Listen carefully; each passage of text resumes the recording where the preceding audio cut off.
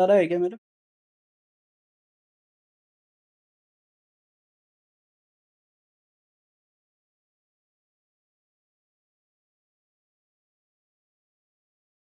मेरा वॉइस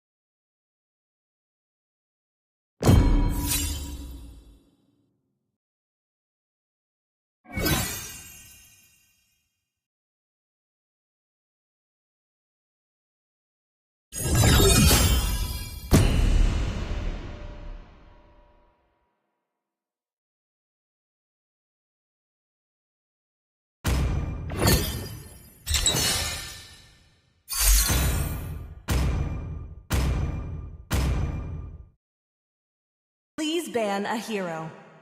तो मिला जंगल।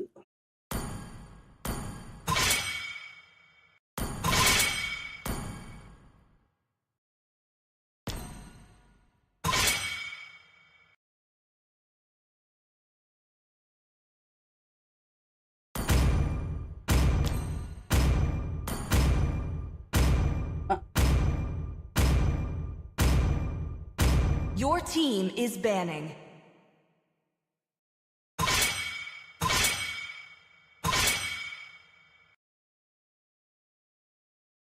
Let me hyper. No.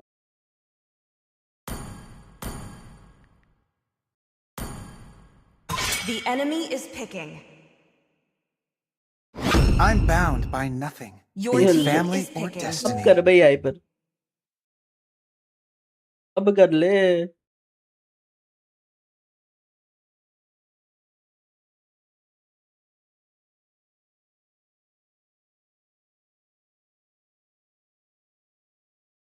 Mobile Fortress combat ready.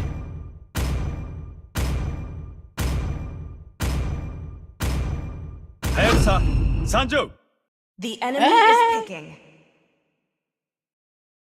Victory is in एक sight, मिनट। soldier.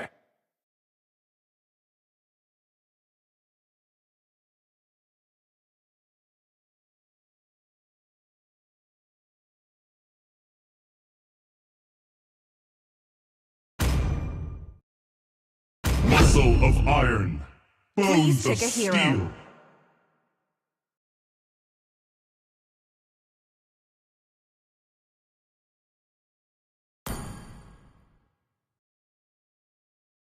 और दो।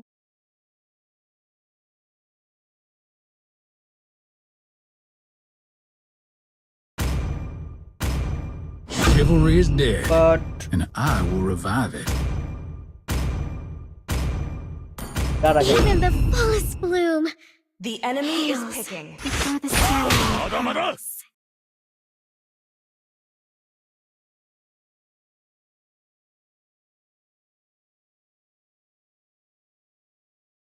हेलो हेलो, कौन देख रहा है भाई? कमेंट करो। तो सर अपना टीम में एक डार्क सिस्टम है भाई। Hello.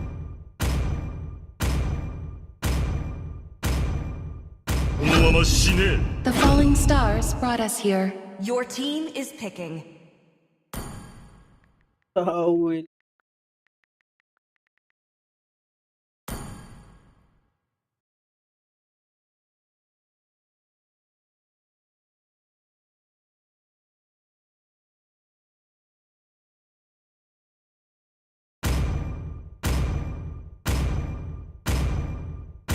Let's play together.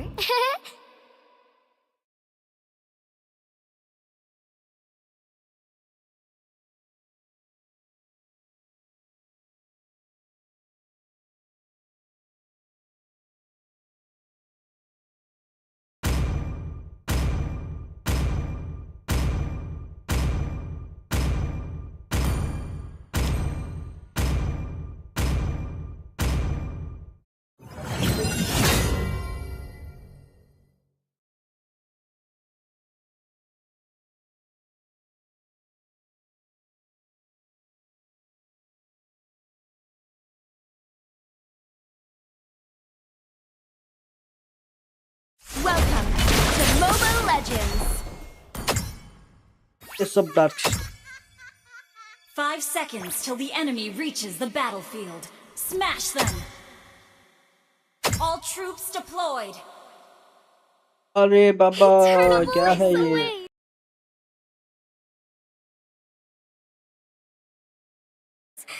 Let's not keep it waiting. ठीक है Among the great honors, only these fans truly know the heart.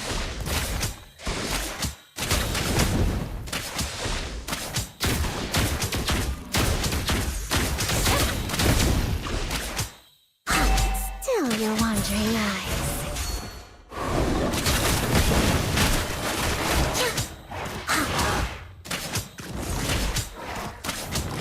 विंडेड wow क्या करे भाई सोले खेलता हूँ wow So I take it. सोले में सोलो प्लेयर के साथ ज्यादा विंडेड एक्सपेक्ट मत करो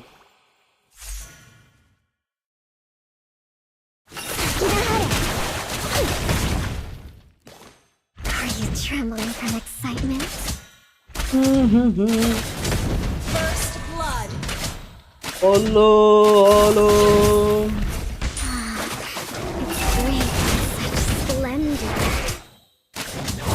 Yep, such ओलो इमरान भाई कैसे हो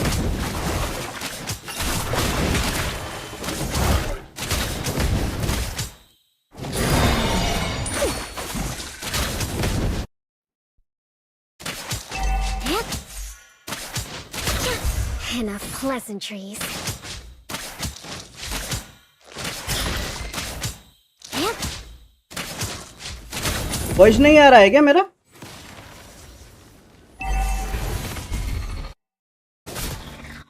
Enemy reached level 4. Wow Double kill.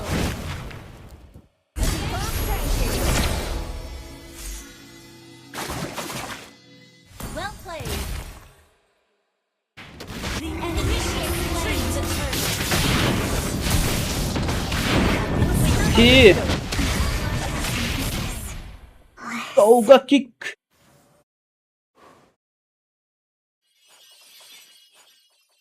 Kairos' embers still burn.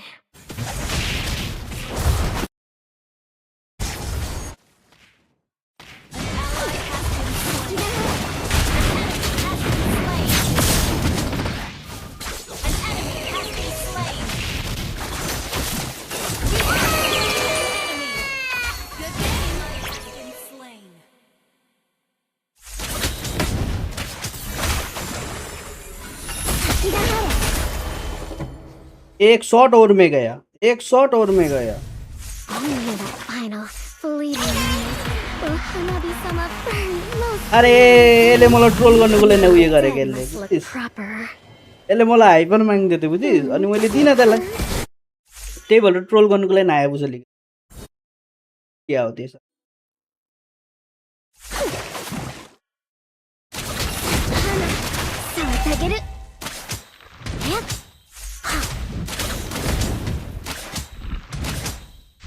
Ally has been slain. ब्लिङ के भएको हौ Unstable network. क्या हो रहा है बे ब्लिङ An enemy has been slain. ऑक्सलेट हो रहा है Bing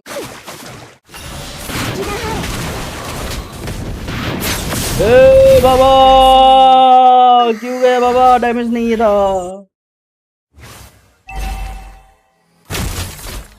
Initiate retreat. Unstable network. An enemy has been slain. करूंगा रे ये कल स्ट्रीम ही तो नहीं किया मैंने लाइट ही नहीं था कल इधर लाइट ही नहीं था कल इधर Yep.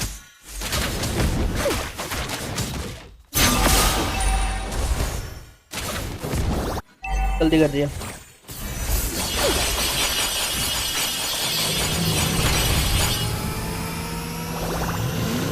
ओ हाय क्या था ये गया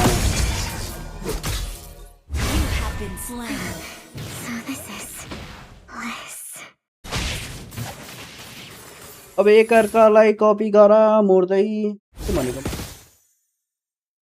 भनेको तिमीले के एकअर्कालाई के कपी गर्नु भन्दा के कपी गर्नु भन्ने मैले Launch attack.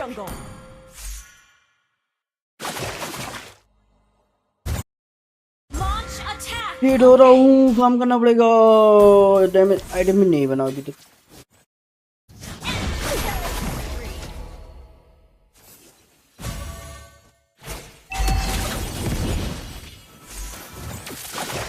My dance shall be so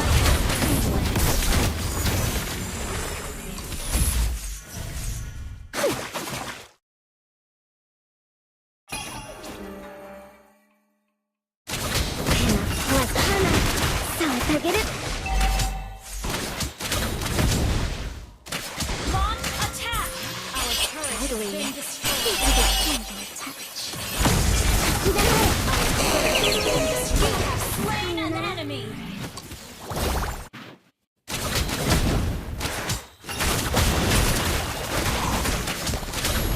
Enemy rampage.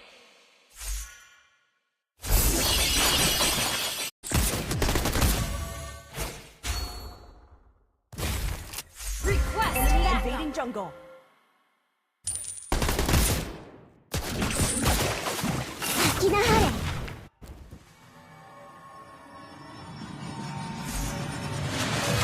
Request backup. Launch attack. क्या चूतिया क्या कर रहा है ये बॉप लेके Mason X believes. Together, they believe in eternal beauty. Killing spree. Our turret is under attack.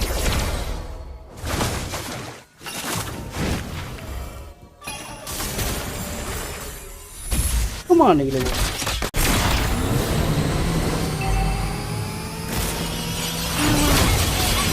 Embraced by the Masons. कटल भी तो लेना है Bloom on the Higan.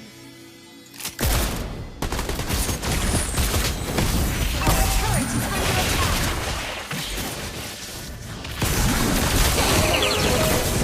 Come along now. The enemy has slain the turtle. The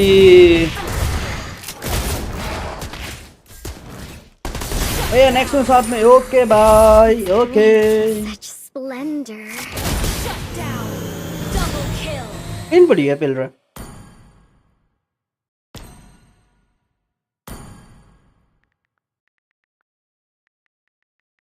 Instant kill. Mason has buried me back. That was amazing. ಏನ ಆಟಪಲ್ಟ ಮೂರೇಸೋ ಗಂಡ ಅಷ್ಟು ಕಿಕ್ಕಿಯೋ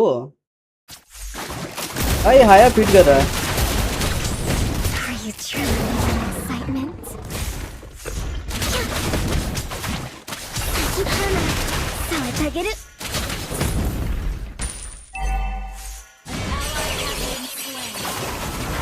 अरे मेरा बॉक्स क्यों ले रहा है बे चेंगी बे Only that final fleeting moment will Hanabi-sama burn most brilliantly. Our turret is under attack. ऐसा नहीं करना था लाला ऐसा नहीं करना था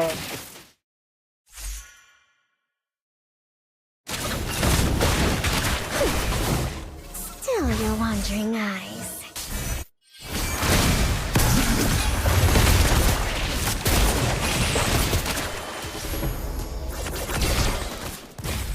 Killing spree.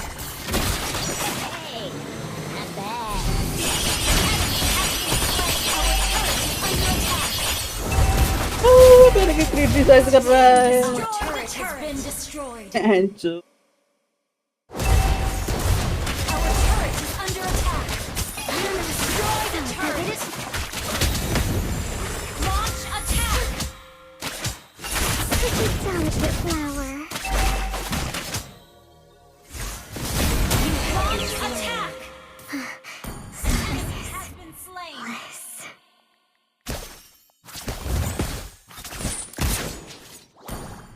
Gather Understood. Shut down. गाली सुनी ना मजाले जोरले अरे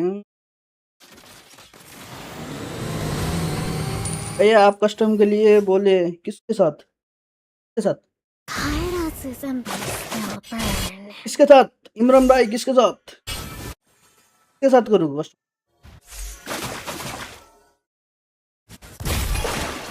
Enough pleasantries. So I figured it. Launch attack.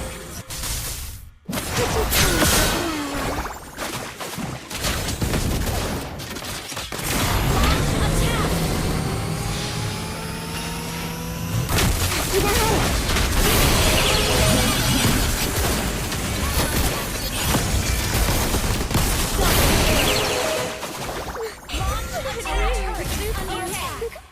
Our turret has been destroyed.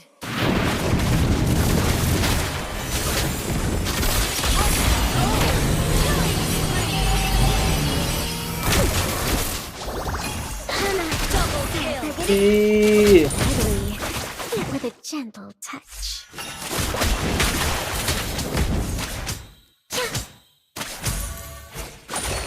My dance shall be मैंने हक दिया मैंने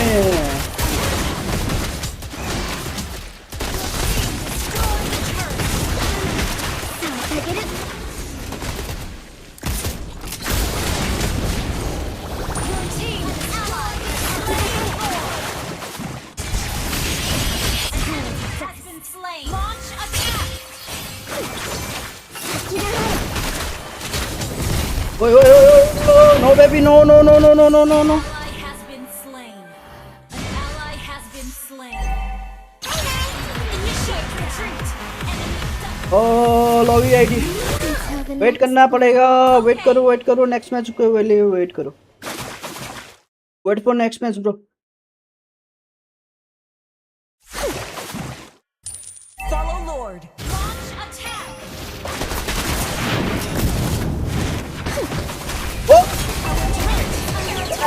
क्या चूतिया हूँ बे छी Kill. छी Well played. क्यों गया मैं Turret has been destroyed.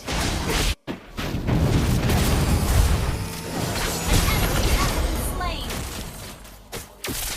Launch attack. Understood. चूतियागिरी कर रहा हूँ बे Launch attack. Okay. सीरियस होके खेलेगा मैं अब Launch attack. Understood. Your turret is under The attack. center has carried me back.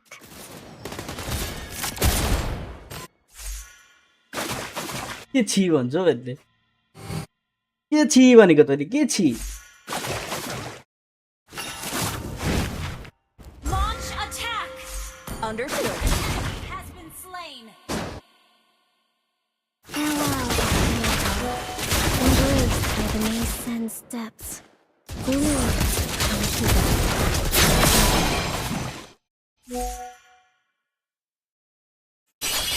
Launch attack. An ally has been slain.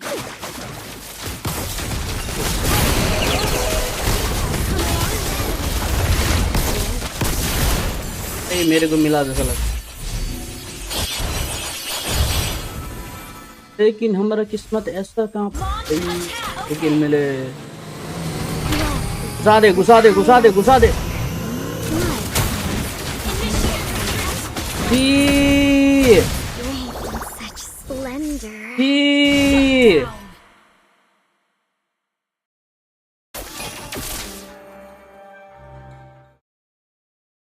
Are you trembling from excitement? Unstable network.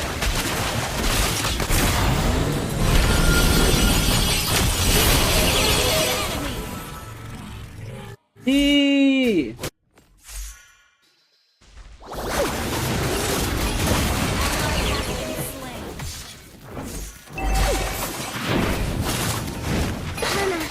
So I figured it.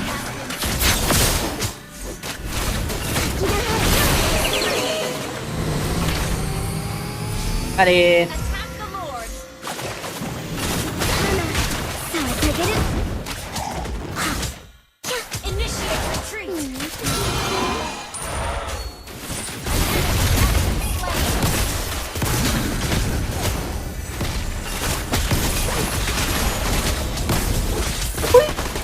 के हो यो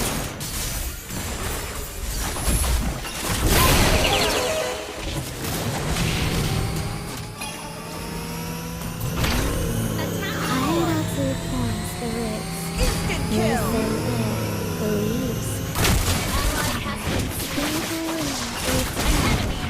Slain. के गर्छ हौ यसले त Among the great honors, only these ones truly know the heart. Sakina hana, saetageru. Sakina hana. Still wandering eyes. Ally has slain Lord. Stable network. Unstable Hana, saetageru. slain. Dye this land crimson. Deadly, yet with a gentle touch. Hana, saetageru. Ally has been slain. Shut down. Enemy double kill. So Stomach. this is bliss. बढ़िया बढ़िया Our inhibitor turret is under attack. आया 14 बार मर चुका है और match खत्म मैं पहला मैच ही गया भाई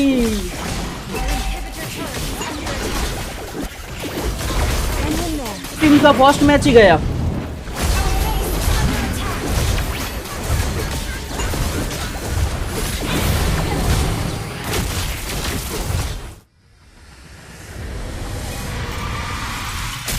आयो को रिपोर्ट मारे क्या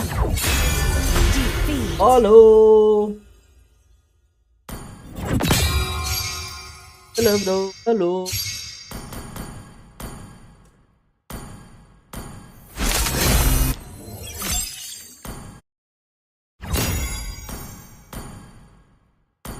हमारी गया मैं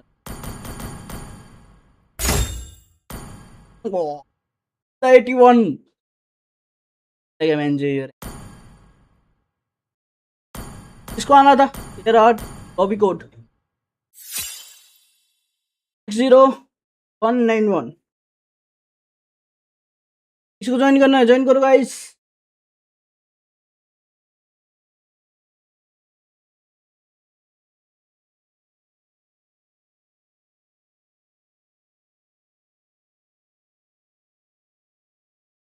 क्या रहा है क्या हेलो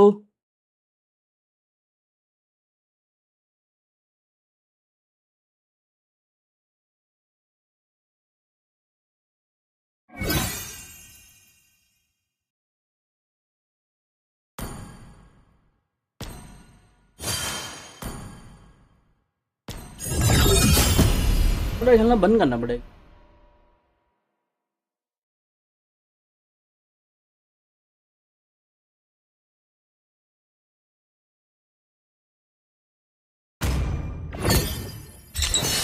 आइबुसा खेलेंगे गाइस पहिले गर्दा हारे अनि आम्मामामामामामा त्यो हायाबुसाले हेर्छ कतिपल्ट फिड गरेर त्यसले पहिले गर्दा पो हारे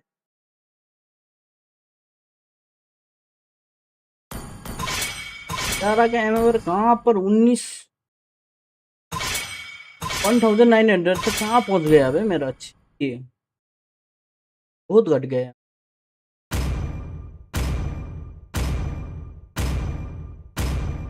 Your team is banning. Guys कौन कौन देख रहा है लाइक मारो मारना मत भूलना गाइस लाइक गरिस् तैले The enemy is picking.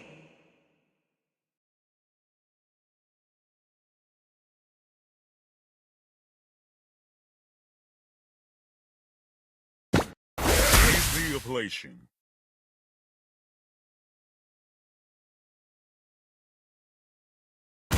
The ocean is not just our Your home. team is picking. It is who we are. Hana, Sanjo.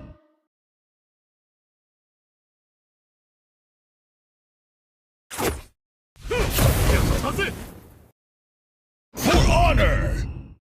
The enemy is picking. चलो ये रहा ये आइबुसा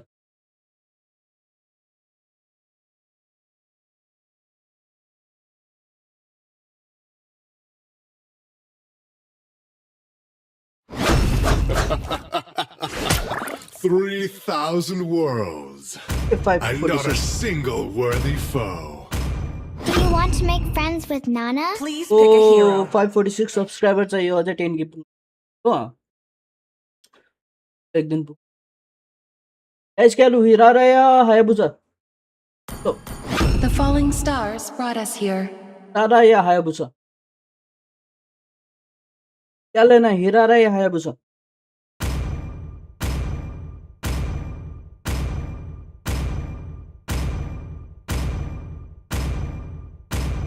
This will sting. The You enemy have is my picking. word.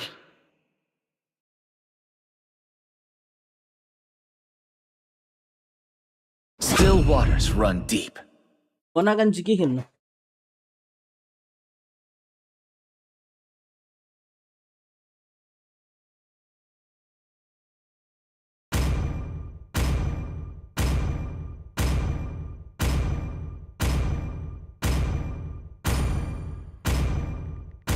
Here comes the blazing gun of Please justice. pick a hero. और फिर तेरा मुंह नहीं ले ये या ये दोनों में बोलो कौन सा ये या ये क्या लो बोलो हायाबुसा एक हायाबुसा बोल रहा है दूसरा हिरारा कॉम्बो तो बढ़िया मिलेगी ये हिरारा खेलेंगे Even the fullest Hold up. bloom hails before the scattering petals.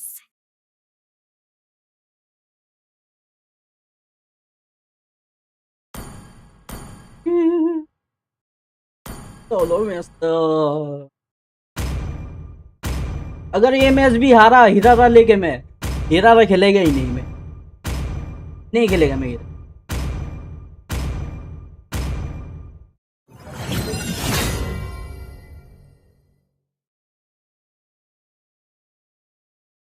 अगर मैं ये मैच भी हारा हिरारा लेके नहीं खेलेगा मैं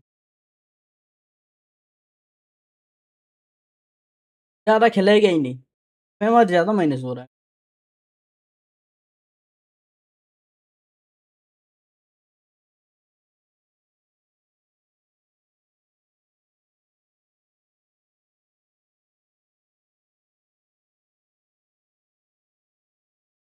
Welcome to Mobile Legends. Second ID में बना दूं क्या 5 seconds till the enemy reaches the second battle. ID में Let's बनाता go हूँ all Smash them. out. Request backup. All Understood. troops deployed. Eternal bliss awaits. Let's not keep it waiting.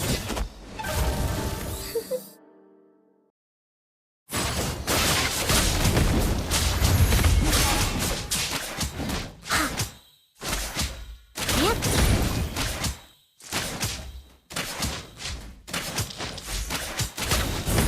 Enough pleasantries. Blood. कौन होगा अबे Sorry. भाई इतना जल्दी क्यों होगा So if I get it. Come back. Does it hurt? Request backup. Deadly, yet with a gentle touch.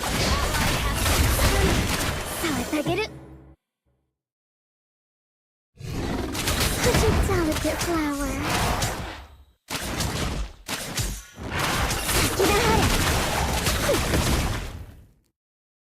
Sorry. An enemy has been slain. Are you trembling from excitement?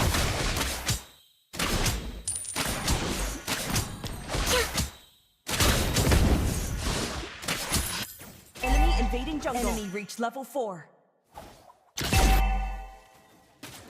बाहर तो आओ बाहर तो आओ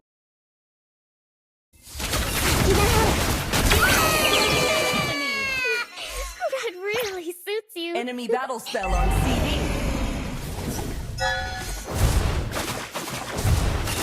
Enemy.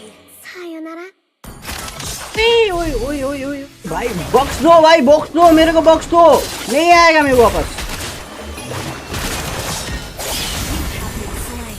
So this is reached level 4. Enemy reached level 4. Back.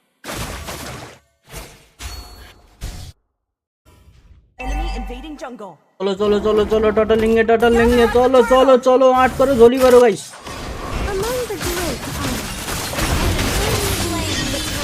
Control.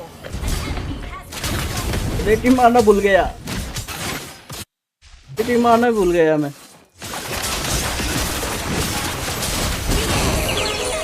Red really suits you.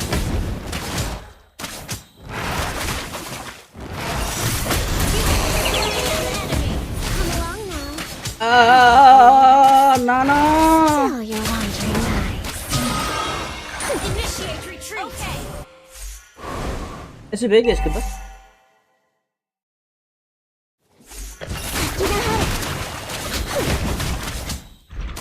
Are you trembling from excitement?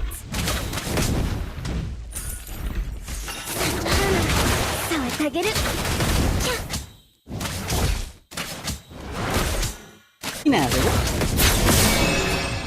Such a delicate Why are you flower. laughing huh Enemy has been slain. Request backup.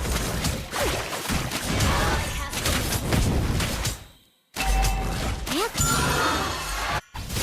Enough pleasantries.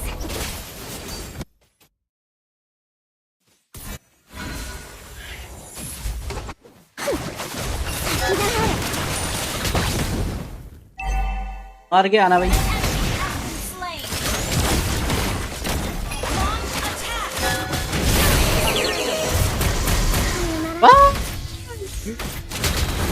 Is not ready.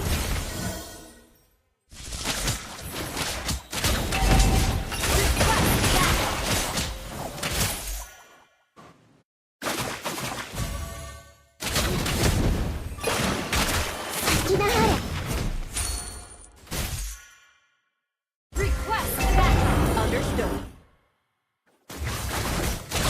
Your team destroyed killing. भाई kills हो रही है एक number का छी बुबड़े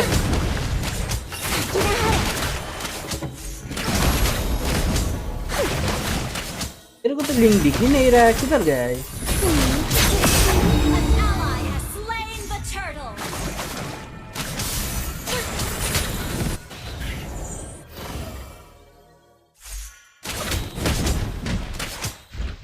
इतना छिटो देखो बंद When the fan leaves over Yeah. up, the path to the underworld shall open. Hana, so I get it.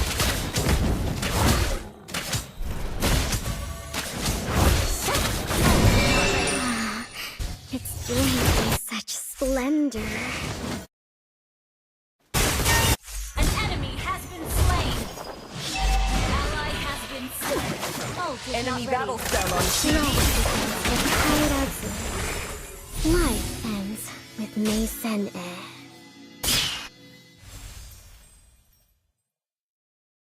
आओ जाओ Oh. Will Hanabi-sama burn most furiously?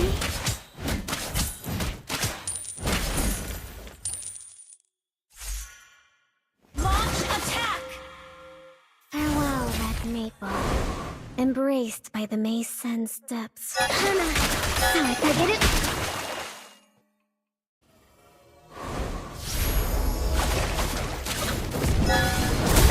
क्या है ये हमें से यही धोखा देता है बे मेरे को छी हेलो लाना अभी ये मेरे को धोखा दे रहा है वो एरिया धोखा दे रहा है जब भी किल मारने जाता हूँ तभी साला फ्लेम शॉट से है उसका एक निश्चित से मार देता है वो एरिया धोखा दे रहा है मेरे को बहुत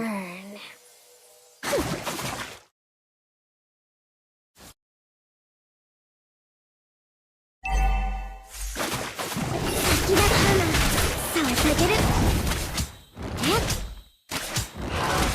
Launch attack. coming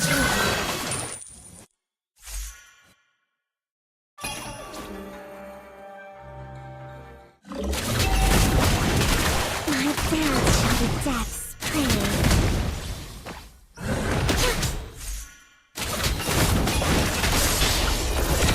हाँ भाई छोड़ दो lot An enemy has been slain. तेरे से अकेले से नहीं होगा The enemy has slain the turtle. Ally has been slain. भाई भाई बाहुबली आ रहा है कल लाइट ही नहीं था मेरा कल दिन भर लाइट ही नहीं था इधर Nice. Shall I take it? Long attack destroyed the turtle. Shall I take it?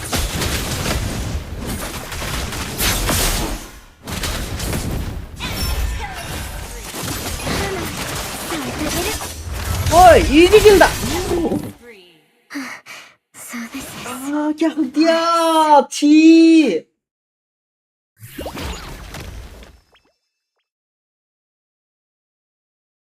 क्या हक दिया यार Initiate retreat. Understood.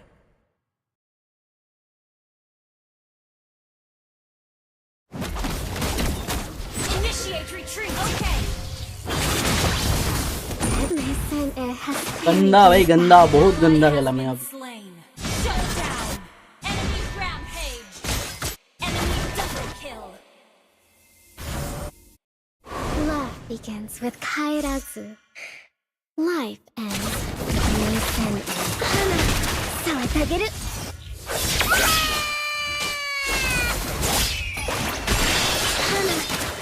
Unstoppable. Turret is under attack. हाँ हो पाएगा अब Our turret has been destroyed.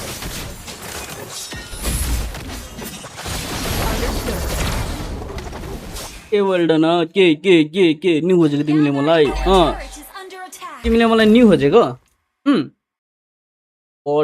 पढ गेला Kairazu's embers still burn.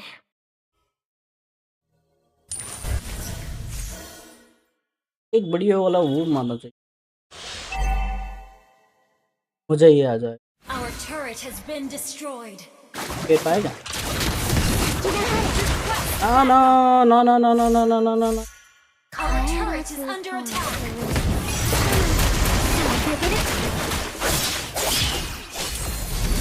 ये देख भाई ये देख अकेला क्यों जा रहा हूँ मैं सोलो क्यों कर रहा हूँ क्या कर लोगे शाम को होगा तुम्हारा तो कौन दे तेरा पक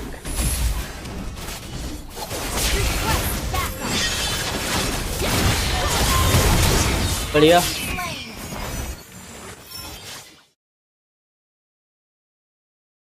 Request backup. Okay. Kairazu's embers still burn. Wait करना पड़ेगा अबे सोलो जा रहा हूँ मैं तभी ऊपर का स्टैक भी बहुत बढ़ गया मैं Has been slain. Perfect shot.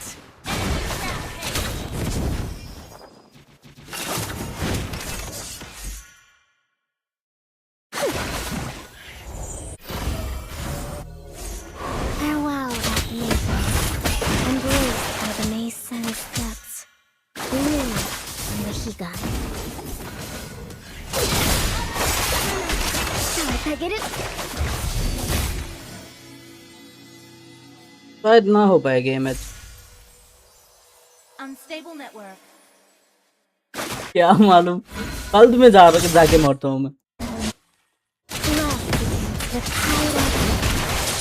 Life ends with Mason. The enemy has slain Lord.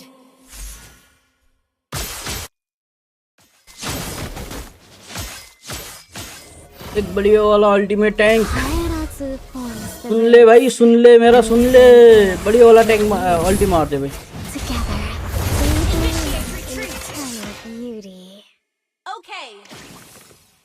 Counter and ambush. Okay.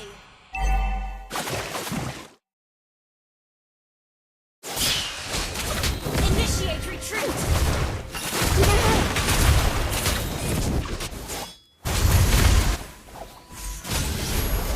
दिया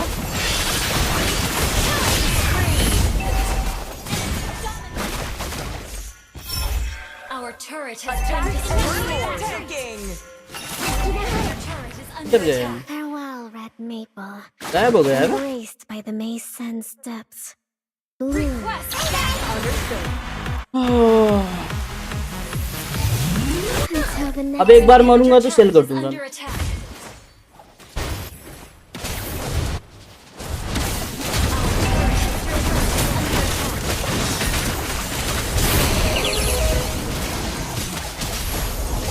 Our turret has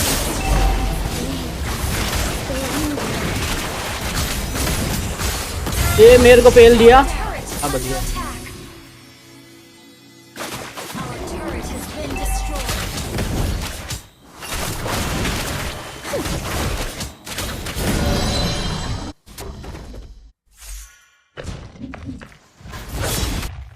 ओ इमरान भाई को गप कर दिया Initiate retreat. Pleasantries. Get it?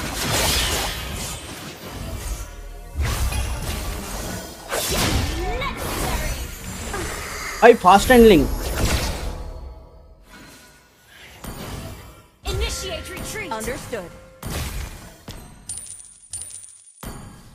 Unstable network. Thing बढ़िया खेल रहा है स्काई के बदले क्या लूं बोलो तो लूं क्या डिफेंस आइटम देते हैं ब्रूट फोर्स पे ले सकते हैं सीसी रिडक्शन करता है बे ब्रूट फोर्स लेंगे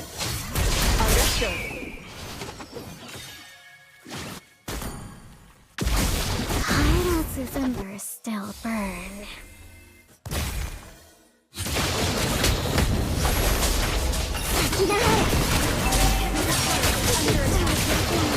Launch attack. Mega kill. Network.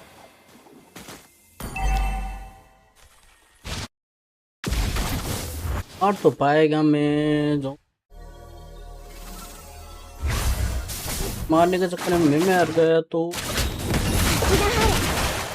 Oh, you're wandering now.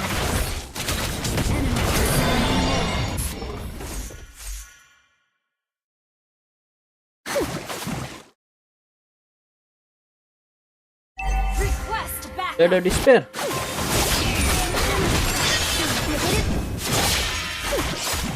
Initiate retreat. He Attack enemy lord. Okay. Attack enemy lord.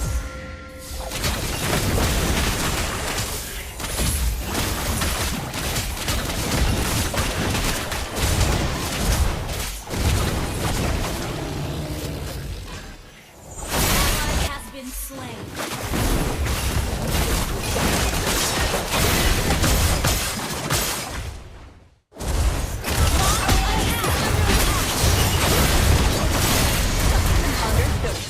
ना हो पाएगा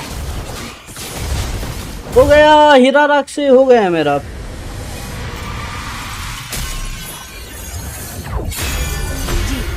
इरादा नहीं खेलेगा मेरा और कल से इतना ज्यादा माइनस हो रहा है ना मेरा क्या बोलूं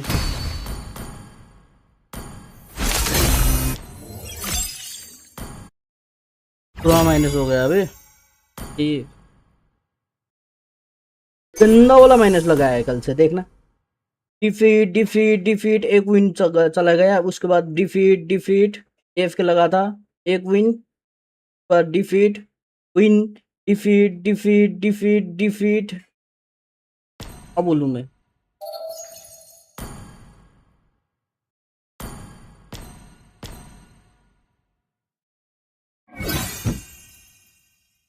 हुई मैच हिस्ट्री है ना मेरी हिस्ट्री बखर देखिए हिस्ट्री है खतरनाक वाला माइनस लग रहा था ये कितना बोलो तो 18 स्टार पहुंचा था 18 स्टार से कंटिन्यू लूज हो रहा है मेरा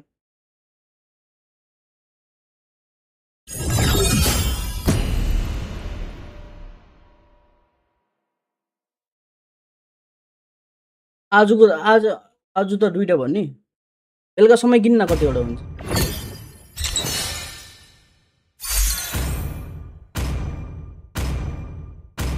भाई Your कब मैं team हाई रैंक is में जाऊं banning. और अच्छा टीममेट मिले भाई।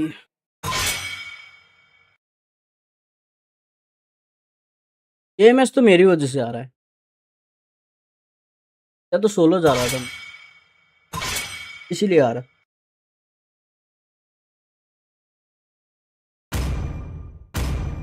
उनको मारो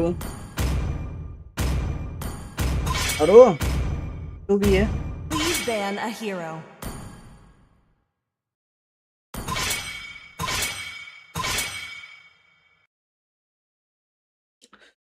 चलो इस बार इमरान भाई करेगा हाइपर, देखते हैं कैसे खेलेगा।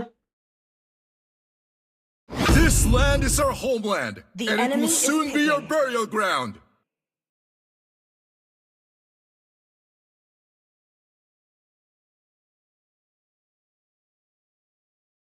मैंने इसमें लाइव स्ट्रीम में ये गिफ्ट का ऑप्शन भेजा है, देखना एक बार। गिफ्ट का सेक्शन डाला है मैंने।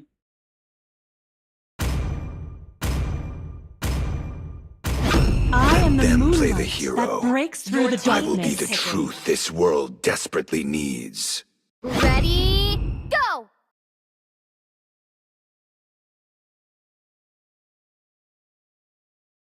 For honor! The enemy is picking. Do you want to make friends with Nana? तो देखते हैं क्या खेलेगा। देखते I am the priestess हैं। of primal lightning. Please ये pick तुम्हारा a ये hero. लूनाक्स और कागुरा का लेजेंड स्किन आ रहा है। लूनाक्स और कागुरा का लेजेंड स्किन आ रहा है। मैं क्या खेलूं बोलो, क्या लूं मैं?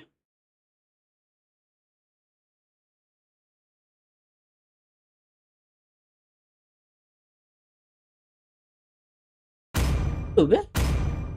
हाँ खेले क्या?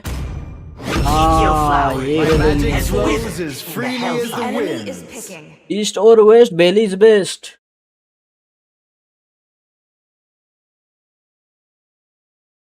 Welcome to the greatest magic show of all time. क्या रे फेरी बना था एक पड़ा क्यों होते सारे, क्यों होते सारे फेरी बनाते एक पड़ा सुनी ना हो मेरे राम। मैंगो रहेछ के मैंगो क्या मैंगो बोल रही है रे बे, क्या मैंगो? शायद सितंबर लास्ट या अक्टूबर फर्स्ट, मतलब सितंबर के लास्ट में या अक्टूबर के बीच में आएगा। लूनाक्स और कागुरा के लेजेंड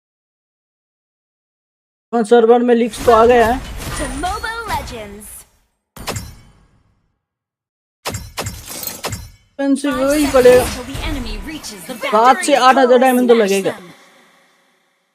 All troops deployed. 7 से 8 हजार डायमंड इजीली लग जाएगा, पर स्किन पहले दिन निकालने से चले। और रिचार्ज फेस वगैरह कंप्लीट करने से तुम्हारा को लगेगा 3000 maximum.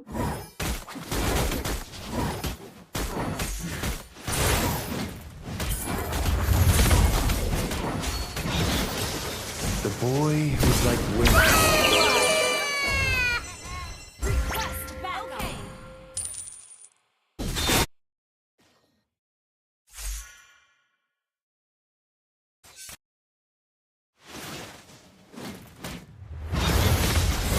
Nothing can stop me from soaring to the skies. You have slain an enemy.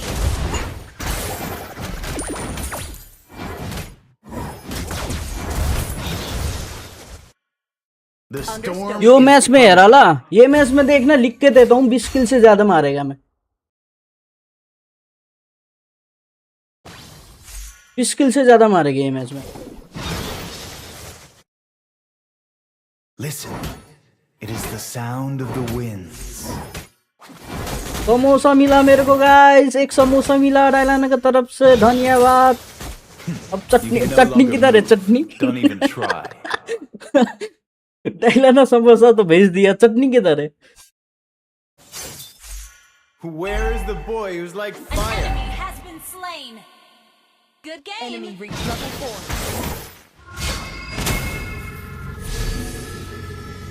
In the name of the winds.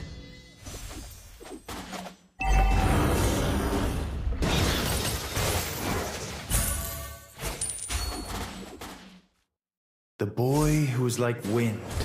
Request backup. Okay.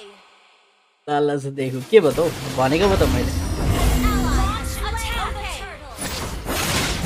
You can no longer move. Don't even try. Initiate retreat. An enemy has been slain. An enemy has been slain. Understood. Behold, the fury of the winds. Launch attack. क्या Understood. कर दिया जी The storm is coming.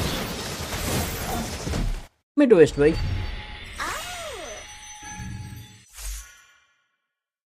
चटनी नहीं है ए कोई ना कोई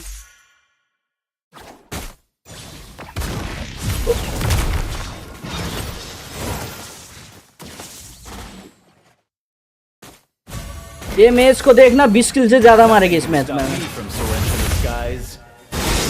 Kill. That was amazing. That was amazing.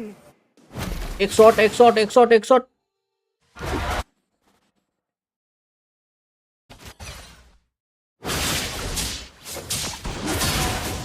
Messi Messi Messi Messi Messi Messi Messi Messi Messi Messi Messi Messi Messi In the name Messi Messi Messi Messi Messi Messi Messi Messi भाग भाग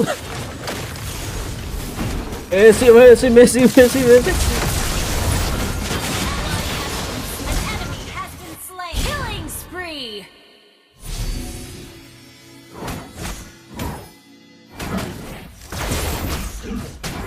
where kill चोरी नहीं करेगा legit मारेगा मैं देखना 3 किल तो हो गया और चाहिए मेरे को कितना बोलो तो ये तो मेरे हाथ से मरेगा देखना मेरे हाथ से मरेगा ये बोला था मेरे Launch attack backup. Understood. Solo kill. Retreat from the turtle. अब इमरान भाई की किल चोरी करेगा मैं Understood. Retreat from the turtle. Attack the turtle. ओए किधर मार रहा हूँ बे स्किल में छी An ally has slain. अल्टी ready नहीं है Ult is not ready. अबे इसको बोला था रेडी नहीं है ले भाई किल चोरी ले किल चोरी Kill. ओ दोनों किल गए अबे ये ना हो पाएगा होगा भाई होगा होगा होगा क्यों नहीं होगा ये ले लिया किल इसने Backup. Okay. The storm is coming.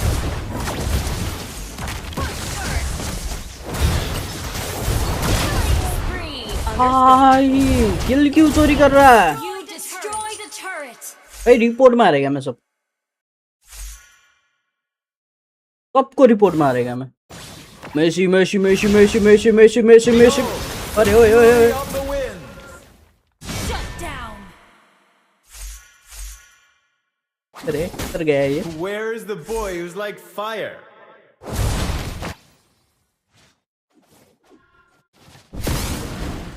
ओ भाई लगा था इसको लगा था Listen.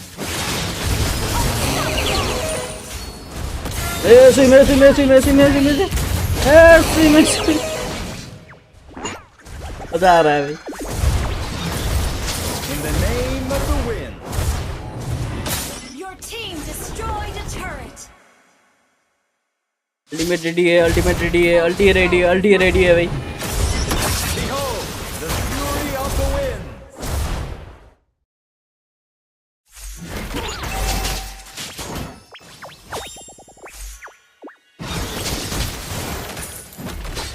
Your team destroyed a turret.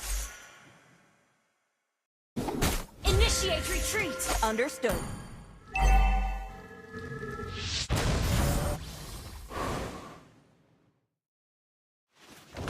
Attack the turtle.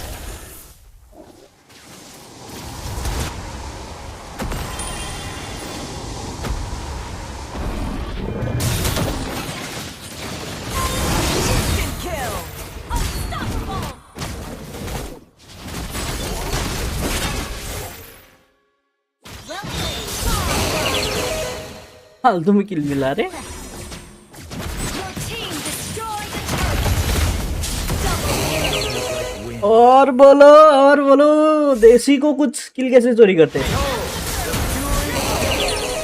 Triple kill. The 11 kilo और storm is चाहिए मेरे को। coming. 11 किलो और 11 किलो और।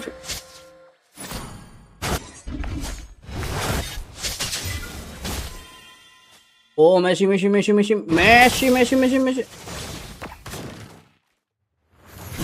You can no longer move. Don't even try. अरे डायलाना ने क्रिकेट मार दिया। Your team धन्यवाद डायलाना। The boy who's like wind.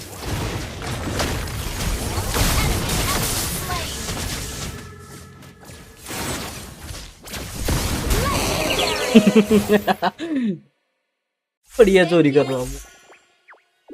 10 kilo और 10 किलो और 10 किलो और। Nothing can stop me from soaring to the skies. क्या मैं और 10 किल मार पाएगा? बोलो गाइस, क्या मैं और 10 किल मार पाएगा? Listen, it is the sound of the winds. Messi. battle spell is ready. आई। ओए।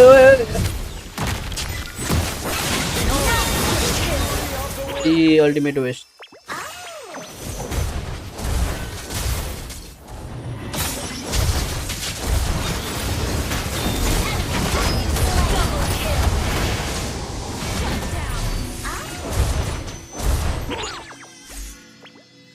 Where is the boy who's like fire? ये क्या है? लस्सी क्या है ये क्या बेचा? एंगो लस्सी। अब लस्सी खा के सबको पेलेगा मैं। रुको, एक को पेल दिया।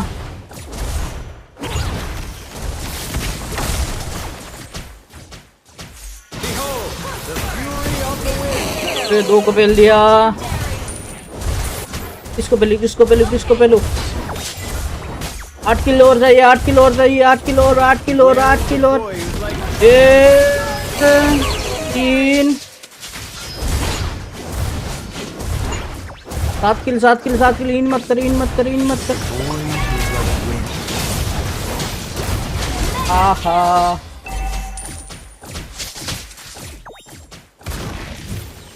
Storm is coming. Your team destroyed. Messi. 6 kill. इन मत कर भाई, इन मत कर। 6 किल।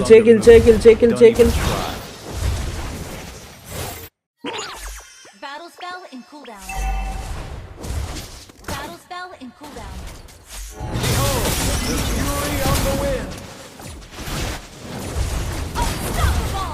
Unstoppable. नहीं हो पाएगा रे, शायद ना हो पाएगा।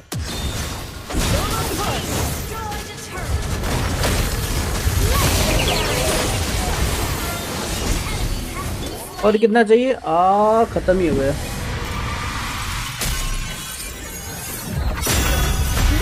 हेल्थ तो बढ़िया हेल्थ है हमें। कितना किल मिस हुआ?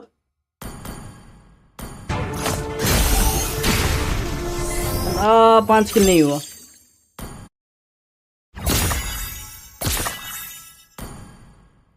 आज किल में चुक गया मैं। ये तो मलाई प्रो भएको त देख्नै सक्दैनस् रे। ये मेरे को प्रो मतलब क्या बोलो तू?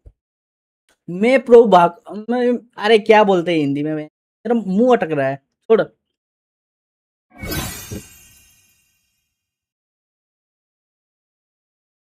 पोतला रहा हूं मैं भाई। एक बंदे ने धोखा कर दिया मेरे से। अब भी था तुम्हारा 9454 सब्सक्राइबर था, अभी घट गया एक। भाई किसने अनसब्सक्राइब मार दिया? भाई सब्सक्राइब करो भाई, धोखा मत करो भाई।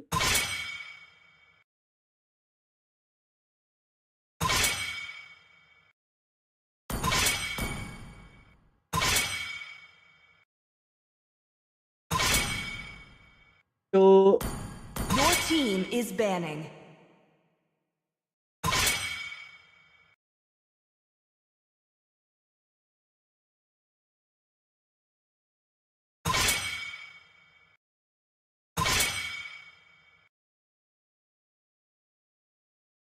Your team is picking.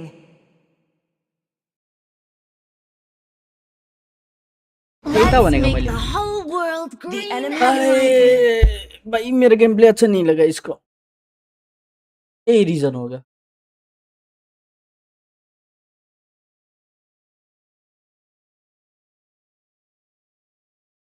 क्या खेलूं इस बार, भना त के खेल्नु यो पालि, यो पालि के खेल्नु भन त। केम छो, मजामा मजामा छो। Hope will find a way, Please even pick when a all hero. is forlorn. Ever क्या लूं इस बार, क्या लूं बोलो तो।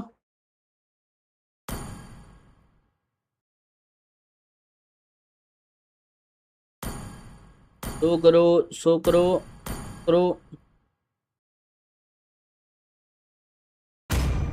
Light me up and watch the अबे भाई शो कर,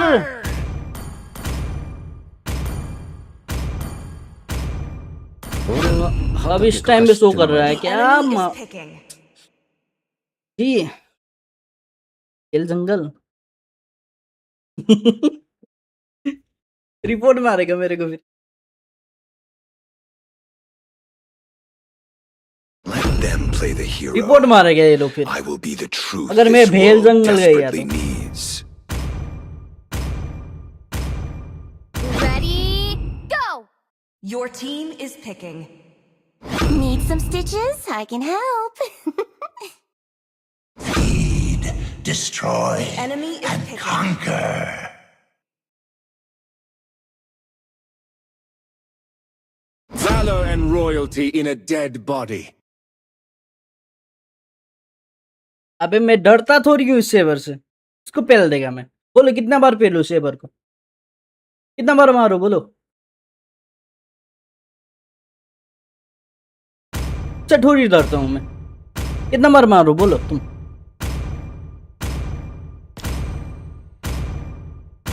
उल्टा पेल देगा मैं।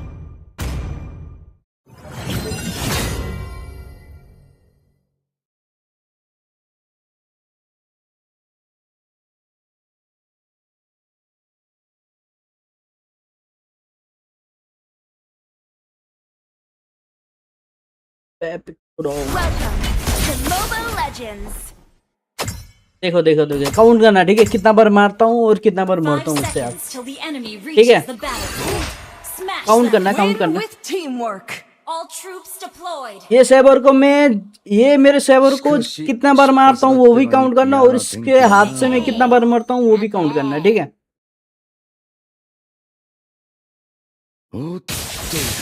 5 मिनट के अंदर में इसको एक बार बेल दूंगा मैं। रुको, 本を読みながら戦えるほど楽な相手じゃない。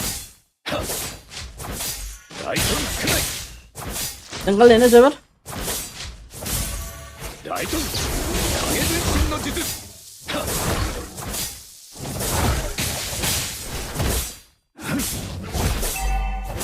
大胆くらい。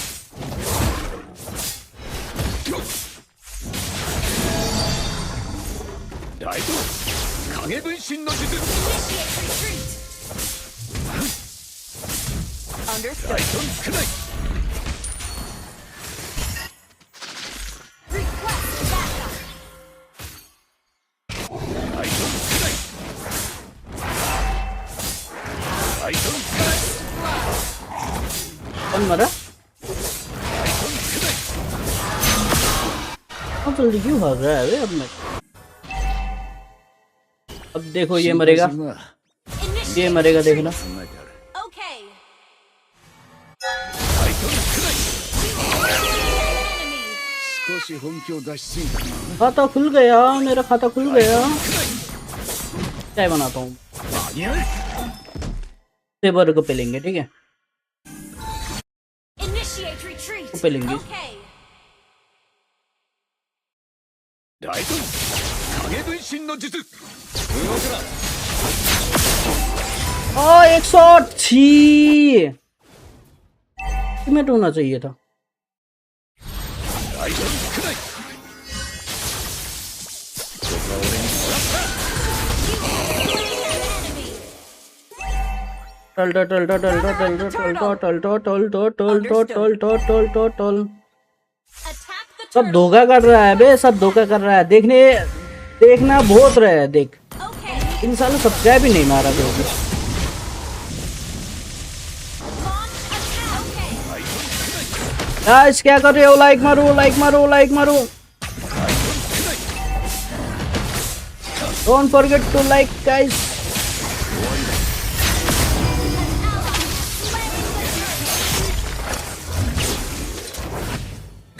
Launch attack.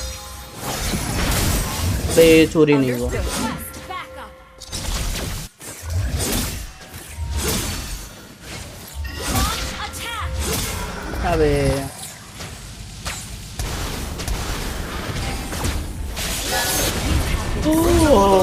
क्या कर दिया? Initiate retreat. क्या कर दिया यार? Okay. Move. An enemy has been slain.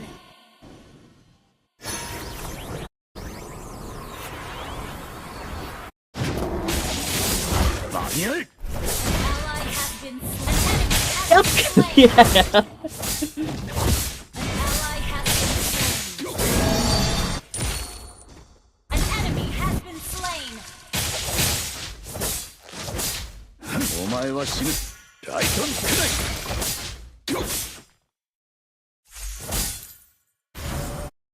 ये वो दिखाई नहीं दे रहा। Ult is not ready.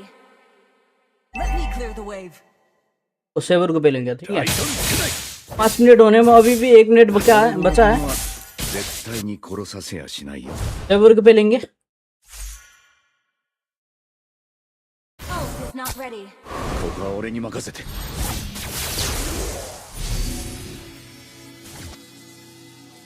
क्या कैम कर रहा हूँ?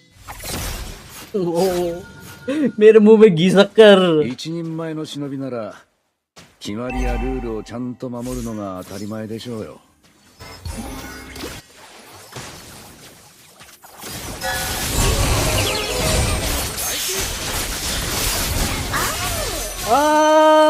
क्या हुआ? Tanking. नहीं पेल पाया अबे इसको। ऑलमोस्ट लेकिन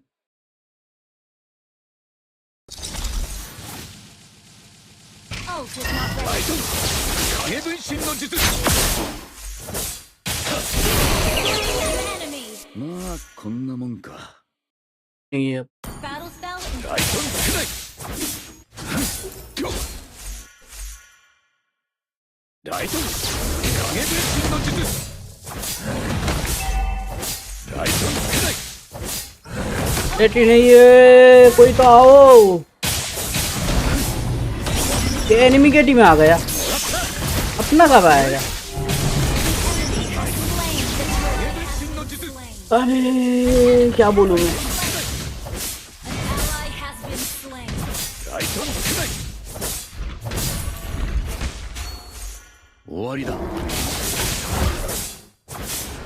Our turret has been destroyed. Keep an eye on it. Understood. Turret is under attack.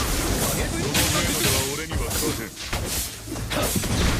動くな。ライトンくらい。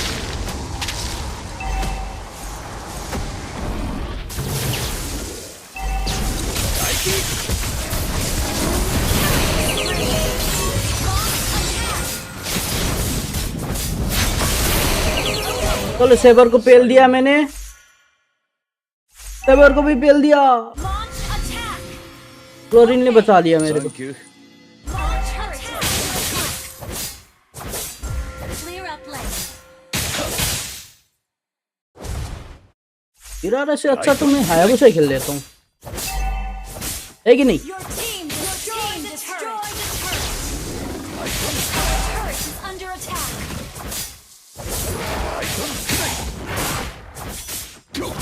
Oh, अब दो होगा, दो होगा, दो होगा। देख ライトンくらい。 initiate 俺たちの retreat. 任務はまだ終わったわけじゃない。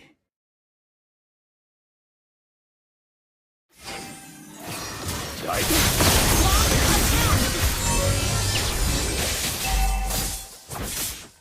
An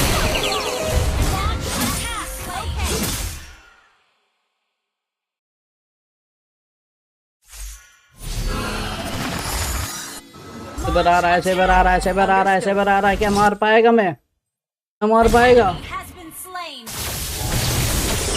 俺に任せにライトンくらいもらった大気大 Initiate retreat. まあこんなもんか Attack तो the नहीं turtle. मार पाया। छी।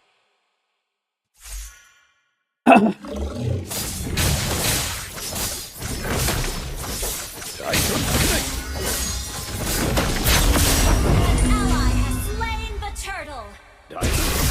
ओ Gamber!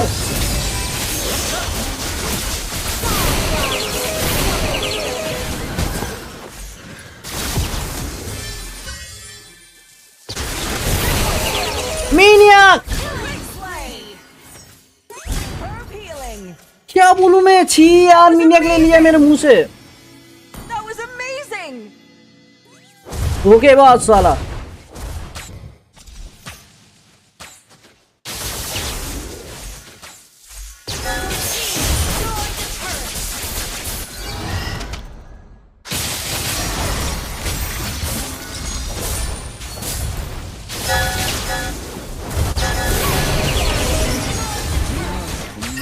Brilliant damage. Great slay. Herb healing. Great slay. Slain.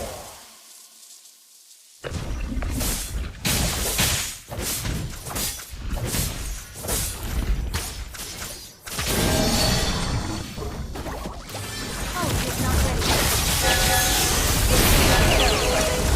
Legendary. वो तो है, वो तो है। वरीन बचा बहुत रहा है मेरे को।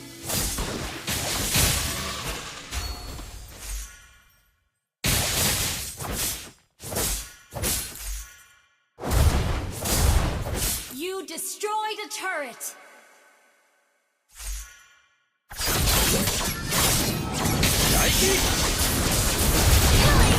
हाय किल चोरी है।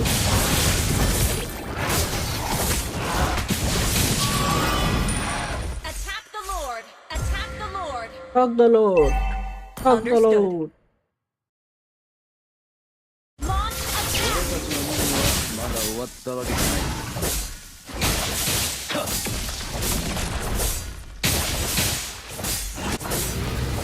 ライトンくらいライトンくらい動くな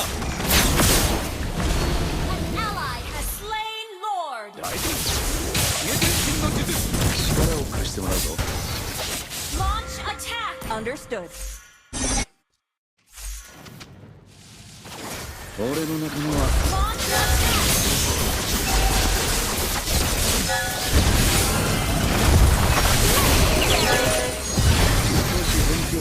वरीन बढ़िया हील कर रहा है। Herb damage. Follow Lord. Great slay. Heal बढ़िया कर रहा है फ्लोर।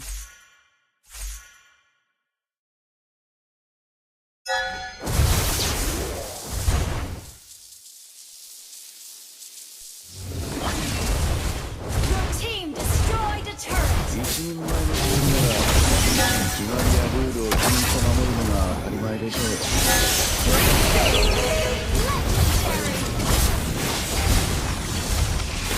Double kill. डबल किल।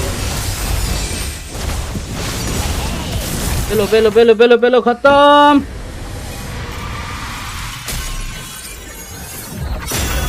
Victory. खत्म, जीत गए। अब बोलो को हायाबुसा ने सेबर का पहला या सेबर ने हायाबुसा का पहला? बोलो किसने किसको पहला? बोलो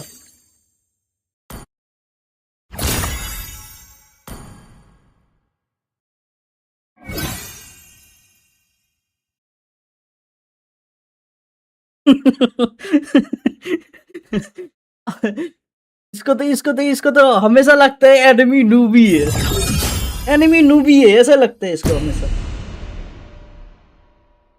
एनिमी वीक है इसलिए मैं जीता, यही लगता है।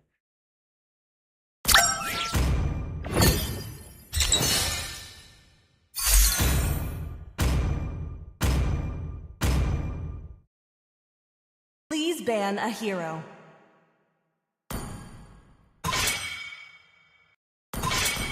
बोलो इस बार क्या खेलूं, क्या खेलना है बोलो। ओ स्किल प्ले अरे ऐसा मत बोलो रे, ऐसा मत बोलो, Team is banning. तो नहीं बोलते।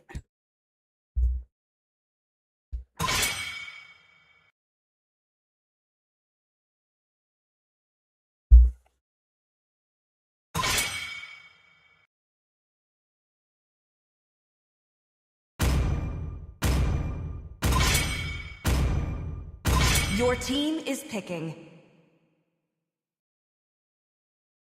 हीलर आ गया।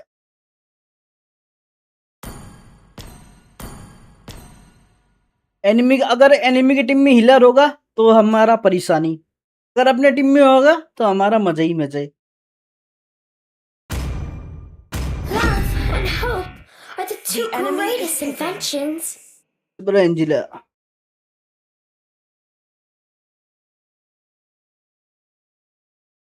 तो देख दे wallahi wala ganji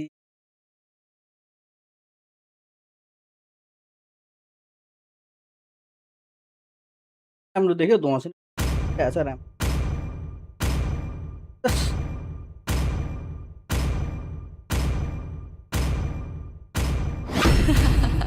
Let's The make the southern whole world seas are feel my like domain. Done with the monotone, monotone नहीं, monotone है। Exactly banning Leslie।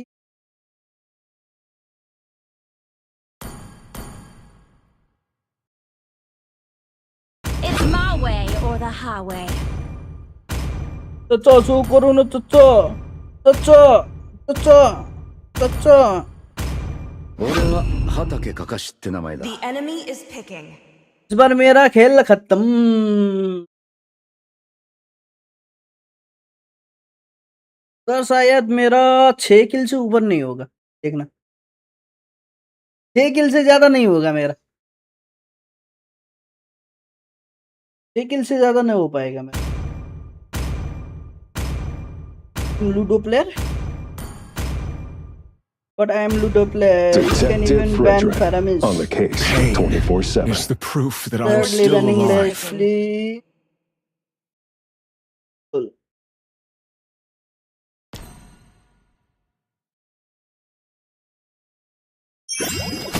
दोनों साइड सपोर्टर है, लेकिन इसको देखो तुम, इसको देखो तुम,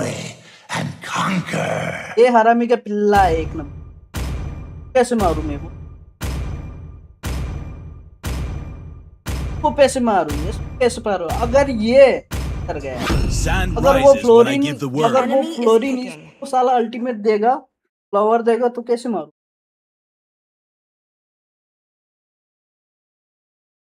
Even the fullest bloom pales before the scattering petals.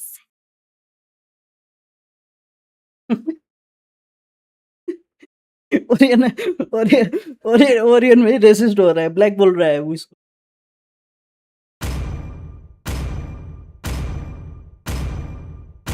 इन लोगों के क्या है भाई?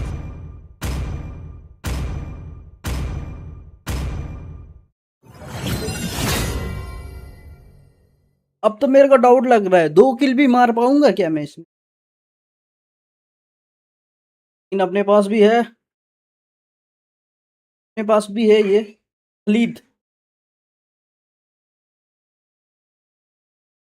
और ये अपने पास मेज है। ये मेज शायद तुमको डीएचएस बनाएगा तो किल देगा रेडिन को। हीरारा भी है,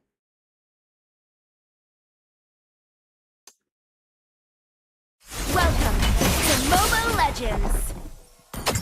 हीरारा भी है बे। 5 seconds till the enemy reaches the battlefield. Smash them. All troops हीरारा को तो deployed. देखा ही नहीं मैं। しかし、 चलो चलो चलो, अगर मैं मार दिया तो 14 किल मार दिया तो मैं, अगर मार दिया तो कौन क्या देगा बोलो?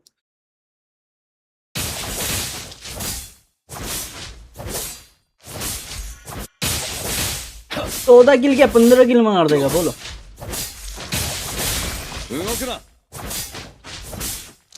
बस मेरे को अर्ली में पेनिट्रेशन वो चाहिए, एंटील और पेनिट्रेशन चाहिए मेरे। हाँ हिरारा, हाँ बेटे।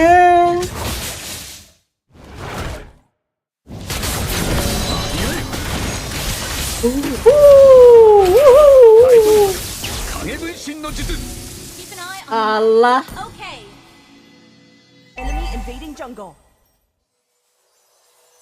तो आपको पानी पूरी। ओके ओके, लेकिन मारेगा देखना,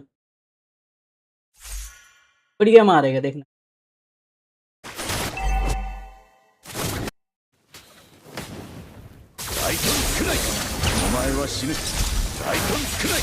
tank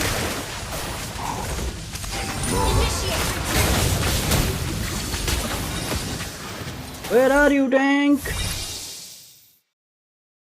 Enemy invading jungle.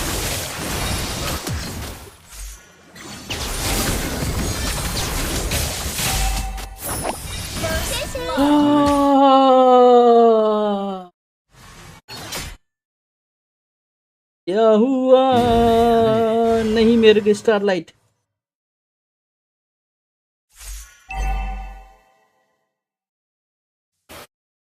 Initiate retreat. Okay. कौन देगा कौन देगा कौन देगा? Enemy Hey, reached तुम। level 4. Enemy reached level 4. Full 4 नहीं। 心配するないくつか作戦は考えてある Enemy invading jungle. 影分身の術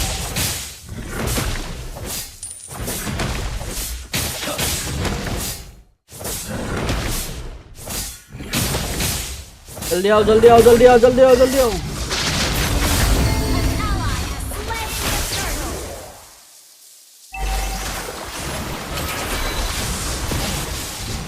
Ally has been slain.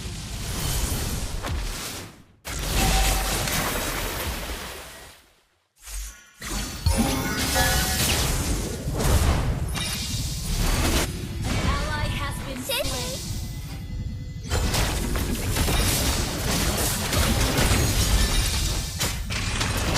Curve control. Enemy invading jungle. Surrender. अबे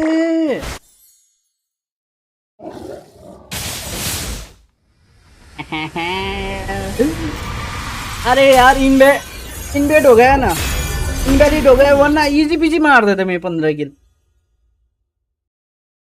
मैच ही इनवेलिड हो गया, वरना इजी पीजी मार देता मैं 15 किल। इजी था easy.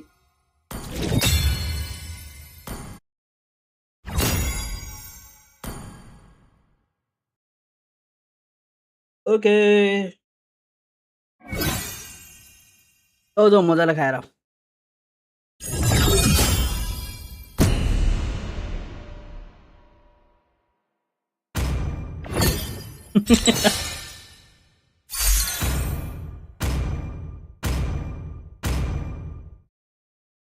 Please ban a hero. अगर ये इनवैलिड नहीं होता तो इजी पीजी मार देते मैं 15 किल।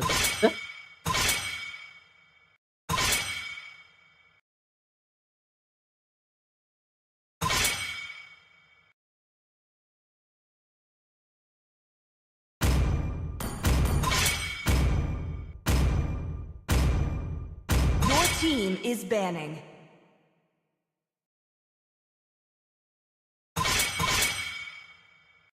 एल्डर्स का बढ़िया वाला अपडेट आ रहा है मालूम है, सॉरी अपडेट बोल रहा हूँ, पैच बढ़िया वाला आ रहा है।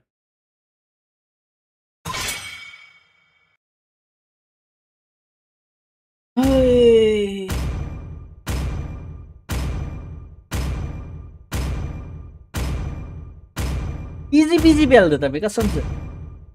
Please pick a hero. For honor! The enemy is picking. इस बार कौन सा हीरो खेलूं? सजेस्ट करो कौन सा हीरो, सजेस्ट करो कौन सा हीरो खेलूं इस बार।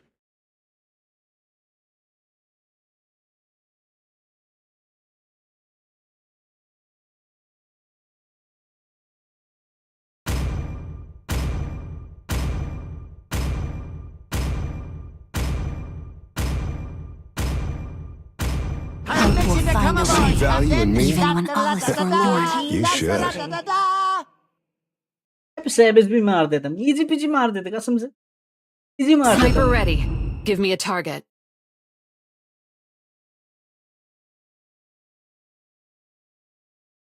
इस बार भी आ गया Want to ये make friends ये with ये ये Nana? आ गया, The फिर से आ enemy गया is ये। picking. टैंक ले ला, टैंक ले ला, तो अब क्या बोलो, इंजिला हाइपर मार दूँ? इंजिला हाइपर देखना है क्या? Experience the euphony of suffering. क्या तुम लोग एंजिला हाइपर देखना है?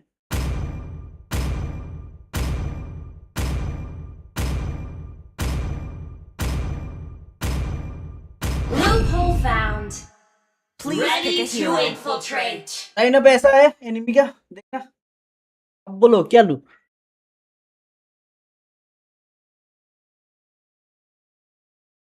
मेरे को ये खेलने का मन कर,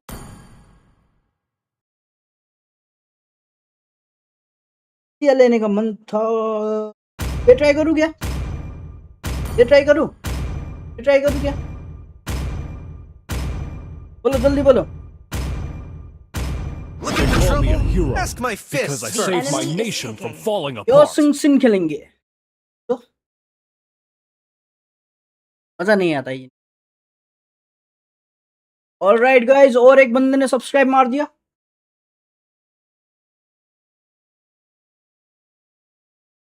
Let's 455 हो make the गया। whole world green and lively.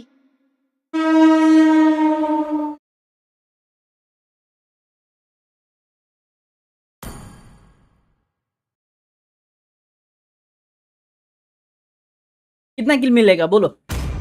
मेरा विंडेड देखो, मेरा ट्रिपल किल देखो, और कितना किल मार पाएगा ये डिसाइड करो तुम। होगा होगा जल्दी होगा, बोलो तुम लोग को, बोलो कितना किल मार पाएगा मैं? तो तुमने किया था पहले, नहीं किया था क्या तुमने? बोलो गाइस कितना किल मार पाएगा मैं इस मैच?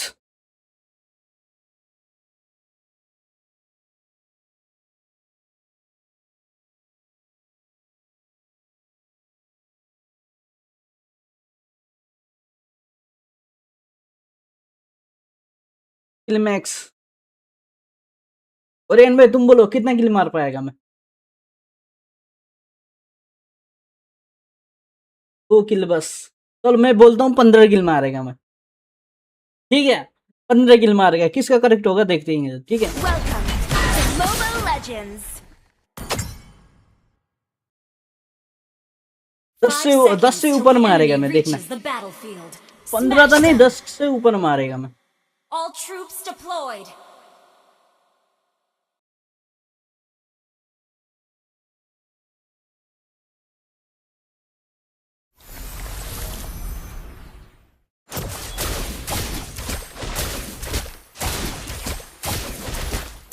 दस से ऊपर मारेगा, ठीक है?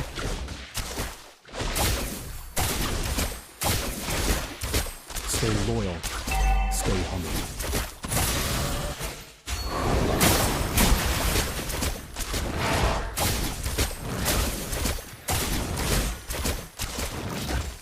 I go wherever the wind takes me.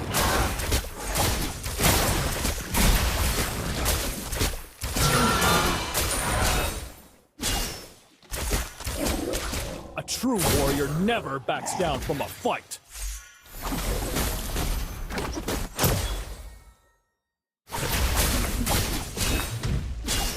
A good army should be flexible, like water.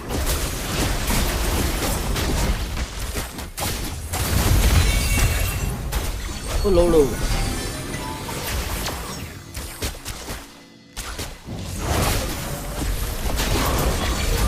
Oh, मेरा first kill.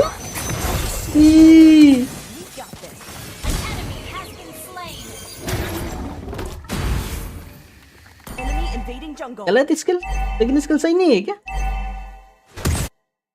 If you can predict the enemy's moves, you won't be defeated. Solo kill. Well played. Well played.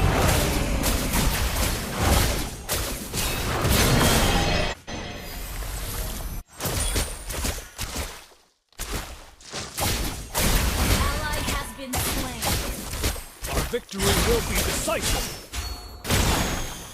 An enemy has been slain.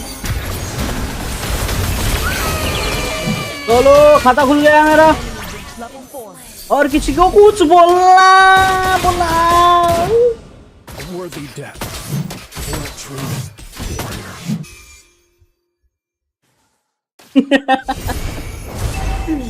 होगा देखना होगा easy बीजी होगा 15 किल तो नहीं 10 किल My से ऊपर ही होगा reputation देखना is built on my bravery and loyalty.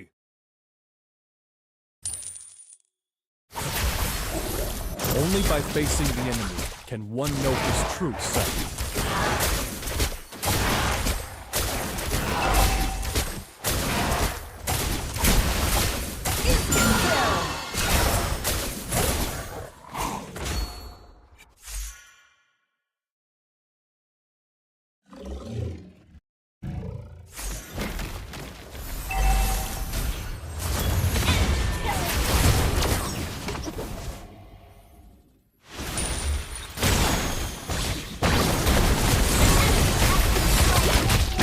भाई एक किल नहीं मिला Gather up the turtle.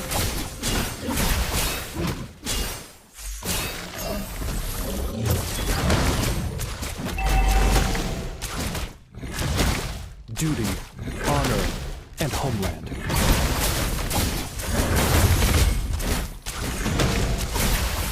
Ally has slain the turtle.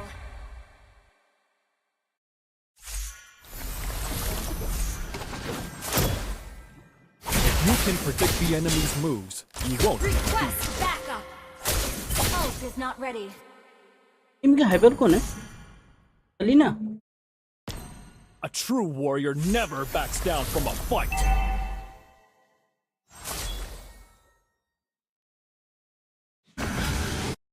An enemy has been slain. Mega kill.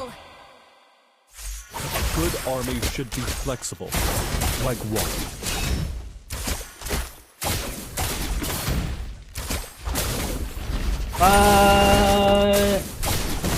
Duty.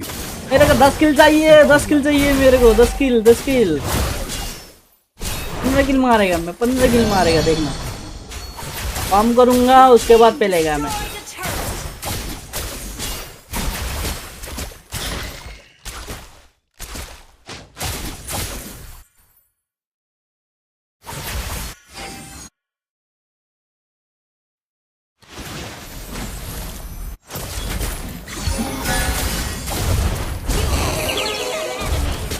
चलो चलो चलो चलो चलो और किल चाहिए और किल 8 किल और Slain.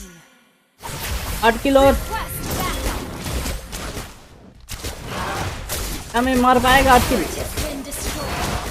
Our victory will be decisive. Okay. में किल I go wherever the wind takes me. Enemy invading jungle.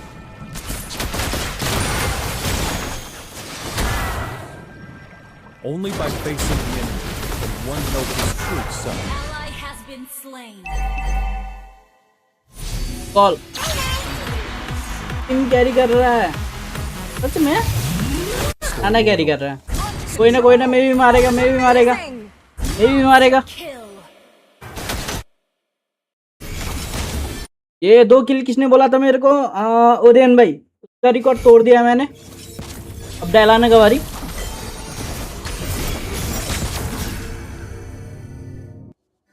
डैलाने का रिकॉर्ड तोड़ेगा अब मैं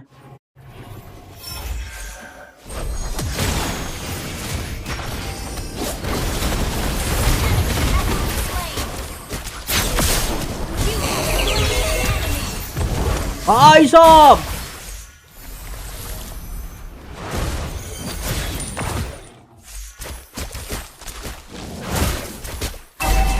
Under attack. Our turret has been destroyed. My क्या बचाऊं यार bravery खतरनाक and loyalty. बढ़िया खेल रहा है tiger Request backup. Okay.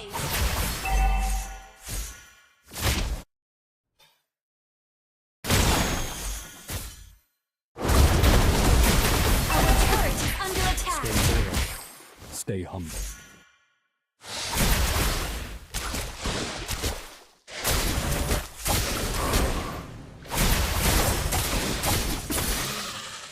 I go wherever the wind takes me.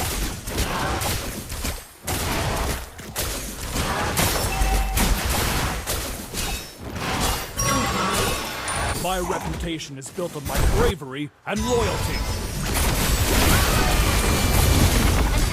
अरे अरे अरे अरे 2 किल से ऊपर नहीं जाएगा क्या मेरा?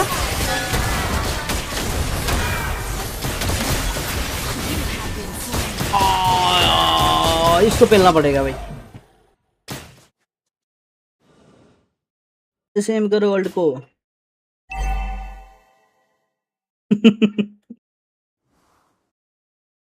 सेम करना पड़ेगा, अच्छे से करना पड़ेगा। Our turret is under attack. बोलो इसको क्या बोलो तो? इसको पेलना पड़ेगा। Good army should be flexible, like water. इनके एमएम का टारगेट माना। मैं क्यों जाती हो? इधर जाऊं। Duty, honor, and homeland. मेरे को इतना अच्छे से खेलना नहीं आता रे। If you can predict the enemy's moves, you won't be defeated. Our turret is under attack. Our turret has been destroyed. Starting. Warrior never backs down from the fight. Enemy double kill. An enemy has been slain. You have slain an enemy. Shut down. Enemy triple kill. Maniac.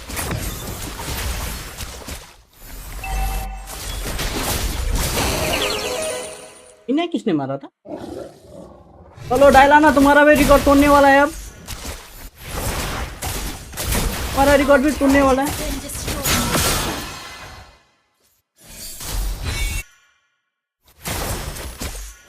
Foot first.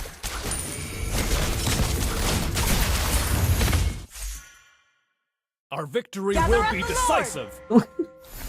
तुम्हारा record भी तोड़ेगा।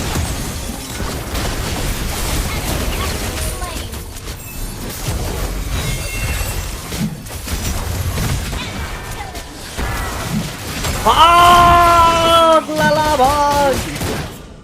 For a true warrior. और मेरा एक इसको पेलना पड़ेगा, इधर को पेलना पड़ेगा।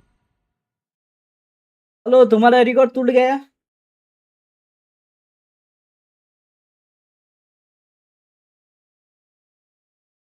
The किसका enemy रिकॉर्ड तोड़ूं has मैं? slain Lord. Only मेरा by record facing the तोड़ेगा, enemy देखना। can one know his true self. An ally has been slain. Good kill game. बनाना है इसके लिए।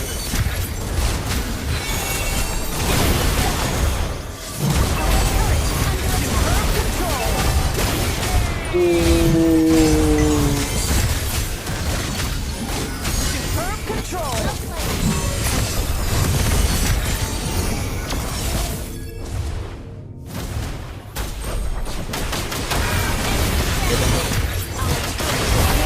Under attack.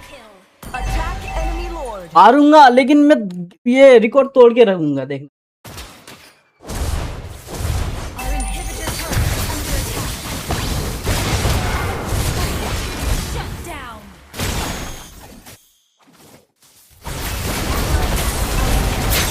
Under attack. You have been slain. भाई Superb tanking. That was amazing.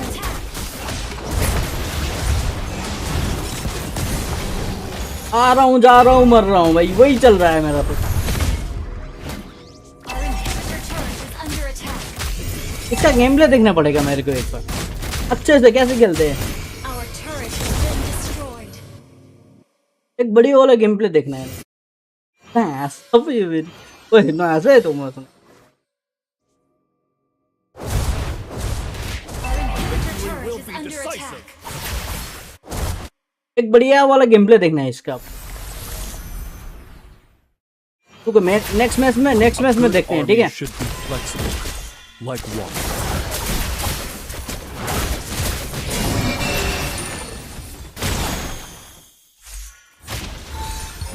stay loyal.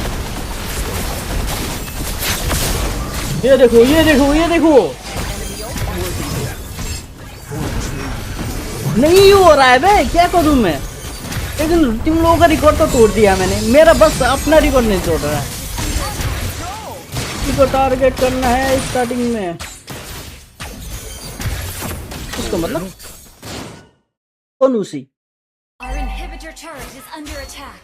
उसी बल को किसको refer कर रहे हो भाई An ally has been slain. Only by facing the enemy Our can inhibitor one know turret his is under true attack. self. An enemy has been slain. Our turret has been destroyed. Brilliant damage!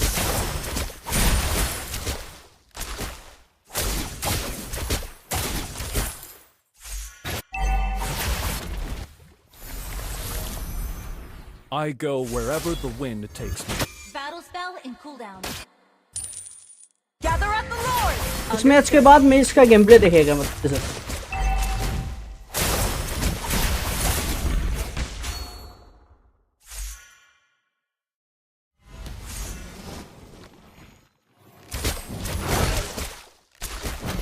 My reputation is built on my bravery and loyalty. Follow me. Request backup. Duty, honor, and homeland. Ally has been slain. An ally has slain Thor. Slain enemy. Initiate retreat.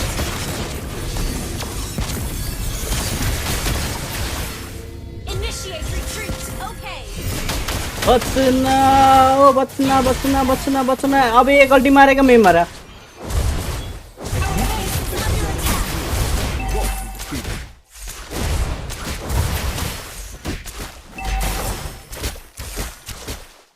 A true warrior never backs down from a fight. दादा Ultima tank Our victory will be Hey. decisive.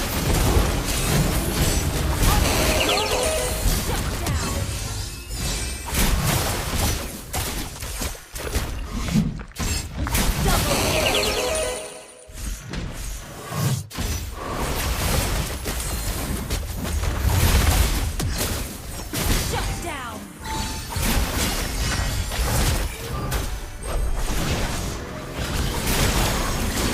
Double kill.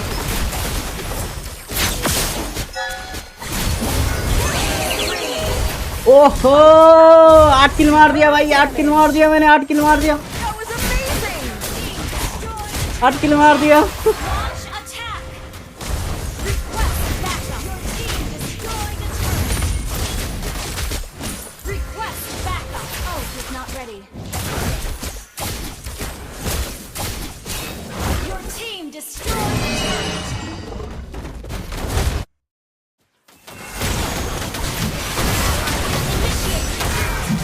भाई भाई भाई damage देखो damage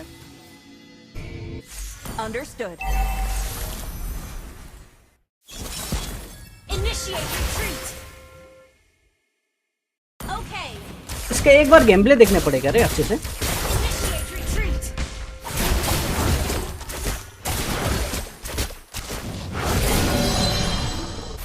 Only क्या by चलता है facing कैसे the चलता है enemy वो मालूम चलेगा ना his true self.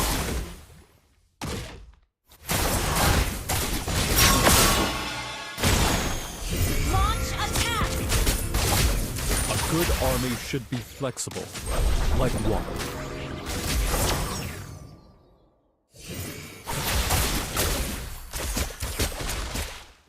Duty, honor, Control! and Great homeland. play!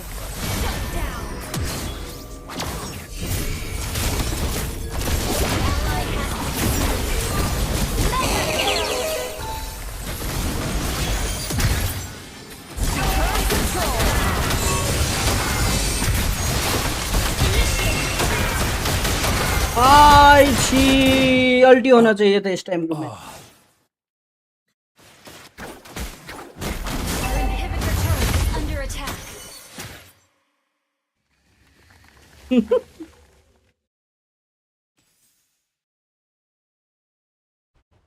inhibitor charge is under attack. Passive मारने के लिए मतलब क्या बोलो तो डायरेक्ट फाइट लिए नहीं पड़ता है बे पैसिव मारने के लिए। अच्छा पाएगा ये लोग। Our base is under attack. Launch control. An enemy has been slain. Great play. Double kill. Killing spree. Base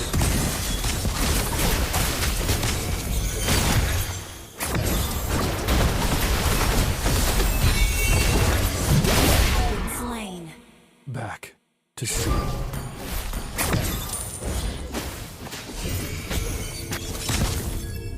फिर से गया मैं।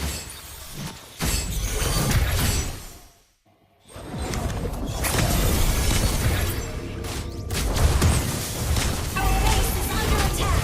ये जाओ रेंजर ऑफ एक्सना को टारगेट करो। Okay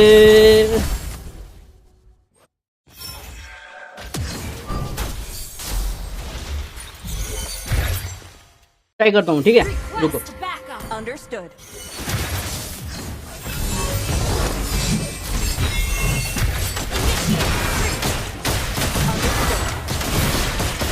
Slain. ना बेस का हालत बहुत खराब है Stay बगे। humble.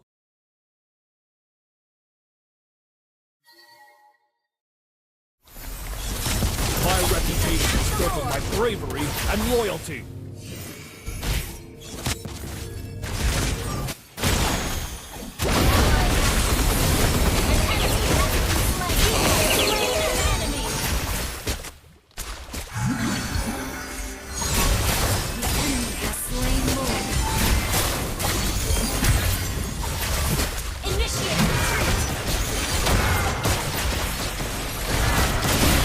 कि A worthy death. Understood. Enemy battle cell on CD. Warrior. कि Don't solo push.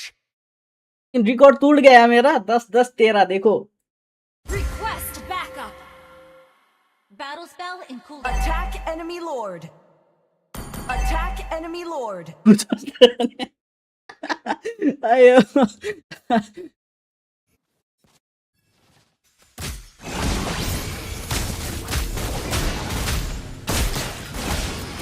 अपना टैंक बढ़िया खेल रहा है लेकिन पसंद।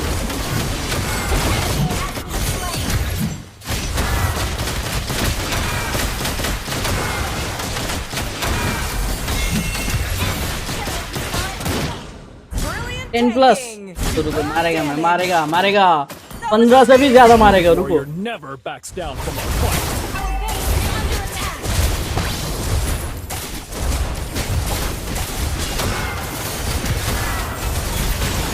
Double kill. हे राम ना हो पाया रे। Defeat.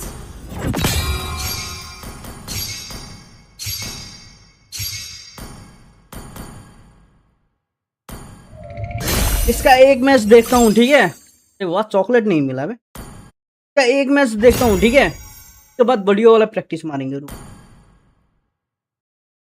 किसने मारा है रिपोर्ट? कोड कंपनी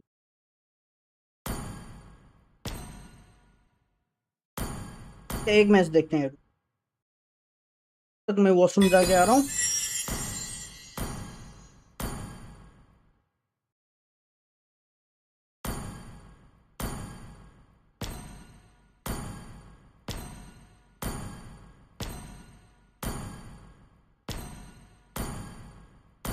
देखेंगे, ठीक है।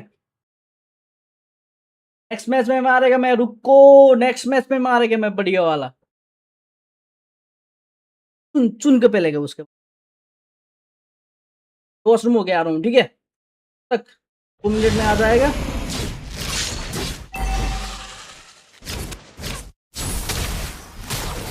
और तो बढ़िया आ रहा है। कितने के लिए मारा अभी तक? वॉशरूम हो गया आ रहा हूँ तब तक।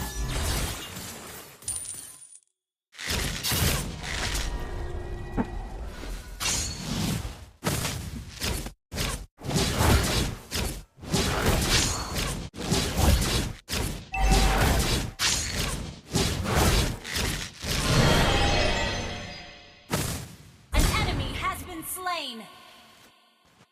Ally has been slain.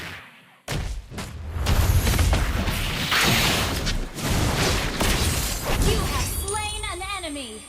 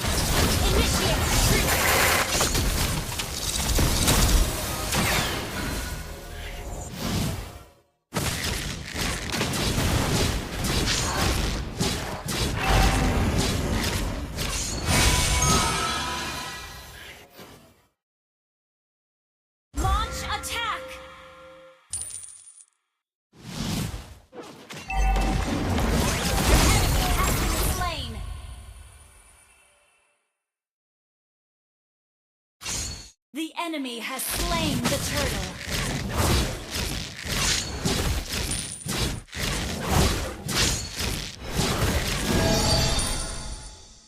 Initiate retreat. Request backup. Request backup. Ally has been slain.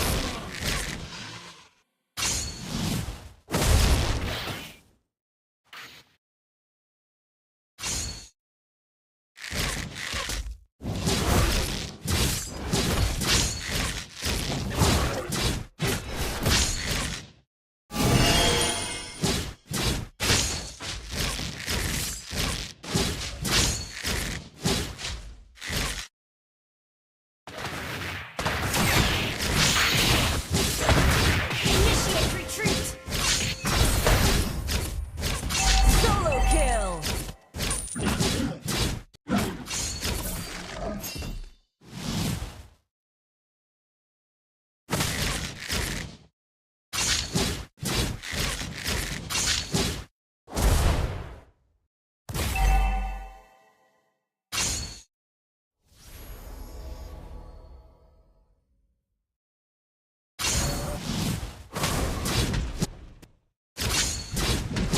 Killing spree.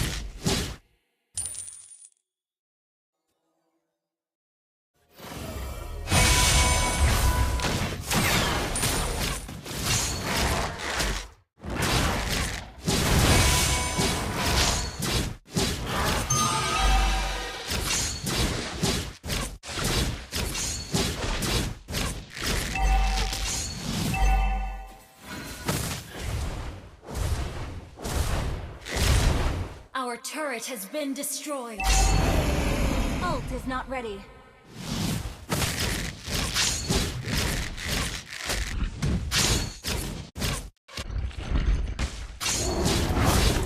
Initiate retreat. Initiate retreat.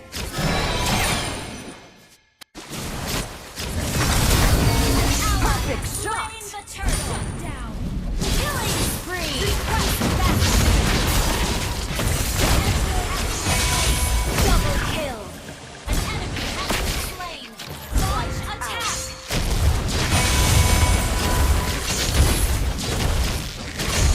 Your team destroyed a turret.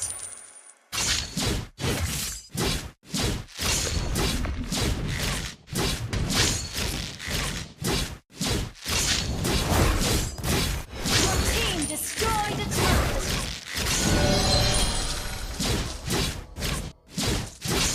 Ally has been slain. Ally has been slain. Good game.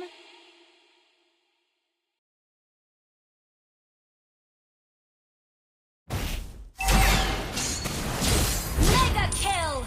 Our turret has been destroyed.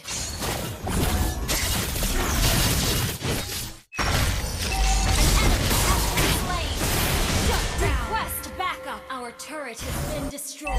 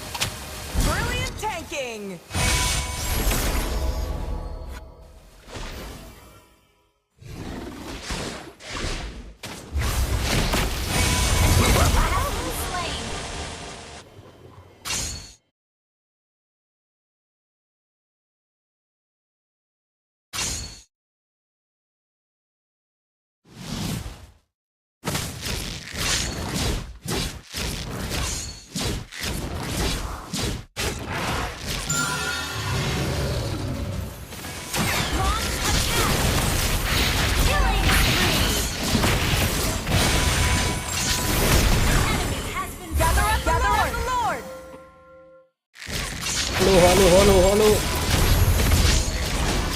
लो मैं आ गया। An ally has been slain. Under control. Mega kill. Slain an enemy. Attack. Double kill.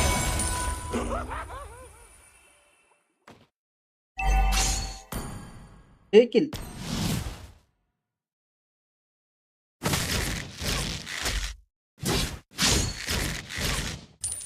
क्या मैं भी ऐसे मार पाएगा क्या? तो मार पाऊंगा मैं? Ult is not ready. Launch attack. 10 minute में 15 लेवल हुआ। Your team destroyed a turret. हमें फोकस कर। Request backup. मेरा जैसा किल के पीछे नहीं जा रहा है ये।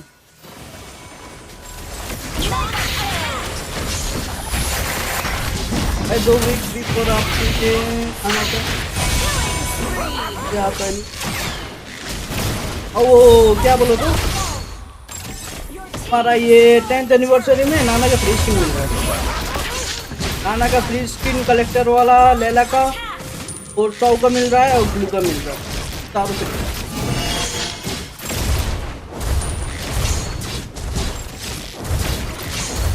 Your team destroyed a turret. बढ़िया डोमिनेट किया। Your team destroyed a turret. Request backup. ये तुम्हारा 10th एनिवर्सरी कब है? कब आ रहा है? क्या? समझ चल रहा है। जब फोन नहीं है मेरा। Request backup. Ally has been slain. Your team destroyed monster kill.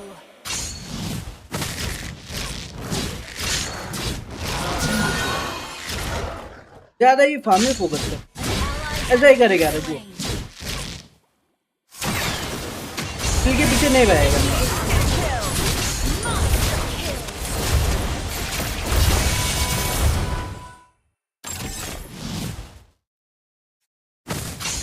Initiate retreat. ये तुम्हारा 10th एनिवर्सरी कब है? तभी आ रहा है। नाना की स्किन फ्री में मिल रहा है। You वो destroyed लैला का कलेक्टर, काऊ का एलिट स्किन और ग्लू का भी एक बेसिक होगा या सॉरी काऊ का स्पेशल स्किन और ग्लू का एलिट स्किन मिल रहा है। सारे स्किन फ्री में मिल रहा है एनिवर्सरी।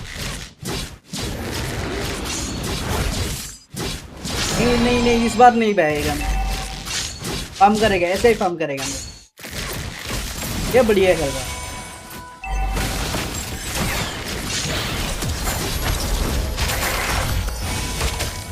डैमेज देखा इसका, खतरनाक डैमेज। लैला का कलेक्टर, नाना का एलिट स्किन, साउ का स्पेशल स्किन और ब्लू का तुम्हारा ब्लू का वो एलिट स्किन मिल रहा है वो वाला। initiate retreat. Sword Slayer.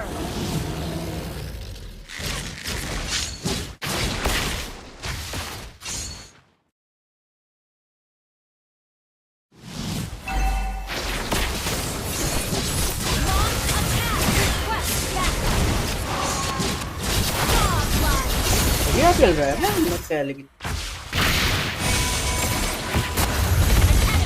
हाँ फ्री में मिल रहा है। एक कलेक्टर, एक एपिक स्किन एक एलिट और एक इस Monster kill. Request backup.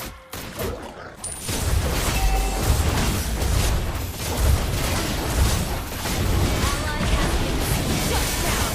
Enemy double kill. Laila का कलेक्टर कौन सा वाला है बोल तो? और लैला का लेजेंड स्किन है ना वैसे टाइप का है कलेक्टर। तो वो इसका देखा क्यों होगा मैं पोस्ट कर दूंगा। हाँ टेंडर न्यू में मिल रहा है कलेक्ट। तब बार वो फैनी के मिला था ना वैसे टाइप का मिला। हाँ ना ना वो लैला का लेजेंड स्किन था ना वैसे टाइप का होगा। ओ डैमेज मत करना। Launch attack. Ally has been slain. Initiate retreat. An enemy has been slain. Battle spell, good game.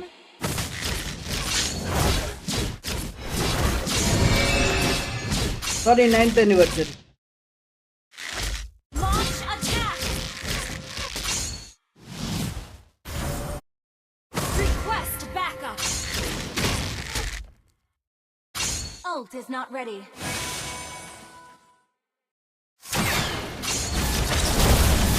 have been slain. An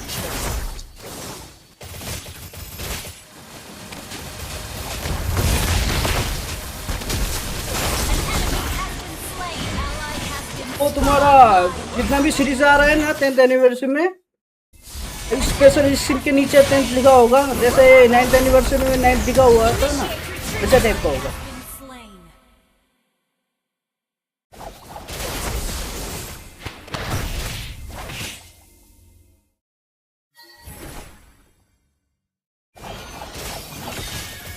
collector के नीचे 10th लिखा होगा लिखेगा Launch और attack. के नीचे भी 10th लिखा होगा और स्पेशल वाले में भी एलिट स्किन सारा ना 10th कप के नीचे 10th होगा कप भी होगा। पर एडवांस सर्वर में तो आ भी चुका है तुम्हारा। गेम खेलना पड़ेगा कलेक्टर स्किन ऑप्टेन करने के लिए।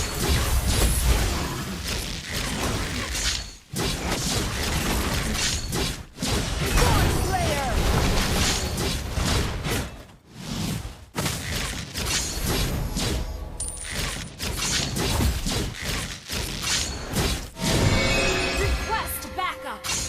और नेक्स्ट मंथ ये तुम्हारा किसका बोलो तो यूसेंजी का कलेक्टर भी आ रहा है मैं तो नहीं लेकिन इसमें आ रहा है कलमन के साथ एक था Good game. कलमन होगा शायद। Launch attack.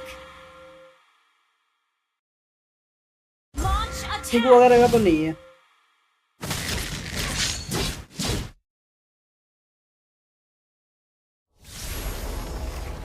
Battle spell is ready.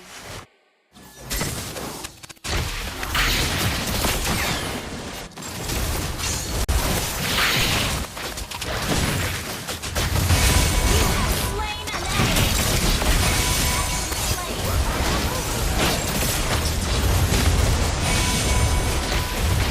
Double kill.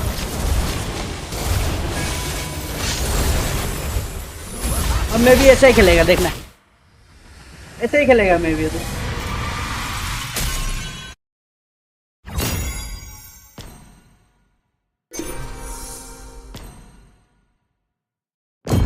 ऐसे सेम टू सेम खेलेगा रुको मैं तुम लोगों को दिखाता हूँ।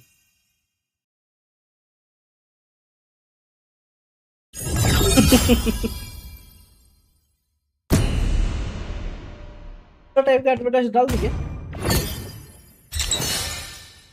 एडवर्टाइज भी रहेगा गेम प्ले भी रहेगा। Your team is banning.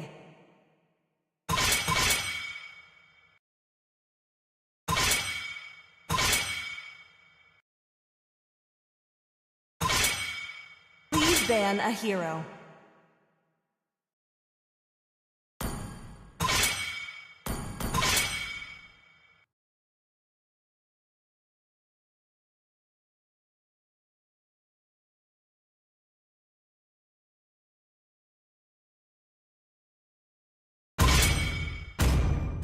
बढ़िया वाला enemy खेलेगा is रुक picking. काम करूंगा 1-2 किल मारूंगा ऐसे ही खेलेगा मैं The hunt begins. Your team is picking. अरे मेरे को OHP एनिमी देखने साथ क्या होता है मेरे को मालूम ही नहीं किल के पीछे चला जाता हूँ तब जब लो एचपी एनिमी देखता हूँ ना तब चला जाता हूँ मैं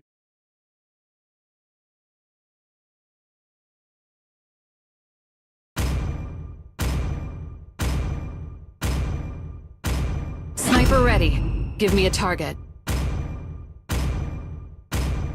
For honor!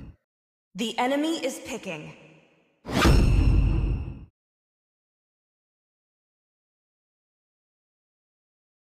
Chivalry is dead, and I Your will team revive is it. picking.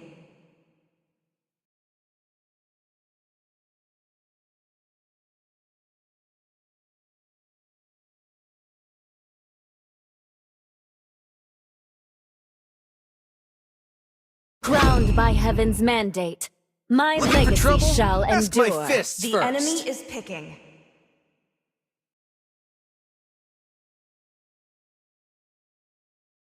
Now Kai enters the scene. भाई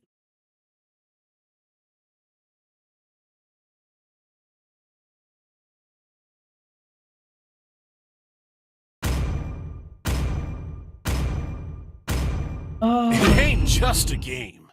Please You gotta pick a fight hero. for अझ yourself. गेम भी तिम्रो लाइभ हेरेर नि बेल हालिदिन्छु हाल्दै They call me a hero अब because ऐसे ही I खेलेगा saved रुको my मैं nation from falling apart.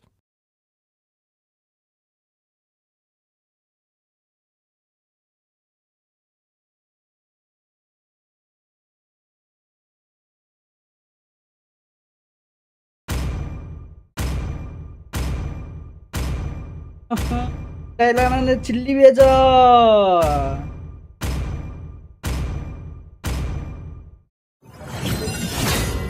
Thank you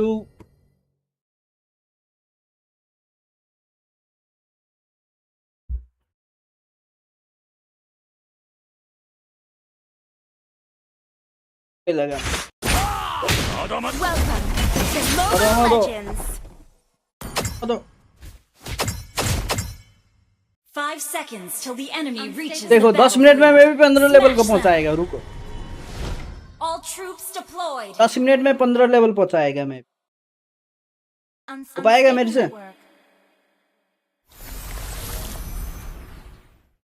If you can predict the enemy's moves, you won't get defeated.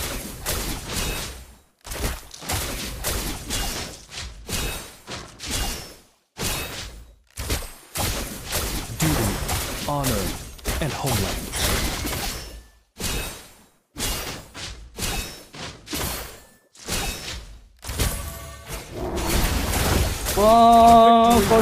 First start गर्नु छ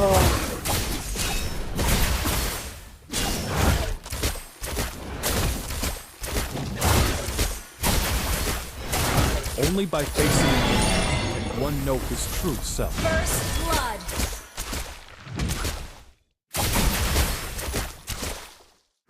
Good game. My reputation is built on my bravery and loyalty.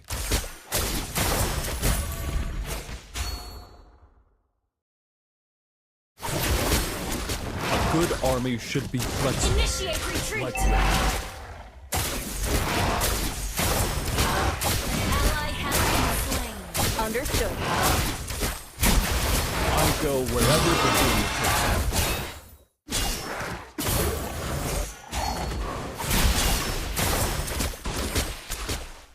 Stay loyal. Stay humble.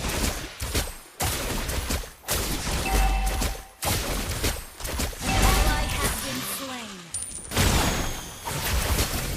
A true warrior never backs down. Enemy Worthy undefeated. death for a true warrior. हिरोको हेर्नु Enemy reached level 4. A good army मलाई should लाग्दो be रहेछ अल्छी चाहिँ flexible, like water. मजा आउँछ हेर्ने मान्छेलाई त अल्छी नै लाग्छ नि The खेल्ने enemy मान्छेलाई पो has मजा आउँछ slain the turtle. invading Stay jungle. loyal. Stay humble. क्या हो रहा है? अपना टीम शूट कर रहा है. Has been slain. Duty, honor, and homeland. Like खेलने नहीं आया कोई.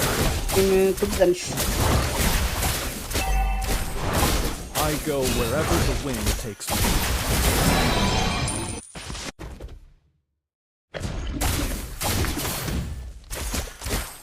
If you can predict the enemy's moves, you won't be defeated.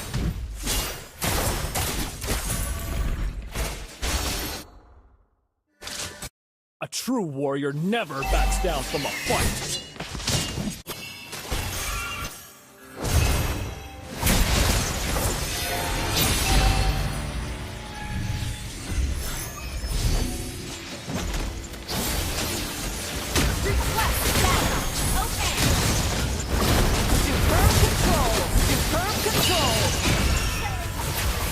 नहीं जाएगा, मैं नहीं जाएगा, किल के पीछे नहीं जाएगा, किल के पीछे आराम से खेलूंगा, फार्म करूंगा, आराम से किल करेगा मैं.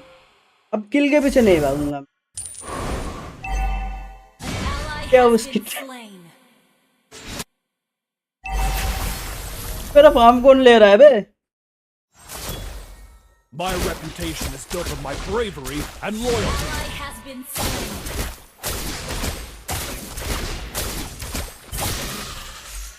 Our victory will be decisive. Launch attack.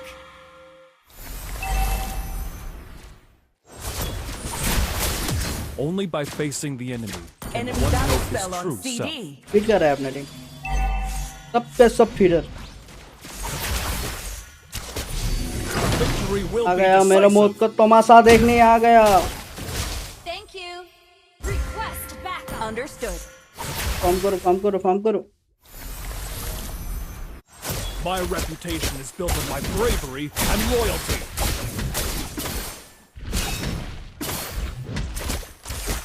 The enemy has slain the turtle.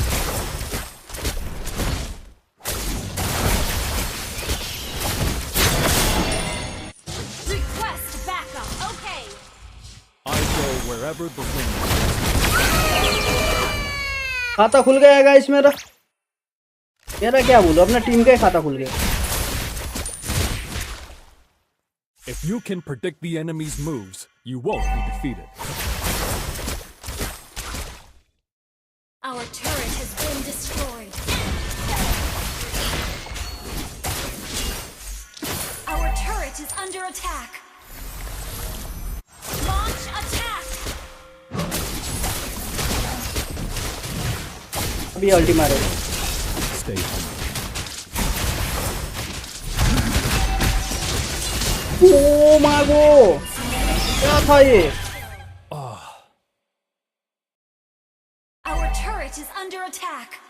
था. Request backup.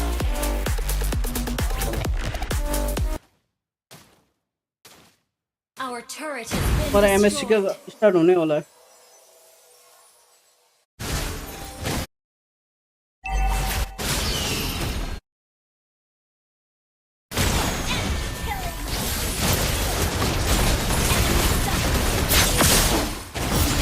Triple kill. नहीं मरा. Media. अरे See. Thank you. Don't give up. क्या टीम है बे? Try again. आई 3-3-3-4-3 क्या है? कब मर रहा है?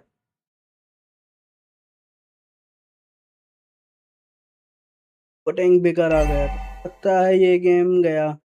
Our turret is Missile under कर रहा है. attack. Should be flexible, We're like water. behind in gold.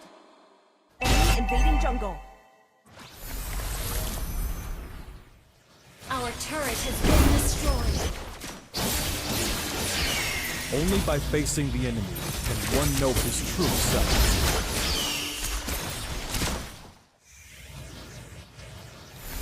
मुझे लगा था ये मैच जीतेंगे हम लोग. Slain the turtle. True warrior never backs down from a fight. Initiate retreat. Understood.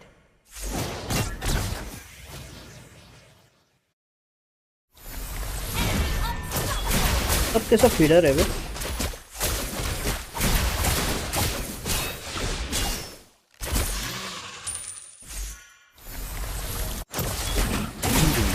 Honor, and homeland.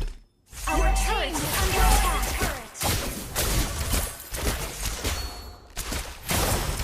If you can predict the Our enemy's turret moves, has you been won't be destroyed. defeated. Launch attack. Dominate. Enemy double kill. Enemy triple kill. भाई enemy double kill enemy triple kill ही सुन रहा हूँ मैं तो। Under attack. Turret has been destroyed. Double kill और triple kill ही मार रहा है enemy. Our inhibitor turret is under attack. Good armor should be flexible, like water.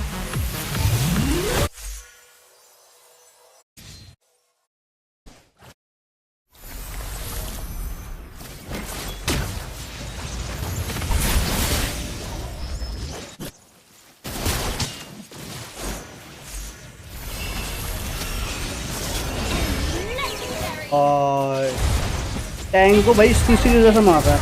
Under attack. Our turret is under attack.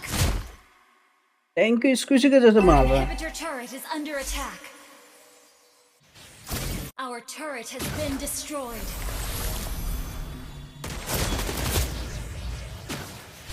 Damage.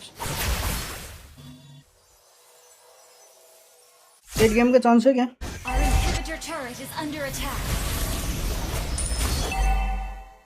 Eight game का chance है guys?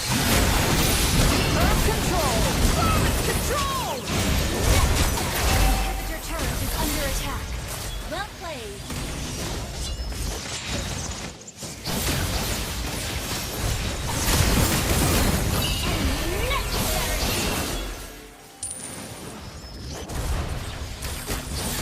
Inhibitor turret is under attack.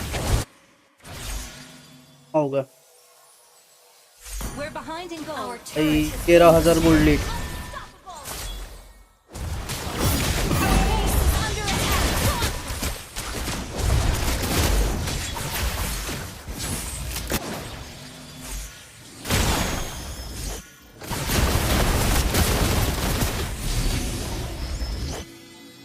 Our inhibitor turret is under attack. Our base is under attack. Our turret has been destroyed. Our base is under attack. Legendary. Shut down. Enemy double kill.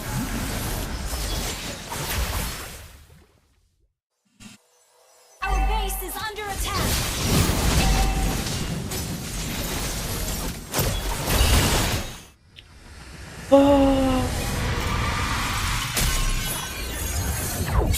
ना हो पाएगा रे, damage ही नहीं तो।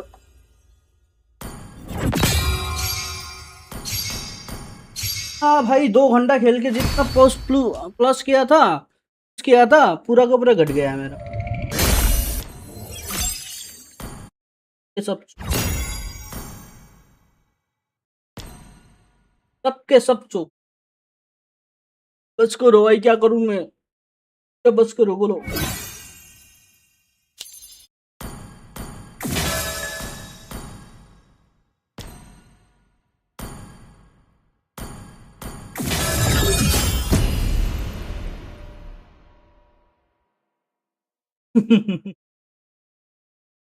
तो मेरे को भी मालूम है अगर मैच खेलेगा तो मैं जीत जाएगा, मालूम है मेरे को भी, लेकिन मैच खेलने का मन नहीं करता। चलो दूसरा हीरो खेलेंगे।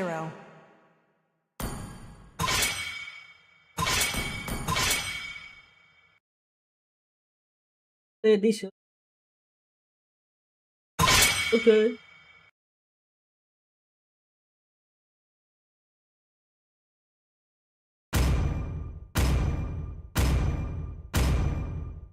Your team is banning.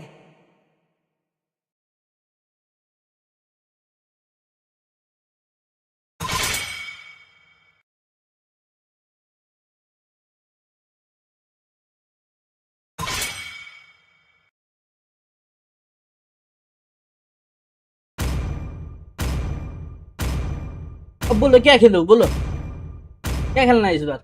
Please pick a hero.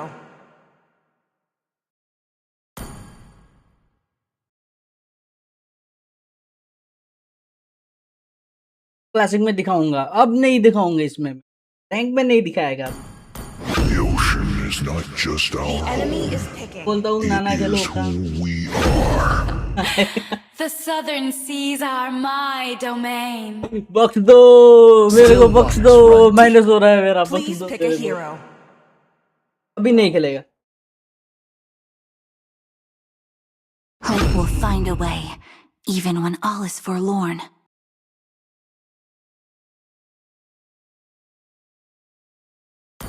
क्या लूँ मैं? एबुसा खेलूँ क्या? चलता हूँ। 俺は畑かかしって名前だ。 The कम enemy से is कम जीतेंगे picking. तो सही। I rap, therefore I am. No one can escape my iron fist. Your team is picking. Padang.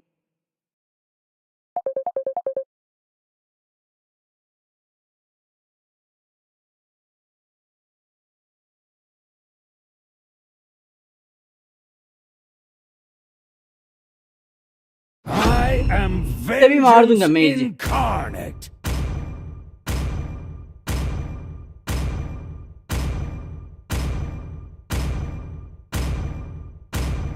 This land is our homeland, and The it will enemy soon is be your picking. burial ground. इस match start होने वाला है। ये match देख के, ये match खेल के WC देखेंगे, ठीक है?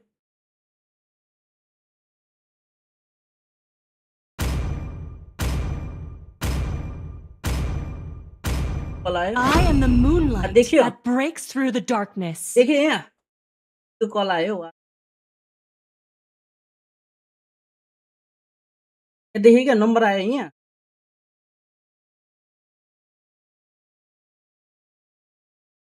नंबर आयो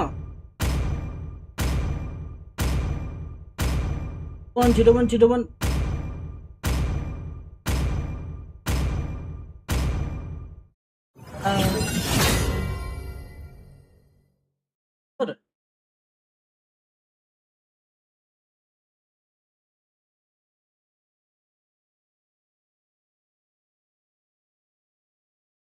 भाई Welcome to Mobile Legends. एक फेवर कर दो भाई please, advertise. 5 seconds till the enemy reaches the battlefield. Smash them. ऐसा करूँ क्या? All troops deployed. Watch party अगर वो एडवर्टाइज ऑफ करने के लिए मेरा पूरा वो मतलब क्या बोलो तो मोनेटाइजेशन को ऑफ करना पड़ेगा।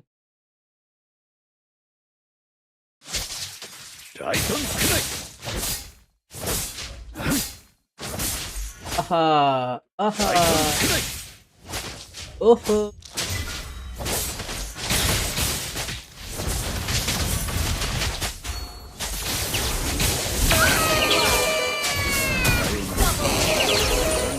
ओहो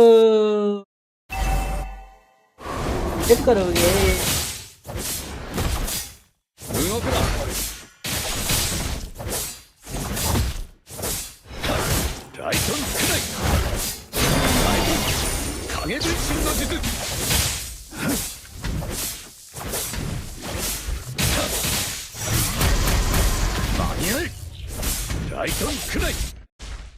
देखते हैं क्या होता है। मोनेटाइजेशन ऑफ कर दिया तो आज का जितना भी लाइव करूंगा उतने का अर्निंग चला जाएगा।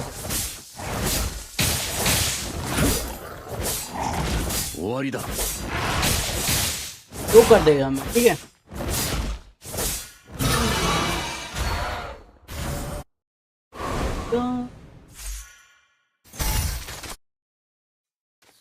ठीक है क्या?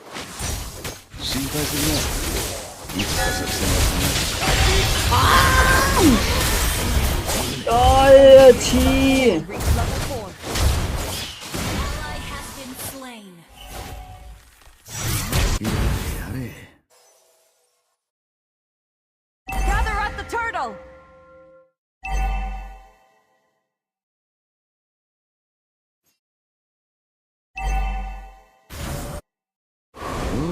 といかんいかん。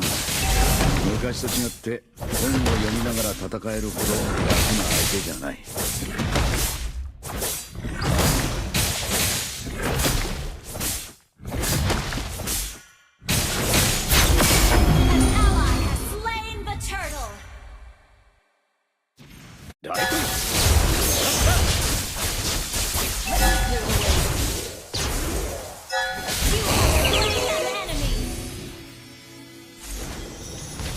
ここは俺に任せて。大胆影分身の術。お前は死ぬ。छी मिनियन मार देगा अब मेरे को।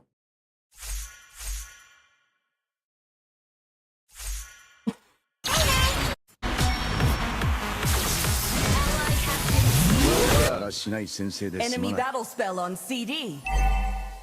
Bye. Enemy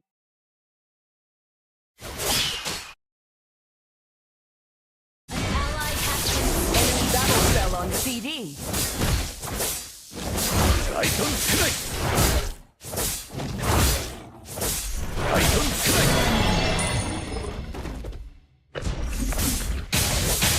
Well 俺の done. 分は絶対に殺させやしない。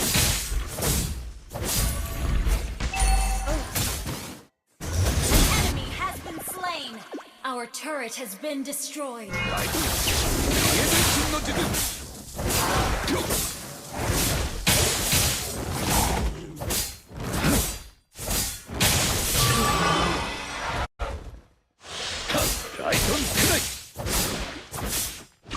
言っておくが、俺に2度同じ術は通用しない。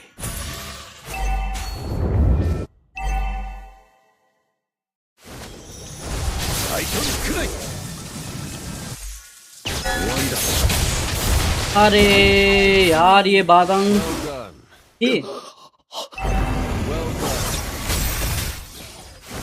कब कर रहा है ये बादम?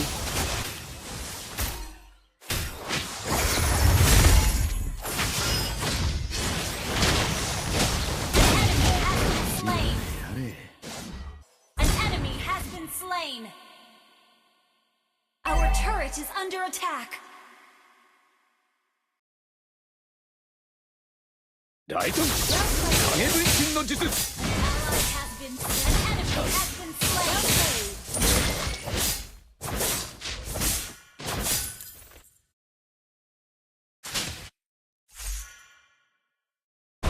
Request back. Not ready. 大胆くらい。心配するな。いくつか作戦は決めない。 Ally has been slain. मेरे को टारगेट कर रहा है।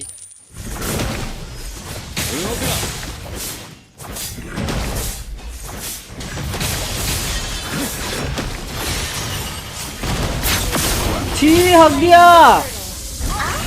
अरे जल्दी मार दिया पे अल्टीमेट रेडी जल्दी मार दिया मैंने। Our turret is under attack.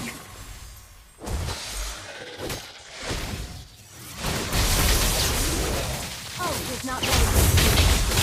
Our turret has been destroyed. Slain an enemy.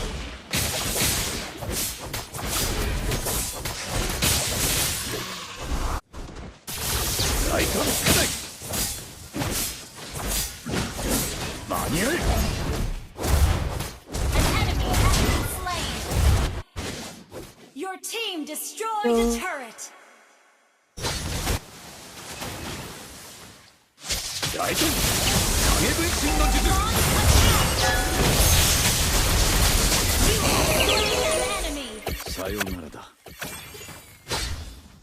Our turret has और मैं been कैसे खेल रहा है? destroyed. मैं कैसे खेल रहा है? 1年前の忍びなら決まりやルールをちゃんと守るのが当たり前でしょうよ。大胆くらい。大胆くらい。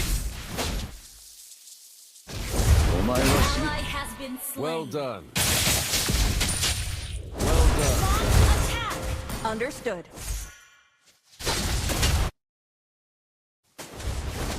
俺俺たちの任務はまだ終わったわけじゃない。出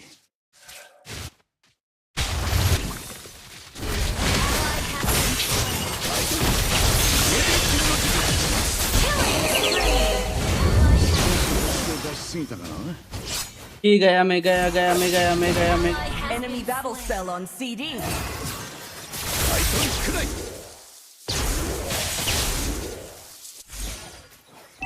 Our Not turret bad, is at under last. attack. Set कर ओ एटलास के वजह से मेरे को किल मिल रहा है, ये बोलना चाहती हो क्या? ना ना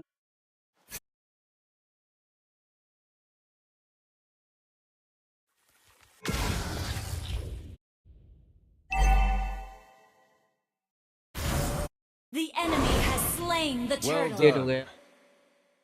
ライト影分身の術。 Launch attack. ライトンくらい。ライトンくらい。お前は死ぬ。ラ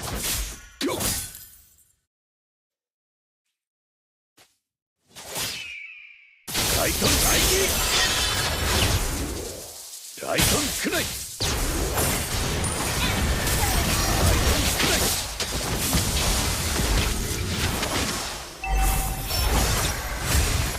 Our turret has been destroyed. An enemy has been slain. Our turret double kill. 疲れたな。 Request backup. Our turret has been destroyed. छोड़ो वे सोलो ही खेलेगा अब. अबे एटलास के पीछे नहीं जाएगा मेरे को. अकेला किल मार के दिखाएगा. ओए अबे यार क्या देखने के चक्कर में गया मैं. Well done. क्या था नहीं ये? क्या?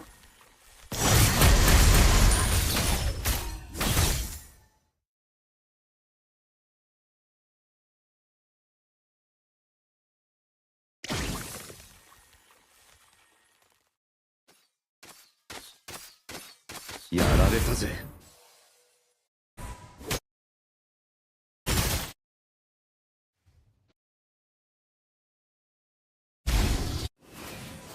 ライト影分身の術。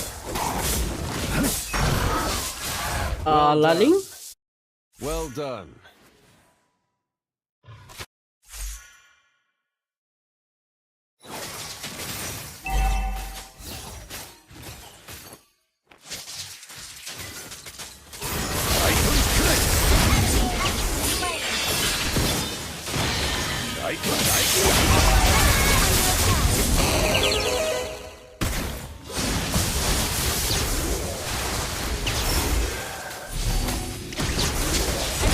Has been slain. だらしない先生ですまない。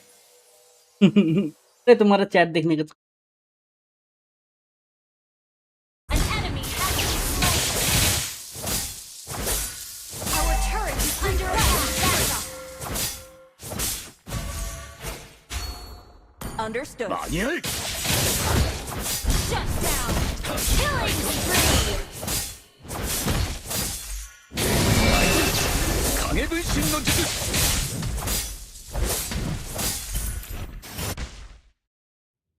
ここは俺に任せて。 Request backup. 心配するな。いくつか作戦は考えてある。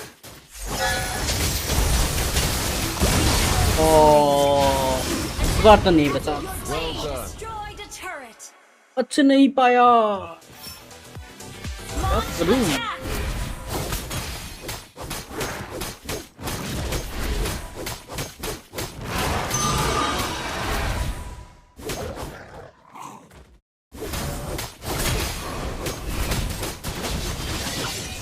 क्या ये? Has been slain.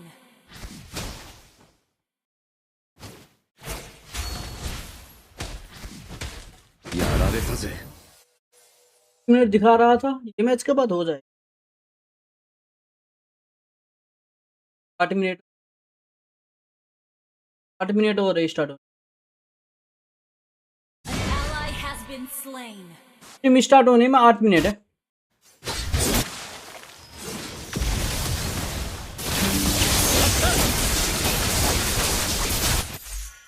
Shut down. Initiate retreat. Okay.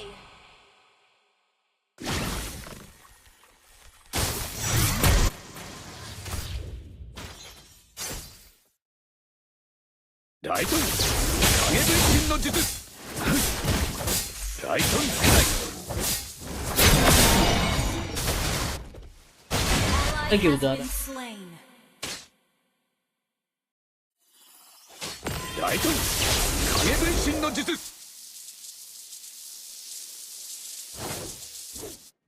Our turret is under attack.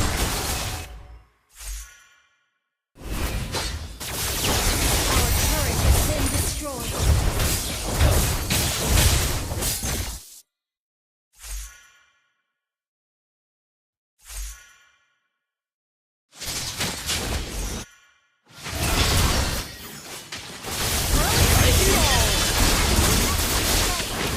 Ally has been slain.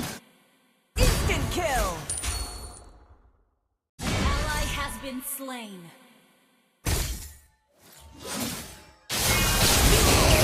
An enemy. Request backup. क्या कर दिया ये मैंने?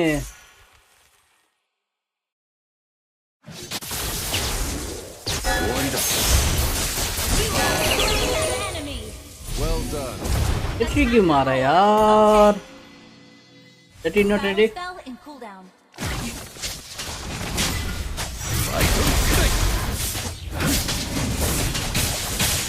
Your team destroyed the turret.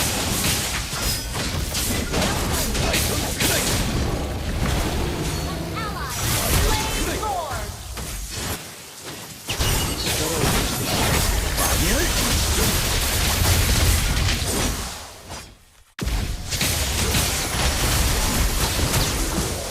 An enemy has been slain.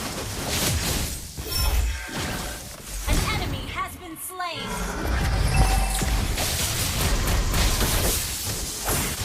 Double kill. Kill the.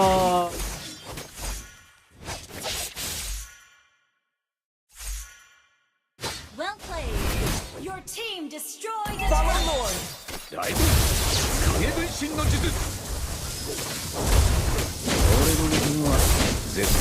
Team destroyed a turret. Killing spree.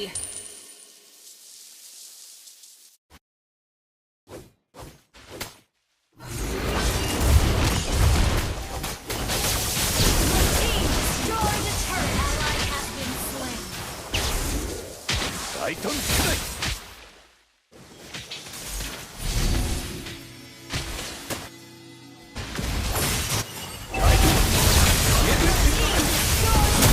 मारना बे अल्टी।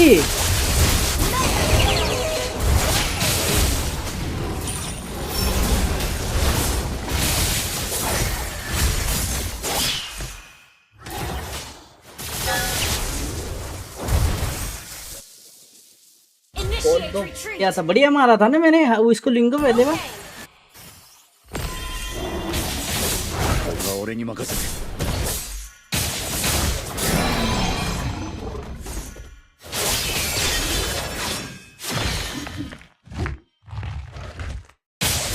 お前は死ぬ。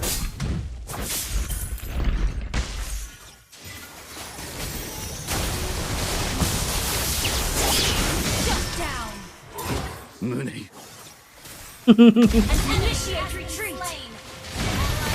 season में Hayabusa का damage खतरनाक हो चुका है बे। ऑफ वगैरह कुछ नहीं मिला फिर भी मतलब डैमेज खतरनाक था। टीका तो कहीं से भी नहीं, बस खेलते खेलते थोड़ा बहुत। Well played.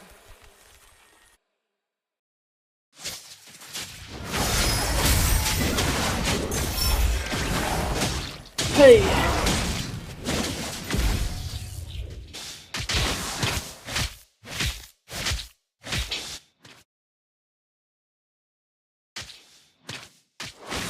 やられたぜ。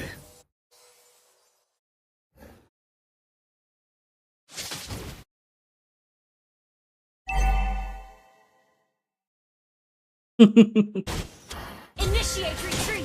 मुझे एक्सपेरिमेंट करने का जुल्म मचा हुआ था मुझे Outplay. मैंने मैं खेल लेता That was हूँ amazing. Good kill. Well played. Ult is not ready. Well played. Slain. Slain. Wiped out. Defeat तो मैं स्ट्रीम देखता हूँ ठीक है स्टार्ट हुआ कि नहीं हुआ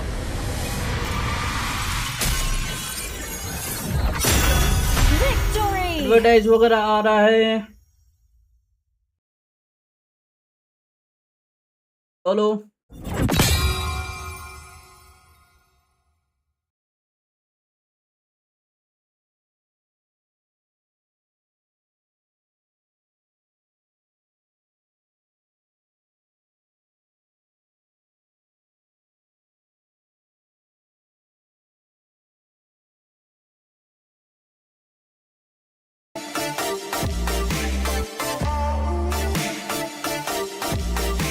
आ रहा है फुल स्क्रीन आ रहा है फुल स्क्रीन आ रहा है ना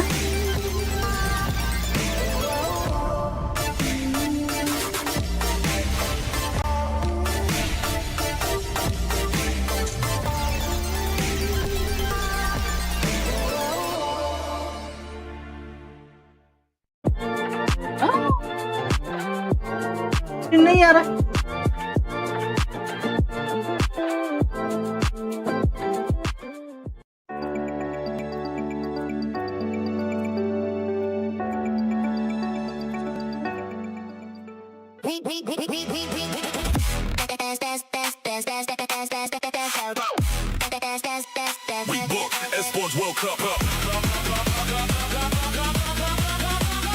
स्टार्ट हो गया अब थोड़ा यैपिंग होगा उस वगैरह का थोड़ा यैपिंग होगा उसके बाद स्टार्ट होगा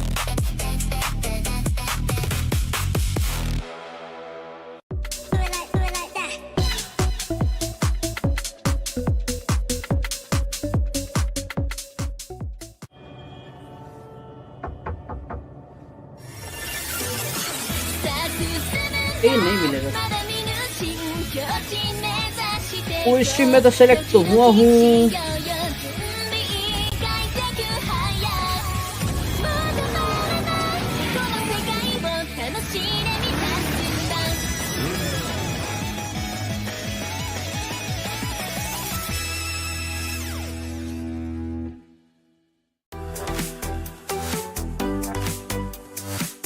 पहले किसका मैच है मैच किसका है पहले रोने लग गई है It's not that bad. Oh, I mean, looks like I'm not remotely sad about that. I couldn't Now care you less, feel actually. how I feel. I started with TL, they got eliminated. Vitality next, they got knocked out yesterday. And now I only have Onyx, and they're up against Aurora of all teams. Some would say that you might be the curse, actually. Aurora जीतेगी ये championship guys. देखना She could be. She could be. Look, I mean, we're into one of our last days. We're losing 2 more teams today. Yes. First game coming. I mean, look, there's some really tight games. We are very Aurora much at the जीतेगा, last stages of the Aurora. tournament, aren't we? Do you think it's going to be Vamos? Do you think it's going to be Team Spirit? Oh, I don't know. I'm kind of feeling Vamos. I'm riding that wave a little bit, but I also think What are you doing, Chris? Chris! it would be really funny if Aurora did it though, wouldn't it? Let's get into one of the last days here at the MSC at EWC. What?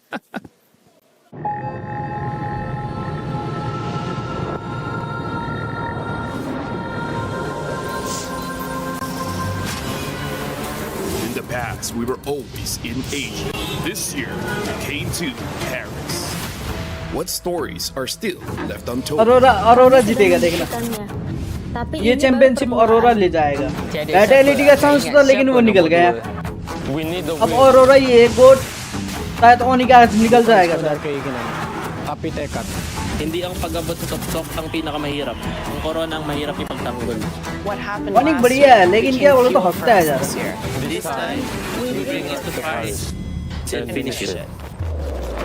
A new lineup New chemistry, new fire. Once champions, not settling for podium finishes. World champions, defending MSC champions. As the final boss of MLBB, can anyone stop them? Names आज निकल have been जाएगा named, उन्हें। stars have risen, but now they need to show the world what it takes to rise above. This time, the world is bigger than ever. Fully Like every supported year, by one team new Aurora. challengers step on to the world stage. Some carry the ambitions of 2 continents. Some fight for the pride of home turf. आज Some देखते हैं have never कौन stopped निकलेगा कौन chasing the बचेगा truth. देखते हैं So who आज will finally rise to clinch the title? This is where unresolved stories find their ending. A new shot at glory. One more chance at redemption. We are back! Kali ini, sekali lagi. Kung gulo na tidak, Pareho lang ang chance namin. No one is untouchable. Let's fight. try and Ikan ako stop. kalau bisa.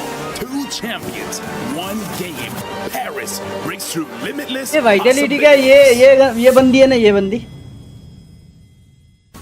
Cute लगता है ना ये मेरे को Ladies and gentlemen, those here in the building at the Lenovo Legion Gauntlet at Pareho 2 champions. किधर गया किधर गया किधर गया किधर गया किधर गया किधर गया किधर गया ये है ना ये इतना क्यूट लगती है ना मेरे को इतना क्यूट लगती है ना ये मेरे को क्या था इसका नाम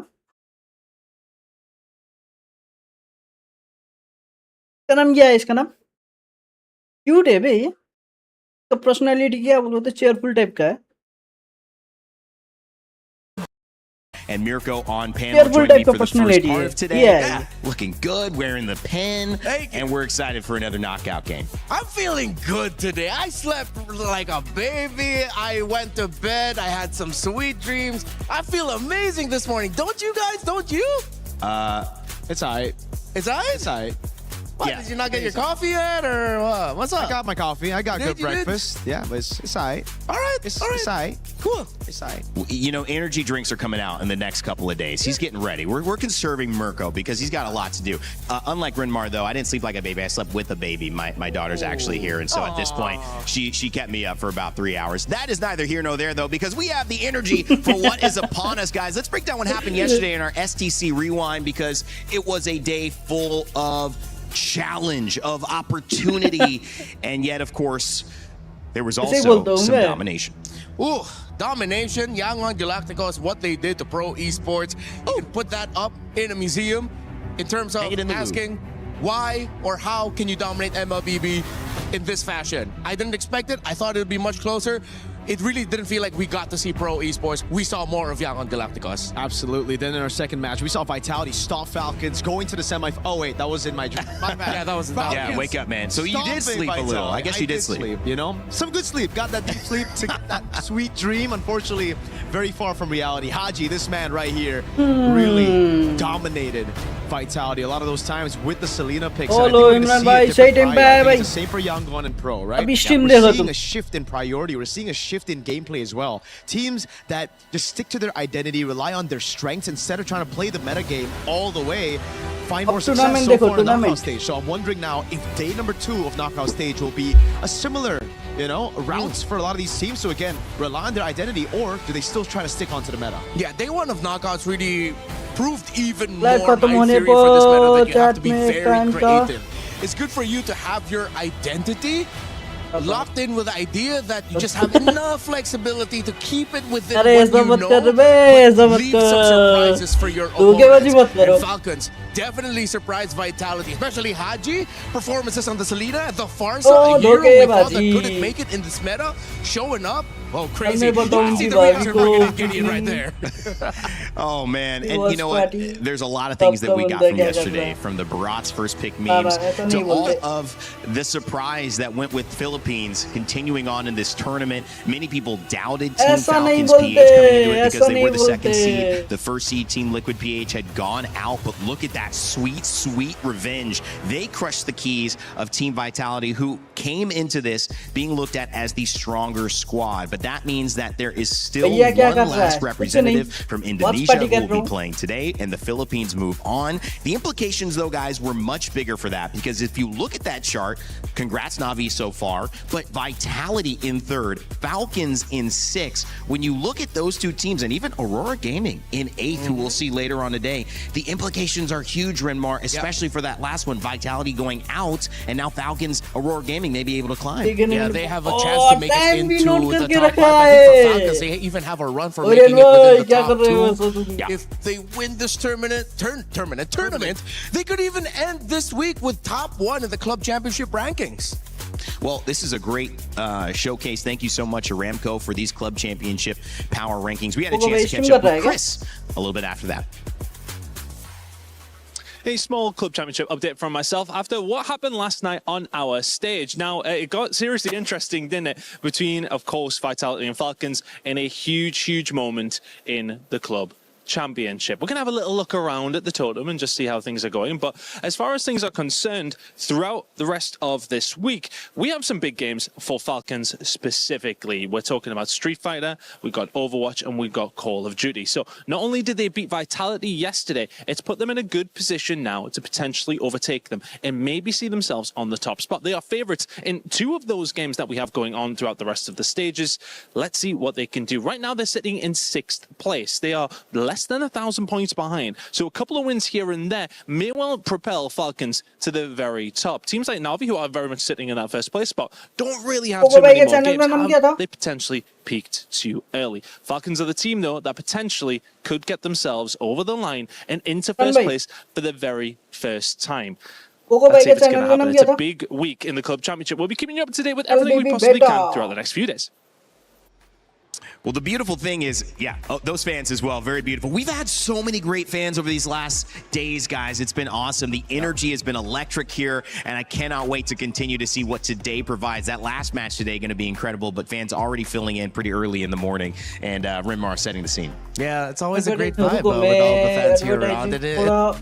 You really think of MLBB as a European game, but the Europeans are showing up here from everywhere in the continent, and it's great to see. Yeah, a lot of Filipinos as well. You know, it's just everywhere. And they're coming here to support Falcons again, doing such a good job at it as well, especially as they won yesterday. Yep. Just got to keep reminding myself. Yeah. I did.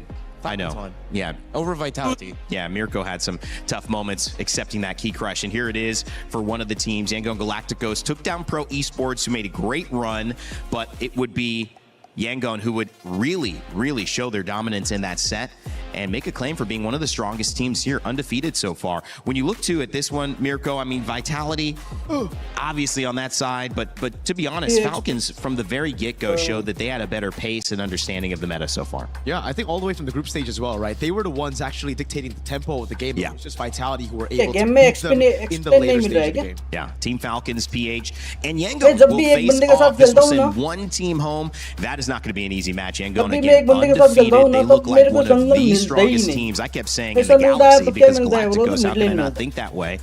But now we go on the other side of the bracket, gentlemen. It's Team Vamos versus Team Spirit to kick us off. You already saw some Team Spirit fans in the house, and we also have Aurora Gaming versus Onyx. That is going to be an incredible matchup as well. And I want to remind you that if you think you know who's going to win, we've had some upsets. This has kind of been the MSC of the unpredictable. Make sure to get your pick'ems in. You can earn your share of $300,000 and the opportunity to just say you were right. I mean, which is, I think every human being wants to say that as well. Also, another thing, before we get started, it's still Rhino Day. This day continues. It keeps on going. Make sure to get your emotes. If you don't get your emotes by now, you just don't deserve it, because we've been telling you every single day. It's Rhino Day. All right, gentlemen, let's start talking about this matchup, get into these players, because, of course, it's Team Vamos and Team Spirit. They arrived earlier in the building. Renmar, what's your take just heading into this one? Well, I'm looking more at Team Spirit and asking them, have you rediscovered yourselves? Was the GZG and, of course, the loss to Vamos the wake-up call that you needed to get you back in form so that you have a shot at solidifying yourself in the top 4 and maybe making a run for the grand finals? Because Vamos look like they're just a team that completely know who they are and how they want to play heading into MSC. And it almost just seems like after seeing their chaotic team fights, after seeing their weird identity, their awkward style of team fighting as well in MPL Malaysia, that they would just do well in internationals, right? Going up against these teams who are just so good at controlling that slow tempo game, playing it disciplined, but then the patch hit and everything turned around. Even for Vamos, they felt the confidence. They played on scrims. क्या They have देख their लिया own मैंने identity now, and it's so ये क्या weird to देख see लिया because it's such a big contrast compared to Team ये क्या Spirit. देख who लिया again, अभी मैंने coming into this tournament was also favored. Everybody thought about, all right, how is their discipline style going to work out? भैया They're आप going to probably mute करो dominate the group मुझे stage, but jungle they खेलने didn't. So again, seeing that jungle matchup बढ़िया all खेलता over हूँ again, seeing Spirit's ठीक है very ठीक है slow तुम macro तुम build up, जंगल ही they're करो up भाई against a team that just wants to constantly pick these brawls and bring it onto you. I'm excited. I'm excited to see if, again, like you said, Everybody, Redmar, yeah. Spirit have actually done what they need to do to adapt. Yeah, it looks like they're doing some unique new things for setup. It's like they're testing their reaction time. अगर ना मेरा ये MCH वो pause में है अभी अगर खुल गया ठीक है अगर खुल गया और मंथली मेरे को डायमंड मिलने स्टार्ट हो गया तो मैं हमारा ये कागुरा सॉरी कागुरा के लेजेंड स्किन निकालेगा ठीक है एक लेजेंड स्किन तुमको भी गिफ्ट करेगा मैं ठीक है पहला ना तुमको भी गिफ्ट मारेगा मैं एक legend Malaysia, it really all relies on Team Vamos now.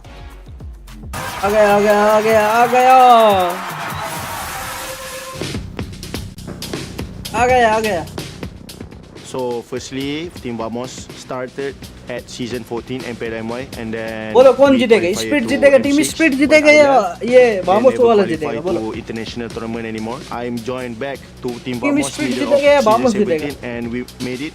We go to MSC right now. Team split For season 17, Team Vamos is a last minute roster, right? For me, I think going to EWC is a miracle lah. So when we qualify to MSC, I'm so happy and also proud lah for my team. We expect that Team Falcon Mena will be a strong team also because they make it to the main stage and we just focus on our strength. We will not underestimate them. We treat them like all other teams and we will give our best. Just keep improving in our practice. Yeah, मेरे को बोल रहे हो क्या SRG always get the podium right in top 3 in every tournament. Number 2 of Malaysian team need to step up to become like them. If we doesn't have तब तक तुम्हारा ये क्या बोलो तो जब तक तुम्हारा ये मेरा MC अभी पॉज है ठीक है डायमंड नहीं मिल रहा है मेरे को अभी उधर से अगर ये लेजेंड स्किन आते आते मेरा MC स्टार्ट हो गया डायमंड मिलना स्टार्ट हो गया तो तुमको भी मैं ये कागुरा की स्किन गिफ्ट करेगा ठीक है अगर मेरे को डायमंड मिला तो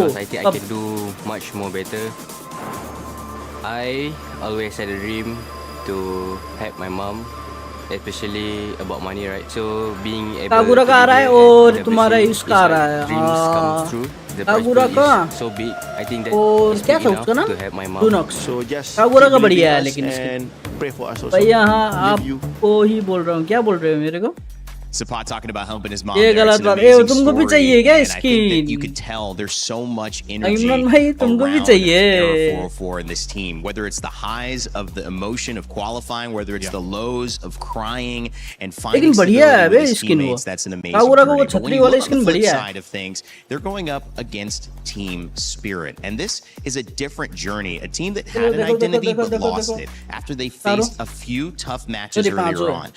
Hopefully, some of the changes that they've made to allow Kid Bamba to do what he needs to do. And Zaur Egoist, who is the youngest player in this entire tournament, hopefully, in the jungle, they can find a way to fly. MCA pause हो गया अभी कितना महीना हो गया मैं अप्रैल में join किया था ना अप्रैल को मिला मेरे को ना अप्रैल में I joined Spirit in the very first season and in MSC. Sorry एक ही बार मिला मेरे को अप्रैल में ज्वाइन किया था मई से मिलना स्टार्ट किया मेरे को एक बार मिला 7,000 डायमंड मिला मेरे को एक बार मिला या 2 बार मिला मेरे को So in this MSC we have Zaur Geist in jungle and not one shot and oh sorry 2 बार मिला अप्रैल को मिला था मेरे को 7,500 डायमंड और मेरे को मिला था 5,000 डायमंड his mechanics बस 2 ही बार मिला great, so we trusting him a lot.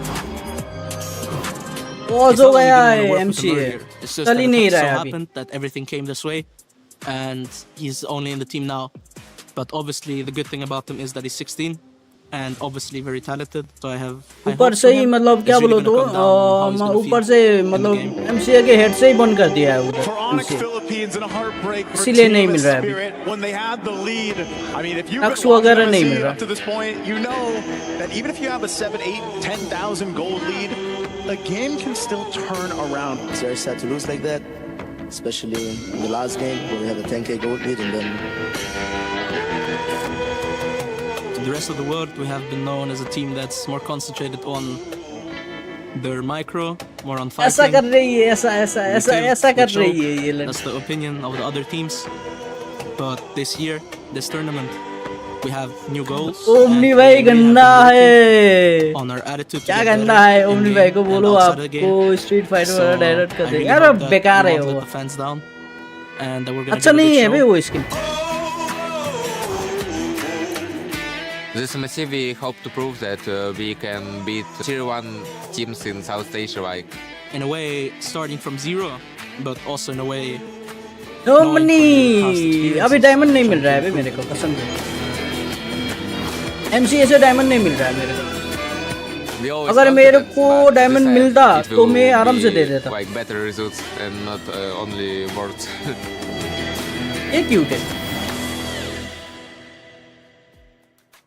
Omni भाई बोलिए मुझे नहीं मिलेगा अगर मेरे पास डायमंड होता तो तुम मुझे दे देता मैंने तो बस एक ही स्ट्रीट फाइटर और इसके निकाला डायमंड नहीं मिले वो भी अपने पॉकेट से पैसा डाल के 2 बार वीकली टास्क कंप्लीट किया ठीक है उसके बाद कितना डेली एक डायमंड करके स्पिन किया मतलब एक बार करके डायमंड स्पिन किया उसके बाद सीधा कितना 500 डायमंड मिला था 700 मेरे पास 500 ऑलरेडी था वो मिला के एक स्ट्रीट फाइटर के स्किन निकाले बताओ मुझे भी चाहिए किसी को कुछ भी नहीं मिलेगा डील कैंसिल किसी को कुछ भी नहीं मिलेगा अब छोड़ no diamond And this has to be it, especially after हाँ भाई मुझे नहीं दोगे किसी को नहीं this is the proving ground. This is the time to पहला ना तुम्हारा cancel Hiko said put action into the पूरा के words. स्किन कैंसिल Hey, तुम्हारा they had the Vamos run in the group stage, right? They were the ones that actually went undefeated last year. Yep. They were the ones that chose Onyx Philippines, and that's why it hurt so bad for them that they lost earlier. I mean, we saw the clip, Bomba devastated by that loss. Yeah.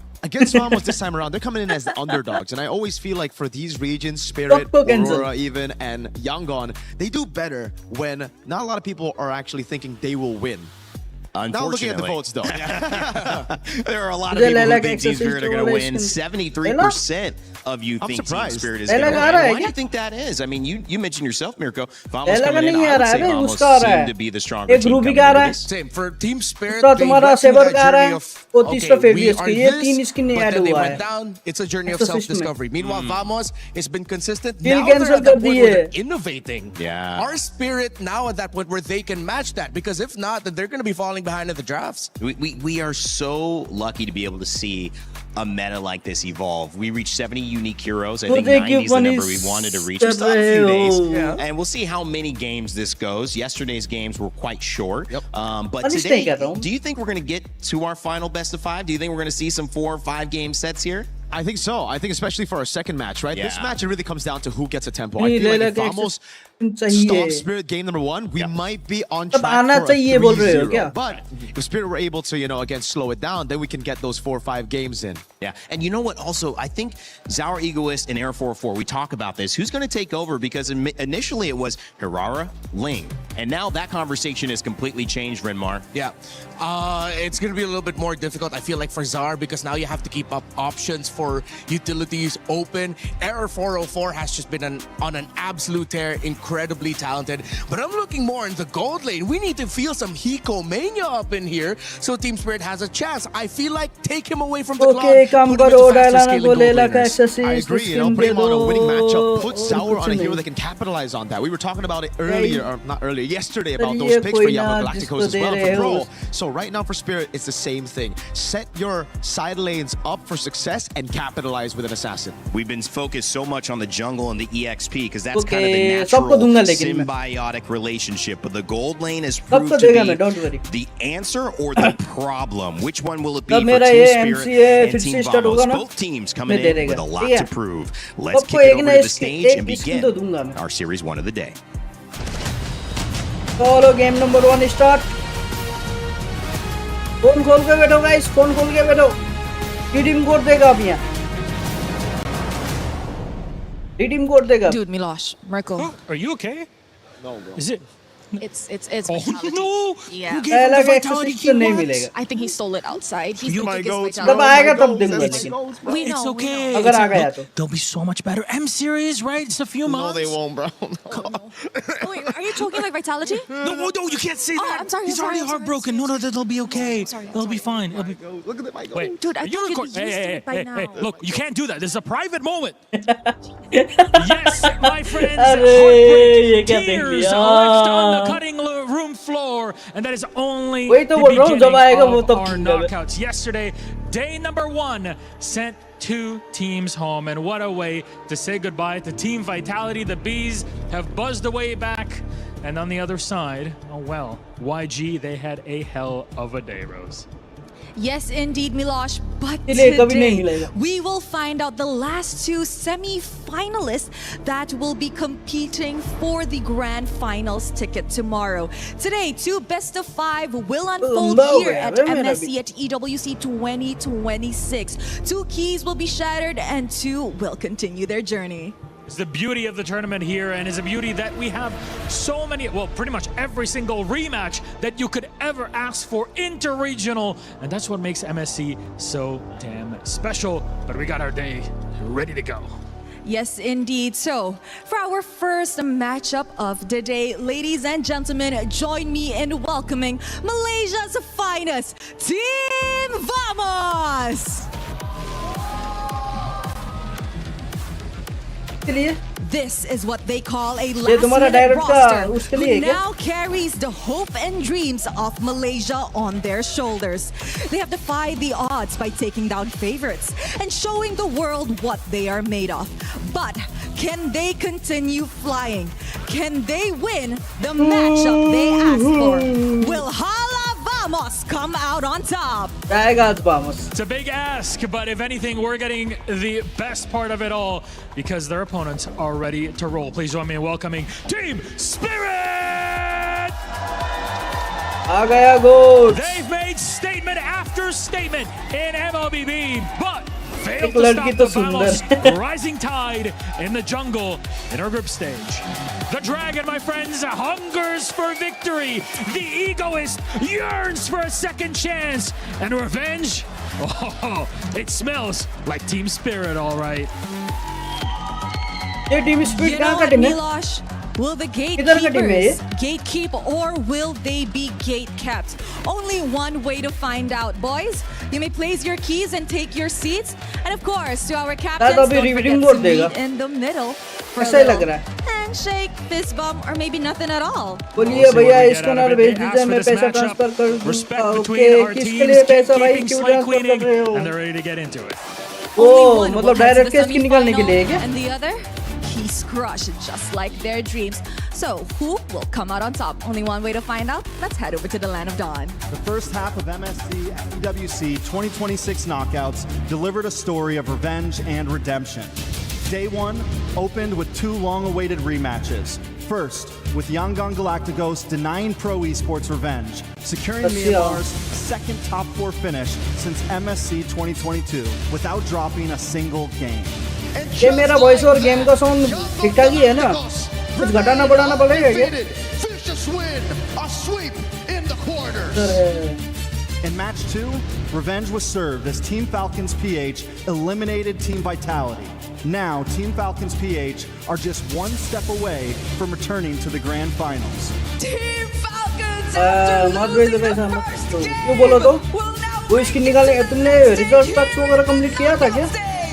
ये बिना तो भाई minimum ना होने। First with Team Vamos versus ये other Team diamond तो आराम से लग जाएगा। Team Vamos were the first to choose during the draw. ये अदर डायमंड के एटलीस्ट 8,000 पड़ेगा। 8,000 या 8,500 पड़ेगा। Top 4 of MSC. मत निकालो, बड़ी इसके लिए अच्छा नहीं Then है। comes our match of the day. ऐसा वेस्ट हो Allure जाएगा। Gaming versus On, a rivalry that started in MSC 2025. 8,500 लगेगा, While the at least MSC 6,000 diamond लगेगा 2023 भाई। champions still haven't found redemption. 6,000 Allure diamond, Gaming stands 6,000, as the tournament favorite to win it all. 2 teams will rise, 2 teams will fall. Who एक will skin rise ये above? मतलब street fighter वाला skin निकालने के लिए I didn't realize what it smelled like until Milos said it, like Team Spirit. That was a good one, my man. We were listening to some jams as well. Shout out Nirvana, 5000 diamond and के लिए shout out 7000 what रुपए they will लगेगा be feeling, which is exactly that if they can get a win. Either side stands to gain so much, but also stands to अगर lose तुमने it. क्या बोलो तो 2 बार EECA recharge task complete and किया होता Malaysia, तो Team 2000 diamond से Vamos भी हो जाता and Error 404, can they continue the dominance? They saw that matchup against Zaur Egoist go the way of Error 404 so heavily that they need to do something about it this time around, Mirko. Maybe it was because they were behind in the meta, right? Because for Error 404, they were able to, again, lock into Hiraras, play around these comfort picks, these heroes that are just purely strong. Now that we're seeing it, I mean, in day number 1 of the knockout stage, Bling completely disappear. I think that could have been kind of like a misread of the meta for a lot of teams in the group stage, picking up the Ling and doing well with it. Maybe because of placebo, just thinking, oh, Ling's good, dude. Yeah, it seems like teams really read into it because Nolan's even more of an option than Ling now. Right Teams up are का। willing to completely just snub तो Ling, मोन looking वाला at the अच्छा है, other तो problem heroes तुम्हारा instead. वो Let's था see ना। if that will still come into effect अरे, क्या considering था that the उसका नाम? matchup is Error मतलब इसके 404 नया था ना एक enemy versus का, our Gareth का? Egoist. क्या I था? just want to point out, गोन नाम तो again, गोन था ever since we got here, और it's been वो that Hunter x overwhelming Hunter का वो feeling गोन of के I स्किन can't बढ़िया believe है MLBB तो brought us तुम्हारा out here. दूसरा Who would have thunk we will be in a live audience filled with a bunch of people cheering for Team Spirit KF का as बढ़िया they है go up against Gareth का Vamos. ये तो बढ़िया है MLBB brought और us here, तुम्हारे bro. पास जो कलेक्टर It's a स्किन है वो beautiful भी thing. बढ़िया है And what EWC has done this year, I mean, just incredible. Being in Paris, the Aurora quick जीतेगा, transition, I mean, Aurora। how hard must that have been? But it's all led to these little things. And we talk about the little moments, right? The little decisions. And I know it's kind of a meme from yesterday, but the Barats is also a big part of Yes. Team Spirit. And Kid Bumba is a big part of making this team be the success that we know they can be. My question is, after seeing yesterday, having gone 3 wins with Barats and no losses, do we see the same prioritization? Does that become an Achilles heel that they play into, or do they go, wow, let's pull back? I feel like as long as they don't stretch it to its limit, maybe for a game or two, if they want to prioritize it, sure. But the moment it stops working, change your priorities. We were talking about it with Vitality yesterday and Shogun. He was fantastic on the Barons. But ये मतलब eventually street fighter Falcons वाला read into it, and it उसमें became लगेगा even more तुम्हारा demanding for the 5000 EXP leader diamond to at pull off least properly.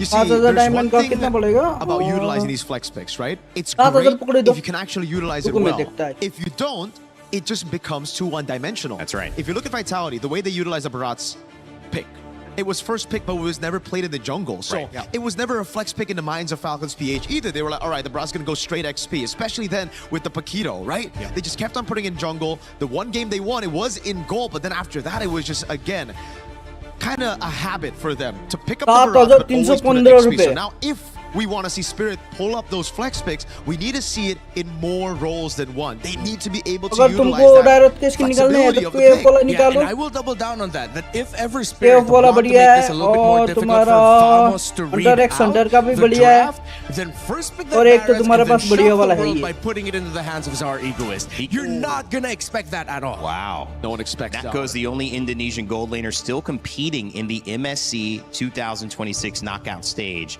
Wow. All right. One of the 2 Indonesian imports over there on Team Vamos. Oh yeah, we do have an ID team in Onyx, but I guess not an Indonesian gold laner. Yeah, at first I was thinking, no wait, they have an Indonesian gold laner in Onyx. Wait, no, that's Kelra. He's Filipino. He's Filipino. So Vero was part of this lineup last year, but no longer. Natco's been amazing, by the way. I just gotta say, yes. In MPL Malaysia, mechanically, even in MPL Indonesia, when he played for Evos, mechanically he's always great. It was just the decisions that he would make in the lane and in around these team fights where it was just too bombastic. Yeah. I love that. This meta street fighter really वाला rewards तुम्हारा bombastic, इतना अच्छा नहीं really है rewards taking those gambles. So, hey, love the Natco playstyle so far. Street fighter So वाला we're direct तो actually उतना अच्छा having a नहीं little है bit of a delay in the draft, so we're going to come back to it when it's ready. You might have seen a couple of hero shots. We will let you know when it is all set. One of the interesting things about these teams, when you go into the statistics, and you mentioned flexing, Paquito has been played in gold twice, Team Spirit. Hiko has won both Return games. आएगा ना वो And event so तुम्हारा। if you कब use, निकालना? really, I think Paquito a little bit more in this matchup, Renmar, do you open up a lot इसी more दिन return options आएगा वो इसका। for Team Spirit to catch the edge? Exactly. If you pick up the Paquito, you have options to flex it if ever. Right now, though, we're probably not going to see it in this specific game. Yeah, but you're cheating. You're cheating because you're looking. No, but we got him. Yeah, but we don't know, though. The audience doesn't know yet what's happening, so we're just creating questions. Yeah, no, it's okay. We read it out. Here we go. There we go. Now Finally. you guys can see. We can see here, but not for you guys. Yeah. So here we go. Okay, we didn't know that was actually banned out. So even Vamos was considering, okay, the Paquito is an option for Hiko is way too good. Irara. So let's take it out. In Spirit, I feel like this is smart. They take away the Freya. और ये But it Baltic। is quite ये तुम्हारा draft क्यों questionable नहीं to me late as दिखा why रहा they है? would ban out the Valentina in the first place and why इतना they're late draft willing क्यों to दिखाया? give the Atlas without a direct answer to it. That might come back to bite them. But as you look at the bans, even Vamos respected the Barrett's capability, and Sawa was great on the Marcel up against Ignite. I'm बच्चा है always क्या a इस big इन fan लोगों of की team में? Guinevere coming out early, and Vamos might be able to set tempo with that Vamos high की team में crowd बच्चा है क्या? control row mid trio in the beginning. Yeah, they have really crazy crowd control. If they're able to actually land those skills onto Team Spirit, it's going to be troublesome. But again, usually when you go for these combos, you lose out on a bit of that counter Funny कर matchup, देता right? हूँ And it मैं, does feel like real। Team Spirit are already going to be building towards that. Those strong side दिख रहा है क्या? lanes. They pick up the Esmeralda. The Paquito and the Barats were already banned out earlier. Now they get rid of the Arlet. The Freya was also taken कितना out. साल का है I bay feel ये like the बच्चा? Valentina ban was more of respect to Clockhood. He's been having phenomenal games on that Valentina. And again, for Spirit, it's all about enabling Bomba as well. They ban out the Melissa too, trying to give Zara Egoist more space, Bomba as well, to really penetrate through this front to back that Vamos seem like they're building for Natco. Interestingly enough, some of the pre-show talking points, Paquito banned, as Renmar mentioned, Barat's also banned. One of the only games we saw Marcel played and won, that was Team Spirit. So they banned that one out. That's not too surprising. Moskov coming in late alongside the Melissa, focusing on the gold lane. So we probably won't have anything crazy. But one of our only games we've seen Atlas let through. So आपका बच्चा three है, really आपका strong नाम heroes to Roshan. start off. Claude हाँ, joining मेरा ही the बच्चा roster है। of मुझे Team मालूम नहीं ये कब Spirit. जन्माया है। मम्मी And कौन है Brody मम्मी? इस बच्चे का मम्मी कौन है? It's really looking like Vamos just won across the board. High crowd control, row mid trio that could give a lot of difficulty for this assassin Herrera early on. The Brody into the Claude. They might have already just won with 4 out of the 5. Wow, that's how किसको strong you निकालने feel के it लिए is. अगर तुम Wow. All right, what can Spirit do event here? Hiko के still starting has में that final pick. निकालोगे तो तुम्हारा एटलीस्ट लगेगा 5,000 से 6,000 diamond at least.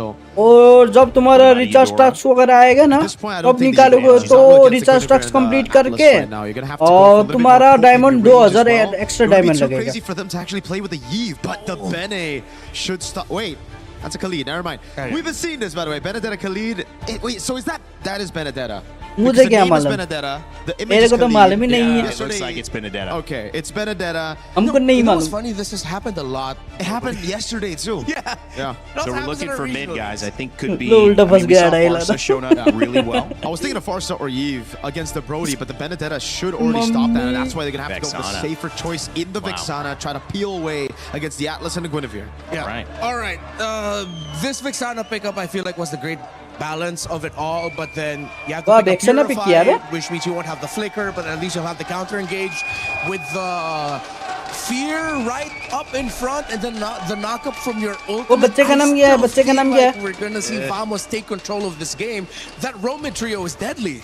If the team fights are all AoE and if Vamos can force those 5v5s, I agree. But if Spirit can utilize those lanes लेकिन वो and cute punish है them बे। before the team fights, cute ही they है can वो। do it. They've been Childish punished type in the का lane तुम्हारा before. उसका We saw behavior Kimbaba है sometimes प्लस lose that कैसा start. बोलो तो But if he can get it, is Team Spirit the Energetic team to वगैरह beat वो। here? Team Vamos वो comes क्या बोलो in तो as the favorite, but कैसे you बोलो think it's उसको? going to be Spirit? Express Let us कैसे know in the करूँ? chat again if you think that's going to go that way. Cute As we है वो। kick off for Series तो 1, भी बोले cute Game है। 1, and it's going to be, I believe, Leo and Trex.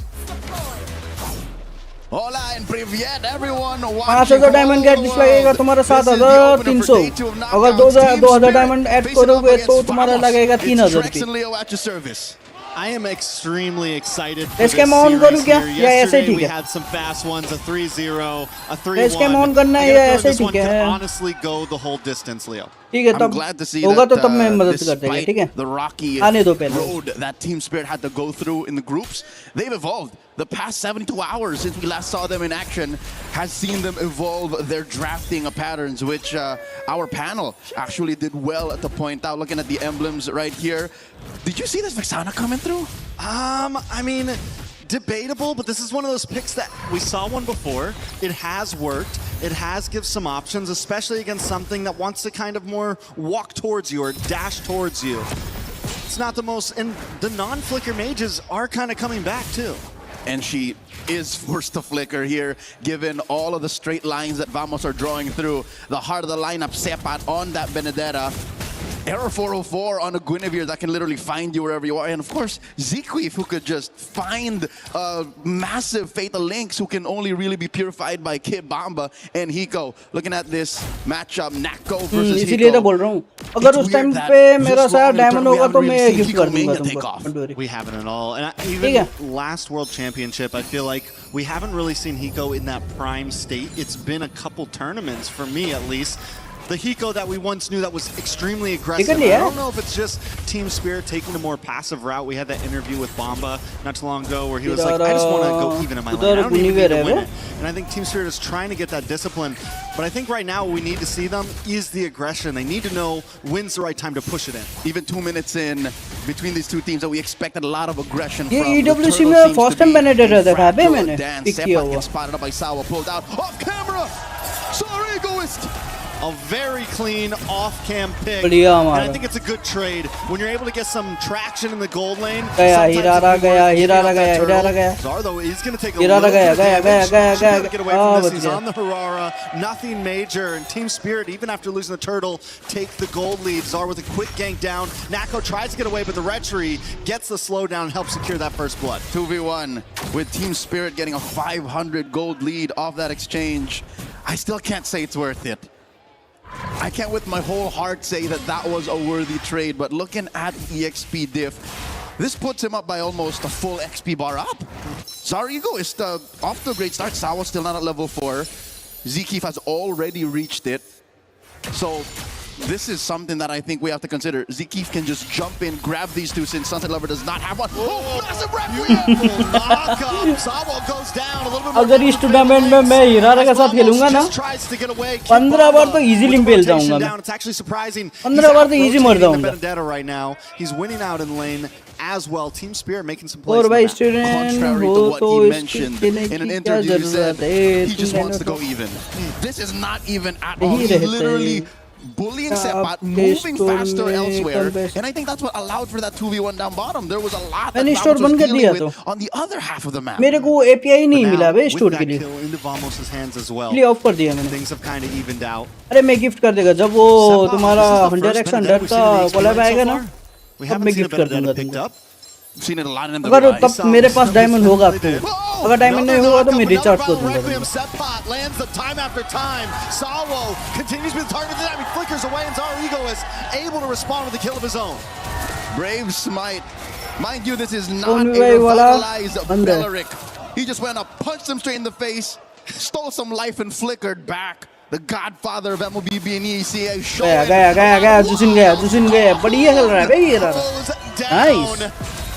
As Vamos scrambles, Team Spirit going to be able to get a little bit of a placehold on this turtle now. Air 404 is not even a contest sport. Vamos knows they have to back off. This is the aggression we are looking for. Team Spirit finding plays on the map. All right, throughout the group stage, I figured that one-step conversion was the key. And how's about this for one step? One misstep, a failed bait, a pick-off straight into a turtle take, means Team Spirit now, everything they're building up to is worth it. I'd say 1,000 gold. That's enough evidence to say that the first 5 minutes belongs to them. What's amazing about that last play too is Sawo willing, knowing I'm gonna hang out just a little bit. Oh, बढ़िया ulti. Into a purify. Kid Bamba might survive this.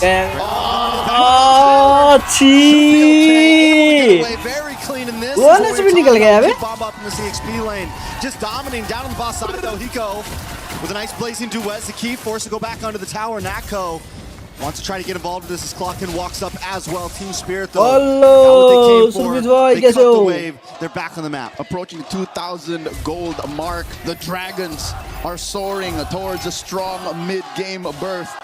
treks throughout the group stage, Team Spirit has had a love-hate relationship with the Claude. It's a good hero on Hiko, don't get me wrong, it's just they've always paired it with a weird Ling or a lineup that's always dead on the other half of the map, but this time, I'd say with Kid Bomba finding his new footing, getting a little more of that Bomba swag, I think the Claude is doing much, much better for them. Yeah, and I'm just happy to see Hiko on a marksman again, obviously. Nice pick on a Sawo. Sawo will be okay, but the knockup ये तुम्हारा ballot बढ़िया है लेकिन इस season में कितना बोलो तो टॉप 4 में है, टॉप बैन में Wait a second from the bottom. बैंडेड ज्यादा है इसका, टॉप 4 में अभी From Hiko as well. The kill on Nanako secured.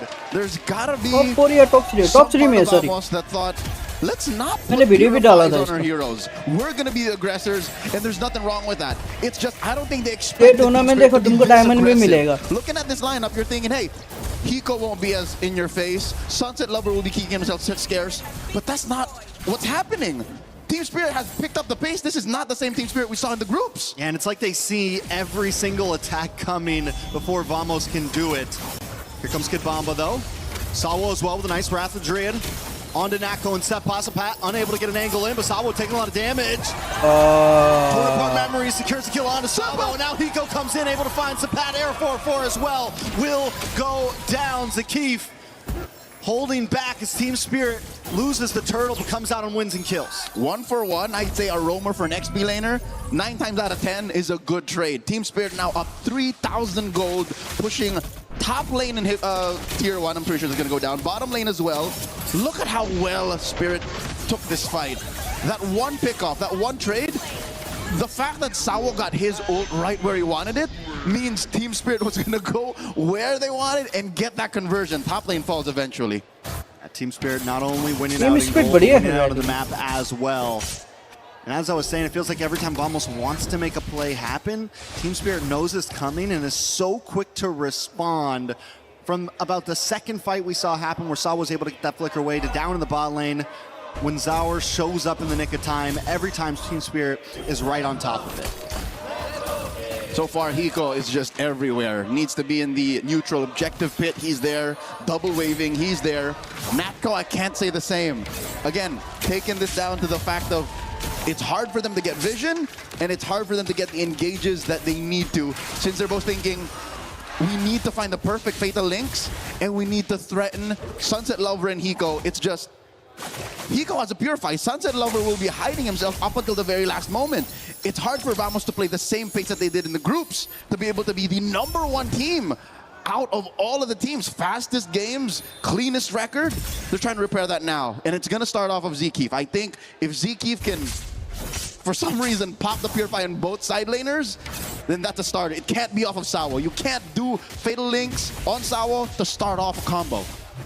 It's very true. I think ये MSC में तो पहली बार देखा मैंने Benedetta वाला pick. How do they even get there, right? They don't have huge. I guess you got to get the first time देखा मैंने the knockup from Air 4-4. Someone needs to bait it out. Him and Sepat. Yeah, somebody has to make it happen. You do have the Petrify as well from Sepat, so there is ways to combos. Into the backside. Net गया था guys, net गया था. Finisher and more of आ गया. These two aren't starting anything until they figure out that silent situation and Zeke finding the perfect entry.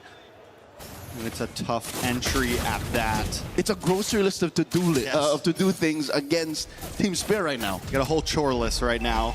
Get everything done, and then you can have some fun after. And they're not able to make it through. Lord coming down the bottom side. Vamos, and another big problem with this lineup is because you have this more burst marksman, a little bit of a slower attack speed, it's going to be a little bit harder to shred down these Lords. You don't exactly have a big answer for that right now.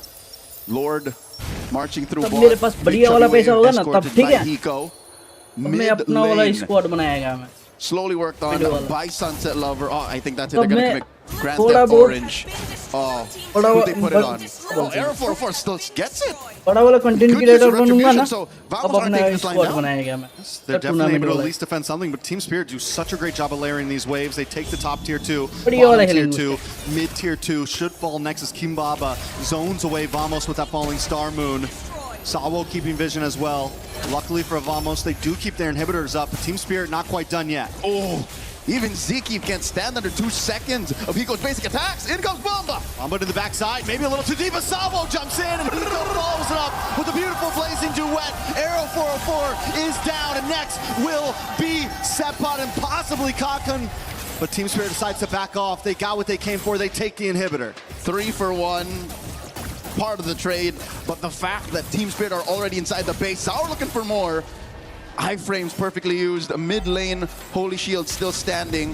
What is Team Spirit looking to do? Are they just holding Vamos hostage? Are they looking to end possibly? Whoa, they're gonna move in, a lot of damage from Hiko onto Sapat. Zakif comes out though. He does have the fatal links, could be bad. A flicker from Sunset Lover, but he does get grabbed and pulled back. Sabo tries to come in to at least zone. Vamos away, but in comes Sapat, able to get the kill. Burning. Now into the back, finally decides to get out of town. This is the first time they actually caught Sunset Lover. One might think the fact that there's an extra body compromises Zeke. No, I think that was more of just Team Spirit overstaying their welcome. Auto connect हो रहा है बे OBS मेरा disconnect हो गया automatically हो रहा है ये तो बढ़िया है मेरा But Vamos was able to hold it together, and now Team Spirit ends up losing a bit out on that. They could have reclaimed some space in the map. Sunset Lover goes down. Nako getting that kill as well, which is something they need right now because he's got those Sky Piercers. But look at the damage on a Nako. A nice knockup. And down goes Hiko. Arrow 4-4. Able to slow them down a little.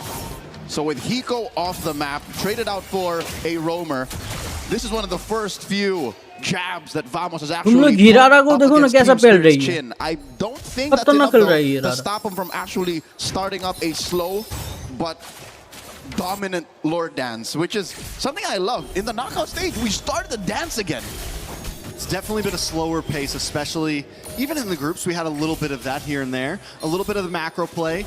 Right now, Vamos does have to worry about that long lane right now. Team Spirit can take it slow. ठीक है भाई इमरान भाई ठीक है मैंने करो भाई. On top side and that bottom tower going down. Yep, long lane in control of the Dragons of the North. मेहनत करो एक दिन पहुंच जाओगे आराम से. Doing his darndest. All they can do really, Vamos, is send the Sepa. He's the fastest rotator from the team, besides maybe Zakif. He can try that too, but oh, Sawo looking for the conceal, finding the engagement. 10 seconds off of it. Requiem already? On a Kid Bomba, but they do buy the time. Zawa able to get the Lord, but a lot of damage lands on a Bomba. क्या मिल रहा है बे? Sunset Lover finds a key as Hiko looks for it. Vamos still not giving up ground just yet. Team Spirit might want to try to push it. ये range बढ़िया है ना इसलिए मजा से पल रही है. Oh, he forced a flicker, but he went it too deep. Klokun, Crimson Beacon back. Hiko finds him. A nice blazing duet, able to get some nice damage, but Air 4-4 not giving this up. Will get taken down for his sins. Staying too long. Team Spirit now looking for the push back in. 3 for Team Spirit, holding that 8,000 gold lead, waiting for that Lord to spawn. Kid Bomba will be up. Flying Clouds will be a boon to Team Spirit's final push. This could be it, Trex. Team Spirit, one big hit. They don't have a wave on the top or mid though, so it's all gonna have to come from the bottom here. Sawo comes in. The Purify does pop, but the damage is too much. The keep goes down, and Lord is getting closer.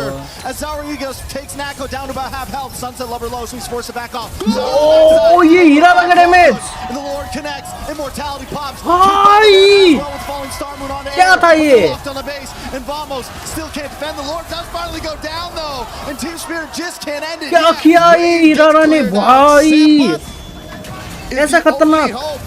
And a Benedetta might be the only explainer to be able to do this. Zarigu is escorting that wave. Top lane inhibitor falls. Arrow 404 and 7 holding on the base up next. Team भाई खतरनाक ये हीरा रहा खतरनाक भाई. ऐसे ही खेलना है मेरे को भी. Very well done at this point. Ending that game with about ऐसे हीरा खेलना है मेरे को भी भाई. कब होगा मेरे पास? Vamos scrambling through most of it. So Narmastad, winter is here finally. The Dragons of the North, shoulder teeth. हाँ भाई लंच नहीं करता मैं सीधा रात को खाता हूँ dinner. What a game! I'd say what? A good 80% of that it was up to Team Spirit. खतरनाक भाई खतरनाक. ये बुढ़िया भी रो रही है. A few moments where Vamos were able to पोता होगा शायद. क्या माँ है इसका? Even in team fights, रो but रही even a है. few moments that Team Spirit messed up, like when they stayed a little too long in the base there. Just a punish. Cutie भी रो रही है. Just a punish. And they were trying to finish. So far, this is the best shape we've seen Team Spirit in MSC इस जन्म में ही होगा देखना तो clincher, they weren't this clean. They figured out who they are in this meta game in Scarlet Embers 2.0. ये जितना भी मेहनत करूँ क्या करूँ टीम ही ऐसा मिलना है मेरे को तो Spirit. So where do they go from here, right? Does Vamos have a big answer? I'm sure they'll break it down more later, but taking a look at this game, Team Spirit, you said in the very beginning, they look different, not just in draft. We got to see a slightly different variation of the way they want to come into this game in draft, but even in their gameplay, we wanted aggression from them. Once they smelled blood in the water, they were on it. They continued to fight back. Every time Vamos looked for a pickoff, Team Spirit was there with an answer. And this gives me thought for or two. I think our panel should be able to break this down. What's going on with Vamos? They're usually the team, again, that plays the cleanest. The easiest equation, 1 + 1 = 2. They took so many steps to try and figure out how to take down Spirit. Next thing you know, they're doing high लेकिन late में ये मतलब int करने के time में खतरनाक मारा भी हीरा ने बढ़िया मारा उसने I'd like to think that there's a lot for Vamos to figure out. ये टाइम पे खतरनाक मारा ये टाइम पे देखना Number 1. Rain Day, it's all you. Thank you, Leo and Trex. इतना जल्दी भाई किया इसने भाई immortality Sister in the crowd reacting to his big win on इतना जल्दी मारा ने इसने as they should. What an incredible इतना start जल्दी भाई किया भाई as we immortality continue on in this game. The answers are going to now have to be found by Team Vamos as Guys, Spirit एक minute come out swinging.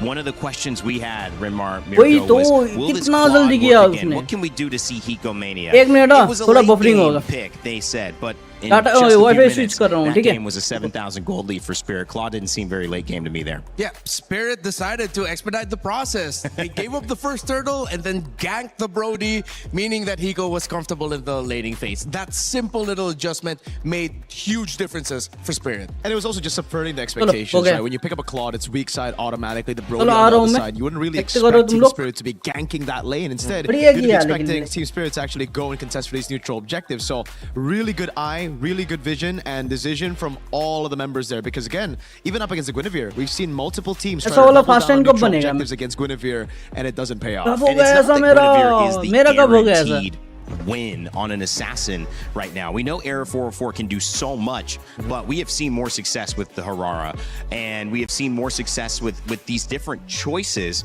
And now it's kind of gone back to it where you see that given to Zaur Egoist, and he has a fantastic game. But break down these stats, guys, because across the board, it was Team Spirit from beginning to end, Mirko.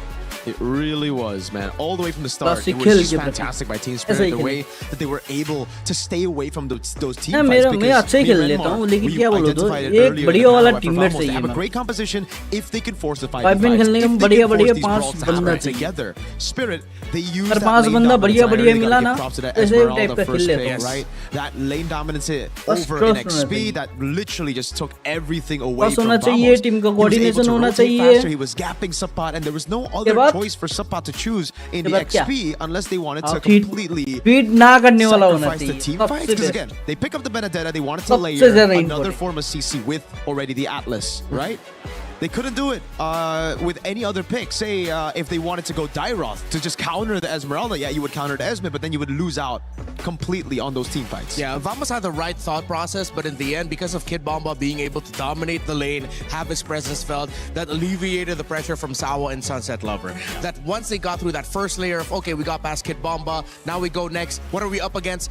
High taunt, high crowd control, Belleric, where of course Sawa was definitely feeling the hype. And then you walk into Sunset Lover's distance, you immediately get terrified, you get comboed, and then you get punished for wanting to dive. We saw that once on the Benedetta. He really wanted to go after Sunset Lover, but Sunset Lover literally stiff-armed him, said no, and then punished Sepat on the Benedetta. Yeah, it was the MLBB version of a stiff arm there. The big problem, at least from what I saw, was that they had a game plan that they knew was coming up. Team Spirit just said, we're going to avoid giving you any opportunity to come in and Fatal Links with the Atlas. And if you do, you're only going to get our Purifies. So you're not going to be able to do it. You've got to burn it twice. And that was obviously an issue, Mirko. Break down what you saw in that game one. I need your help, Mr. Red. All right, I got you, man. I got you. All right.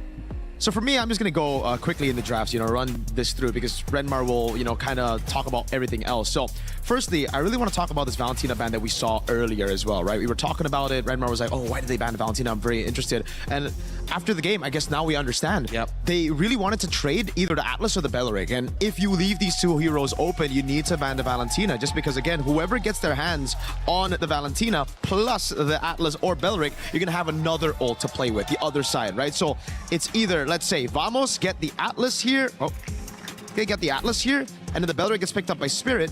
If it's another Valentina, it's going to be that layer that we were talking about. Atlas plus the Wrath of the Dryad.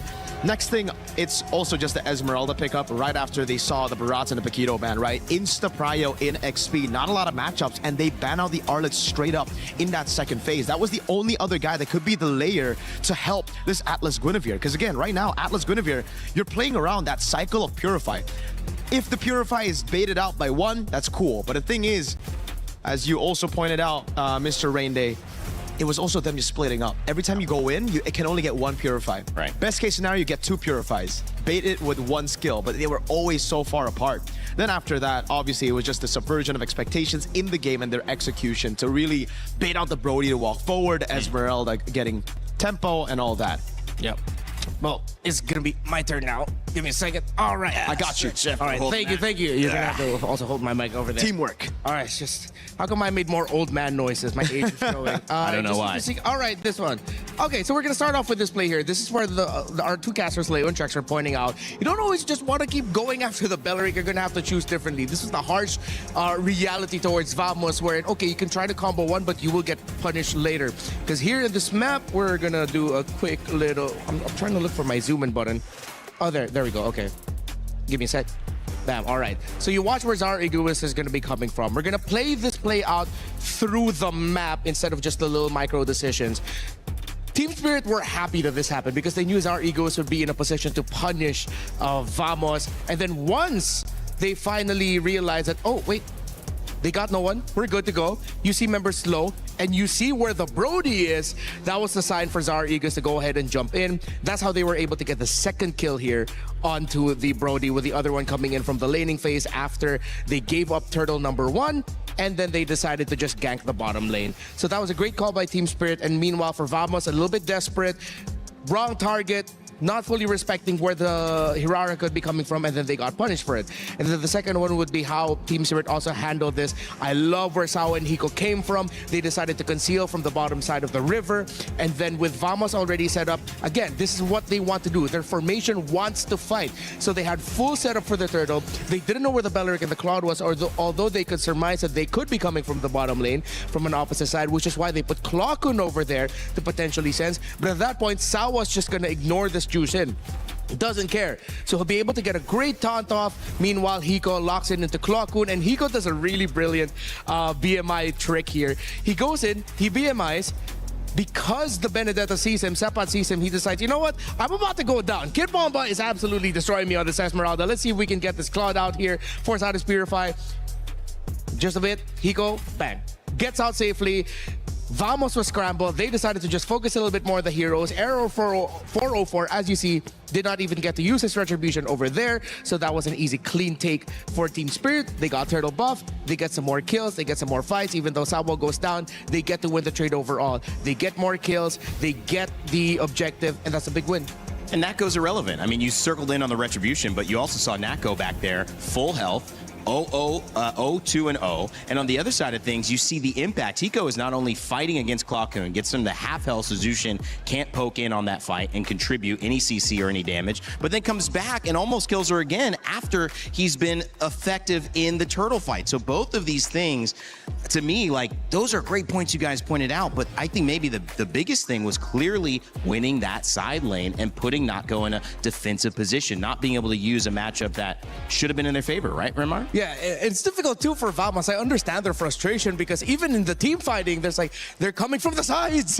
Where are they coming from? Some unexpected angles of entry by Team Spirit. Yeah. I think that's the game plan here. They're keeping Vamos on their toes and making themselves really difficult to read for team fights. Yeah, I think, again, if we go back to that point, I mean, the Brody pick now just feels so off, right? Because if you look at the composition again, it was made to team fight. It was made to just basically get tempo around the map, play around the Atlas and the Guinevere, and you don't really get that with Brody, right? In the side lane. It's usually when you pick up the Brody or even the Clint, you wanting to rotate into that lane, pick up a turret, then have the Brody rotate around. So it's about setting up the Brody for that strong side, then getting structures, capitalizing capitalizing on that. Yeah. So again, yeah, you can't really do that though. On the Guinevere, on the Atlas, you gank a Claude, it's an instant purify, and then it's free objectives on the other side of the map, which is already the strong side for Spirit that they established very well on. Well, we had a early. chance to take a moment to talk with the coach of Team Spirit, Cold Star, to see what he thought about this. Some great adjustments in Game 1. Eterna here now with Cold Star, Coach Cold Star. Welcome, Coach. Hello, thank you so much. How are you feeling coming to this next match? Great, feeling great. Full energy, ready for a competition. Ready for competition, ready for revenge? Exactly, for sure. Exactly. So I'm getting the vibes that you're very confident today. Yeah, very confident. Is that the same sentiment to, the players as well? Of course, yeah. We are feeling super confident today. We're going to show Bahamas that they made the mistake that they chose us. So, Okay. Yeah. I like that. What made it different this time? You will see different team spirit today. Okay, a different team spirit today. I'm quite curious to see that. And obviously, we do want to talk a little bit more about like the struggles that maybe Team Spirit had faced in the group stages. Could you share a little bit more about that? The struggles during group stage? Well, I think that there was a moment, something with preparations.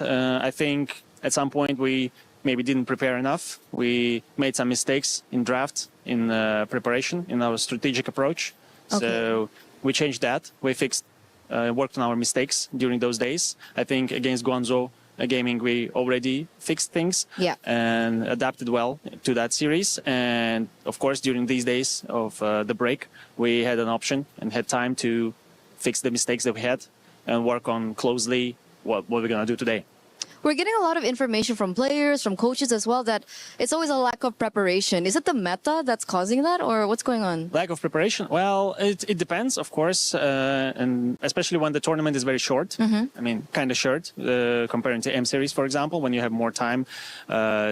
During the tournament, more matches, like when you play the Swiss system with best of ones, you have more time, more days, more games. And of course, when it comes to one game, it's not only about preparation, but also about mental state of the team at exact that day. So I think, well, there is a lot of things, when it comes to a competition of the highest level, it's always about, small things. The smallest things matter. So that's why it can come to preparation as well. And lack of preparation obviously will make it much more difficult to win. But also it can be some sort of mental thing. Maybe some teams underestimate the others. For example, like maybe Team Liquid underestimated other teams, and that's why they made their mistakes, and that's why they're out in group stage. So I think it depends on the team, depends on exact situation, and we never know what happens inside the team, so only them know. So yeah. What about your players? What about your babies? How are they like? Is it something about underestimation? Is mentality a problem as well, or is it just more so just gameplay and strategizing? It's a good question because, well, I think that for the group stage, the match that we lost against Bahamas, everyone made a small mistake. It's like a little bit from everyone, from me as well, from players, so a little bit from every side. So, and as I said, when it comes to the highest level of competition, those small things matter a lot. So that's why I think it happened. So we're expecting a collective improvement from Team Spirit today. Indeed. So maybe do you have a message to your fans back at home, the EC fans, just the international fans in general? Yeah, of course. Thank you very much for cheering for us, for rooting for Team Spirit. We are going to show great performance today. Keep cheering for us, guys. We're going to show great performance. Let's go. Thank you so much, Coach, for this interview. Good luck for your next match. And we're going to throw it over back to you guys. Thank you. An emotional performance, an awe-inspiring performance from Team Spirit. EECA, like I mentioned earlier, only a few years of being a part of MSC as it's expanded internationally, and now you could see what it has done to the fans. And that fan right there, Kid Bumba's mom, just really emotional after that first win. You could tell how much has gone into this, how much pride is on the line, how much it must mean to see your child on stage at this moment. And then coming out on top. You got Kid Bomba on stage. You got Mom Bomba and Sis Bomba. I like that. Triple bombas. Yeah, they're very proud, and they're very sweet. They came up to me yesterday after the games, and I thought, oh, what did I do? Am I in trouble? I don't know them. It's like, oh, we know you. I'm Kid Bomba's mom, and they introduced me to the sister. They're very great people, and I'm very happy to see them here. Of course, if I'm not mistaken, this might be the first time they get to watch Kid Bomba in a major international. Yeah, I mean, live for sure, and a Moonton event for sure. Yes, like a Moonton, like MSC M series. Or, yeah. And it's so good. You can already see, I guess, the morale boost. I mean, the Spirit fans are everywhere here as well. Yes. I love it. I love the support for Spirit. I love that it actually boosted them as well. And just like Cold Star said, that positive energy, that mental state coming into the series, everything's looking great. They even called it. You're looking for a great show. It could be one thing, the tiniest things, Cold Star said. So we'll see what tiny adjustments they make. On the side of Vamos, they say, we're not going to play the Belleric Atlas game. Yep. That makes a lot of sense. I think you have way more preparation, stuff to study from, stuff to learn from in this tournament with Belleric and Atlas. Maybe on the sidelines or only one of them available, and they decide to do that. Go back to the Valentina ban and also the Esmeralda ban in order to prioritize the Paquito, which, guys, could be a flex here. Yeah. See, I'm actually more of a fan of this, right? If you go for the Barats or the Paquito, you go for the Paquito first here just because you can flex it 3 waves, especially considering Spirit don't really want to play Zaur Egoist on a Barats jungle, right? So even if they pick it up, you know for sure it's going to go on Bomba, not on Zaur. This is a good one. Bomba's amazing. Hiko has 100% win rate on it. We haven't seen Zaur on it, but it's going to be good as well if they are able to just, again, establish control early. Yep, so many options, especially with the Valentina Atlas Esmeralda taken out. It's perfect choices for Paquito first pick. But Vamos does something surprising. With the Barris, yeah, it's flexed, but they paired up with a Jushin right away. Yeah, I wouldn't be too surprised here. They go for the Hirara again. We know Zaur wants to go out on those assassins. And he didn't get it last game, which is important. Now for Spirit. Do they want to go Uranus? Do they want to go Uranus straight up, right? Against the Barats. Thing is, error on, yes they do. They're calling in the bluff because I think it's similar. Again, from yesterday, the Barats pick. Everybody knows it's not going to go on Nile. It's going to go on Shogun because Nile wants to be on carries. Here as well. You look at error, you really think he's going to go utility Barats? Guinevere is like, that is the limit of how utility is going to go. Yeah, because even Guinevere, as utility as it is, it has some sort of carry factor that we mentioned with Ling disappearing. Here comes Nolan. So it's not Hirara Ling as we were placeboed into believing, as Mirko pointed out. It's Nolan and Hirara as the actual trade. The Baron was quite unexpected, a little bit disappointing. I thought they would just go Uranus there, you know, with instead of the Barats pick after seeing the Paquito and how it could be flexed to 3 lanes. And Spirit didn't even need to bring it into the second phase. They were like, oh, you're revealing your cards early, so we're also just going to counter you. Well, you know, you could see Hirara and Nolan picked up again. It is the second game, to correct myself earlier, on Zaur for that. But Nolan, probably a lot more comfortable here for Arrow 404. Absolutely. And we've seen Nolan rise in just value generally in this tournament. Melissa banned out as well. अरे बोल रहा था मैं क्या बोलूं तो मेरा mic he of था. So she won't make it through yet कब से मैं अकेला बोल रहा था. I think it's going to be the same matchup now for Spirit. They should ban out the Moskov as well.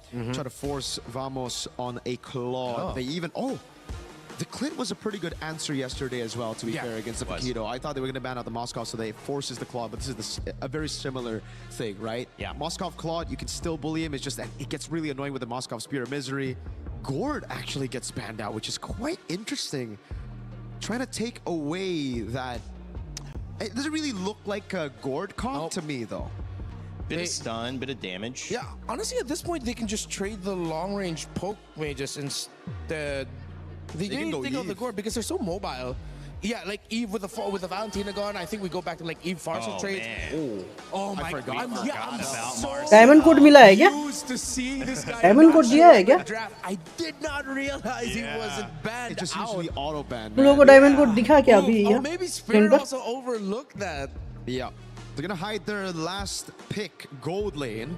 For Vamos, Spirit are going to have to reveal all their cards. We know already where the Paquito, Hirara, and Uranus are going, so it's about the mid and Rome right now. To deal with the Marcel, to try to MSC get control Legends early. What do you go on mid and Rome? That's the question. You need to go for Prio. MS. Is it Cho? Do they really want to go Cho? I've always been a guy to say don't pick Cho into Marcel, even though it is very skill-based and players have gotten better for it. Eudora? They can pick off. Matilda. Matilda. Yeah. Wow. The Eudora, pretty solid against the Nolan. Gonna be Guys, diamond code दे रहा है. Diamond लिखो, diamond लिखो, code लिखो. MSC Legends है. Still go for the First diamond code. Okay. You can deal with the Paquito somewhat in lane. Yep. But that Matilda, if everybody just comes flying by at you, dude. पे diamond collect करके जाओ. Yeah, put MSC. Early game. It's all about that turtle one. It's all about snowballing for both. And maybe they have the answer here. Obviously, the Marcel has been one of the most dominant picks when let through. Just alone with that, are you liking Vamos's draft? Yeah. Well, I really like the Marcel, but it depends on how they are able to pull off that early game. I can see some angles where the Marcel could give a lot of difficulty for Spirit, but equally, Spirit might just not even care about the golden hour. All right, well, we'll see. Is it going to be golden hour here? Marcel let through yet again. Will he continue his dominance here at MSC EWC 2026? Let's send it over to Leo and Trex for game 2. वही तो Sunny glue words हो रहा है. Tap tap tap tap करो ना मिल जाएगा. मैं भी ट्राई कर रहा हूँ. Given that they are going to die on this hill, they're once again playing the Brody and the Zushin. Let's see if it works better this time. I do think they have a little bit more of an engage capability with this Marcel. That's the trigger finger, right? It's definitely a very different lineup around the Brody. You have some way to make space for him to actually move around in these team fights. And you're winning in the jungle. Again, the Nolan into the Hirara is a slightly more advantageous. Oh, Keith taking a bit of damage here. As I was saying, a bit of a more advantaged head-to-head against the Hirara, which Oh, redeem हो गया है मेरा. one must consider. ये देखो मिल गया 10 diamond. The same hero pressing load game. And we already see the momentum that he's trying to create, even as routing. Instead of just going straight to one, he makes a quick pit stop in the mid lane, looking for some possible pressure.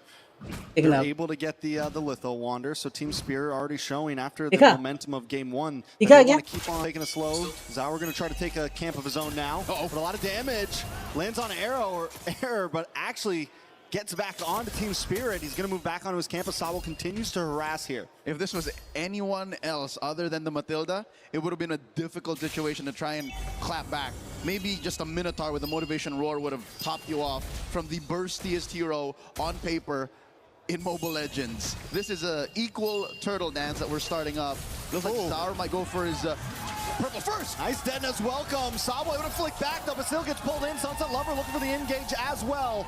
All of them brought back in. Vamos. But look at the damage from Bamba. Arrow 404 goes down. Turtle goes into Team Spirit's hands as well. And it's hell for Vamos right now as 3 members drop right when they thought they had it. I'll take that deal any day, twice on Thursdays. Sao for 3 and a turtle. Let's see that again. All right, everyone gets brought back in. A nice play, and Vamos feels like they have it, but Kid Bamba in the midst of them, continuing to get damage. Oh, they're just too grouped up. All right, triple stacks on the Ionic Edge, I think, is what did the job. And I think just Sunset Lover getting superconductor stacks on everyone. Sawa says it's worth it. Oh, okay, so top half of the map, again, different story from game 1. Can they get it flipped over on the bottom side? At least it's a better situation for Natco. Natco did not die in the first 2 minutes. Natco hasn't gone down, but just about everyone else has. Sakif takes a lot of damage. Vamos, how do you recover from that in a fight where you just felt like you had it? And it's the same exact story as game number 1. Vamos creates this engage. They almost get it, but Team Spirit always responds. तुमको मिला क्या? You mentioned it last time. Who do they keep on targeting? Who do they? तुमको मिला? मेरे को तो मिल गया. Getting the kill on Sawo, but it just doesn't matter, and it's the same exact story as game number 1. 40 seconds till the turtle spawns in. Sao is everywhere. That's just what you get off of blessing, and of course just the sheer mobility that a Matilda brings.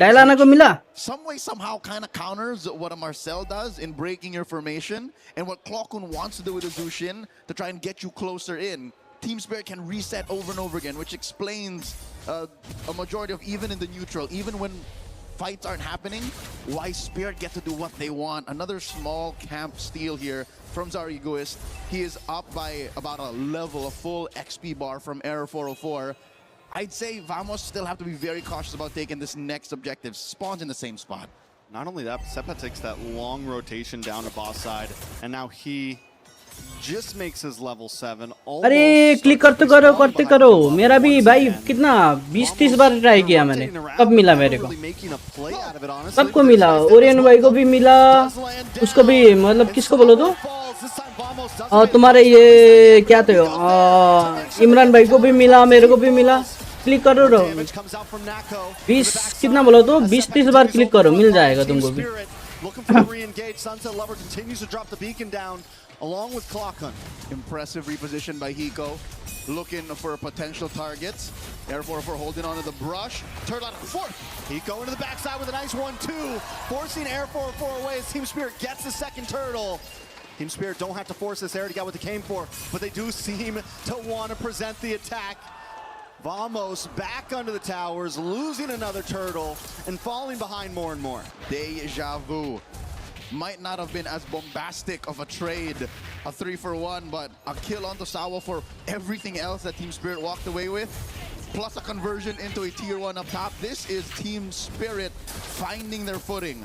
This is them playing comfortably in the knockouts, while Vamos, again, by picking 2 out of the 5 same heroes, are ending up with the same issues. Once they've used the Detna's Welcome, once they've come in with Air 404's Kitten Burst. Oh, another one, Detna's Welcome on a Uranus. I don't think they're going to have enough damage for that, but wait, everyone does pile on top. Consecration does pop. They're going to walk right into Sour here. Sour will get away, but still that's, oh, in the mid-side, Hiko finds Natco, and this is the constant response that Team Spirit brings. Every time Vamos drops a test, Team Spirit has the answers. Now they're going to move on to this purple buff as Vamos is kicked out of town, forced away out of their own jungle. Oh man, even the purple buff is in jeopardy, and Zaur just yeets that out of Error 404's hands. They're propelling up to a 5,000 gold. Leave the flicker in! A lot of damage on a setback. Nice golden hour does come out from Vamos. All of them trapped under the tower, but it also stops them from taking tower shots. And that's going to help them succeed in taking that tier 3. Arrow 404 on the run. Team Spirit on the chase, non-stop throughout this game. That's 2 full levels. That Zaur is ahead of Arrow 404. And Trex, correct me if I'm wrong, it took about 7 minutes for the first significant golden hour to be cast. It could have been perfect. It could have been perfect. Underneath the tier 1-2, but now Zkeef is running for his life, canceling that circling eagle. Natco might be one more casualty, but all while this was happening, the final turtle goes to Team Spirit. It's looking rough for Vamos at this point. Team Spirit consistently has the answers. I got to point out Hiko as well. He hasn't always, I feel like ever since the Gold Fighter really became popular over the past year or so, Hiko hasn't really gotten to shine on one, and this is probably one of the best games I've seen on him on a fighter in the gold lane, the Paquito. He's been finding angles, he's been outputting damage, he's performing today. And it's what you need with this kind of lineup. Again, the forward momentum. Try करते रहो मिल जाएगा. Flanking from the sides. Even Arrow 404 is scared of the तुमको नहीं मिला? अरे try करते रहो जब तक तुम्हारा मतलब क्या बोलो तो एक ही बार में नहीं होगा, 20-30 बार ट्राई करो, क्लिक करो, मिल जाएगा. He hasn't seen a purple for about 2 minutes now, maybe more. Okay, दबाओ, मिल जाएगा. Losing towers, haven't taken any objectives from the side of Team Spirit. जब तक रूअर सेंडिंग वगैरह नहीं आया था ना, तब तक ओके करो, मिल जाएगा आराम से. That Team Spirit has brought, you kind of expect this power spike in the 6 to 9 minute mark. But Vamos has not been doing a good job at responding. They haven't been doing a good job of finding answers. They've actually been forcing fights sometimes when it's not even their time. This is a clear sign that you shouldn't be. Because in that little moment, the sequence down bottom, when they pushed tier 2, Hiko was putting fist to face against 3 with very little punish. He was doing that with impunity. Wait. In the vicinity, but what does VMS do here? जब तक limit reach नहीं होगा तब तक click करो भाई. On Natco's ult, stop them all with the perfect golden hour, and then Arrow 404 to clean up. Like, that's the perfect picture here, with Sepat being the engagement. That is, for now, again, deja vu, the grocery list of things that Vamos has to do to maybe cut this lead in half. I'm not saying even get a lead of their own, I'm just saying to staunch the bleeding. I mean, Vamos trying to do exactly that right now. इस बार भी ले जाएगा ये. With cutting lanes. Team Spirit ले जाएगा इस बार भी. Find his way down the bot, find his way to the mid. But I don't think this is a fight they want. I think at this point you just give up this Lord. Sawo unable to be caught by Marcel. Team Spirit having so much movement on the map that Vamos just isn't able to keep मिला up तुमको? anyway. Oren भाई मिला? But also in the micro, in these small fights. Normally Zakif wants to run in on Marcel, get stuns on everybody, but all they're waiting on is Bomba. Oh, Team Spirit looks for this orange now as well. Even the orange will be denied from Vamos. Now at an 8K gold lead. Putting myself in Malaysia's finest boots, all right? सबको मिलेगा, जाके try करो, जब तक limited नहीं आएगा तब तक मिलेगा सबको. Team Spirit from even pushing off lane, because even the long lane is under the Dragon's control. Mid lane gets taken down, no one turns outside the base. Even an ideal flare will do nothing, because Team Spirit is literally 2 or 3 tax brackets above Vamos. Oh, they tried to go for the pop before the Lord connects onto that inhibitor. They weren't quite able to get it. But still, down to nothing but inhibitors. Team Spirit could try to really break this down. Another wave comes in. Waiting for the top side. Team Spirit builds up as the bottom crashes as well. Arrow 404 taking orange buffs just to try to maybe recall and get back involved in this fight with a little bit of something. But look at the damage done as a key. इन लोगों का जंगल देखने कहाँ पर है? Vamos का जंगल देखने कहाँ पर है? बेस खत्म होने वाला है, अब रिकॉल मार रहा है ये. Team Spirit want to close game 2 out just as fast as game 1. They refuse to give anyone over. They're backing out for the mere fact that there's no more wave, so they can take their time here. Bottom lane does have that chubby wave, taking care of that tier 1. And I think Team Spirit will continue to play Hunger Games. This is where they continue to just deny everything away from their opponents as they push mid lane inhibitor. Oh, another pick by Kid Bomba. Nice golden hour. Vamos trying to output some damage. A nice Detona's welcome. Brings it back. Oh, yo, भाई. गया, गया, गया, गया. आ छी. अरे क्या क्या? बचा दिया बे.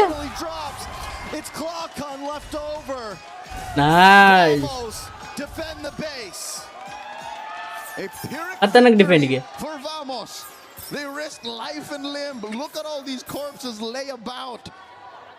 And they were moments away from losing, but again, did they die? No, they didn't. They're still in it. Game 2. The base still stands. And with the game being just past the 12-minute mark, about 30 seconds for the Lord, Vamos could bide some time to start to scale. Teams to back off, wait for it. But this is a Team Spirit we know and love. If OBS disconnect हो रहा है बे मेरा automatically. They will try to find that end. Truth be told, if they stay there 2 more seconds, free hits. OBS disconnect हो रहा है मेरा automatically. So I don't blame him for finding and trying जा रहा है क्या? to end it right then and there. But still, who's to say that this isn't over just yet? They're up by about 5,500 gold. Vamos looking to contest. Team Spirit secures the Lord. That's a golden hour started up. The beacon comes in as well. Golden hour unable to help Vamos stop that Lord or pause it all. But Hiko gonna get pulled back in as Arrow 4-4. Gets the connection, but Hiko still doesn't go down. Nako finally takes him out. Team Spirit forced to back off. Lord goes down. Zaura looking for the re-engage along with Bomba. Vamos down about 70% health amongst all members. Asawa looks for an angle in as well around the backside. Able to get the knock up. The rest of the team split up. Vamos. Let's go.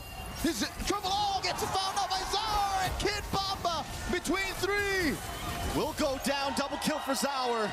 Sunset Lover just hanging it out. Team Spirit now with an opportunity to fully end this. Now with an opportunity to finish what they started last time. And Zaur on the backside gets the triple. Looking for the Maniac. Can't quite get the final kill. But he doesn't have the ego right now. He just wants to end the game. But in comes Air. A Maniac for Zaur. One-sided हो गया ये match. Zaur wants to go for it, but he just can't. One-sided हो गया. Goes down, and Team Spirit take game 2. The Dragons of the North are at match point. One-sided match भाई. भाई ये क्यों रो रही है भाई? ये किसका माँ है भाई? And they have not denied themselves the play style that we have known. बढ़िया खेल रहा है टीम स्पिरिट. अब बस एक मैच जीतना है इसको. To figure out how to rope it up their way out of this 0-2 slump.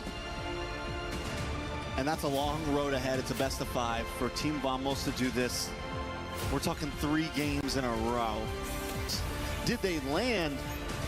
And it just bites them in the back end, you know? It just completely reverses onto them. And it's the same exact story as game number 1. Looking at the math, 3 out of 5, Team Spirit was still winning the lane draft equation. 2 out of 5, and again, in the small moments where Sepat was able to find an ideal Detna's welcome, even an almost perfect missile expert displaced the formation. The math just doesn't check out.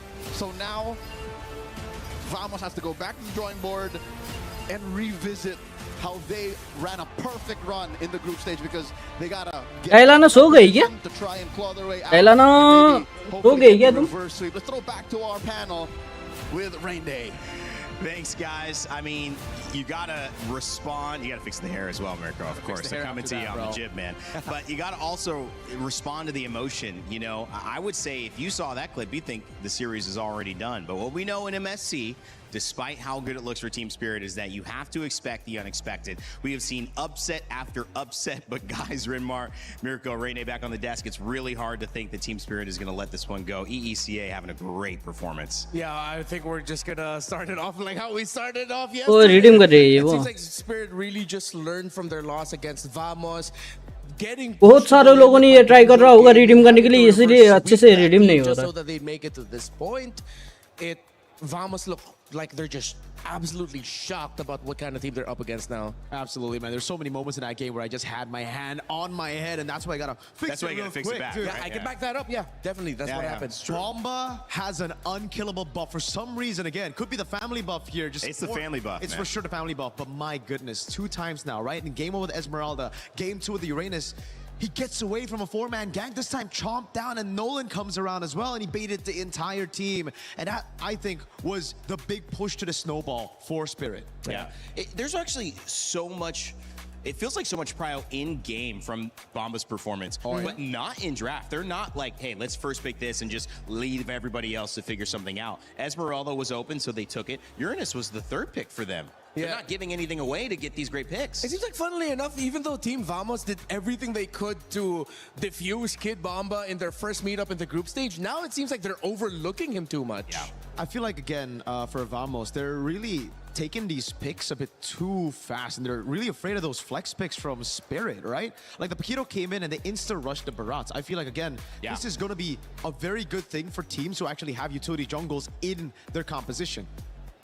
Error is not that guy, bro. No. You don't want Zaur, you don't want Error to be on the Barats. So when you pick up the Barats, it's just basically revealing your cards early. And that's why they got the Uranus insta-counter. They revealed all their cards, even though they had a flex pick in the Paquito. You were exactly right. And we talk about the little things, which Cold Star mentioned, the coach, earlier when we had an interview with him. That is a little thing there. That is a very little thing that they maximized all the way. And it was just those little things that built up in the game as well, right? It was winning those lanes. It was Hiko taking Quantum Charge instead of Lethal Ignition as well. Massive change. It's such a small change, but it changed the way that Team Spirit's composition could play in these fights. With the Lethal Ignition, you just expect, all right, insta burst, go in, get out. Here, he went in, he backed away. So many times it caused so much confusion for Vamos because they were like, all right, we picked up the Juicin, the Marcel, and the Barats for these longer fights. But Team Spirit are never committing. So it ended up being Vamos having to use those abilities for nothing. And I feel like that sums up the story of the series so far for Team Spirit. They've been getting crafty with it. They're really pulling out all the stops to make sure that their idea is, we know we're up against a team that wants to go all gas, no brakes. How about we're the ones who set up those little roadblocks, those little checkpoints. Just make them go through the journey a little bit slower. And Spirit, they look comfortable with that because they know that they're outsmarting Vamos in every team fight and in every big rotation around the map. When you're from Los Angeles, where I live, you know of a couple canyons, PCH, Topanga Canyon. The twists and turns, you can't go full speed. You have to know the difference. And sometimes the benefit is when you know the area versus you don't, you're comfortable in that. And it feels like Vamos, and this is just my thought, look a little uncomfortable in this stop and start. Exactly. Yeah, they're used to just going all out. They're not used to having to recalibrate a little bit. अब ये लोग दिखाएगा क्या गलती किया, कहाँ पर किया.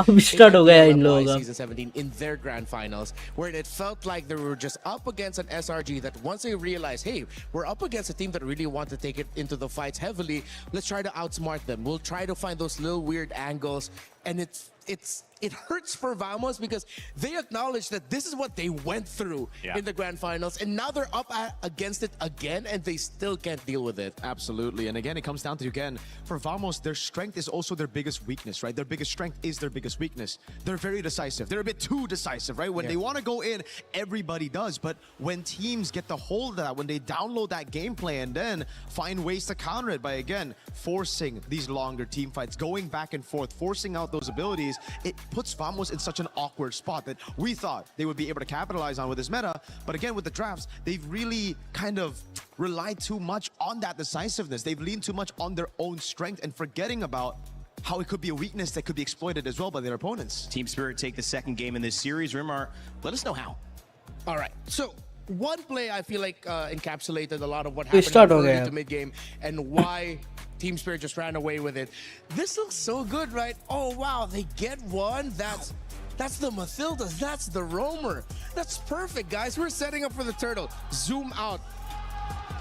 You get the Eudora. That's just right there. Sunset Lover is rubbing his hands together, feasting. Oh, I see 3 members of Vamos all together. And look what happens once they start the play, once they decide to go for it. Sunset Lover gets a 3-man stun right away, which will set up for Kid Bomba. And again, this is early game. This is first turtle. There's no golden hour just yet for Vamos, but they're fighting as if they already have the golden hour. And Kid Bomba coming in from the wings. It's now his turn to rub his hands together and start to feast as it becomes the story of the little creeping realization that we may have just overcommitted way too early. We don't get a full vision yet onto where Zar Egoist is. Yes, we Roamer, but this is early game. This is where you don't have the damage and items just yet to really pester a Uranus. You took best of 5, sorry, top 5 बोल रहा हूँ. Best of 5 का game है. Error 404 has to drag out this fight. Vamos has to drag out this fight in the hopes that they'll at least get a turtle out of it, because I feel like this is where they now realize we're probably gonna get punished and lose all the bodies here. Might as well try to get the objective. They try to hold on. Error 404 already committed the dash inwards, meaning that he didn't have the dash out. Zar Egoist got a kill, Kid Bomba got a kill, and again another brilliant stun by Sunset Lover to finish it off. अब ये match भी team spirit आराम से निकल जाएगा, उसके बाद aurora versus ऑनिक का देखने में मजा आ जाएगा. मजा आएगा. And it was replayed as well. Turtle number 2. Once they had the golden hour, Hiko was right on the money. He saw the Rome Marcel, he saw Zekif, and he decided, wait, I'm up a Quito.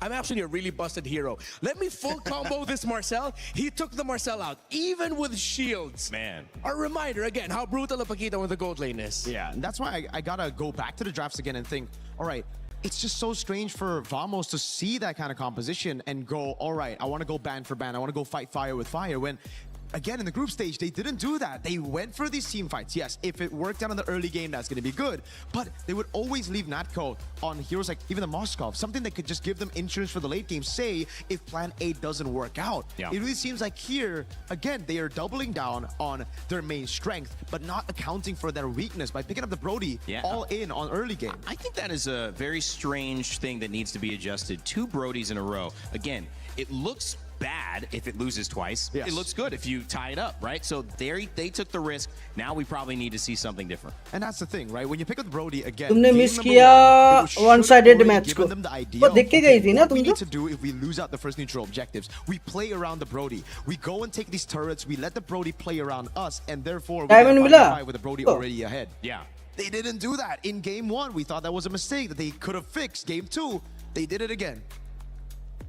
And it's clearly what Team Spirit are doing so well. मैंने जिस चीज को भी code भेजा सबने redeem कर लिया. Yes, Team Vamos are out of तुम लोग का sync. क्यों नहीं हो But रहा? partly it's because of the way Team Spirit are forcing them to play their game. Team Vamos मैंने want to play कितना differently. They have 3-4 not been बंदों को able to do भेजा that. था The सबको Atlas मिला was not available in game 1. Now you're seeing the Brody 2 games in a row get behind and the Paquito shining in gold lane. Team Spirit are dominant, but can they stop it? We still got more action. Game 3 coming up in a moment, but before we go to that, we want to make sure you guys know that you can be a part of चलो कोई ना, EWC. You can दूसरा code use co-stream कर and get your journey आने वाला है started वो। here. Again, I mentioned everybody on the talent team, MLBB, doing a great और job of streaming, posting, making content. You want to be a part of that and earn prizes as well. तब Not तक तो just तुम्हारा game वो followers. Will join limited our हो creator जाएगा। program. You might be able to get और all the way up versus that ऑनिक list का second because match of में the watch मिलेगा time कोड you फिर। get. So you never know. Could be the start of your streaming journey. You certainly have some great competitions to be a part of. Scan that QR code and join us. As we take a little bit of a respite before Game 3, I also want to let you know that there is a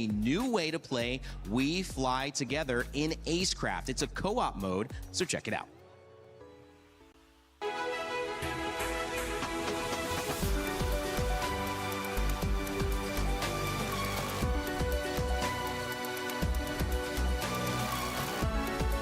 ओ तो फिर तुमने गलत वाला code use किया।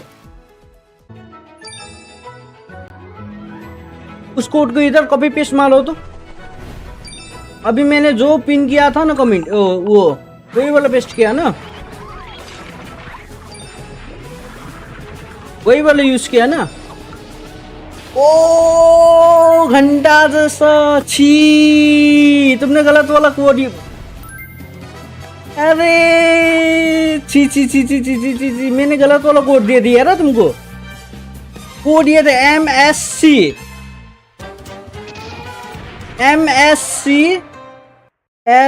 LEGENDS, ये वाला था code.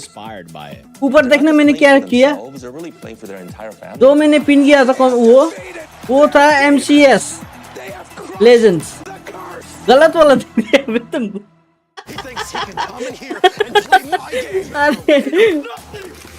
अरे छी, sorry sorry sorry sorry sorry sorry, गलत वाला कोड दे दिया तुमको मैंने।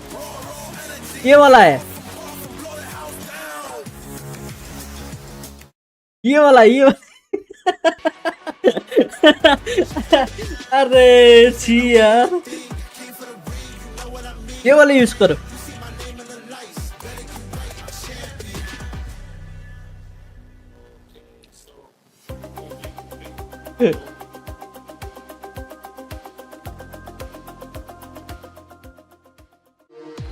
We were there. होगा होगा होगा, रॉन्ग कोड यूज करने से वो हो रहा था। 1 घंटे में ट्राई करने के लिए Every respawn. ये डाल के देखने एक बार, We're there for the years हो of जाएगा। grind. And we're here. Now. The proud founding partner of EWC. Powering the biggest event in gaming. Shoulder to shoulder with the world's best. ना try करो ना एक बार। Making history. Greatness deserves a stage. Lenovo Legion. Reach your impossible. Try करने में क्या जाता है? अरे मैंने Greatness certainly does deserve a stage. अरे होगा and we होगा, found एक बार it. ट्राई It's the करो तो। Lenovo Legion Gauntlet, where the prize trophy, MSC, is up for grabs here with MLBB at EWC 2026.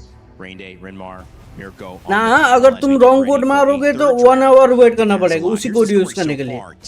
एक बार ट्राई करके देखो ना एक बार, पर नहीं हुआ तो दूसरा मैच में कर ले 1 घंटे बाद। It was the Malaysian squad that would suffer the very first loss. उल्टा कोड दे दिया रे मैंने, छी। New plan thanks to Coach Cold Star and Kid Bamba, who would jump off to the races in the EXP lane not once but twice and put the EECA representatives up 2-0. It is now the final game. If they can do it again, it will be a clean sweep and the farthest we have seen this team go at MSC. And if not, we will have another game with Team Vamos maybe getting back on track. But Mirko, all that stands in between them in that game is a better draft. How do they do it? Oof. It's by setting up those flex picks, it's by picking up those prio picks, it's by understanding the fundamentals. ये रहा नया code, नया code guys. Again for Vamos, they revealed their cards. Guys नया code use करो, Maniac 26, Maniac 26 2026। New goat. New goat. Super early, even the We saw that. Spirit. They improved. They adapted through those losses, man. Yeah. Because again, they had to rediscover themselves. They had to ask themselves, you're right. How do we actually play MLPP again? How do we team fight? अब ये 1 hour के बाद try करना. नया गोट मिला है, नया गोट. He wrote that after they Maniac 26. He got all the way from the start. I mean, it's looking like it's going to be the case unless, well, to credit Vamos Maniac 2026. You see the members of the coaching staff still being able to share laughs with the players. It looks like they know that, hey, we still have a chance into this. You know, it's all about the mental now. While Team Spirit, knowing Team Spirit, they don't want a first round exit at the knockouts again. They're gonna want to go to the second phase. They want a chance to either get revenge against Onyx and what they done to them last year, or get a chance to face off against a team that they are always facing off against when it comes to scrims, when it comes to improving in the region in Aurora. I know they're going to be going for the throat. I think you throw out the calculated decisions here. You play decisive. I think right now, Spirit, they're also just thinking about winning the whole thing. If they get past this stage, top 4, I think it's anybody's game. Anybody can win this tournament. I think especially after the favorites all got knocked out, the S-tier teams. What is even an S-tier team at this point? We have teams and that's it. We have contenders and that's it. And right now the lights are so bright that any little thing, we've mentioned it, could be the difference. And so the drafts, all the way from the bans to the final pick, are going to determine if this is our final game of this series and if we will see an EECA representative in the semifinals of MSC. चलो दूसरा diamond भी मिल गया मेरे को. Freya, Valentina, Paquito, Barats, and Belleric taken away. One more ban before we get our first pick, gentlemen. Ooh, Same bad as game 1. Yeah. Spirit need to watch out. अभी new गोट क्या है? ये maniac. Going to be available for them if they give the Atlas. MA be a different roam pick here. I mean, NIAC 2026. They want tempo breakers. They get Badang. That goes up against the Vamos playstyle so they hard. ban Hirara. Whoa, they let go of the Fanny. So if you go Atlas, Yeah, you naya want to good. go for the Fanny and possibly the Cho to beat the Atlas. And that could be an opportunity. They take the Fanny instead, making the Atlas Cho less of a valuable pick. ये वाला है नया गोट. 10 diamond मिला मेरे को. It's going to be very difficult to lock down that Fanny. Yeah, it's going to be the Atlas. I think the Eudora should come through as well. Then they're going to go for the Red 3 Moskov, and I think they have a crazy composition to deal with the Fanny already. It'll be very demanding for Error 404, and then that means Vamos would have to build around it incredibly well. You still have heroes such as the Esperanza heroes, up on board if ever they want a presence that could potentially get into the objective first, to get vision, and that would require a lot of resources by Spirit to take them down. You need a really tanky front. They rush on the other side. Eudora notoriously horrible against the Atlas. The Melissa pick is so good against the Fanny. They pick it up early, and it's going to be good against the Harriet too. Yeah. So right now, what Spirit Automatically needs to do disconnect हो रहा है मेरा either OBS. they again set up for Bomba, or they have a crazy pick for later, right? They save it, and they just pick up a jungler now. Because the thing is, oh my God, is it too crazy to say that they can go for Baksha? The jungle? I was going to say Baksha for the Esme and the Harriet, but instead they go for the Harley, trying to capitalize on that Melissa winning lane. Marcel's still available, guys, again, if they want to try to go back to it outside of Vamos. Yeah. With the Valentina gone, yeah, they might be able to run it back this time around. But the Marcel with the Harith, it has never been a great combo. Marcel against a Harith, yes, but teams haven't really been able to crack the code of how do you layer their skills together so that you don't waste the Harith. Fair enough. So if you're Spirit now, you ban out the Cho. Maniac 2026 हुआ तो. What do they ban in the XP or mid? That's the question. Eudora, I'm thinking if it's crazy enough for Spirit, Redeem नहीं हुआ क्या तुम्हारा? they're gonna be slower in the EXP lane. A glue would mess up the lineup. if I was Vamos, would still respect the Farsa. I know the Farsa isn't that good against the Fanny, but you have a Melissa right there with the go-away, could plant it down in these front to backs, and then the Harrod's going to struggle, but instead ban out the Eudora. That could still come through. It's going to be very, very good to deal with the Fanny on top of everything they already have. Yeah, we saw it yesterday against Team Vitality. I think Farsa definitely warranted I'll ban it alongside the Eudora, and then whatever mid laner that Sunset Lover is going to end up with, it might be another thing that you can expect, which is the last time we saw Melissa with a Vexana for Vitality in the group stage against Falcons. That worked out well. They might be able to play into that. हाँ वही करो, click करते करते करते करते रहो जब तक लिमिट रीच नहीं होता. We also have the Valentina मिल जाएगा. band, so you can't see that. Zushin still available, which we have seen Vamos try to rely on. It hasn't had the same impact. However, you might be able to argue that that's because of the other heroes selected. So maybe feeling a little more comfortable here, going back to that and still available. They banned the glue, expecting that it might go into the roam role. I think Team Spirit are trying to signal to Vamos, like, we know what options are left for you. We know that the Badang might look good. Is Spirit setting up for a Phoveus pick? Is that why they banned the glue? That's a possibility too. Against Yeah, the Harris, against the Fanny. Yeah. It is still around. It hasn't been, picked up at all in the knockout stages. Last time Spirit did pick it up, that was when they lost. It was Zeke who held them down with the high-lows. But this time, if Spirit just hide it all the way to last pick, it could just be great. Yeah, might have been overlooked. Yeah, they banned the Vexana as So expected. they should be Farsa. And then if they go Farsa, I think it's confirmed Phoveus to peel in the back with the Melissa. Yeah, but Vamos will have a gacha option for them in the roam. At least they'll have a little bit of a revitalize. Whoa! This Selena. is not the first time Sunset Lovers picked up the Selena in a while. Like, when was the last time you saw Sunset on Selena? I don't think we saw it this tournament. It might have been last year. Yeah, not in this tournament. It might have been last year, maybe even earlier this year in the world stage. But no, this is a rarity. Wow. Team Spirit, they're proving my theory that they're just going to go in for the throat. They don't want any calculations. They just want to go tempo, tempo, tempo, aggro. So with that, I think you scratched the Phoveus, right? Now it's Alice, I think, that they might be going for. Alice would be fantastic. Not a lot of answers for it early on. That would force Vamos, if ever, once the Harith is already ready for Turtle 2, Turtle 3 to come out, putting it in the danger zone of Team Spirit being able to take it down during a team fight. Meanwhile, Vamos will be able to lose it. Gatot Kacha does get picked up, and then they go for the Lilia just for some semblance of poke and control in the center. A lot of bursts from Lilia. Might be able to get a pick early. We know they like to fight early. Vamos going to be okay with that, but just setting themselves up to be able to match the mid pressure that Eudora had brought or the Roam had brought on the side of Team Spirit. So now the final pick. What beats Esmeralda in lane? Oh, they go Ruby instead. A little bit more lock, and I mean, it's a very good way to deal with the Fanny and the Harith. And you don't lose against the Esmeralda, it's just a dead lane. Yep, great pickup here. Early fights, yeah, we look at Turtle 1 and Turtle 2 again and how these two teams handle it.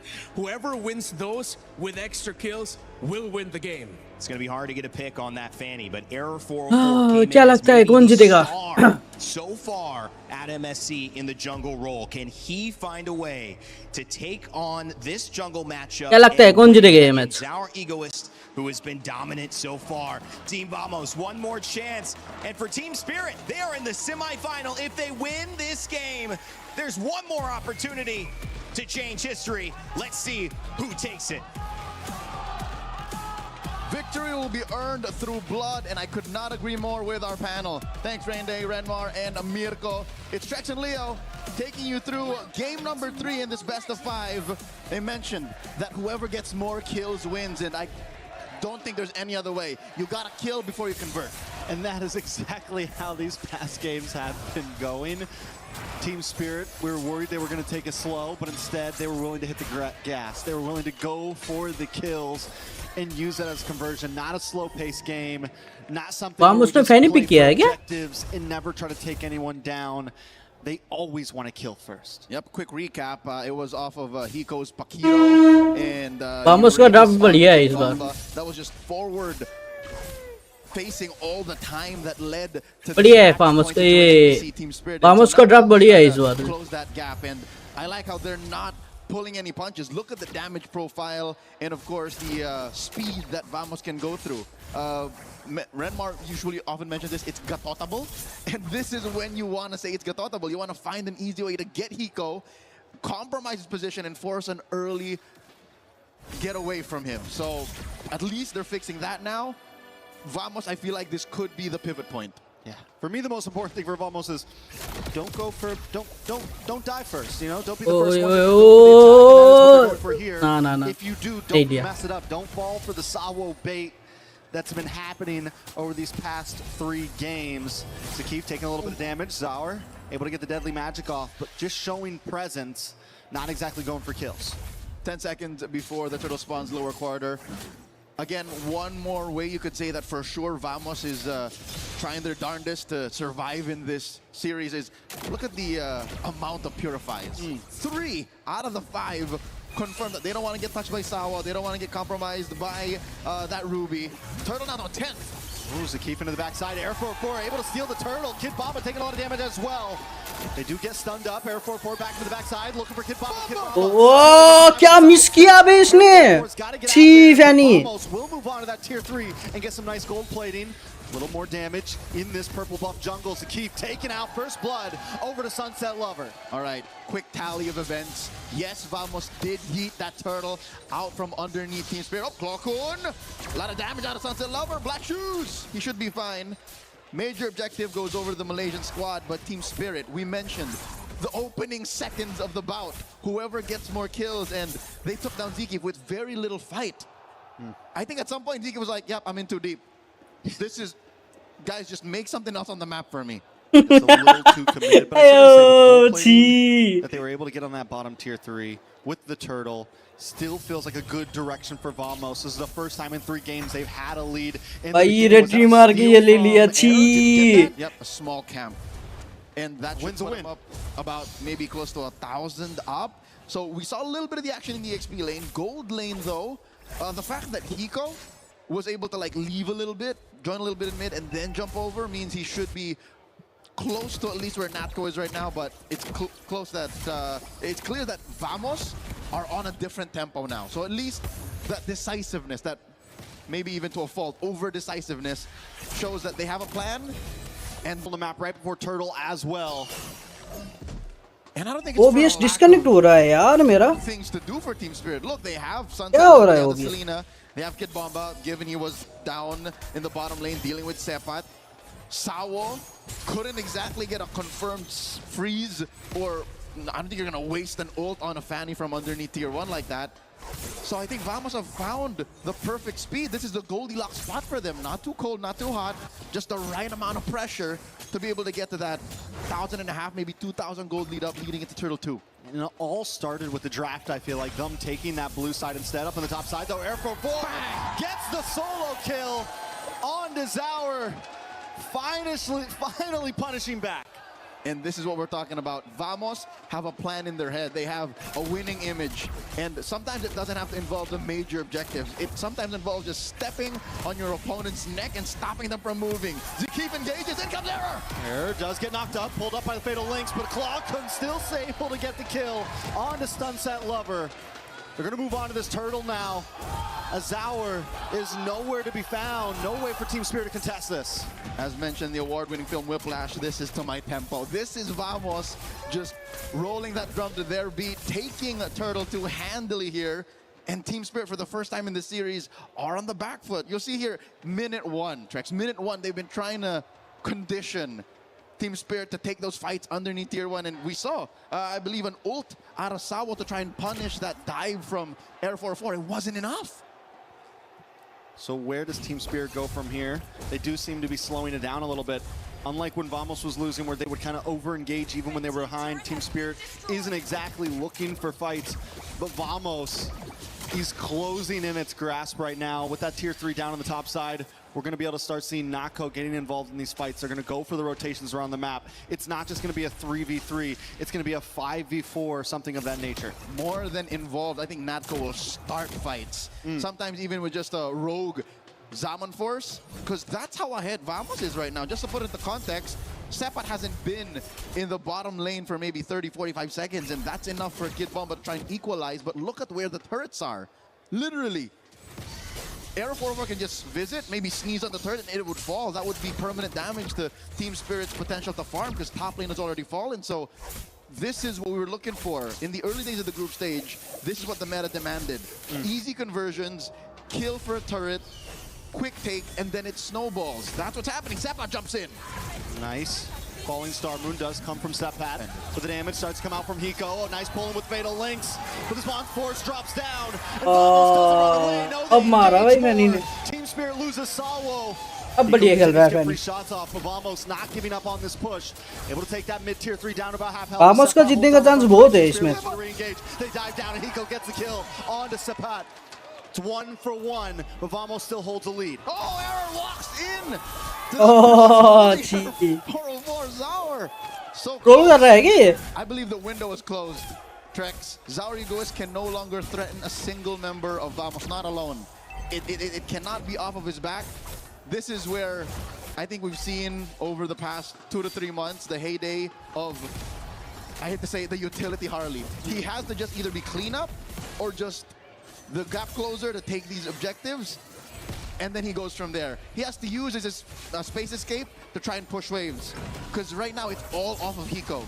Hiko might be the only hope for Team Spirit to get a good mid-game berth.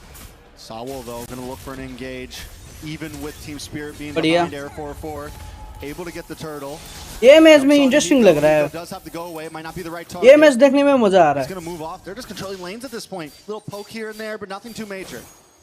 And this is all Team Spirit could do. Make sure that the damage dealt to their side lanes doesn't extend to mid. So they see this big fat wave down bottom. They're standing Kid Bomba. Top lane, it's Zaur who's going to clear that up.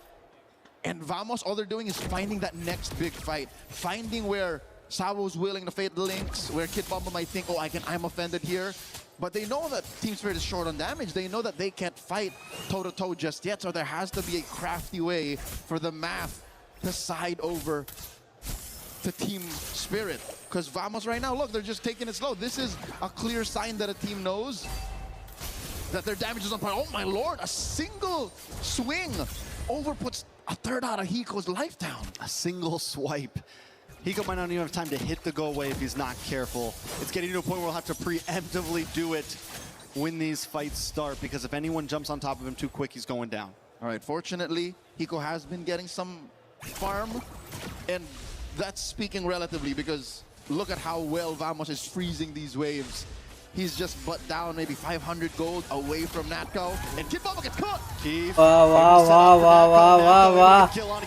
बढ़िया मारा इसने Jumps on his hour. Sawo trying to come in and help out. Does have the fatal links. Able to pull one in. Purity does pop for Natko. Early तो कुछ कर ही नहीं रहा है इस मैच में brings down to about half health as Team Spirit doesn't really want to force a fight. They just don't want to lose a tower at this point. But Air 4-4 does want to force it. Jumps on. ओह भाई क्या पहला इस फैनी ने And Vamos moves on to the mid side.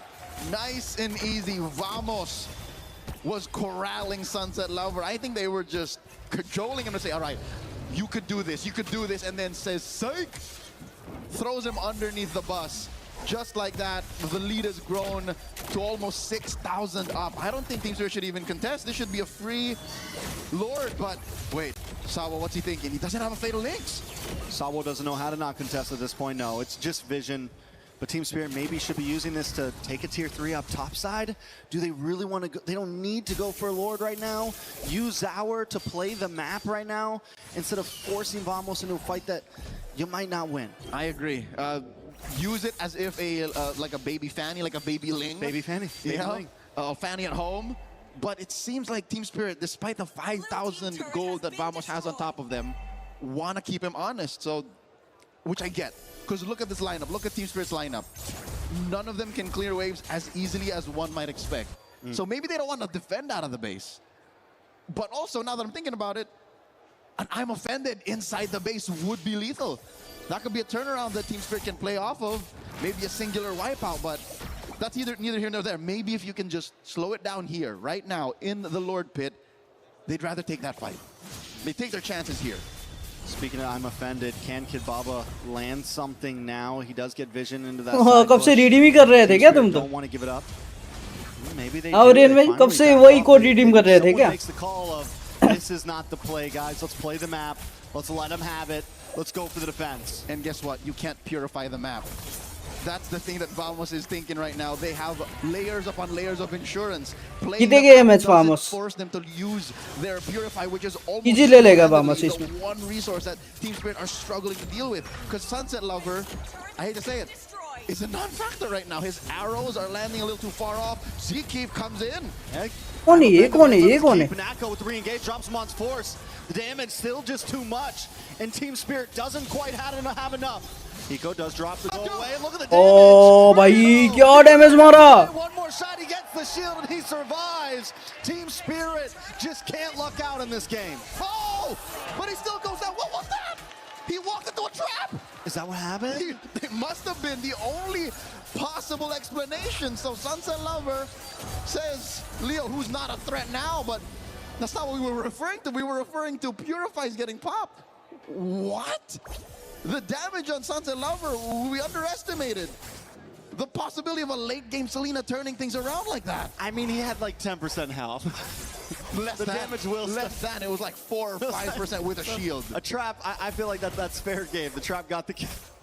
Where was it? Somewhere around here. Had to be in mid-brush, yeah, mid-river brush, something like that. Okay, so that does keep the Lord push very manageable. Yeah, they and still it have their keeps tier 2. the inhibitors standing, yeah, tier 2 in mid. But that doesn't stop Vamos from staying up. And look, you got to respect Aero 404's diligence. This is him saying, we're not so sure just yet, so let me build RGM. We respect that, Selena. I'm offended. Late game में शायद ये मनीषा भी दिखा सकता है game Manisha और ये तुम्हारा क्या है Salina You might be cooking Seppat here in the middle of 5. That once again taking so much damage. गया Miranda गया It's a keep jumps into the mid of all Team Spirit. ओह क्या फ्लिकर मारा बे मनीषा बचा Hanging on by a भाई कैसे बचा ये Manisha sorry Manisha बोल रहा है इसमें रेंडा कैसे बचा All this while Aero 404 just wanted to commit Grand Theft Orange, so they're continuing to choke out Team Spirit, playing for this Lord, spawning in about a minute lower quarter. Looking at the items, wow, it was just 2 items. Trex, it was literally just a book and a glowing wand. That's all it takes. The burn. Okay. The burn, though. A little bit of damage, plus the burn. Double burn. Natko had 0 defense. So he was just going to take that either way. Looking at the gold lane, again, just about 500 gold between Hiko and Natko. And Hiko hasn't died yet. So I'd say as long as Team Spirit can keep their neighbors healthy, maybe to basta venture out of their base, maybe, what, 10, 12 leagues out, he should be fine. I mean, honestly, the fact that first Lord wasn't able to bring everything down to inhibitors and not even take possibly inhibitor means it's already going to be about 14. लेकिन Vamos अच्छा खेल रहा है इस match में drop भी अच्छा था. Lord goes down. 2-minute counter. It's going to be hard. Team Spirit could honestly just play defense here. They could let the Lord come at them. They should be able to shred. Sabo doesn't want to play defense. Zakif getting pushed away into the backside though. Air 404 able to get some nice damage down onto Zaur. Kid Bomba as well. Team Spirit, like I said, they could play defense. They probably won't lose off of one more Lord push, and then you're in mid to late game at that point. Passive push up top.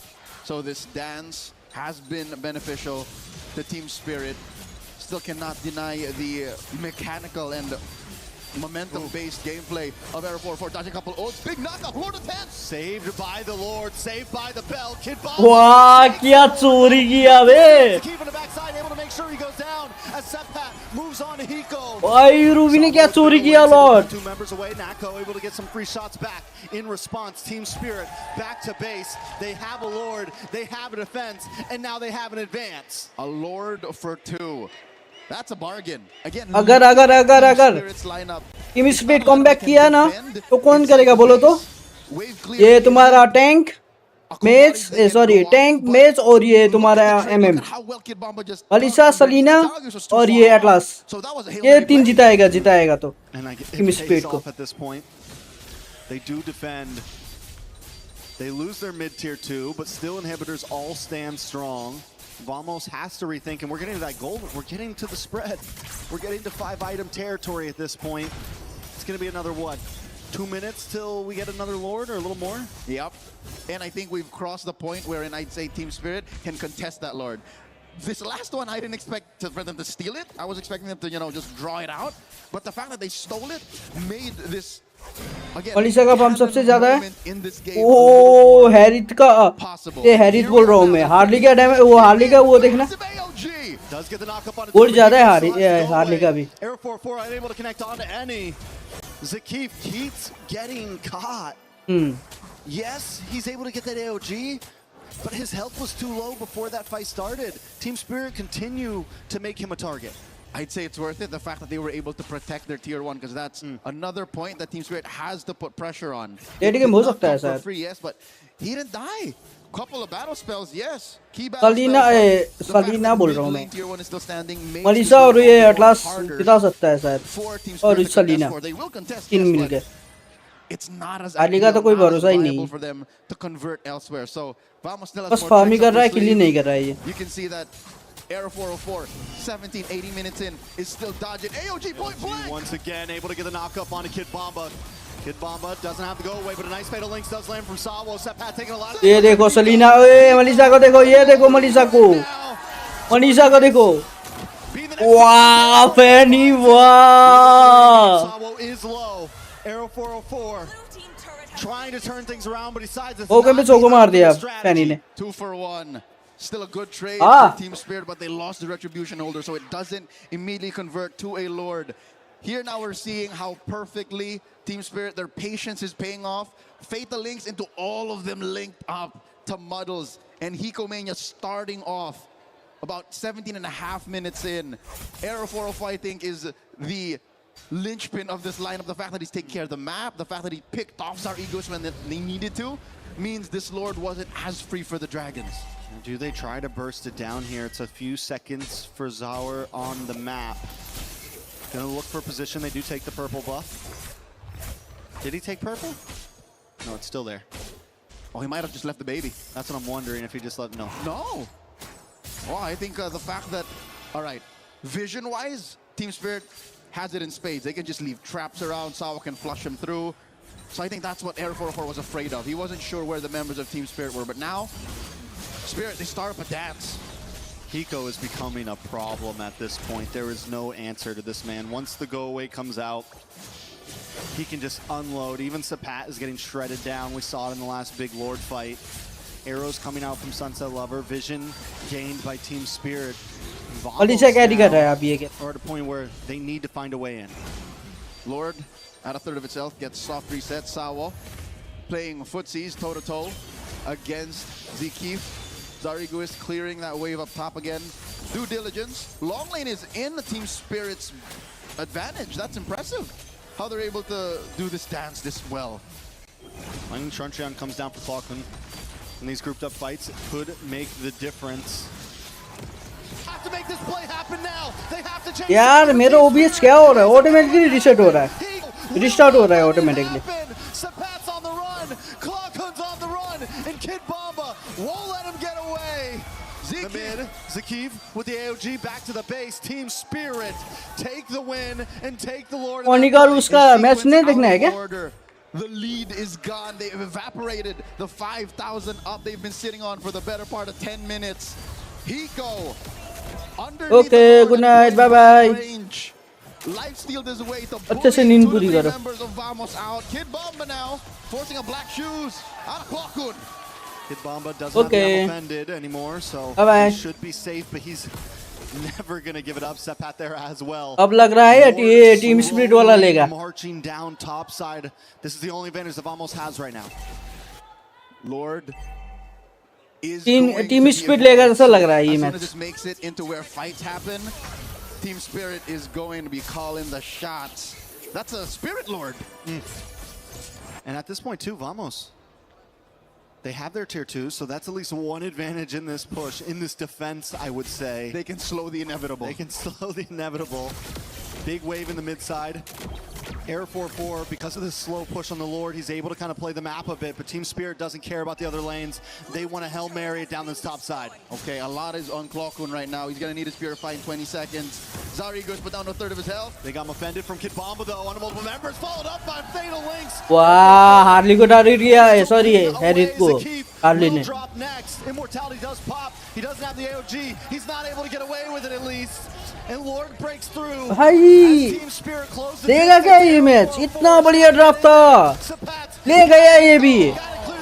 वाह भाई team speed भाई क्या ये 3-0 मार दिया. वाह भाई वाह क्या देखना पड़ा भाई. can climb through groups. It seems like knockouts are the dragon's nest. 3-0, taking Vamos out. We came into today thinking that Vamos were the favorites. We came in after their big wins thinking they were going to be a challenge, but Team Spirit shows up. बढ़िया match था भाई. First round of the knockout stages and shows that they are still a force to be reckoned with. This last game in the series, Game 3, the match point bout was a testament to how well Team Spirit prepared for this mentally. They did not tremble. They did not trifle with what ifs. They played to the late game. As soon as we crossed the 16, 17 minute mark, Trex, they were a different beast. They knew that we know how you play. Error 404, there's only so much you can do to guard your flanks. Clockwood, we know you can clear waves this well, but look at the rest of the map. Bottom lane, that was all them. They penetrated with very little effort. That was a lost lane where Team Spirit wasn't even fighting. They were able to just buy time, even with that one Lord that Kid Bomba steals. Even before that Lord, when they get the kill onto Natco and slow down the push and stop Vamos from being able to take that tier 2 in the mid side. Every little piece mattered, every small trade to get them into the game where Hiko was just unstoppable, where the team was just unstoppable.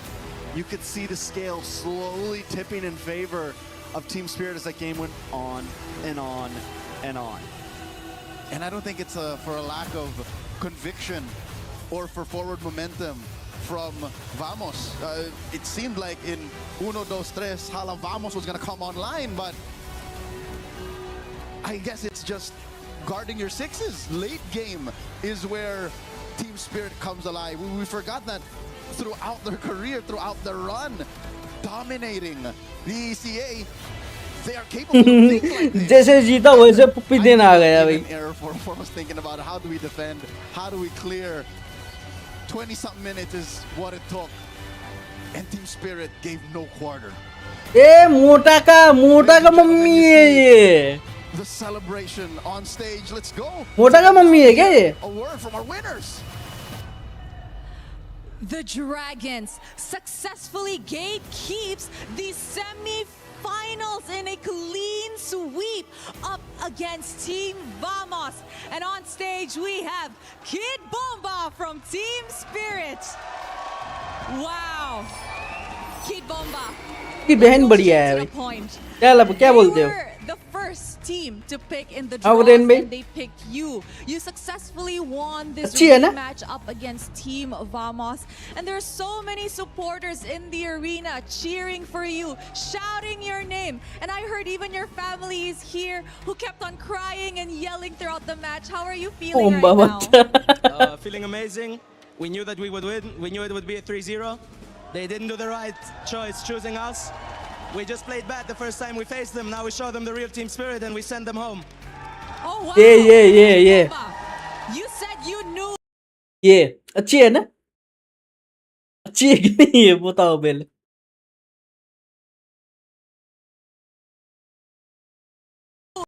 Grim results, every team here knows that. Every team knows we're a threat. We just had a rough start into the tournament. Now we're back to our prime form, so everybody can be scared of us. Oh! What preparations did you do for this matchup? We really studied them better this time. We didn't underestimate them. And 3-0, that's the result. Yeah, I really do think that underestimating is the most important. क्या हो रहा है? Sound किधर गया? Sound किधर गया?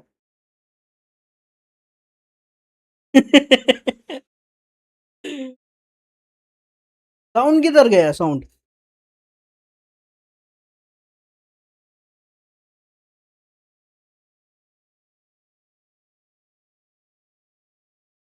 क्यों अटक रहा है?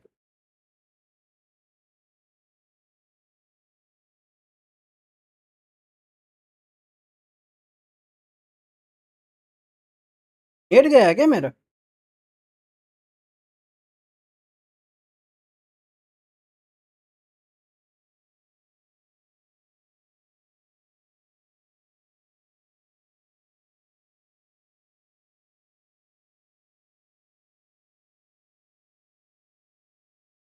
पे क्या हो रहा है ये क्या हो रहा है?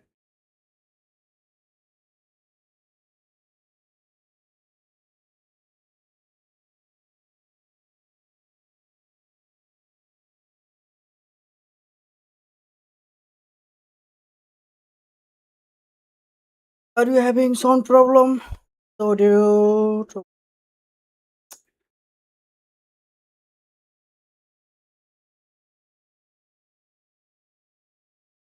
what is this भाई क्या है ये?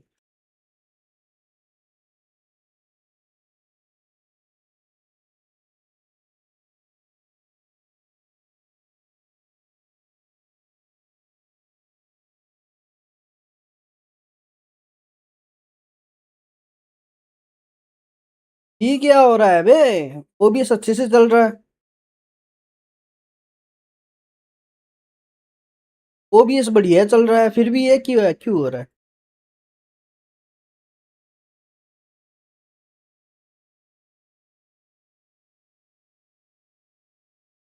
अरे मेरा नेट नहीं चल रहा है मतलब चल रहा है मेरा नेट। रुको हाँ।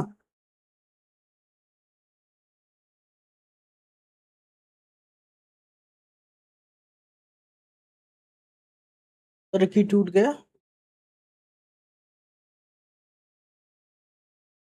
ये चैट वगैरह तो आ रहा है तो अच्छे से।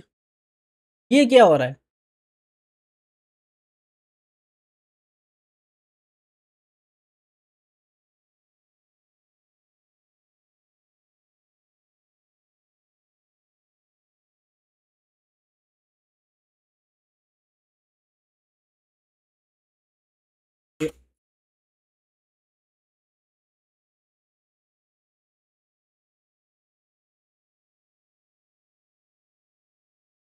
भाई नहीं हो रहा है बे।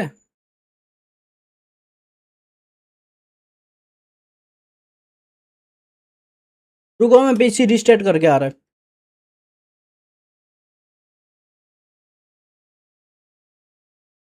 पीसी रिस्टार्ट करके आ रहा हूँ मैं। पॉज होगा ठीक है। I'm not sure about them, but for me, yeah, because this is my first experience on a knockout stage in the international, so yeah, it's really hard. So I would try to take it as a lesson.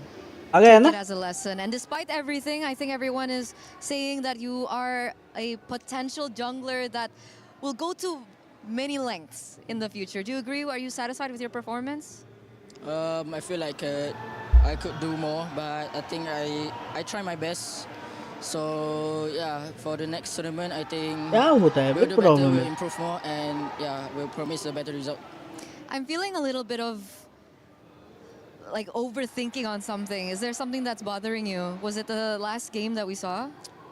No, I just think उरिन भाई थोड़ी देर देखो we मैं आ made रहा a हूँ lot ठीक of है। mistakes, washroom से आ रहा हूँ मैं। not like usual, not like our usual gameplay, because we're normally very disciplined, but today I think everything went wrong. So yeah, I think just we lost because of our mistakes. You lost because of your mistakes. Did you feel like Team Spirit were a different team in this match? Did they study you too much or? I think they're just the same. It's just yeah, they maximize our mistake and they know how to punish us. So yeah, they are the better team today. So what happened? Was it your preparation or was it the adrenaline that was happening on stage?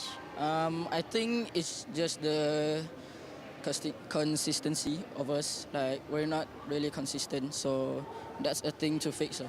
Okay, so in coming future, you're gonna take that lesson with you. Yeah. Error 404, what's next for you? We'll just try to win another tournament, and for MPL, we'll do our best also, and we'll come back stronger.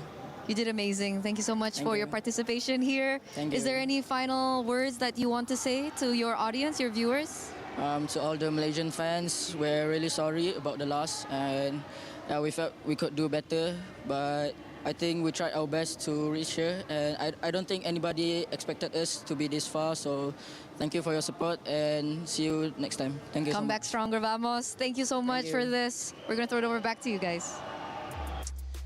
I mean, we might have to stop calling them exit interviews, start calling them therapy sessions at this point if Eterna asks any more questions when somebody is that down, because they're processing. It's like grief processing right there. No doubt about it. Great interview. Again, consistency, took advantage of the mistakes. Team Spirit take the win 3-0 over Team Vamos, and that was Error 404's reasoning as to why. A lot to be discovered. Coming up, it's Aurora Gaming and Onyx, the big match of the day. I know many people online, many people in the building have been looking towards what many consider the new final boss here in Aurora Gaming. Gonna have a chance to prove it. Before we go, guys, I know we're switching off the panel, so just any final words before we switch off? Renmar, Rico.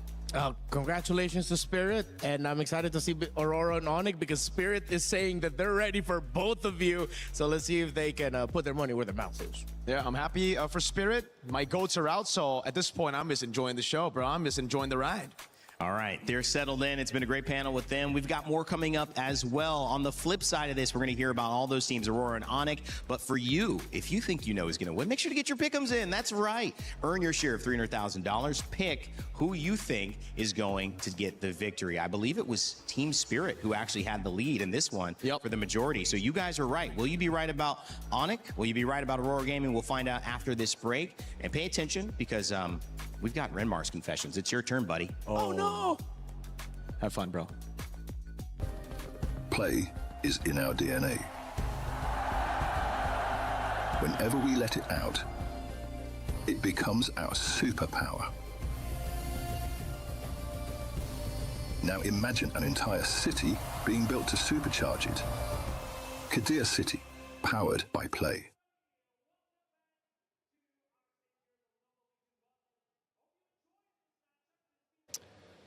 This is Renmar's confessions. He doesn't know we were doing this. Chris, what you guys dragged me out of the green room. I was chilling. Bleep I was machine watching. in immediately. Just having a nice Saturday morning. Okay. I'm not going to ruin it too badly. These are not as bad as I thought they were potentially. Okay. So, Renmar, we've not known each other for very long, so I would just want you to clarify. Would you rather be called Renmar or a prehistoric animal? Renmar would be good. So not Reptar, no? No, that's my old name. Yeah. What was the theory? The what? The theory behind that.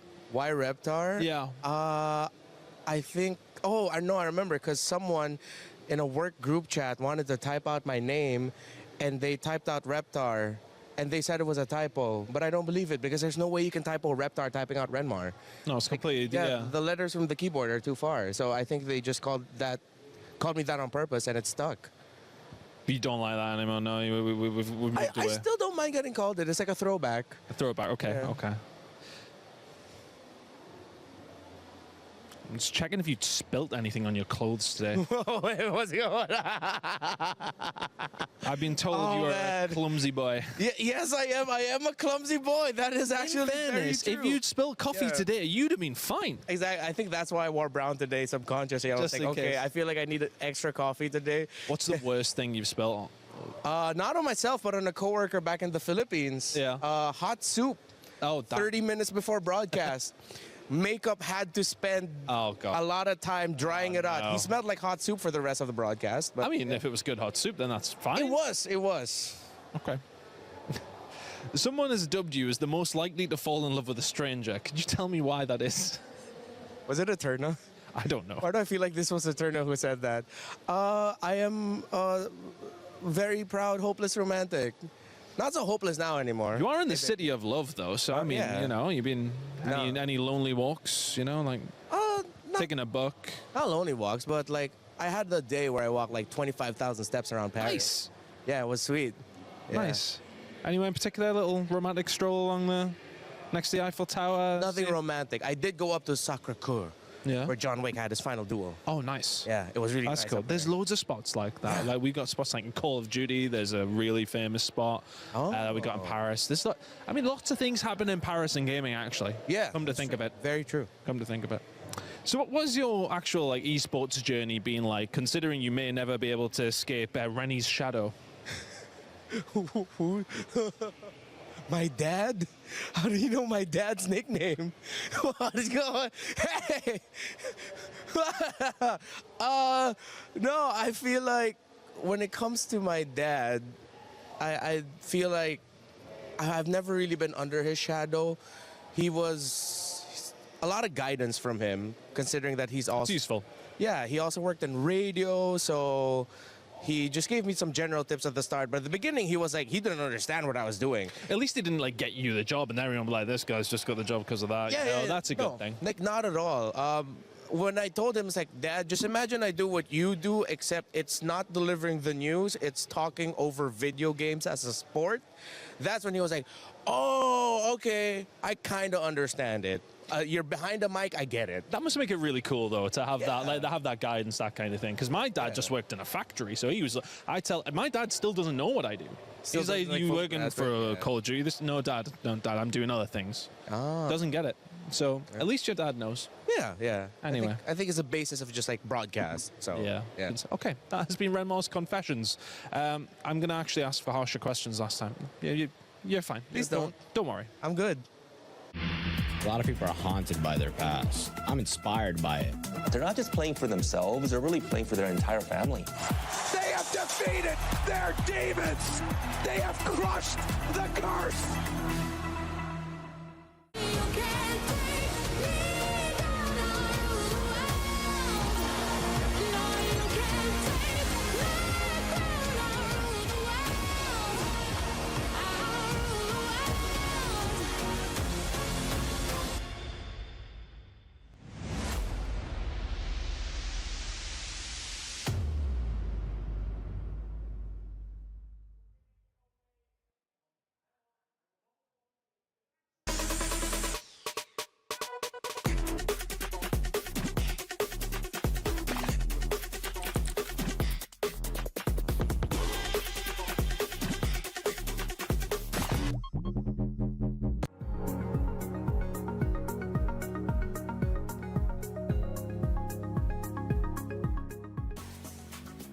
It's Turkey A versus the defending champions of 2023 MSC. If they lose, that means we will for sure see a new MSC champion coming up at EWC. So excitement for this second match of the day. It's going to be Onyx going up against Aurora Gaming, and we have so much to talk about. I'm Rain Day. Welcome back to the panel. As I want to introduce you to who we've switched out with, it's Brigitte and LaFell.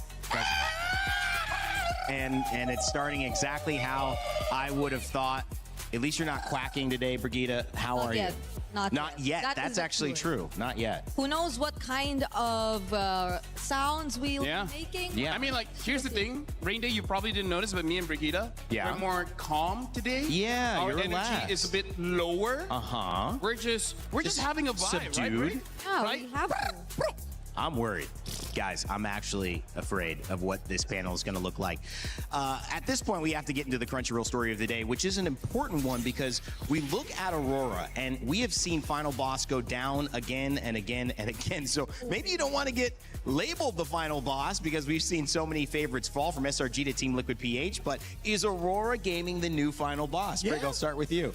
I'm not sure how Midnight feels about us labeling them as... I stole one of Knock on wood, right? Okay. I stole one of your cards, but it should be okay.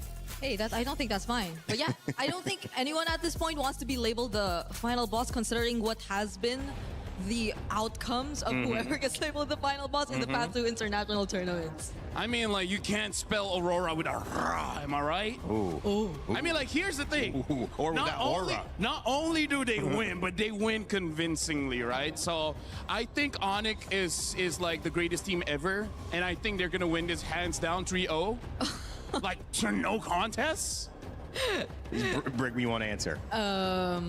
I'm not sure how serious this is because I am expecting this to be a really close one. So is everybody else. You always say that. I think Indonesia. Hey, this is...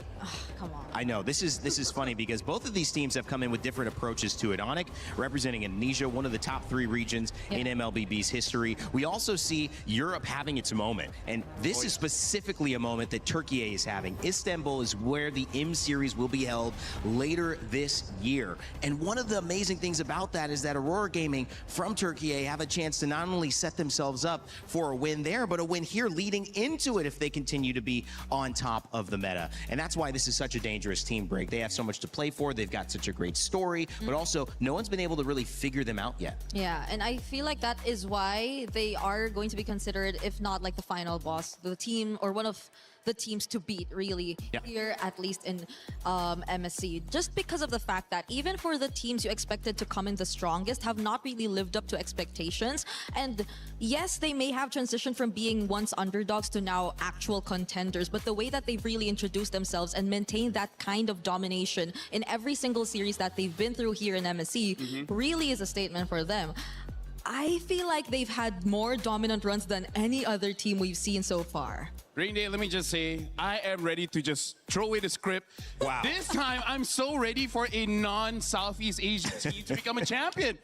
Right? Right? Why is that coming from us, though? Yeah, no, you were the one that says, I don't want any Southeast Asian teams to become champion. That's what you said. Did I say that? Yeah. Now that Malaysia's out, you seem like you're pretty okay with letting that go. No, this is all the pent-up aggression that I've had. Like, even since morning, Brig has been messing with me, and she just kept on doing that. Well, I think it's going to continue, and we'll see if LaFell actually picks up that note card and you see it in his hands later on, because there's a lot of stuff written on there, and if he really leaves it, I'm excited to see how that goes. But let's mention Aurora Gaming, because this is a team that has shocked the world. Maybe they had it in them all the time, but coming into this tournament, there were other teams that we had our eyes on, from Lunar to TNZ, Rosa, Pagu, and Siggy Boom, who I felt started this tournament with a bang and continues to try to be dominant. It's interesting to see if Aurora will be able to keep surprising their opponents. We had a chance to catch up with TNZ, their jungler, before this. क्या लगता है कौन जीतेगा बोलो Hırslı ve kazanmaya aç bir oyuncu olarak tanımlayabilirim. I think TNZ is very obsessed with the game. Is very obsessed with like winning. He's always trying to be the best. He likes to gossip a lot.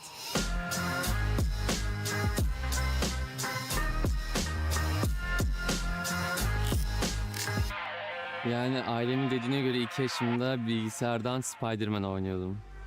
Ben biraz böyle Spider-Man hayranı olduğum için 6. sınıfta ya da 7. sınıfta ortaokulda bir arkadaşımın önerisiyle başladım. Onyx नहीं जीतेगा Aurora जीतेगा Aurora. Spider-Man'e benzediği için sırf. Yani çocukken çok heveslendim, öyle başladım, oynamaya devam ettim.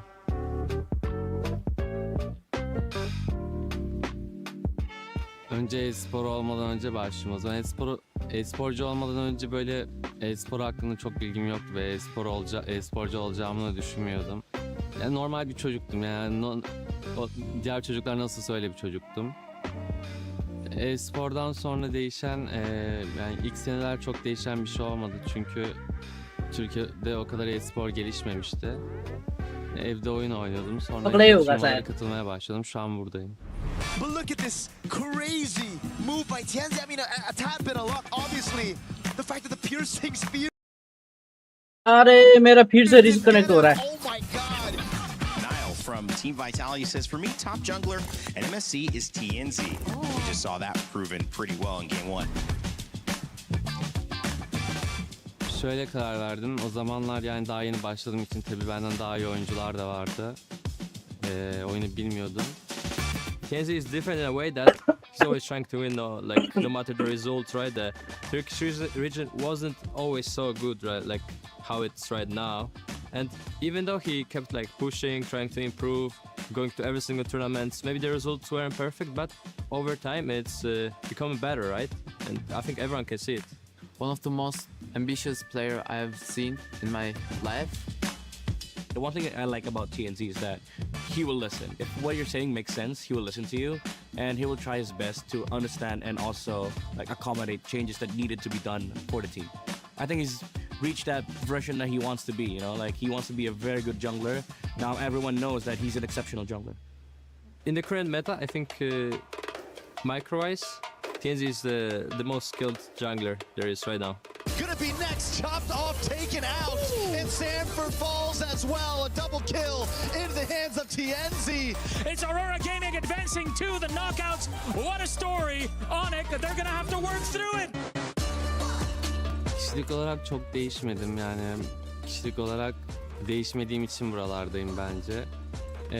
Yani dediğim gibi baştan beri nasılsam şu anda öyleyim. He's a fun kid. Like honestly, I believe he's a good kid at heart. He just doesn't know it yet. Playing with TNZ, we're trying to be very perfectionist. We're trying to fix every small detail, trying to improve as much as we can, trying to be basically the strongest. Bu turnuvada birinci olmak istiyorum ben. Bunda başaracağımıza inanıyorum takımla birlikte. Bu kadar.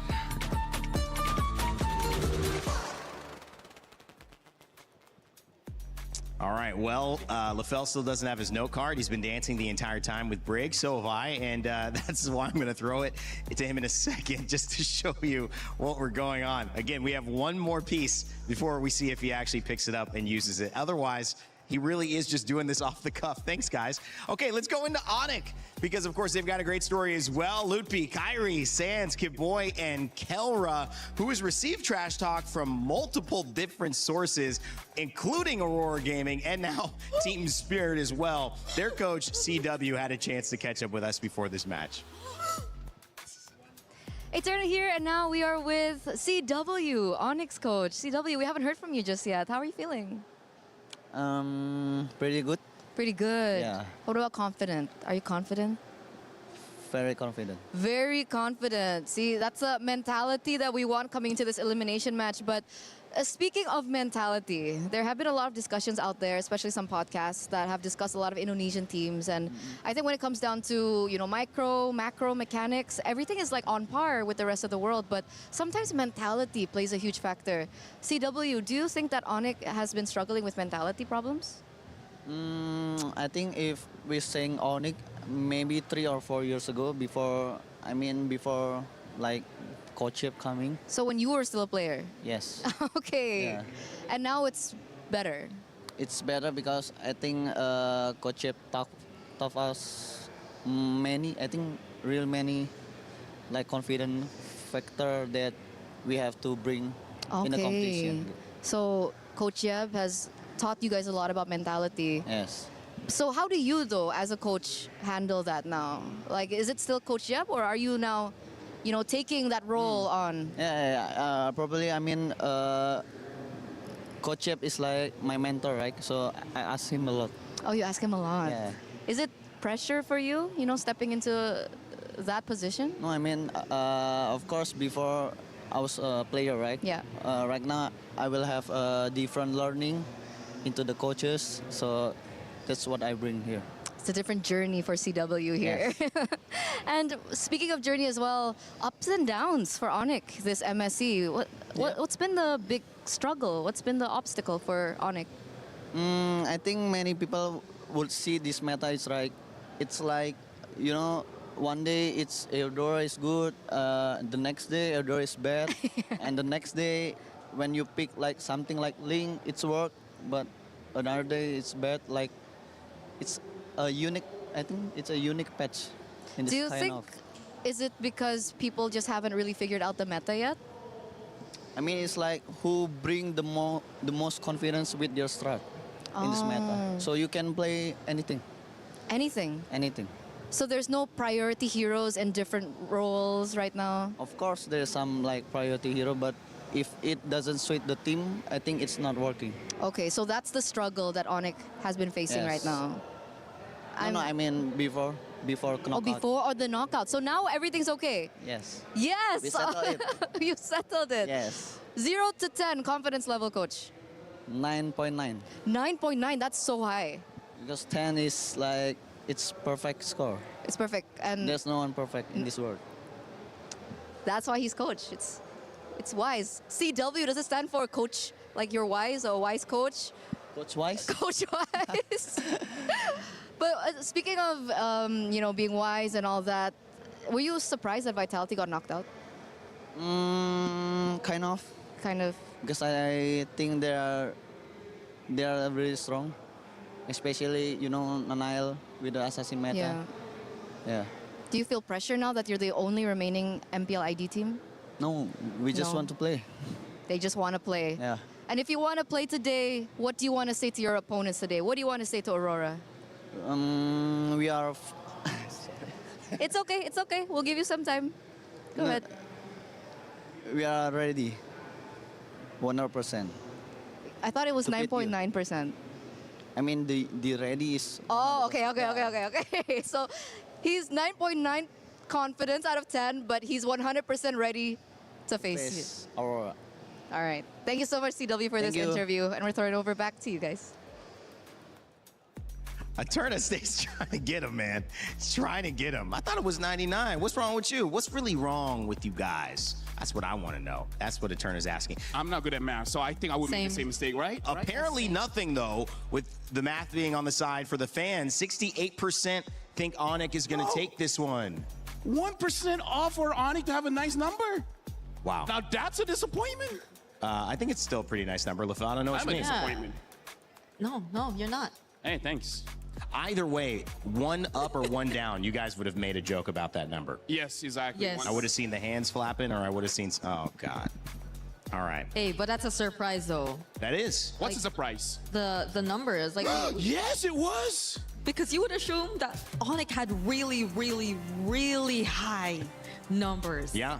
Favoring them. And you know, he does not shy away from being confident, but he does shy away from owning the regional impact. But I'm not going to do that because MPL Indonesia is looking for Onyx to raise the flag for that region. This is one of our MSC champions from 2023. SRG have gone out. Team Liquid, PH have gone out as well. And it's no shy conversation on the side of the other side of the bracket with Team Falcons Philippines saying, we are the last one standing for our region. I believe Onyx has that pressure as well. But when you look at their opponents in Aurora Gaming, they have been able to surprise, to stun, and to silence any of the doubters, especially with that man TNZ alongside Siggy Boom and the squad. Will Coach Midnight have them prep for this? You know it. It's just a matter of what's going to happen. Let's get game number 2, our second series, on the way. Hearts, dreams, and keys were shattered in the first match of the day. And I'm not gonna lie, my heart was shattered too, but the show must go on as we continue with our second match of the day, where Onyx goes up against Aurora Gaming. Very much so. I'm sorry, Rose, but that's the nature of competition. It means the better team on that day advanced, and in that sense, that was Team Spirit. And what a game they gave us, but as you said, we have to decide who faces off against them in our next semi-final. And it's two teams that both really have their own incredible story coming into MSC at EWC. So let's not dilly-dally. Let's bring out our first team. Please join me in welcoming Aurora Gaming! Aurora is their name. Domination is their game. A rematch was called not only to prove that they are the better team, but that the Kingslayers deserve a personal and regional run deeper than ever before. So when the sun rises tomorrow, it'll be a second after a resilient Aurora Gaming. Now this is gonna be a match to watch because they are going up against a former champion here at MSC. Ladies and gentlemen, it is Onyx time! The Sky Kings return to the land of dawn to take a shot at reclaiming what was once theirs. Indonesia's last hope needs to fly higher than ever to take down Aurora. Can they successfully dim the northern lights when they are shining brighter than ever? I'll tell you one thing, Rose. It is difficult to hold on to that crown, even more so than it is to have it in your hands in the first place. So let's send our teams in for it, please. Onyx, place your keys, take your seats. Aurora, place your keys, take your seats. An epic semifinal is upon us. And of course, captains, remember to shake hands. They wish for this rematch, and we are gonna get it. So let's get this game on the way. Move on to the base. Can they finish it here? Another team crumbles. Another team falls. We're in a very good shape. We can beat any teams here in MSC. Onyx crumbled. at the end of it all. Aurora Gaming can advance on to the knockout stage. Of course, I want Aurora. Yeah, I want to take the revenge. Yeah. I just want to prove that we can beat them twice. Like, they want to get the revenge. We just want to play our normal game and win. Super Fritz tries, but Aurora Gaming made it happen, and Sigiboom did it too on the Ruby. What a game 3! We'll punish them more than they punish us. So when we beat Onyx, like, it proved to ourselves that we can actually win the whole thing, and hope that we don't choke in the playoffs. We kind of miss our tempo. We met them 2 times and then we win, and this time they win in the group stage. Semua about in early sih. Dia kalau early-nya dapat, press-nya dapat, snowball, dia udah kuat banget, jago di early. Maka kalau dia nggak dapat early-nya, mungkin udah GG. I feel like if they sometimes get the snowball in early game, then they can use it pretty much. Like, when the gold laner can play the game, I think it's kind of hard for us to play. Whenever they struggle in mid lane, it's kind of over for them. I was a bit surprised when they stole some of our heroes when we played our first match. So I think this time Onyx is gonna be more ready. They're gonna come more prepared. They know they cannot play late game. They always priority the early until mid game heroes.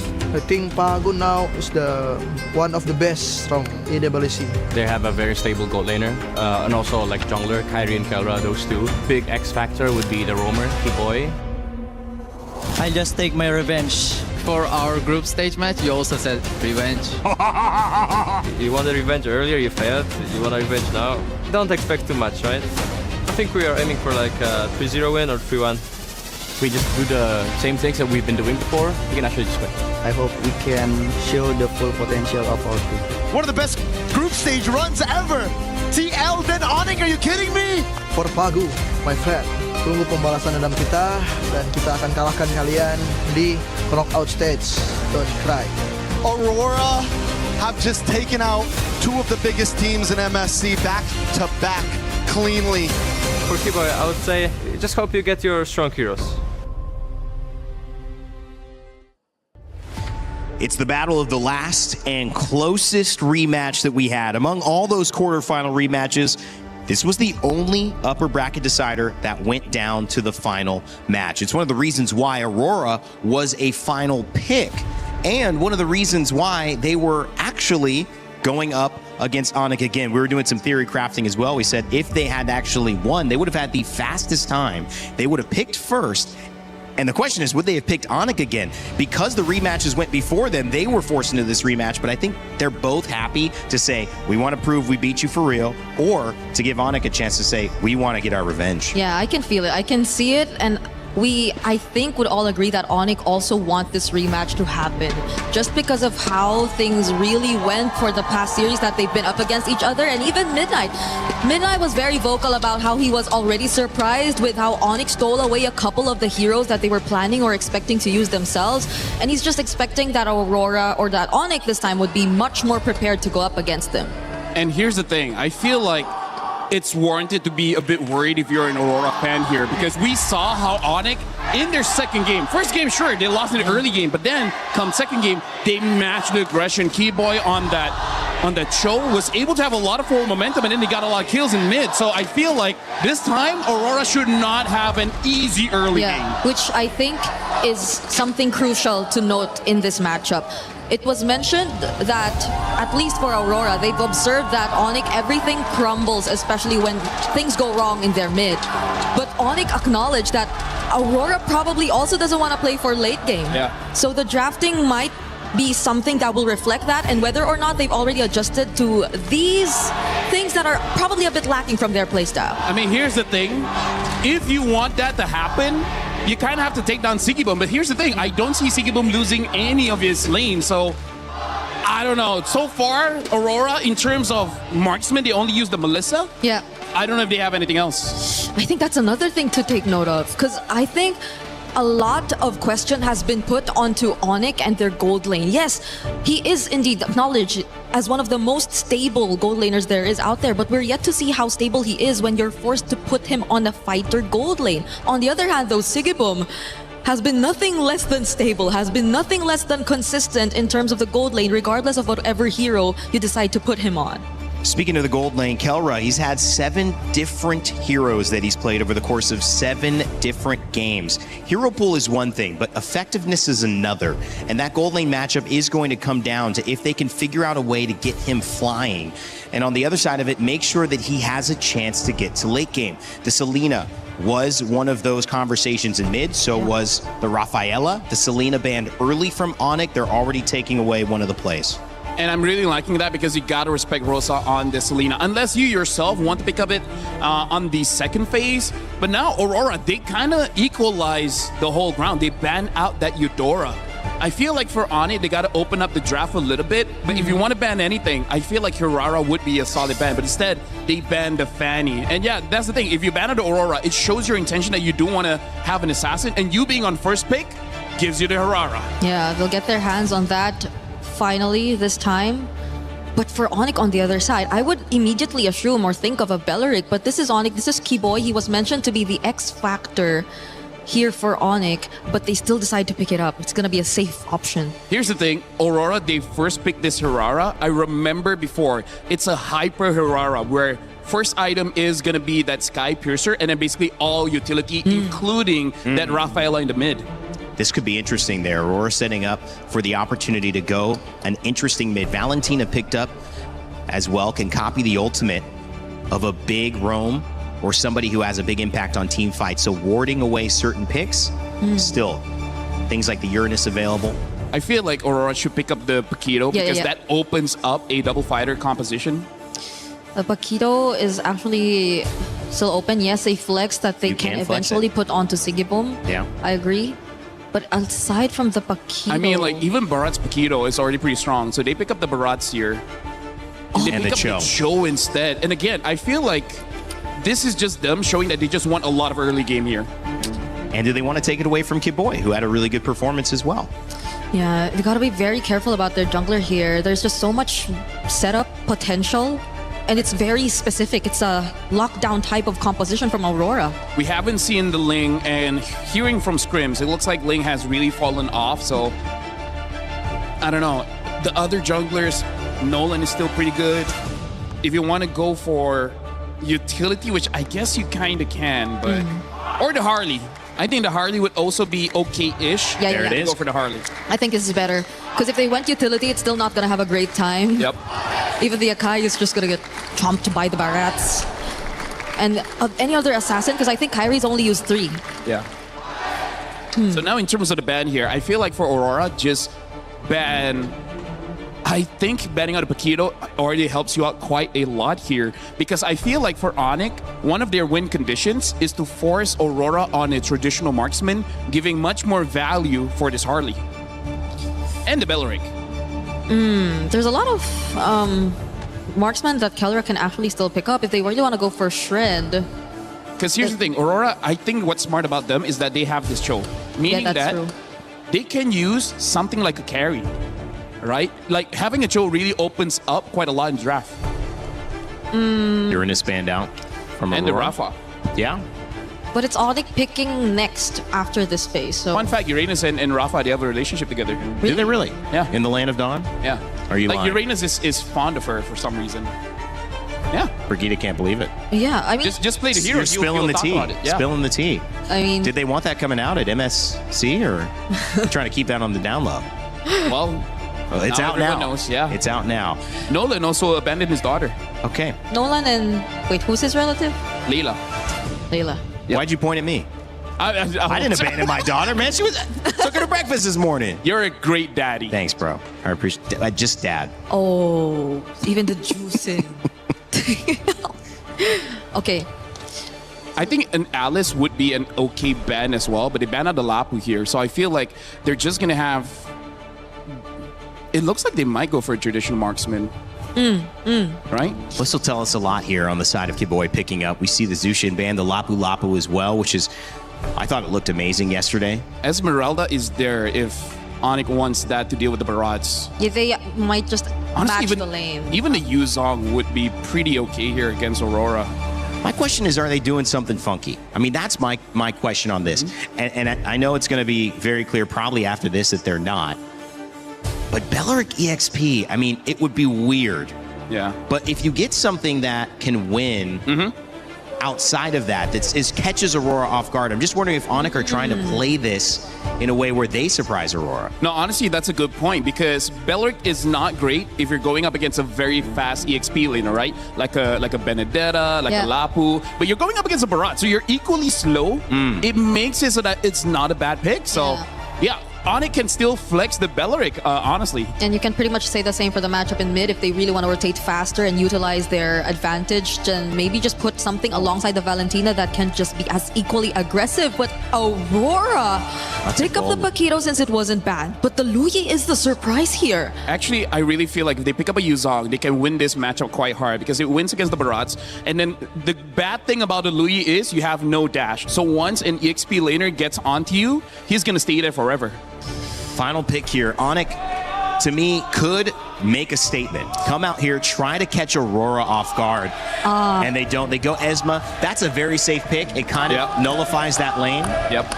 And it can still jump on the Luyi. And one of the heroes that can use a Purify, which I feel like this is one of those games that it's okay for you to have a Purify. Yeah, at the very least, they have a Harley. I think I will be okay with that. So they have ways to at least penetrate the back lines and go in for pickoffs because apart from that, the Belleric and the Esmeralda, they, as you mentioned, seem very safe. So let's see how Onic play this out against this hyper-aggressive lineup that Aurora draft. Onic knows they're trying to survive. They're not trying to lose early because if they go late game, they can get these fans at the Lenovo Legion Gauntlet even hyper than they are to kick off this first game. It's time to begin our second and last series of the day. It's Onic versus Aurora Gaming. And to call the action, we've got Naisu and Gideon. Fellas?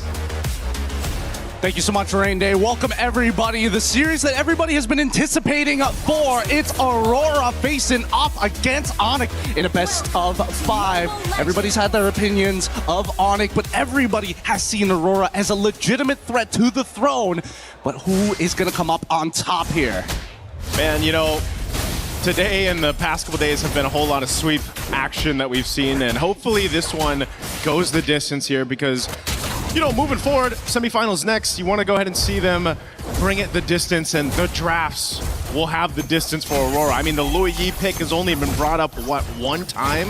This is now the second time Louis comes through. Again, leave it up to Coach Midnight to make these drafts interesting, right? And sometimes that can work for you, sometimes it works against you, but we have seen some amazing setups with that diversion play. Yep, some really great stuff across the board, and I want to see how creative they actually went through. We saw, you know, Coach Midnight already talking very expressively to the rest of his players about what exactly may or may not happen, or certain mechanics. We're not 100% sure here, but really that diversion could be the difference maker. They're playing a double fighter comp, which is already pretty scary when you don't have like a dedicated scaler, so we know that Aurora are the ones on a timer in comparison to Onic. We're seeing Wilderness Blessings, we're even seeing a Brave Smite coming out of Rosa, which is atypical for low Yis nowadays, because dear lord, like LaFell mentioned, once Lutfi is on top of him, it's going to be difficult for Rosa to get away. I would say if you look at this for Aurora Gaming, one of the great things about the composition that can go against that setup from Lutfi or anything else is they have a ton of options to just set things up, you know, between pick-off potential here.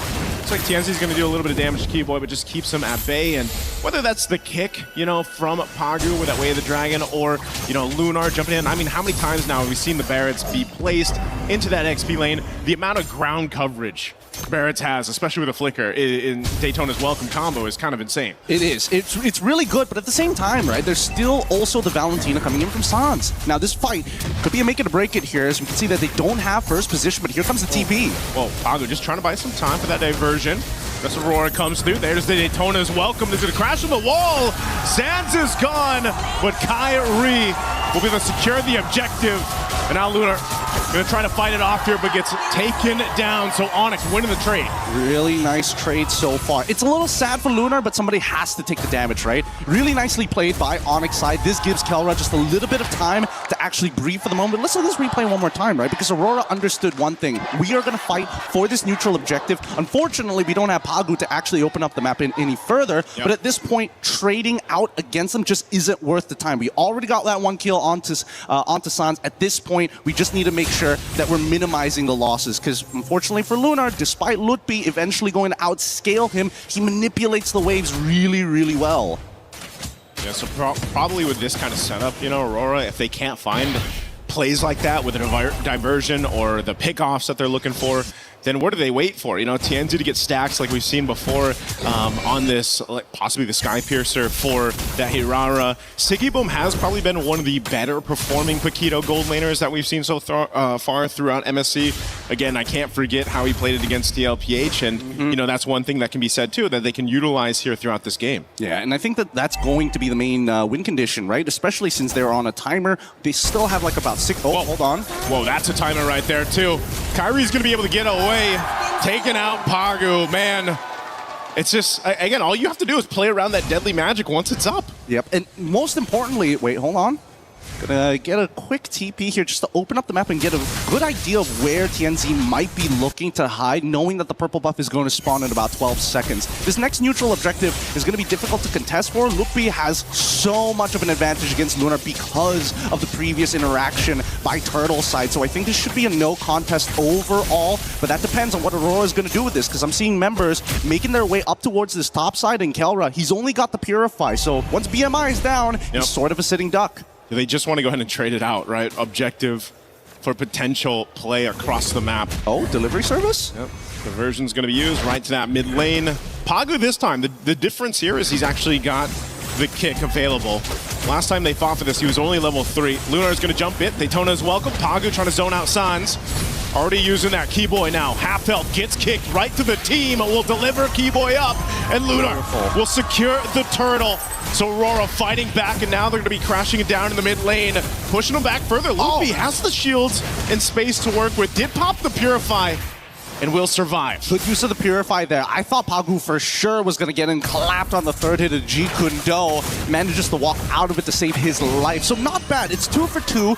Not a real advantage overall. I think even when we're looking in the jungle sectors, right?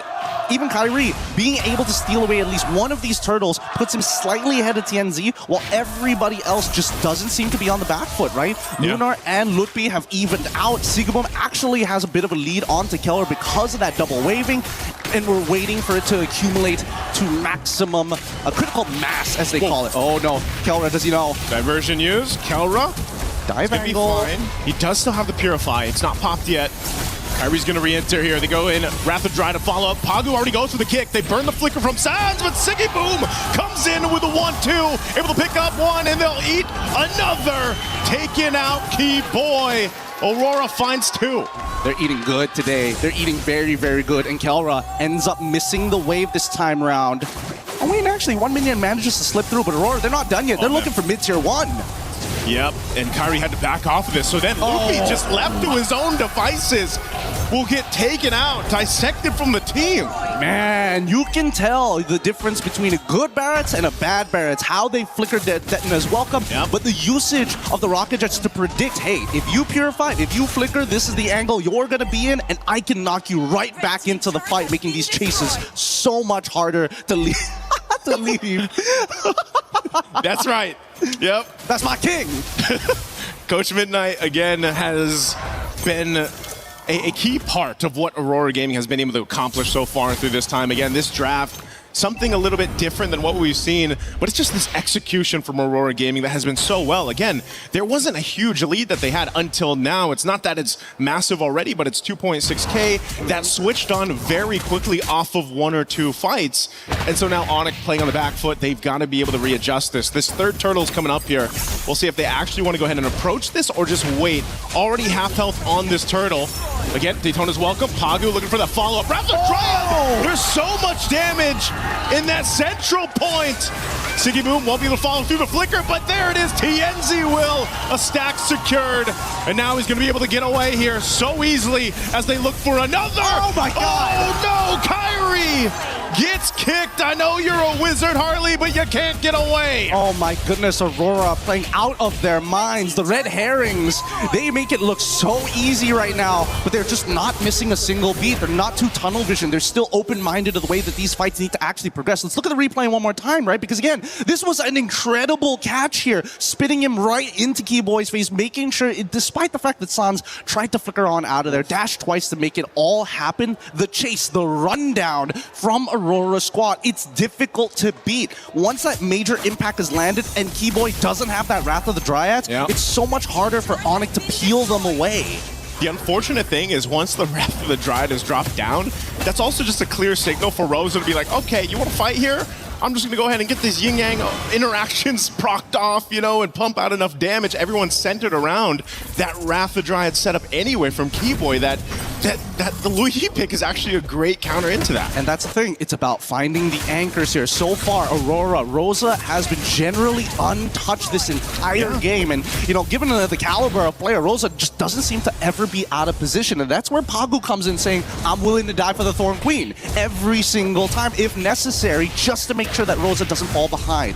On the opposite side, right, Onyx doesn't necessarily have a dedicated anchor. When you are pulling backwards, who do you fall back to if not Sans? Yeah, that's why one of the things, again, if you look at what Onyx can do here as they fall further behind, man, 7,000 gold deficit for Onyx. You've got to play into the Claude, right? You've got to go ahead and let Calra get to that point, but then even so, if you already have the Trinity, you walk into those team fights, it's going to be the same case where you're just overloaded with that damage, that front damage that Aurora has to play around with, and this Lord is going to go freely over to Aurora Gaming. Well, that's a really good point here. In just a little bit, Zipper, could you pull up the items? I mean, we need to know how far Kelra is from that Trinity as of right now. I think he should already be done with the Golden Staff based on the total amount of gold the team has, but I'm not 100% sure. In the meantime, though, Sigaboom, this is probably the strongest he is going to be throughout the game. He legitimately can 1v1 Kyrie, Sans, and Kelra if they just walk into a bush, and I think that's the big fear for Aurora. Opening up the map, especially with Keyboy, he's died 3 times opening up the map and fighting for that space. It's just really hard to get back up for him. We'll see how they play this out. Lord slowly walking up here to this mid lane. They still have the Holy Defense Shields to play around with, but Onyx, again, with this kind of lineup, can they still defend this? 10 minutes into the base, the Lord charges in that mid turret. They're going to have to deal with this wave pushing in as the bottom also turret. Shield pops. Mid turret down. Aurora stays disciplined for now. They'll let them clear out the Lord here and see if they can get more. I like it. I like it a lot. Onyx says, you know what? Mid inhibitor, whatever. We can deal with it no matter what. As long as it's not the long lane and we have to play this awkward Lord fight every single time, especially dancing around that pit, it's just not worth the effort. And Onyx recognized that, right? It's the setup for the later half of the game to make sure that Kelra is in a good position, because so far, there's probably their only win conditions besides, you know, maybe punishing Pagu, maybe punishing Sigaboom. And even then, you kind of need Kyrie +1 to make that happen. Let's look at the items, because finally, we see 2 already completed for Kelra. Kyrie actually opting to go for a more bruiser build this time around. He does not want to die randomly to either Sigaboom or even to someone like Rosa. Yeah, he's kind of has to, you know? We've seen it, how it happened in the first fights. I mean, that first hurdle, it was just him being patient. He went in with a retribution, but every single team fight after that, you just see how quickly he has to go back in time to survive, you know? And that brute force is going to help him a little bit. Few stacks here for TNZ. This is what we were mentioning earlier on. You know, you're going to pick up that Herara, you're going to be able to get those stacks. You're a threat in itself. And honestly, if Onyx puts too much to try to deal with TNZ, that's where, you know, again, they're not paying attention to the rest of the side, the side attack here from Sigaboom or even the diversion from Rosa. There's almost too many things that Onyx has to be wary of in these team fights just because of the nature of composition that Aurora has. Oh yeah, and I think that's going to be hard for especially Lutfi.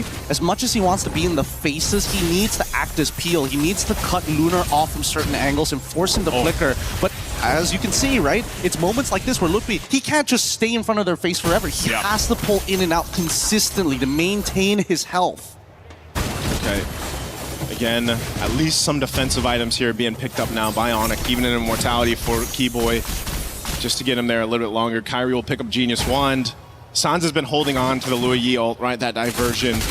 Maybe there's some trickery that they can go with to set them out for this fight for the Lord, or potentially take it. I think the winning play is if Sans steals the Detna's Welcome and he is able to combo with the Falling Star Moon to guarantee somebody gets locked against the wall during a neutral objective. That's my best guess. Because so far, I feel like Aurora are hyper aware of specifically Keyboy. They're like, Kelra, okay, sure, we got flickers, we can get out of it. He only has pure Purify, so after the BMI, there's no follow-up after that. The next problem will be whether or not we're too low and Kyrie is able to kind of clean this up. Yeah. Considering his build, we're not going to get one shot. It's over a duration of time. So really just boils down to how Lutpi, Sans, or even Keyboy finds an out-of-the-box play. The out-of-the-box play is going to have to happen in the defense, man. Again, with their backs against the wall. This Lord should still be able to be dealt with, though, given the fact that you're 10 minutes in.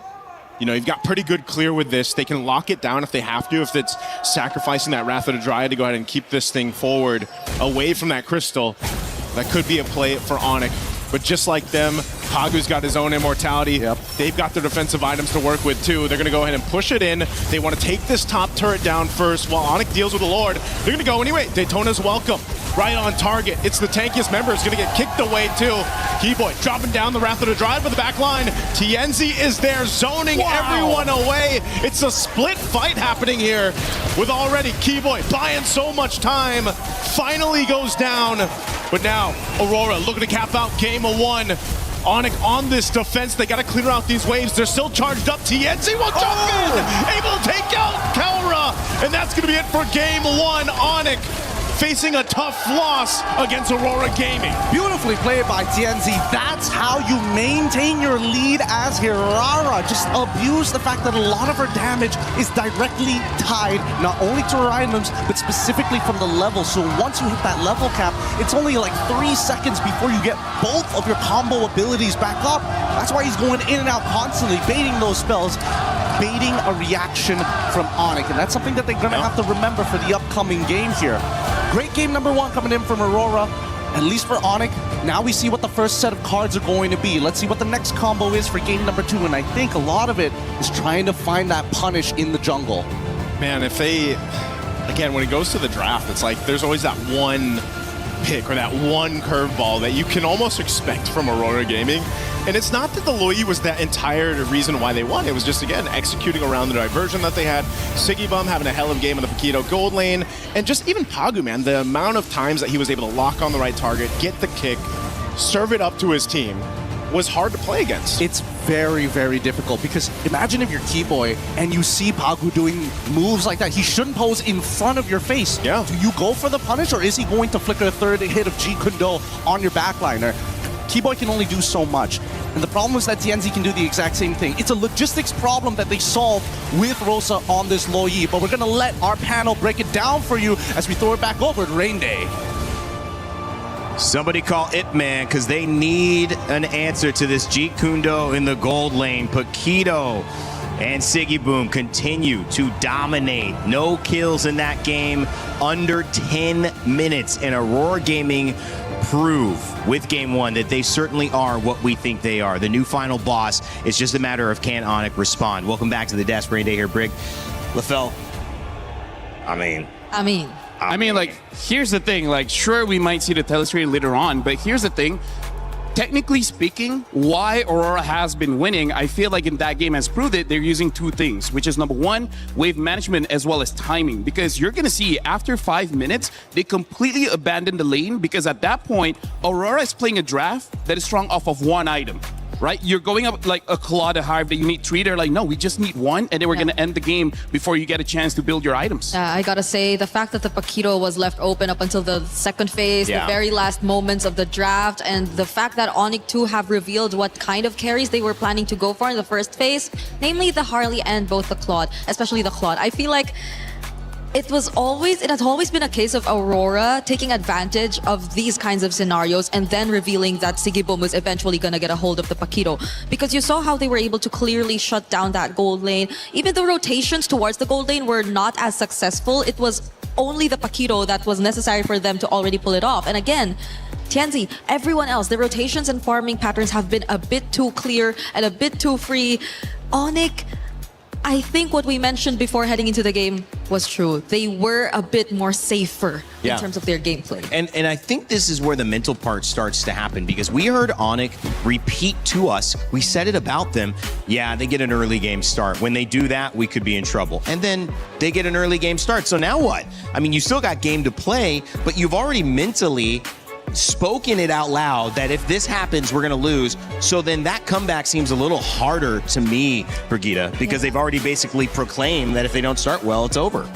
And they decided to reveal with which heroes are they planning to start the game with. They picked and prioritized the Belleric and the Valentina. We did consider that the Belleric might be flexed eventually later on, but I think they were just forced to settle with it in Rome. And the Belleric Valentina could only do so much if you're up against the Luyi, who I think even in the first few minutes of the game have shown us very unintentional yin-yang combos that really put Onic in a very difficult position over the long run. I think this could be one of the stars. We're not talking about him enough. Siggy Boom has played phenomenally. I know Aurora Gaming are barely on screen because they're winning in 9 minutes almost every single game, but he has played phenomenally, guys. And I will say the Lu Yi, it's already come out once. They won with it once, make it twice now. Yeah, honestly, I really don't get how Sigibum still gets the Paquito. Yeah. I mean, despite his name, he's not a bum. He knows how to play that hero. Right? Yeah. Yeah. You gotta back me up whenever I say I agree. I mentioned it. That was the first thing I talked about. How is he still able to get a hold of the Paquito? Yeah, I agree with you. I mean, this is just, it to me, I felt like Onic were really worried about what they were getting, not what they were taking away. But LaFell, it's very hard to take away a situation where Aurora Gaming are coming into it almost knowing they're going to have one up on you. They're going to have a double fighter. They're going to have a character you haven't seen before that's not quite in the meta. I feel like that's why Onyx said, let's just get stuff that's good, and then hopefully we can win this and draw it out a little bit later. But what'd you see? I mean, like, the problem is, I feel like even Team Liquid said the same thing, right? They were surprised that Aurora played that fast, and then they're like, we're trying to fight it by having late game. But TL did it, and it didn't work out. We see Onyx trying it, also didn't work out. So you got to fight fire with fire. You come to me. I'm not gonna stand up. Okay, here. Hold posture, man. Here's the line thing test that we got to talk about. What's important in the draft of Aurora is actually, yes, the Paquito, but also the Cho. Because here's the thing of what Aurora has been doing. They need at least 2 people, which is this, to open up the map. So that's step number 1. And then the interesting thing about Herrera for TNZ is that it's strong early game, but because TNZ builds the Sky Piercer, make it so that he has scaling, right? Coming to the late game, if he can delete you in one combo, you don't need a marksman because you can eliminate their marksman. Because really I would say the weakness of the draft coming in from Onic is surprisingly Claude, because again, he takes so long to actually do something in the game. And against Aurora, you need map presence. And we're going to see why. We're going to be looking at a clip here where the important thing isn't what's happening, but it's actually the time. It's 6 minutes into the game. Before this fight, we actually see Aurora, all 5 members rotating top, able to get a kill. And then look at the minion wave. They let the minions go inside the turret all alone. They're not destroying this turret. Why? For them to deny minions, right? So the longer the minions stay at that turret, the less gold that Onic is gonna farm. And also, again, we see how all members of Aurora here, 5 members, 6 minutes into the game, try to get this mid lane. And here's the thing, they keep on doing that, just different lanes. We're gonna be seeing like some action here. They're just positioning themselves in a way whoever is in front, they can punish. And that's why the Cho is there to open up the map. And then the Luyi is there kind of as a backup. If you're trying to catch any of our map openers, then we can deal with you. And this is something that I feel like yesterday Vitality tried to do, right? By having this barrage, you have basically gap closers. And I think that's the best way to express what Aurora is doing, early game and gap closers. Because when they engage into the fight here, again, the timing, 7 minutes, 16 seconds. At this point, if you're well fed, you have 2 items. But with 2 items, they really can't do much against the draft of Aurora because the front line of the Barats is just too much, and the damage coming in from TNZ and Sigibum is also too much. So I feel like if Onic wants any hope of winning this one, they really just got to make sure that they step by step eliminate the heroes that has a very strong early game. Why did I pick this clip again? I don't even remember. That's because you threw your note card away and you still haven't grabbed it.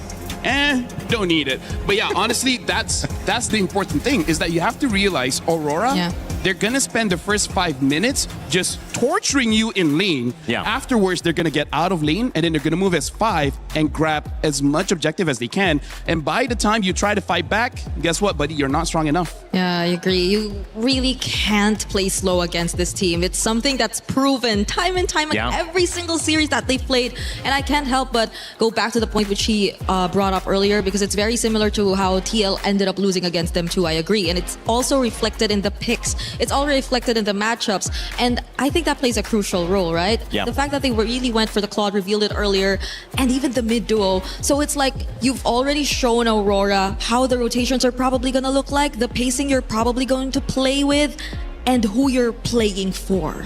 Well, let's take a listen to what Pagu had to say earlier on, because we had a chance to catch up with him before this game. Cho looked good in game 1. We'll see what he thinks coming into game number 2. We are now here with Pagu from Aurora Gaming. Pagu, welcome! Hello. What did you say to me before this interview? Watermelon? What's that about? Just testing the comms, right? Oh. So the sound is right. Where did you get watermelon from? My coach always says it. Oh. I don't know. Is it midnight? Yeah, it's all midnight. Always It's all midnight. Always midnight. Midnight. But, you know, going into this match, I think a lot of people are talking about your jungler. Tianzi has been popping off. I think people are saying that he's number 1 in the jungle position. But as a roamer, how do you support a jungler like that? So in this meta, because it's majority assassin jungle, right? So it's important that he's being protected and he can farm safely, right? So you have to provide him vision. You need to protect his Grim camps always. So and the blue buff majority of the games, right? So yeah, you just need to protect him at all costs, even if you're alive. Okay, protect him at all costs. And what happens if you fail to do that? What does Tianzi do? If I fail to do that, the game gets harder, first of all. And second of all, we have to be more aggressive to regain the green camps from enemy side. Does he get angry?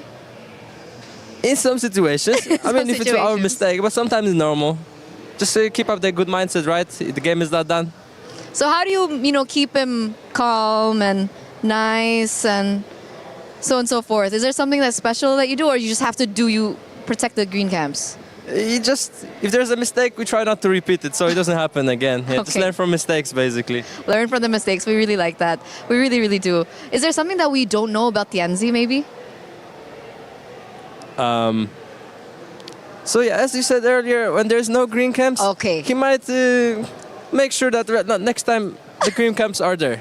Okay, so still about the green camps. Tianzi and his green camps. There's something about that relationship, but that's really good insight. Thank you so much. And we're also really curious about the rest of your team. Like, what's your team like? Because I feel like in interviews, you guys are very stoic. So who's more emotion? Like, where's the emotion come from usually from your team? Is there a certain player that's a little bit more emotive?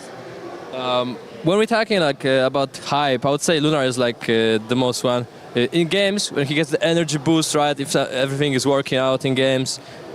So Lunar. Lunar, when it comes to energy, Okay, right? hype, Lunar. Who's most calm? Most calm for me, I think it's either Siggy or Rosa. But personally, I think Rosa, right? As a mid laner, just work for the team, right? Listen to the calls a bit. I get the vibes. What about most nervous before a match? Most nervous? It can be me, honestly, sometimes. Oh, really? I mean, with the green camps, as I said earlier. And you're more nervous because of your own teammate. If you let your teammates play, then game is good, right? If they're having good match. That's a job of a roamer, right? Just play for your team. That's true. You're a really good roamer. Is there anyone that's a little bit more does they tilt easy or they get upset fast? Are you gonna say me? Green camps. Green. Oh, okay. Okay. We got it. So coming to this next match, are you confident that you can win against Onyx again? Out of 0 to 10. Out of 0 to 10, I would say 7. I mean, anything can happen. Maybe the draft will be something crazy. Who knows? But so far, if we just play our normal game, I think we got this. Okay. We'll take your word for it. But now, before we let you go, do you have a message to your teammates? Yeah, guys, just keep up the good work. Let's play normal game, no tilting. I hope our green caps are safe and everything works out. Okay. Thank you so much for this interview. It's been fun. And we're going to throw it over back to you guys. I never knew green camps were that important. I mean, you could see Pagu sweating, thinking about, he has nightmares when he doesn't get the green camps for TNZ. But at the end of the day, Aurora Gaming leave us with a sentiment that we all felt, which is if they play their game, they're going to be okay. LaFell, what do you think about that? I think green camps is great. Now I know, don't take it away from. I knew you weren't listening. I think this is why Mirko is mad at us. Sometimes we take his camps away. Oh, you guys don't Sometimes protect? it's fun. Yeah, exactly. Do you play the game to win or to have fun? Yeah, to win, for sure. In this context. In this context. To win, you know. Well, at least we had fun. Doesn't cut it when you lose in the knockouts, guys. I don't think it does as well when you're representing the last remaining MSC champion on the side of Onyx, who's still in this tournament. SRG and Team Liquid PH have gone out earlier. It's just Onyx from 2023 who remain. If they lose here, we're going to have a new MSC champion. We're about to make some history if Aurora keep going, but that's a big if. And I want to bring it back to now, game 2. What do we want to see adjustment-wise, especially if you're being on the side of, you know, devil's advocate for how Onyx can turn this around? Where do you think they got caught? First of all, for me, you know the story of the rabbit and the tortoise and the hare. Tortoise and the hare? Yeah. That doesn't apply everywhere. Right here, you gotta go fast. You can't be like a turtle. Slow and steady doesn't win the race always. Turtle and a rabbit. Yeah. Right? Yeah, tortoise and Yeah, the but hare. hare is a different Hare way to is say a way rabbit. to say rabbit, and tortoise is a different way to say turtle. Crocodile and tortoises are alligator are different. different. They are different, you're right, but So are turtles and tortoises. so you guys only heard of the turtle and the rabbit story, huh? Oh. And the tortoise and the hare. Hey, the The difference. rabbit wins. Just kidding. It's a turtle. It But is yeah. still the turtle or the tortoise. But still, it's just that you gotta fight speed for speed.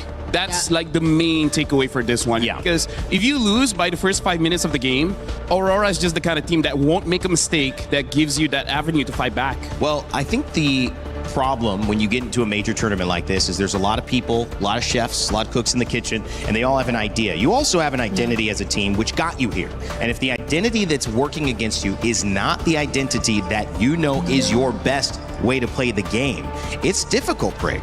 I actually agree with that because I feel like Onyx still just played with their identity. They played to their strengths, but it's something that's being exploited again and again by Aurora because again they have so many cards up their sleeve. They have so many ways to deal with what has been considered the meta and the strengths of Onyx for the longest time.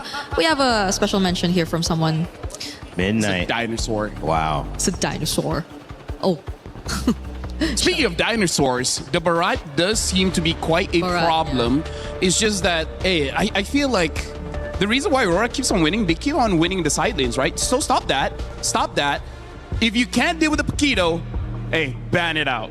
I agree. I think Paquito should be banned. It's not like it's prioritized by Onyx in a major way. And it's obviously not only a potential flex to gold lane, which we've seen that again, but it's just too powerful. And when you combine that with the Cho and the Barats, they have two literal solo ISO ults and moments to displace members on Onyx, and that's exactly what you don't want. You want to play steady, you want to play Onyx way, and so how do you do that? You eliminate the things that can disrupt you, and I feel like we should see not just a Selena ban, guys. I feel like Cho should be banned second phase if possible, and Paquito. Or pick it up early because, again, Aurora, their draft always have good gap closers, so I feel like Onyx shouldn't be super, I would say, enthusiastic to have heroes that are long range because somehow, some way, Aurora will find a way to close the gap. And Onyx should take advantage of this blue side because I think both of them really favor blue side, but they banned the Barretts instead. So Atlas is up. Okay, it's still gonna be Hirara for Onyx, but as you mentioned, the Atlas, even the Belleric, and the Paquito is still open. What did they all want over from again. this? Are they trying to open up Paquito early? I mean, yeah. I feel like for Aurora, because they battled the Valentina, they should be picking up the Atlas here. Atlas +1. The +1 is going to be the big question. I feel like it's not a bad time to pick up a Paquito. Because he could... Oh, you're... Oh, the Uranus. Wait. Uranus and Belleric. Okay. That's interesting. Oh, but here's the thing. Uranus and Bellaric are very high sustained heroes. So in terms of marksman, I can see the carry doing quite well here. Yeah, but are they baiting Onyx just to pick up the carry? Because if so, then they will no longer have a choice of a Paquito Gold. And that's something that Aurora can eventually consider still over to their side. So Onyx have to be very particular about their choices here because the carry really looks good, but you also don't know what other range options would come out from Aurora. You don't know what Rosa's playing in mid just yet. So they will go for a Esmeralda. This is looking like a dead lane in the EXP, at least for the matchup. The gold ring is really what matters at this point. We also saw the Atlas picked up, and it did not work. It was Vamos trying to do a lot with the Atlas, and they're actually going to go away from it. Zushin, and then the Rafaela right back. We see you, buddy. Okay, Onyx, this is a problem. They don't have enough bans to take out early game junglers. I feel like maybe they can take out Nolan, because I feel like Nolan with the Bellaric and the Rafa, I think is just a bit too much. That was a very fast Rafa pick, and I feel like it's going to be good to deal with all three members of Onyx here. Just the slowdown by itself, speeding up the Uranus, he's going to stick onto them, and here's the thing. They won't have enough damage early game to potentially deal with the Uranus. Yeah, because you're already seeing the juice in. That's that. But also it's just mostly the juice in and Hirara, because if you're looking at them and the possibility of them scaling, then you might have to have another source for mid to late game damage, which I feel is something that's going to be very tough for Onyx because the rotations are looking a bit too fast for Aurora. You're already expecting for them to pick up an early to mid game jungler as well. At least the Paquito's not there, but either way, I think it works out for Aurora. They'll have late game heroes as options later on. Yeah. I feel like Onyx need to pick something up like a Hylos, something that can slow down Aurora here because they're looking very fast with this Rafaela. Because Cho would have been the best option, but again, Cho gets banned out. Aurora has one more ban here. And I feel like Onyx should ban out something like the Nolan. But the problem is, we just don't know. Maybe there is a surprise pick coming in the jungle later on. They might still force a Ling for all we know. But at the same time, if they go Hylos, that's pretty much the same idea we saw in game number 1, where they're just going to play slow. They're going to be a lot more passive than we want them to be. And Aurora, they've been doing such a great job at baiting Onyx into drafting these kinds of patterns. Yep.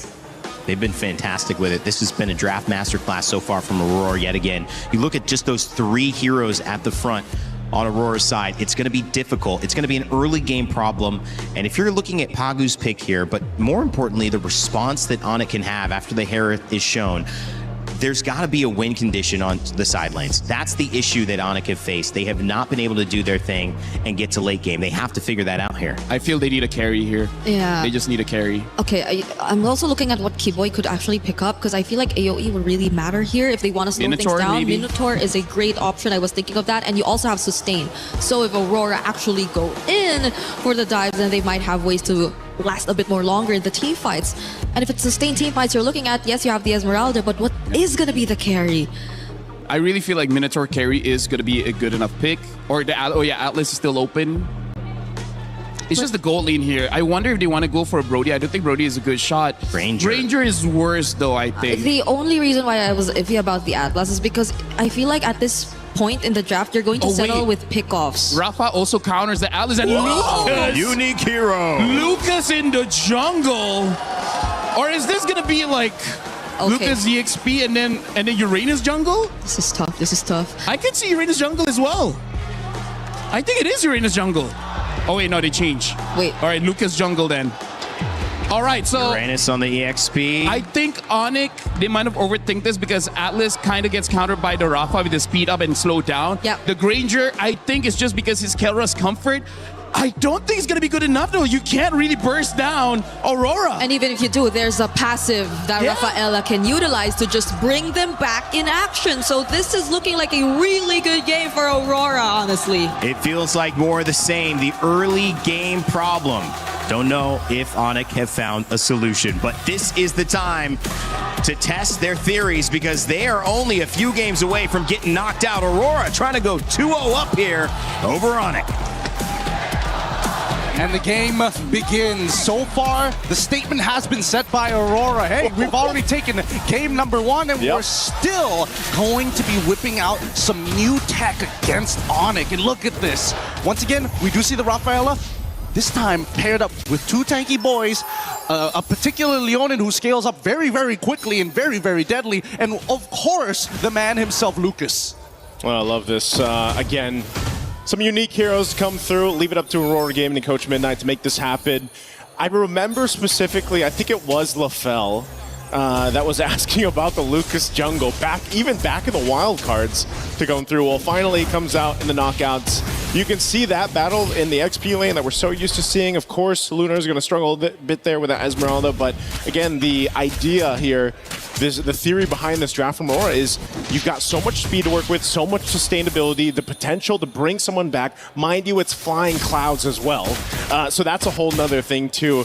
Just how quick Aurora can get back into the fights that Onyx is going to have to kind of keep notion of, because again, when you're getting all these heals through and you're this tanky for Aurora, you can't overstay if you're Onyx, and that might be one of the biggest problems for them. I mean, let's not forget, again, most people tend to kind of lean away from Lucas because he's so ability-driven, and his ult, again, you can wait for the full duration, or you can get into these fights like right now and see whether you can start building enough charge to maximize it as soon as you get it. And that's the issue, right? It's going to be a matter of spacing for both sides. You can see that even Sans has opted not to go for Wilderness Blessing and instead pull yourself together to make sure that he can flicker out of the way in case things get really, really dangerous, which I would assume will, as we see Lunar, he is having a tough time in this lane. Yeah, they got to put pressure somewhere, and right now that's going to be on the Uranus up there in the XP lane for Lunar. Turtle's up though, so right now Onyx has favor to go ahead and get in position if they can. Keyboy doesn't have level 4 yet. He's given the information where TNZ is though, so that gives Kyrie a chance to go ahead and secure his buff, and then we'll see if this breaks out into a fight. A response though, they know Keyboy's here. Sigibum rotating up to allow this buff to be secured, but the fight for the Turtles already going to start up, but it's less than half health. Secured up by Kyrie. Let's see if they disengage here. Pagu too low, so objective secure for Onyx. Oh, that's a bit of a waste here, and honestly, a pretty huge win because now Kelra at least gets some gold shielding here, just to get a little bit of a lead against Sigibum at this point of time. And not to mention that I think that Onyx also recognized that, hey, we got to be careful. We cannot underestimate this Lucas. There's a very good chance that he can just power through a lot of our abilities, even if they do have the Fatal Links here. Keep in mind, anti-CC is going to be a big mechanic here for Tien. Oh, this is dangerous. Wait a second. Oh, Pagu. I don't know if they want to keep on doing this, but Onyx made the smart choice but to back away.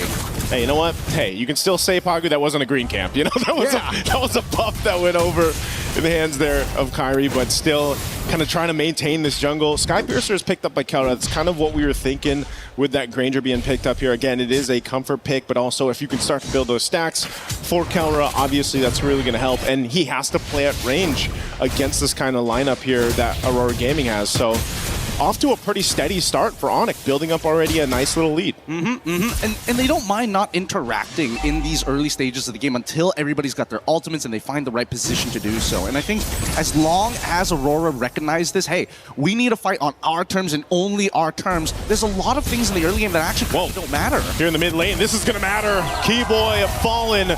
First blood to the hands of Sigibum. Want to rotate here through. It's not over. It's not over. Oh, Lunar's going to get thrown around. TNC, though, they're on this side. He wants this purple buff if he can take it from Kyrie. This is a bit of a risk, but they're going to go for it anyway. Loopy on this offside goes in with a falling Star Moon, able to find 2. Pushes them back, but again, they just don't have that follow-up damage just yet. They'll bring back Lunar. Lunar might try to split things up, just sacrificing himself to keep the rest of Aurora up as Lutfi will take Lunar down. Okay. At least he gives that kill over to Lutfi instead of Kelra at this stage of the game. But for now, you can see that Aurora, they can kind of fight forever. And Onyx also recognized that. Now, at least first item's already done. Turtle goes into the hands of Onyx. This is going great for them, but it's an ever-moving pendulum. Now, Sigibum gets a catch up back on gold here. He's got a kill in hand, but now that he's got the extra plating as well, he should finally have a slight lead against Kelra. Okay. Didn't have to pop the Purify, just dropped down the Zaman Force, but yeah, as you mentioned, he got a lot of the extra gold off that turret. That's kind of what Sigibum needed, but again, he did get that first kill too. Uh-oh. He knows his dominant force is down. Kelra will go in. A quick kill. The killer instinct for him, knowing dominant force wasn't available. Makes a move, and now bottom side still gonna break out. TNZ, Fatal Links into it. Can't escape, and Pagu gonna be next. Talk about value for your Sky Piercer for Kelra. Great knowledge from Kelra. He understood what the assignment was. Hey, no Zaman Force, you don't have a flicker, you can't run away from me, and I love it. If you want to just sit underneath their turret, I can harass you for days without anything left. I think at this point, Kelra is going to be a much bigger problem to Aurora now that the game plan is starting to fall apart. Luckily for Sigaboom, he doesn't lose too much here because they still have the passive from Rosa to get the revives down. But Kelra, now building up on these Sky Piercer stacks, they need to cut it in half at some point in the game. Yeah, you know when that setup happens and you don't have the Zaman Force available for Sigaboom, Onic will take advantage of that. So a really good decision there. Pagu obviously needed to pick up a little more defensiveness, gets a Radiant Armor locked in now for him, but it's just, again, Onic building up on this lead very early on is going to be great for them. Turret going down up top side. It looks like Sigaboom should be able to get that one, but now Lunar could possibly be in trouble. The rest of the teams here, though, is tanky enough. Picks up a Dominance Ice, but this Turtle is up. Are we going to see 3 for 3 for Onic in the Turtle department? Probably.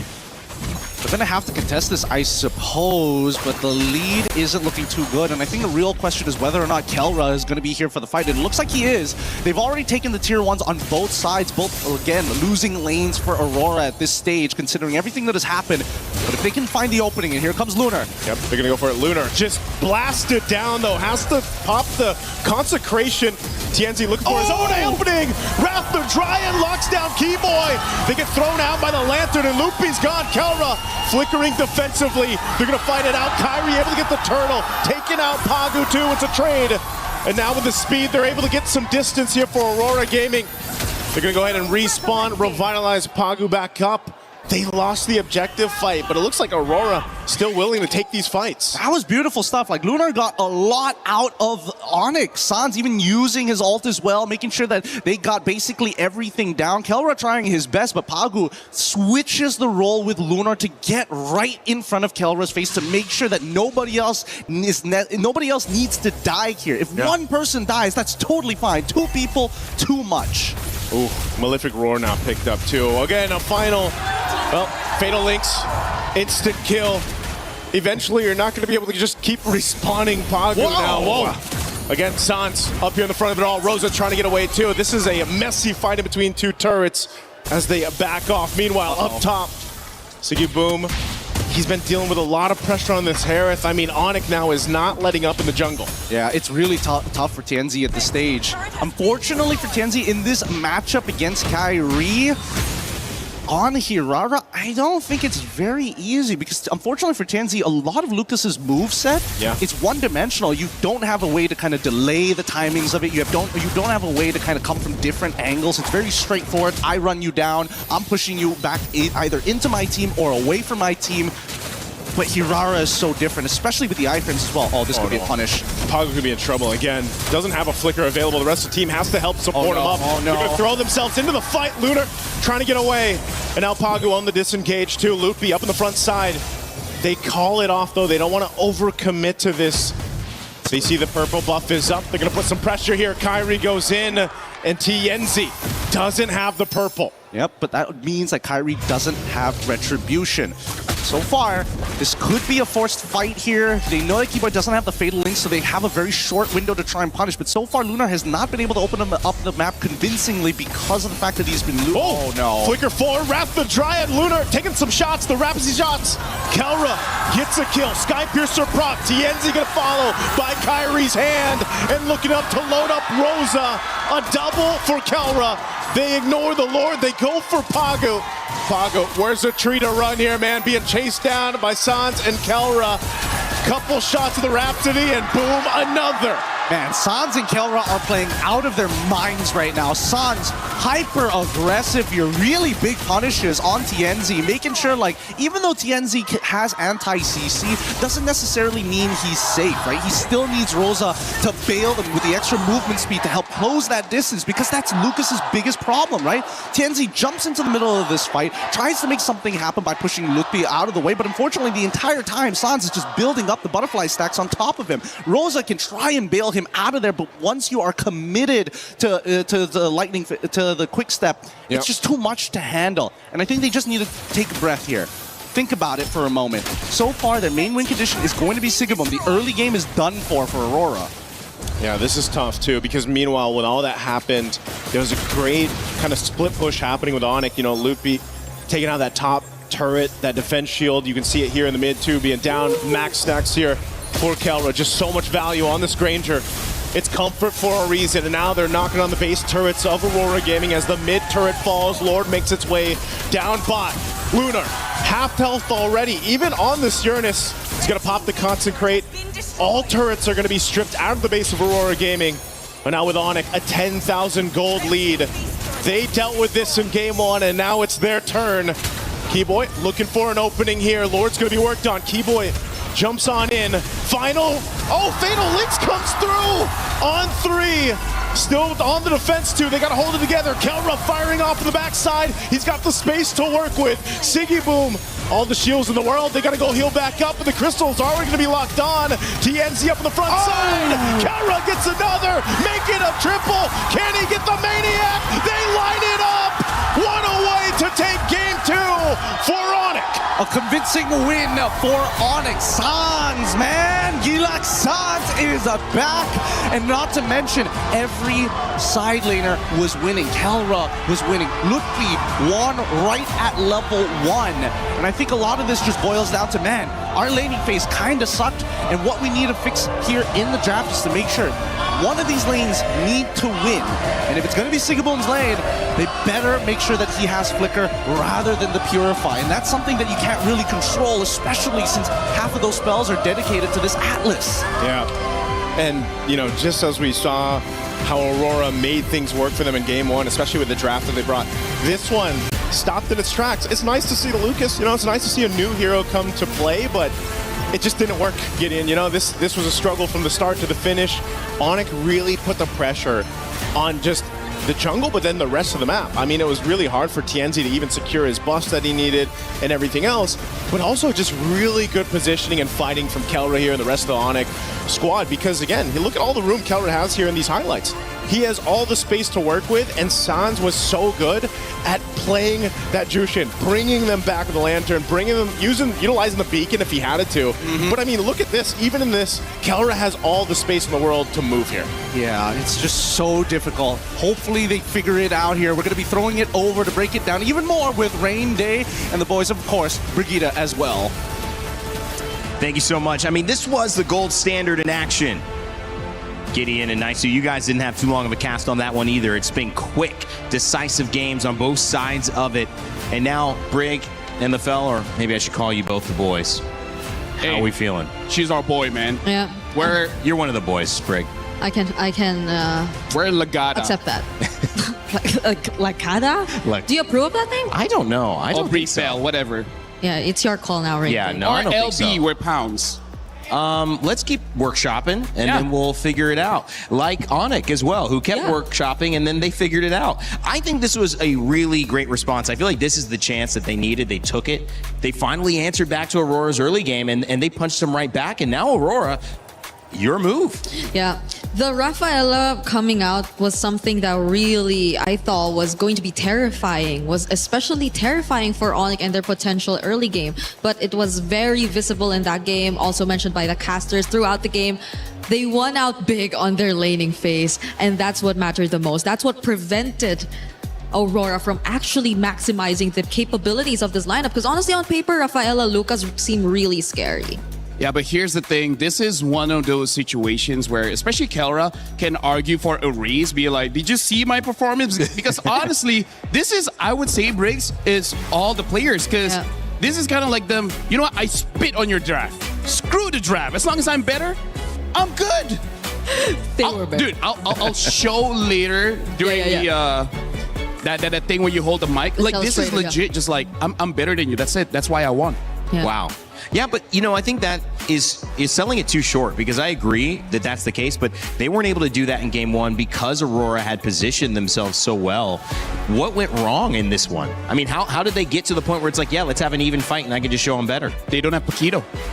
Right? Really? Do you think that's that important? Because Siggy Boom lost that lane hard. That's true. And then we saw Lunar losing his lane hard. That's right. The big difference. And we talk about this in the previous one where, like, Aurora has been winning because they side lanes keep on winning. Look what happens when they lose. Yeah, and I think you see how that was the plan, the idea that they went from the start when they drafted this lineup, because even the execution tells you that they just really want to keep invading, they really want to keep fighting, because that's what their lineup is really strong. In terms of, that's where their lineup's really strong. It's in terms of fighting, it's in terms of just out-sustaining, always getting back into fights, because again, you have a Rafaela, you're on flying clouds, but also it's because of your mostly fighter lineup. But you don't really get to see them get to that point where you feel like they just rather would not, or Onyx would rather not fight against them, because they actually had the damage to deal with them. Kelra stacking on those Sky Piercer stacks early on did not allow for Aurora to play the game that they wanted. That could be the difference. They're not expecting that. LaFell, break down what you saw Onyx respond here in game two. Very elegant in the way that you grab the mic. So honestly, like, we're not going to be looking much at the draft here, because it really is on that execution, because I just want to show two big things here, right? Look at this. This is level 1 Lunar. Again, could you like lower it a bit? Just jatuh sikit. Okay, thank you. Like, Lunar is level 1 and then Loopy is level 2. You guys didn't catch it, but she just put it like so high. Either ways, level 1, level 2. This is already quite a big win, because again, the reason why we see Aurora doing well in game number 1, they got the Barats. Barats wins the lane quite hard. Now Lunar is getting bullied a bit, and this is also why I want to say that Kelra deserves a pay raise. He deserves a bonus, because look at the situation here. I mean, honestly, because he does have the flicker, so he is a little bit more brave to go for this trade. But look at this 1v1, straight up 1v1, going up against Siggy Boom, and then he dies. And then look at the state of the minions as well. Even the gold card is almost dying. So there's a lot of gold on the table There's a lot of gold on the table that's being denied here by Onyx. And then when we go into the team fights, just like what Gideon said, we got to look at Suns, because Suns is honestly destroying the composition of what Aurora is trying to do. And what Aurora is trying to do, all right, Aurora is trying to do is that they have 1 or 2 dedicated map openers. In this one, it's going to be Lunar. And every single time, I'm just showing you one clip, but Suns multiple times pick up the front line of the team, and then look at how all the while, Kelra in the back, he has free range to keep on hitting, because look at all the HP being brought down by the rest of Onyx here. And then all the while, just look at Kelra. Kelra is just waiting patiently. He just wants that final hit. And with the Sky Piercer, that's kind of all you need. Look at the positions here. Look at how Lunar is gonna get targeted, and then later on, oh, I'm colorblind, I can't see this. He gets chunked right there. Yeah, he gets chunked a lot. And this just shows that both teams here, Reindeer as well as Brigida, they are very high octane kind of teams. Yeah. If you get a 1,000 gold lead in the early game for both Onyx as well as Aurora, it's life-changing. Yeah, I gotta say, life-changing. You see it, because it's both Sans and Kelra. They're very willing to just go for the front lines. It was highlighted earlier. Sans was lifting whoever just throws up front, and Kelra being a bit too free, not afraid of trying to go for these heroes first because the damage was a bit too much. I particularly observed that during that one sequence you put there, highlight there, because I think that's where you kind of know that Onyx have already got the game.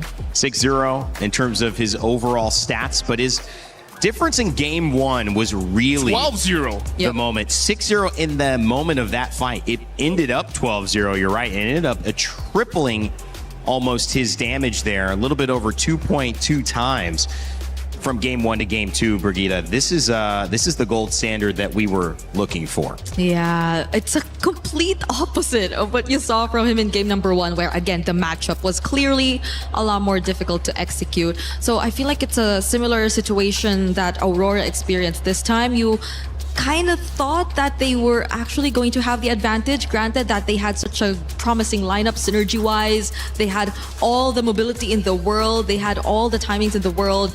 But once they lost on the sides, that changed the outcome drastically because you could not really rely on the mid trio to just pull off the idea of the draft alone. It's been interesting because now where do we see the focus shift? It could be the mid that starts to become a little bit more important on the matchup. It's kind of been I don't know, taken not for granted, but we focus so much on the side lanes that where do you get your advantage now if Onic have an answer for that?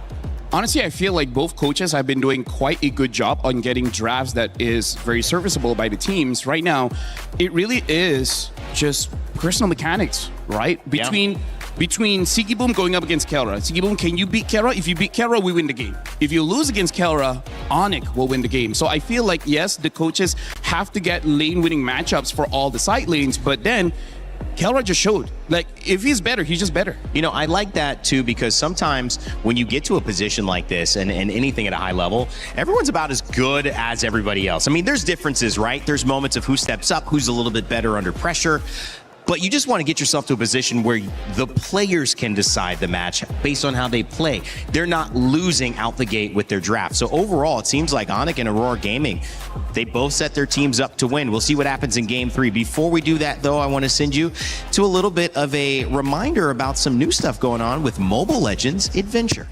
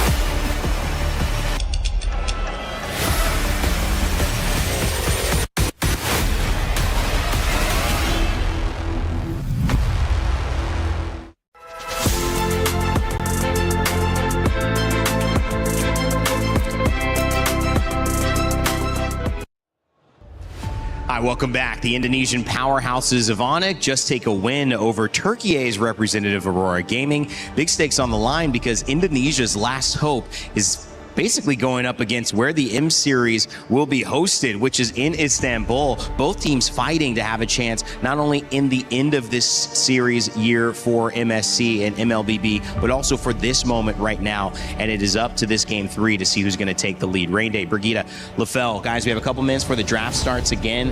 I mentioned Indonesia. I want to hit on that even harder because it's 2019 they did it. 2023 they did it. It's 3 years apart. Can they do it again? Are they destined for this? We know that they are watching. Yeah. And this is a great start in Game 2. And it's not just Indonesia, I feel like. Onic as an organization and this lineup that they're looking at right now, apart from a couple changes here and there, have always been so close. They've had multiple instances in the past wherein their international runs have been great. They've made it even all the way to grand finals. I think that was also a couple years back. One of the most significant ones being, I believe, M5, where they were just one win away, literally in the grand finals, and they had a very unfortunate loss against T Falcons, like that we also have right now. So who knows? I even remember part of the draft. They have the Boxy as well as the Eve. Yeah, that's the Eve just have some kind of curse when it's best of 7. Oh yeah. Well, best of 5 here means that this is a decisive blow. This is basically the end of the best of 3. We know they lost to a best of 3, but it did go down to 3. This is a repeat not just of that matchup, but of how that matchup went, where there was a response from Onic. It was Aurora who would finish it off and end up in that higher upper bracket spot. But now all's fair in love and war. We're right back. It's one game that separates who's taking the lead, except there's still another chance to respond, LaFell. So I'll question to you, what is Aurora's response here now that Onyx seem to have figured them out yet again?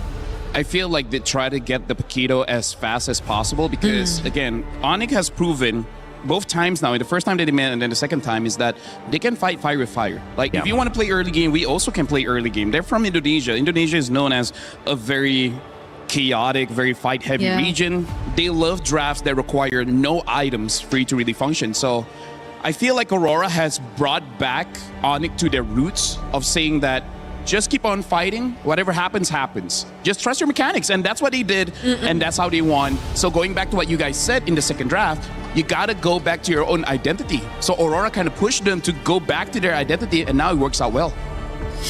But wasn't that Aurora's identity too, though? It was, I guess, maybe a bit too much of their identity. Who has the stronger identity? Okay, that's the Brigida. Okay. Do you have a strong identity? Maybe. All right. We find out here, though, who has the stronger identity between these two. Because the Paquito is still open. We mentioned it. I honestly would rather not see it because it just, like, gives over so much advantage. But let's see if Onyx would rather let it open. Yeah, I mean, that's the question that Aurora now are asking Onyx. Do you want to give us Paquito? And I don't know if it would be a first pick. It would be an okay first pick because you'd still wonder, is this Siggy Boom going to grab it? Or is it going to be something that Lunar plays in the EXP lane? Or could it even be something TNZ plays in the jungle? I feel like either Barats or Paquito is going to be pretty good here because, again, both win the lane, and then that's kind of like what you need, right? Step 1, win lane. Step 2, win the game. And then they have Freya, and Freya can flex between EXP and gold. Oh my, we missed this. Yeah. Yeah, because she's always banned, though. You can't blame us. We come in, they got the bans up. Okay, but Stop blaming us, Brigida. No, I blame myself. You blame yourself? Yeah. Hey, don't. No, don't blame yourself. Okay. Girls are never wrong. Hey. Okay. Oh, wait, you're a boy. Forgot. You're part of the boys. You're part of the boys now. You're wrong. Hey. You're wrong, I see what Brigida. you did there. I see what you did there, LaFell. Bellering picked up as well as Esmeralda. Paquito ignored for now. They could pick it up. Again, it would kind of maybe show their cards for the Freya, but it's the Barats. Oh. So that's looking like... Wait, EXP, EXP Barats and then gold lane Freya. Gold Freya. Already winning the lanes, and then now with the Eudora as well. AoE crowd control, a lot of damage, much stronger opening for Aurora here. And I feel like they don't mind the Paquito. And Onyx should not be pressured to pick it up even in this particular scenario if they really want to go for a different game plan. Because at this point, okay, they don't decide to pick it up. I feel like it's okay because right now the junglers, quite a lot has been taken out. I feel like the Ling is not going to be serviceable in this game, so they pick up the Nolan and maybe even ban out something like a Harley just to make sure that Aurora does not have the early game. Yeah. Because at this point, I think they have very stable sides already, regardless of what the matchup is eventually gonna look like. So the only problems that could come out in the jungle, I agree, are maybe the Harley and what else did... And I feel like Aurora ban out gold laners will be good enough here. Right now they ban out the Guinevere. Guinevere is also a good enabler considering that they have Eudora in the mid, making it so that she will have quite a lot of damage. And now the carry does get banned out. So yeah, I feel like Aurora, they just ban out gold laners and they should be okay. Yeah. Because they're mostly going for fighters. We also don't know if that's going to be the option in the jungle even. Because we're yet to figure out what the roam is going to be. It's a Eudora, you definitely see it. But I think also the Cho is a considerable option for Aurora at this point. If you really just want to pair it up with the Eudora and whoever jungler you're going to go for. That should be what Onyx is thinking. I think maybe, do we ban this out? That way we don't have a kick into a stun. Into a bite, into a slam. Into everything. I mean, it's just 3 characters and they already have way too much to deal with. So Onyx, Coach CW, you're gonna have to see, do we really honor their Cho and ban it out? And it's gonna be the YSS. Oh, okay. Interesting. Taken out instead. They are looking for a jungle, so that might make a lot of sense. Plus, we have seen YSS, I believe, in this matchup. Yeah, TNZ has used it before and able to get the win. Yeah. Right now, Aurora, honestly, with the bans coming up from Onyx, letting go of the Harley kind of signals to me that they're still considering playing double fighters here, right? they could pick up the mid here and then just see how the options look like. In terms of the mid picks, the Vexana, I think, will do quite well against Aurora, but hey, if you want, you can even pick up a Valentina. I don't think there's a good ult to take, so that's why I still prefer the Vexana. Other than that, yeah, Vexana, you know, Vex should be okay. Either are safe, but it's just probably a bit more safer for the Valentina if it's just survivability that you're considering in the mid lane. Because I feel like there are just so many angles to play around with if you're looking at Aurora's first 3 picks, but they lock in a What the Farsa? What the Farsa? What the Farsa indeed. Yeah. Was played pretty well earlier, I think. There's a lot of bursts here coming in from Onyx. So yeah, I think it's just like who has more firepower, right? Who has more damage, we will win. And now the Minotaur gets picked up as well as the Paquito. Is it Paquito jungle or Baraz jungle? Yeah, knowing Midnight, he might even throw Freya in the jungle. So we just don't entirely know the matchup here. It's you can't tell. I mean, I think it's gonna be Paquito jungle though. Just assume the worst possible matchup. Wow, but Sicky Boom played a great Paquito. Would you really force him off that if it's in? I mean, what if TNZ's better? Didn't think that one, huh? He could be. He could be. We do for sure know it's gonna be. I think it's gonna be Barat's EXP. Because I feel like even if you don't like win it out through the Paquito, the Freya is still gonna do a relatively decent job. Is it the Lapu gold or an Esme gold? Lapu gold! Well, again, like this is why they don't ban out the Harley, because they're like, yeah, you know what? You want to fight fire with fire? Well, we got Suns as well as Kyrie coming in with the Nolan as well as Farsa. That's a lot of burst damage. It's a lot of team fight. It's a team fight It's what the Farsa. What the Farsa. And the AoEs too. Minotaur and Belleric. Just imagine what could happen when it comes to the team fights. Siggy Boom will take the Freya in gold. Lunar will be on the Barats as well. It'll be a Paquito jungle from TNZ. Oh man, game 3 could be where things start to shift for 2 regions desperately fighting for a chance at the semifinal. The bid is on the line. Best of 5, game 3. Send it back to Naisu and Gideon. The world has demanded for bloodshed, and today we are going to get here at game number 3. This is going to be spicy because both compositions want to get into your face. They all want to do one thing and find that first blood as we jump right into it. Aurora, for those of you tuning in, is going to be on blue side, facing up against Onyx on the red. Yep. I like that how they went through this draft. Whoa, Sans. Okay, concussive blast and that little jump through from Paku. Enough damage to send him back. He doesn't burn the Purify at least.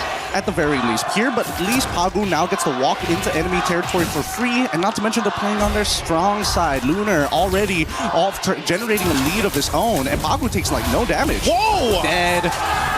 Holy moly. I think, you know, that is not what I was expecting that early on. First blood. And all of that. Why? Because, unfortunately for Sans, he just took too much damage. And now they're going to start pressing their lead to the opposite side. This is the early game that Aurora is most well known for. And now that TNZ is on this Paquito, and he's already level 3, he does some real damage. Oh man, they're not letting up too. Again, playing around this pressure that Aurora Gaming has already secured themselves in the first couple minutes of the game. Trying to slow down Kyrie here a bit, but I think Onyx can go ahead and kind of readjust from this. Maybe even potentially. I mean, there's still 30 seconds for that turtle to come up. They can just kind of let that go if they have to, but knowing Onyx, they probably won't just give it up for free, even despite the pressure they're feeling this early on. Yeah, absolutely not. They need to contest for this. I mean, this really depends on whether Sans actually hits level 4, right? Because he's the secondary win condition in this early game next to Kyrie. And even as we see this game progress, because of that early recall and the control we're seeing from Aurora, now Kyrie is like, man, this early game might not be in my hands. Yeah, now it's Kyrie asking for the green camp control, man. You know, trying to protect these. Right now as Aurora doesn't let up. They do get the retribution out, though. So I guess that is going to be the decision by Onyx, especially since Kyrie's on level 4. Let's just give up this first turtle, give it to Aurora. They've won it by just how much pressure they put on. Oh, a big slam through into the wall. Luke be gone after Daytona's welcome. Keyboy could be next here. He's just going to be zoned out. Nope, the 1-2 punch comes through and Lunar picks up a kill. the autopilot here. Let's not forget that Aurora just seems to be more well-connected overall, and it seems like Onyx, they needed to regroup, but unfortunately Lukpi just took the wrong path and did not want to commit his ult. I think moments like that gets really, really difficult for Onyx. Now, Sigaboom, he's more than happy. He unfortunately is in the losing matchup, but he doesn't mind as long as he's not losing out on gold or EXP. Kelra can try and lock this lane for as long as he wants, but if we do see that Sigaboom's rotating consistently, he should be able to get mid waves as well. Yeah, and as you just saw, that's such a good kind of like a counter that Pagu has against that Feathered Airstrike, obviously with the Minotaur, you know, and if it's, once he has the Flask of the Oasis and it kind of helps buff up that sustainability that comes with that motivational Aurora, you can then just kind of follow up with the mini jump, but then the ultimate, right, that he has that it just can set things up and stop Onyx's main game plan, which is playing around this Farsa's damage kit into a Wrath of the Dryad, into setting things up for the Nolan on Kyrie to follow through. We've seen the burst damage before, but even on the other side, the counter to that is Tienzi. This Paquito jungle, which most of us have seen in the gold lane. Hold on, Lunar, okay, he's gonna try to get away. Feathered Airstrike dropped down, but he's tanky enough to survive it. Just with the Daytona's welcome. Didn't seem like the most optimal choice overall. I get it if Lunar didn't have the stacks, but once he builds up on those stacks, he's actually comparable to like 1.5 of Lapu, right? Yeah. I think that should be the ratios that should be in their head. I think they were assuming that Kyrie was going to do a little bit more damage, but he's already 2 levels down, right? He's basically the same level as Lutfi, and even Lutfi knows for a fact that he can't chunk Lunar for more than half of his HP, and even then, we're asking for a lot. Overall, this has been a really great start for Aurora as they've controlled the entire bottom side, and it's unlucky that it spawns back down to the bottom side once more. Yeah, right now, Aurora Gaming is basically just kind of coasting on through this early portion of the game. Second turtle's going to be up here, though, so we'll see if this time Onyx wants to possibly fight both mid laners, picking up the glowing wands here. Again, this Eudora been such a mainstay in the meta currently, and you see why. You know, the multiple stuns that you can kind of dish out, the damage, the poke that you can do, that burst on such a kind of low cooldown is a problem. Tienzi also picking up a Sky Piercer now on that jungle Paquito. Turtle's up. I don't think we can do this here. They're thinking about it, but he's leveled down onto TNZ, and I'm pretty sure that TNZ can just hold on to that champion stance. Okay. Flicker forward. They're going to force this fight. Kelra on Sigaboom, though. Sigaboom trying to get away. Meanwhile, Lunar's the one to fall. The team fight's going all wrong for Aurora. Sands. There's the what the Farsa. 2 kills now, double. And that's going to be a turtle for Onyx. A really nice play. A great interception coming in from Onyx here, making sure that at least they're dropping down their abilities on the right targets. Like, Lunar set it up pretty nicely. However, unless TNZ finds that trade onto Kyrie or even Sans, then it's just not worth the time. Oh, denial! Oh, goodbye. Good punish there, because I was going to say, Kyrie could not get away with that after everything Onyx did, but mind you, that whole interaction has now stopped that gold lead that was building for Aurora Gaming. It was about 2,000. That's been pretty much dealt with. Kelra won't get this turret just yet, but he does do quite a bit of damage to it. Meanwhile, they got the bottom turret traded out, so Onyx now opening up the map a little bit here. Kelra's doing a really good job. Like, first turtle, okay, Sigaboom walks out of it, you notice that he's only level 3, and that's when you know, like, okay, sure, he probably doesn't need to be there, but at the same time, you never really know what's going through Aurora's mind, especially what they're willing to risk. And I think that's the problem that Onyx has been facing these past couple of games. They're not 100% sure whether Aurora is willing to die for certain moments in these games to get a little bit more later on. But now that the Feather Airstrike has been used early, they are making the statement, you know what? As long as Sigaboom doesn't scale, TNZ will eventually fall off. Yeah. And that's one of the things, too, that I guess the downside... Oh, hold on. Kelra, he wants this turret. Aurora Gaming wants Kelra. Falling Star Moon, a bit of a burst of damage to Kelra. Be able to survive. Is there going to be a counter punch here from Onyx? They just make sure Kelra survives. They back up. Hold on. Daytona's welcome. Right on cue. Nice. Into 2. Lunar now going to be in trouble. The burst comes through. And Kyrie will pick up a kill. I didn't know if Aurora Gaming was going to continue to fight, but they decided to go for it. They made a mistake there for sure. Kelra played it perfectly, using his Purify to ensure that they don't find the one-shot and sets it up for something more dangerous down the line. This is what I'm talking about. This is a game of boxing here. Let's look at the replay one more time, because as soon as Keyboy, this looked like a very good punish from Aurora until Lutpi says, you know what? As long as the damage dealer can actually go for their full combo, which they know that Rosa doesn't have, this should be a free pick on to Lunar. And they know for a fact that Bravest Fighter, it's on a short cooldown, so they can just drag this out and wait until Lutpi has it. Aurora trying to punish. Lunar needs the stacks. Daytona's welcome, already used. Fighting off the turret. Pagu jumping in. Minoy and Fury to knock up 3. Keyboy's gone. But a feathered airstrike comes down from Sans. And now, Luffy flickering forward. Trying to zone out Tenzi. He's swinging around here. He's going to fight off Sigiboom. This is a fight all gone wrong right now for Onyx. The 1-2 from TNZ. And there's again, fighting for the turtle. Kyrie trying to find space, but Rosa comes in with the stun. Turtle secured by Aurora, and Kyrie goes down as well. Kalra could be next. Everybody's here to clean him up, and Kalra falls. It all falls apart for Onyx. Oh no. Worst case scenario for Onyx. Aurora able to find the lead back again, and worst yet, they're able to take out a majority of the members of Onyx, pulling themselves to the lead that they had before. Now, just an extra 400 gold on top of it, and TNZ is probably at his strongest at this point. Walking to take away these green camps. Don't worry, Pagu, nobody's mad at you this time, but let's look at the items, because we're at a dangerous state. They're looking to make sure that TNZ is strong enough to one-shot Sans at every point of the game, but TNZ, keep in mind, that's solely based on the Sky Piercer. Man, TNZ has done an amazing job of just kind of farming up here. You know, yes, he's got 4 kills, but even with that Sky Piercer, and you see the gold lead that he's had, and a lot of that is supplemented because of the way that Aurora Gaming has played the map, you know, from the start to up to now at that 9-minute mark, which will set themselves up for a good Lord take. But Onyx has showed us that they're willing to fight. A lot of these team fights are kind of weird the way they play out, right? Because it's either going to be started up by Lunar. Oh, there's some good burst coming through. Divine Glaive was picked up recently by Rosa, but either Lunar will start it up, or Onyx can kind of go ahead and choose to start things up. The downside of the Belric having the Revitalize is obviously you can't surprise anyone with that flicker combination we're used to seeing. So it's got to come from someone else, and mostly it's been from Lutfi flickering forward, trying to set up, or trying to just keep things split up in these team fights. And that's why they're so finicky with the way they play it out. And that's why I say this is like a boxing match, right? As much as you want to throw your lead hand out with a big haymaker, you also have to keep in mind that Aurora could be throwing their own haymaker. Wait a second, Keyboy! Keyboy, what's he doing? He's gonna get eaten up here. Rosa's gone though. Kelra now splitting up the fight. There's a stun right on the mark. Minoy and Fury to knock him in the air. Sans in trouble though. Can't get away from Sigiboom. And now in the Valkyrie form, he's going to be splitting up Kyrie and Luffy from the fight while Keyboy's got nowhere to go.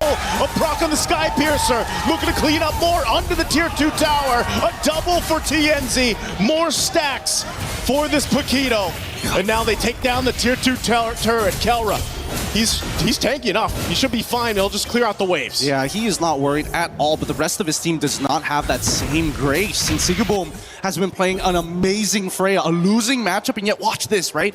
As they were playing this fight, they recognize, hey, no feathered airstrike. They also lost the Wrath of the Dryads, and that's when they decided to throw everything. Even Sans recognizing, hey, I gotta use the Purify to get away from a flicker enraged charge coming in from Pagu, but it doesn't matter when Sigiboom has stuck on to the rest of your team, cutting you down one by one with no way to stop you. The lack of CC is going to be a huge issue. Oh, hold on. Daytona's welcome use on live cam. Kelra going to be in trouble again. And Minoy and Fury knocking him in the air. Keyboy can't get away. Once again, Sigiboom leading the charge in the Valkyrie form. A big stun comes through from Luffy though. Able to stop him in their tracks, but he gets dropped back by the Rockets. But Onyx, they want to fight back. Kyrie trying to get away with Lunar. Not enough damage on the stomp there, that auto attack. Not going to be able to take out Kyrie, but man, what a fight in the jungle. This is a beautiful game here. Despite being 5.6k ahead, Aurora lose out on Sigiboom in comparison to Keyboy. An upward trade for Onyx, but the economic damage is not done just yet. Another structure falls in the favor of Aurora. Another buff taken away from Kyrie. He's struggling this game. He's 1-4-4, and every single person he wants to go for the kill has some form of damage reduction, has some form of anti-CC, or worse yet, just raw sustainability. Yep, really good play there from Onyx. Because of the fact that they took out Sigeboom in the last fight, they pretty much alleviate that damage that Lord push would have done. Again, you're just seeing, despite being down these thousands of gold, Onyx somehow is still able to actually go toe-to-toe in the team fight against Aurora Gaming here. And now for them, again, they have to look at what's their best angle, what's the best attack plan here for them, and especially when it comes to the jungle, because Aurora Gaming has not let up on this as they continuously try to take these buffs. Again, Daytona's welcome, throwing him into the wall. Keyboy, it's going to be, again, the focus. A feathered airstrike to follow through. And now Sigeboom on the back line. He's just everywhere. Sound's got nowhere to go. Forget the turret, forget everyone else. Aurora Gaming will just go for this fight, tossing everyone around, and they just go full-on wipeout against Sonic, and that's going to get Aurora Gaming this game under their belt, taking the series 2-1. The one extra detail is what makes Sigeboom one of the best Freyas here in this competition. When he fights, he's already looking ahead of the map thinking, you know what, I can't 1v5, but if there's just enough minions, I will be able to sustain through the damage with my Descent of the Valkyries that have the extra AoE per auto attack, which is why you're seeing go from 0 to 100, 0 to 100 every single time. A dangerous game that Onyx is playing here, and one that they need to figure out right here, right now. There's too many holes in that draft. Last time it was missing that Atlas. Now, dealing with the Freya seems to be impossible. The ideas are good, but if Kyrie can't find that early game advantage, I don't know how they're going to play. I gotta say, man, again, you know, now that it's match point here that Aurora Gaming is going into against Onyx, Lunar was a big part of this. The way he played the Spirits, the way that he was able to go ahead and lock down, sometimes it was just Keyboy, but his timings of the Daytona's welcome were just pivotal, but also Pagu. Again, this Minotaur hasn't been brought up too much, but you can just see how much crowd control comes into play for this, makes it happen. I mean, even something before this fight broke out, Sigeboom picked up the Corrosive Scythe, and this was enough to kind of, you know, slow them down a little bit so that they could follow through on this. Even going and flickering forward under that tier 2 turret just allowed them to collapse down. Almost every single fight after this looked like that.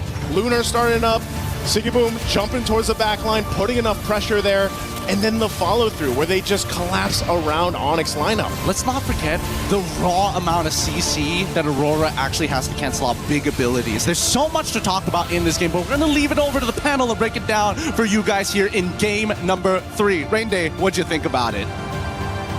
Well, I loved it. I loved it because it set up another story that this MSC is bringing all of us, which is the title defense. In 2023, Onyx, the team that you see here, that organization was able to win at MSC.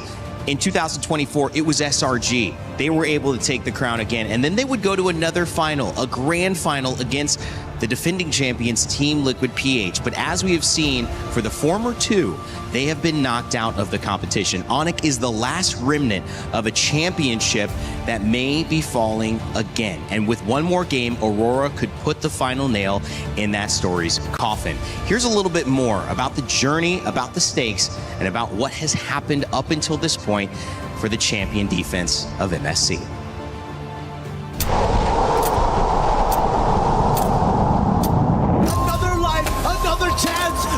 Stormy! From the start of MSC in EWC, there's never been a back-to-back champion here. It started with SRG, Selangor Red Giants in 2024. They won it all, went all the way to the grand finals in 2025, but unfortunately had to suffer defeat against Team Liquid. They came in as strong contenders, looking to be the one to break the curse. The back-to-back was strong up until we saw the biggest downfall ever. The biggest upset in MLBB history. Team Liquid dropped out of the competition in groups without a single game victory. Now the question is, what happened to Team Liquid?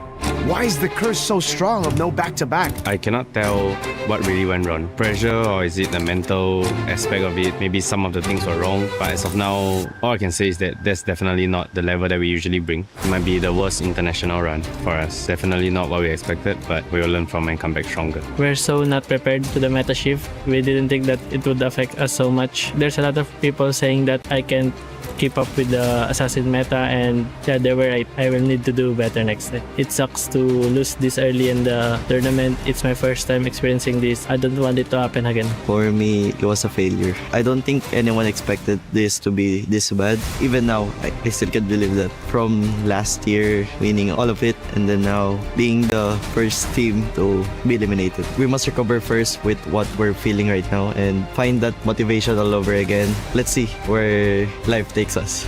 I think Liquid came in thinking that they were prepared, but it wasn't enough. They didn't cover a lot of their bases, especially with the new patch, with the new meta. From us, honestly, we just didn't care because we played our game. The biggest disappointment came from when they lost against E7. I don't know if they did this, but maybe they've underestimated all the teams here. That's the curse of being number one, and I think that's what happened. They just didn't think that people would catch up to them. Team Liquid getting eliminated from groups without a single win. I'm just as shocked as the rest of the world is. It felt like I wasn't watching Liquid. Underperforming, I think, for the results of Liquid here, is an understatement. It didn't feel like Liquid. It felt disconnected. For me, Carl, I know Carl since I've been playing with him since my rookie season, which is season 6. I know him and I don't think that he would give up that easily. Yeah, I hope he would still try his best, and I really hope to meet him again in M8. The PH team got shocked in some of the pocket picks of the other teams. We are not really familiarized on that hero, so we just got us good, and I think we can still adapt if they try pocket picks again. This MSC at EWC has brought us tons of surprises and shocks. We set our sights to see, again, who can rise above and be the champions this year.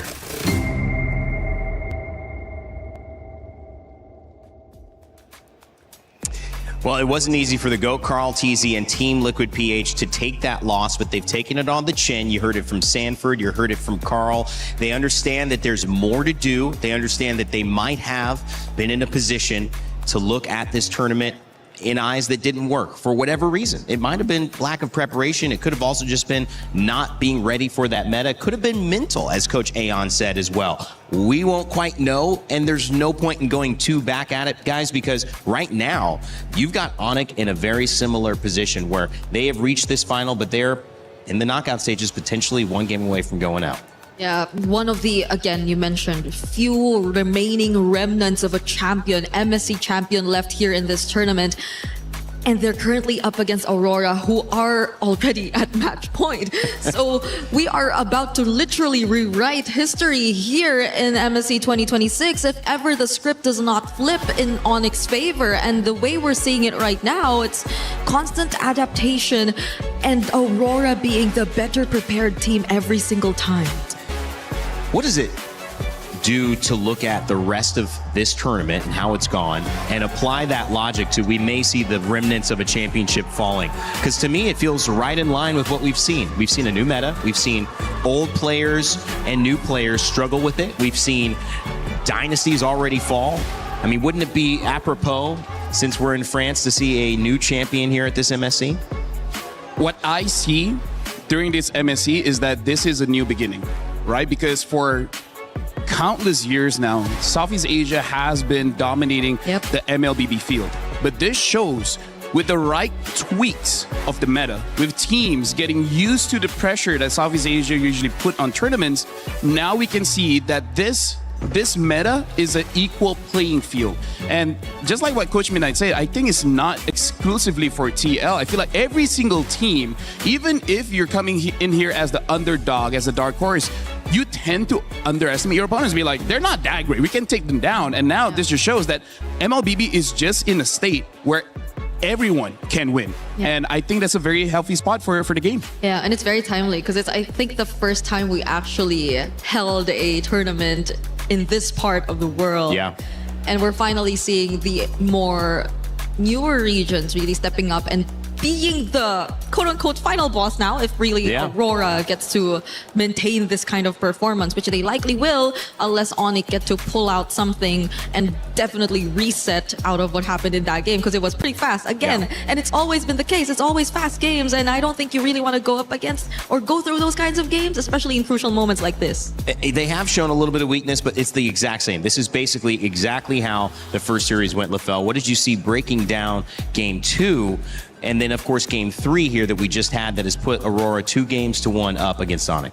Well, first of all, we got to look at Onyx draft here. The king and queen here, Nolan as well as the Farsa. This is going to be the main damage coming in from Onyx. Now, here's the thing. Nolan pseudo gets countered by the Minotaur and as well as both of these fighters. Just because they're tanky, it's hard to take them down. And the Minotaur heals them back up. So it makes it so that Nolan's damage is nullified. So then the biggest problem is you got to take on the queen, which is the Farsa. Farsa is honestly able to win the entire team fight by herself, creating just so much damage, and then the rest of the team, they just got to clean up. So we got to look at how Onyx won in the early game, and then what changed that made them lost, right? We're going to be looking at the first clip here.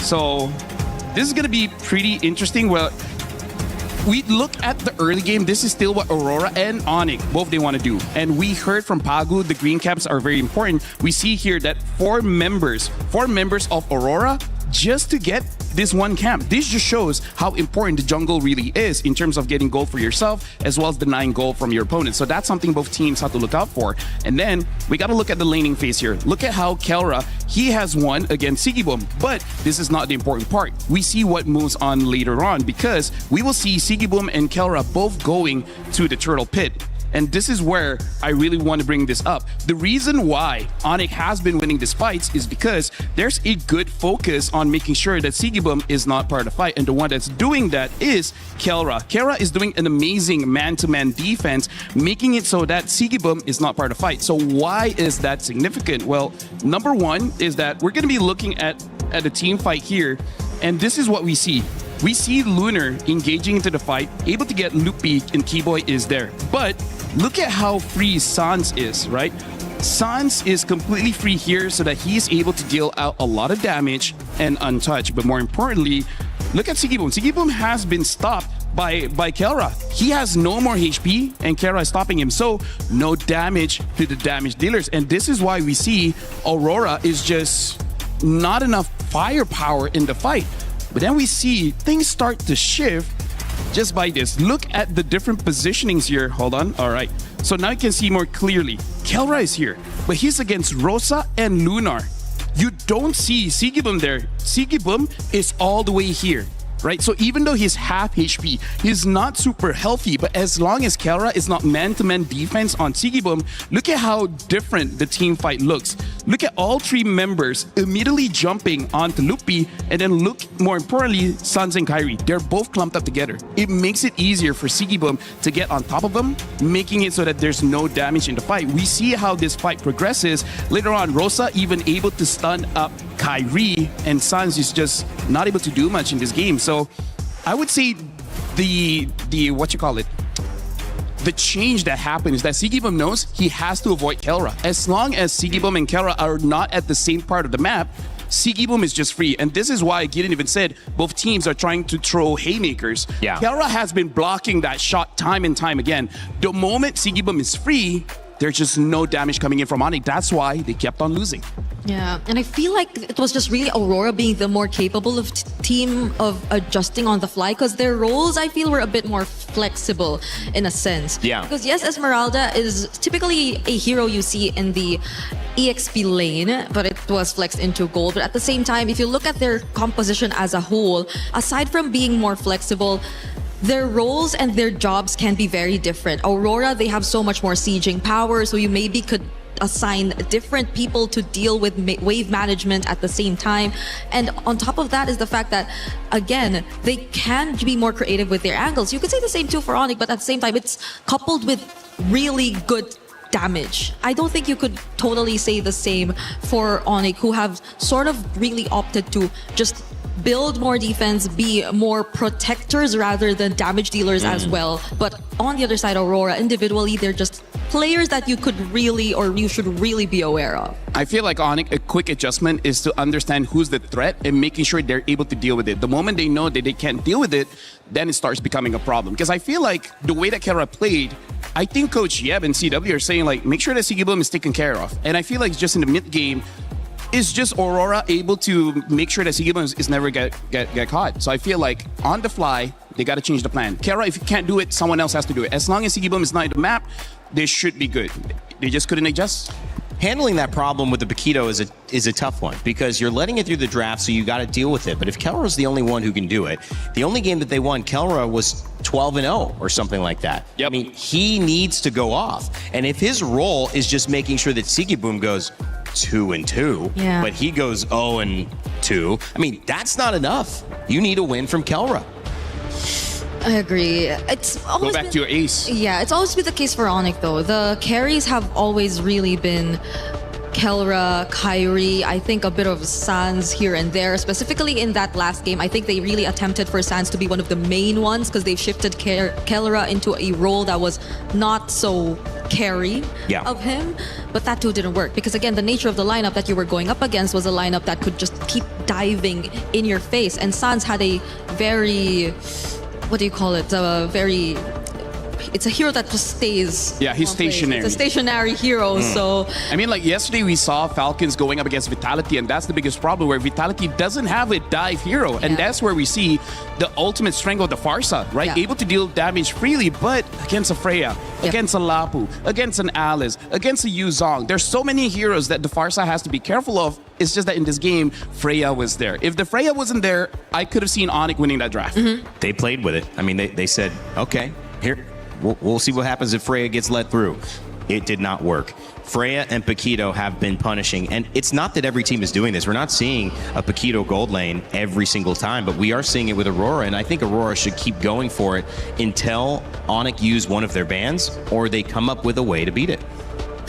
That's a thing though. It's always been the Paquito showing up in the last pick for Aurora in blue. How do they keep getting away with this? Look, they're not banning it. Yeah. But I think, I mean, that's just a lack of, in my opinion, that's a lack of respect, but it's also a lack of acknowledging what is not working, because that's definitely a through line. The other question I think I want to ask you guys as we head into it is, how do you get Freya banned, Selena and Barats as well? How do you get Kelra for sure in a winning matchup? I don't care if it's Paquito. What does he need against the Paquito if it's going to be back up again? How do you get him winning? Honestly, like Kelra is a marksman player. He's a traditional position 1 player because again, he's the ace. He can carry. It just seems like this is not the meta for it, but I feel like you got to force it out. They've already shown that they can do it with the Granger, right? So as long as whatever hero you pick up is viable in the early game, then you're all good. Stick with it. Stick with it, maybe. And Onyx are stronger identity. Yeah. Just believe in yourself. Believe it. You can tell that we're running out of things to say up here. I mean, like, she's right, though. You got to believe in yourself. Because we saw it work the first time when they picked the Granger, a comfort pick that we did not necessarily expect, especially in that scenario. But yeah, the Paquito is still going to be open here in this matchup. But it wasn't, I think the other thing is there was pressure on the gold lane as well, which helped get the early kill. So that Granger accelerated, and that's where I think you need to look at Onyx. What has been our win condition? But the other thing that I'm excited about is we get to, oh yeah, that's what I'm talking about. Because I think even they, like 100% is gonna get stolen, it's right? Sagan, so we're gonna grab it early. They get the priority. In some ways, the one thing I was saying, we haven't seen Onyx respond again. We saw them lose, then win, then lose, and this set was over. Now we get to see their response. Maybe they do have an answer ready for this. At the very least, though, it's not both the Freya and Paquito open. At least. At least on Aurora's side. But if it's an answer to the Paquito, it's Is Melissa something that needs to come out a little bit more? I think it's an option. I think it's an option. Not a direct one. Yeah, not a direct one, but it's kind of like not the worst thing, right? Now they pick up a Zushin as well as the Uranus, and now the Eudora. I think the Eudora is, again, just to shut down Kyrie because, again, the Uranus and Zushin, they don't care too much about Eudora. That's a lot of burst damage you're already seeing from Aurora, though. And you see the vulnerable heroes from... Hey, this is how you start an avalanche. You gotta go loud. Yeah. And all of the games, well, except for the second one, that was clearly an Aurora avalanche. It's looking to be another one here if Onyx don't show us their answer in response to these heroes from Aurora just yet. The Cho's already being taken out. We don't know if they're going to resort back to their identity and just go for a Kiboy Kelra combo or hero synergy that works. But with the Cho taken out, I think that's less options for Onyx overall. Unless they pick up a carry, I don't think they can play pickoff because Kalia is still there if they want to play pickoff, but their draft doesn't really look like it's centered around that. And now even the Granger, good respect here coming in from Coach Midnight. Yeah. Uranus was picked up on the side previously of Aurora in the EXP lane. We've also seen Barats. We've seen Hilda. That was a loss, however. So forcing something different. The Freya also banned as well, saying let's just see if we can get a little bit of an advantage here. The Esmeralda also banned. So a lot of the EXP answers that Aurora have gone to, not available this game. There is the Alice deal if they want a front line that can kind of engage into the fight. We haven't seen a Terizla, but it could be viable. The only problem is that Zushin. So I feel like Alice might be the safest if they just want a front line in the EXP. So if they go Alice, then that's... Oh yeah, Esme ban, yeah. So it's all the more reason for Onyx to at least pick up a source of shred or DPS. But you don't really want to claw against the Paquito anymore. Carry, you need a carry. Or Moskov. A Moskov carry is an option, but... Melissa is also not bad. Yeah, going up against Eudora, it's very awkward to pick up a mid-range marksman. Pagu on the pick, trying to figure out what's next for Aurora. They've caught Onyx by surprise. Really not too much. It's been clear what they've wanted. We expected Midnight to throw some crazy stuff out there. It's pretty much been double fighter, Paquito in the gold lane that's caused problems. And another Harith. So it's not Paquito in the gold for Aurora in this game at least. So maybe... It could be jungle or EXP. Oh, wow. And they're still flexing that opportunity. Yeah. So maybe Kelra could feel a bit better about picking up a gold lane matchup towards or into the Harith this time, regardless of how they want to play this. But Keyboy, his options in Rome have been limited as well. You need the information. There's a Eudora that's just gonna be... I feel like Hylos is gonna be pretty good because you just need someone to absorb that burst, give a lot of space to the Uranus, as well as a good combination with the Zushin. Yeah. If they don't, I can see a Gatot doing okay. Because it's dangerous grass, so I think it's all the more reason for Aurora to just keep going in for the surprises. But they go for Brody Gatot. Yeah. Oh. Got a Kacha, potentially a little bit of counter engage with the ultimate if somebody gets in. Just the knock-up stun and have a chance to also move into that. So if he's caught out of position, maybe could even get aggressive with it. So the Gato might be a good idea. Right now, Onyx, it looks like they have lane-winning matchups, or at least the possibility to win that lane. And knowing Kelra, I'm not going to doubt him. I feel like he could do it. So I feel like for Onyx, they try to win the side lanes and then go off of there. Because again, that's kind of like the story this entire series. Yeah, and at least Kelra is going to have a bit more range to play around with. If you don't really want to walk up close to Aurora and get caught in by the burst damage by the Paquito and the Eudora, but the Hylos to wrap up the draft for Aurora. You like it, Brig? Yeah, it's a different hero that we're seeing on Pagu all over again, but I think it's going to help so much if it's revitalized, especially in just sustaining the overall team fights. Hylos going to be in the EXP lane here. Pagu going Belleric on the roam, so this will be an interesting matchup, guys. It's going to be game number 4. Aurora has a chance to send Onyx home. This would be one for the record books as well, as we would see the Turkey A representative moving on to the semifinals with just one more game. We'll see if they can silence the crowd as we go to our casters. Thank you so much, Rain Day. Once again, history being made here today. Turkey may have their one opportunity to make history and say, you know what, this is our best finish ever, and it can only go up from here. But on the opposite side, Onyx, the Sky Kings themselves, very understandably that most people will see them as the favorites, but it's tough. So far, we've seen so many good plays from either side, but Aurora keeps getting one over them just like this. But Onyx, this time, now forcing Rosa to take the early recall. Yeah, little reminiscent of last game, right? But that time it was Sans that had to burn his battle spell early on, or was actually pressured enough to go back to base early on. But luckily for Rosa, no death, right? So no first blood yet, but this is kind of what we expected to see between this early game already. Now, one thing I have to question though too is this Hylos pick. We were wondering what would pop up in the XP lane given the bans and everything else. Now, is this the right thing against the Uranus? I think so far against the Uranus, it doesn't matter. It's not about the laning phase, it's about the team fights later down the line, right? They have a way to kind of slow Kyrie down, force him to use his iframes early on, and I think the Glorious Pathway is significant to try and slow down both Sans and Kelra from either chasing those kills or to chase them if the impact from Aurora's team fight is just that much greater. We'll see on the very first turtle here to see how that's going to play out, because level 4s, they're going to be extremely key for Aurora. Yeah, you got to think about it this way too. The crowd control, once again, that Aurora Gaming has been playing around with is what's helped their lineups and execution so much. Seeking Boom's going to be sent back to base here because, again, going back to the crowd control options for Aurora, you know, they've got that stun that comes with the Hylos. You mentioned with the Glorious Pathway, slowing them down too, or speeding yourself up, which can help even Rosa. Go for that stun on the Eudora.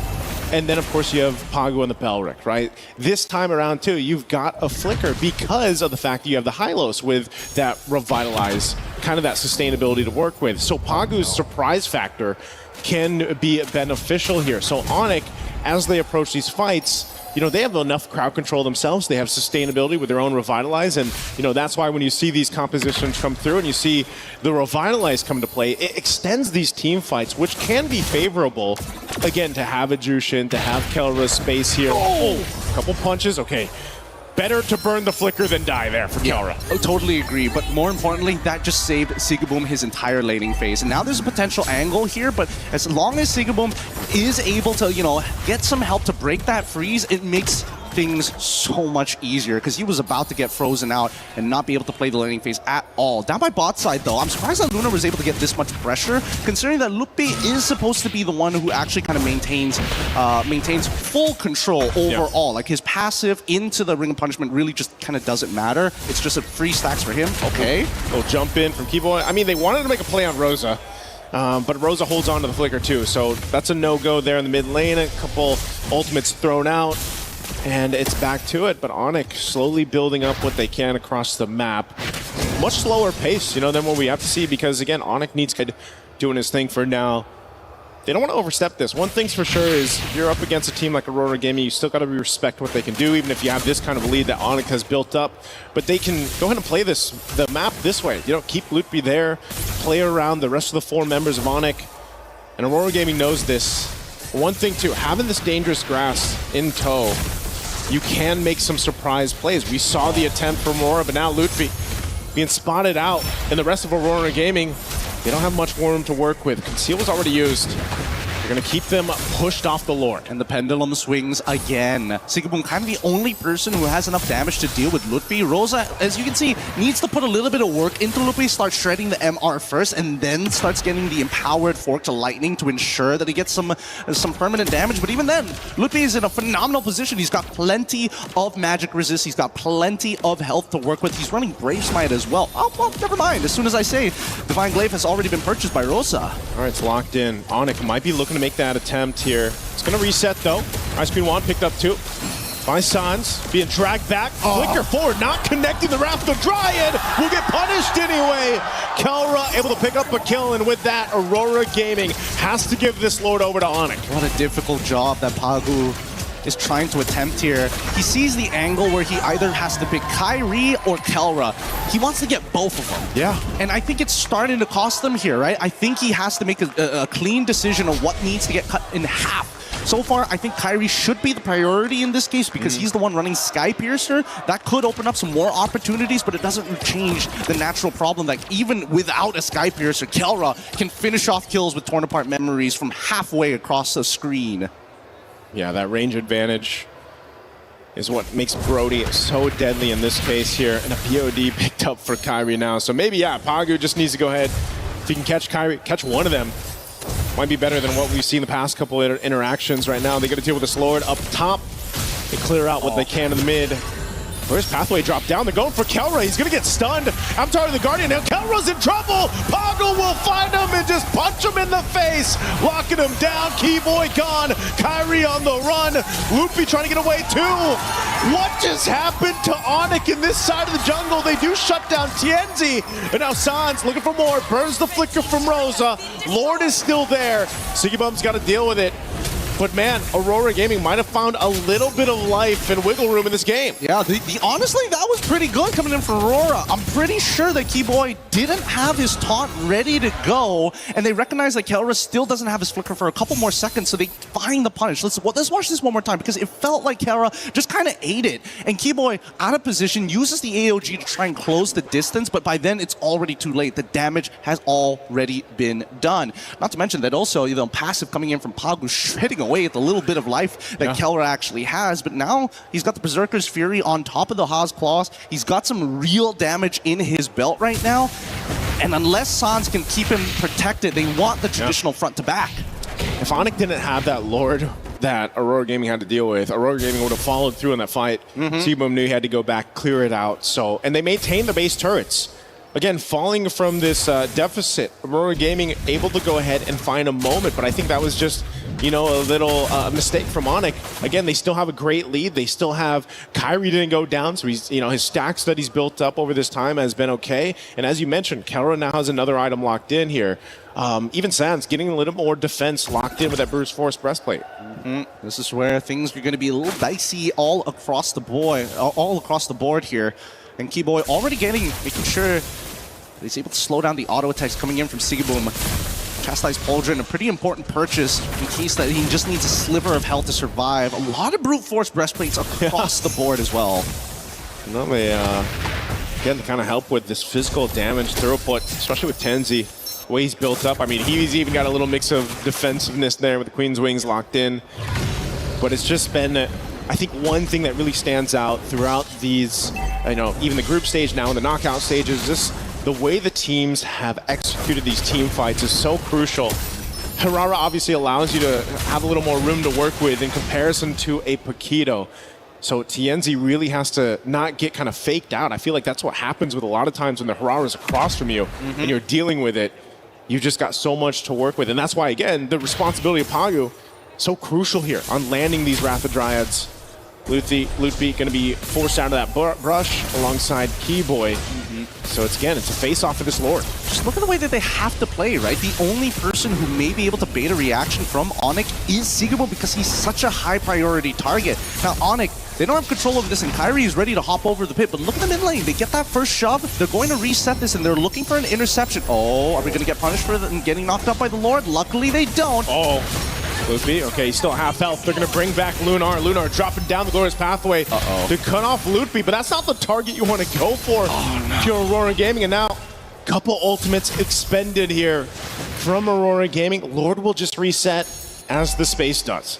At least they set the conditions. We used a lot of our ultimates, but we got a really good push down on that mid lane that Onyx has to respond to. Losing a free inhibitor turret is unacceptable at this stage of the game. And I think that at least for Aurora, they know they've hit the 43k mark. Their carries have the damage. TNZ and Sigibum are ready to fight. The question is, can they get some value or discounts from Lunar or even Pagu? They saw TNZ up in the top lane. They wanted to blitz this Lord, but it resets anyway.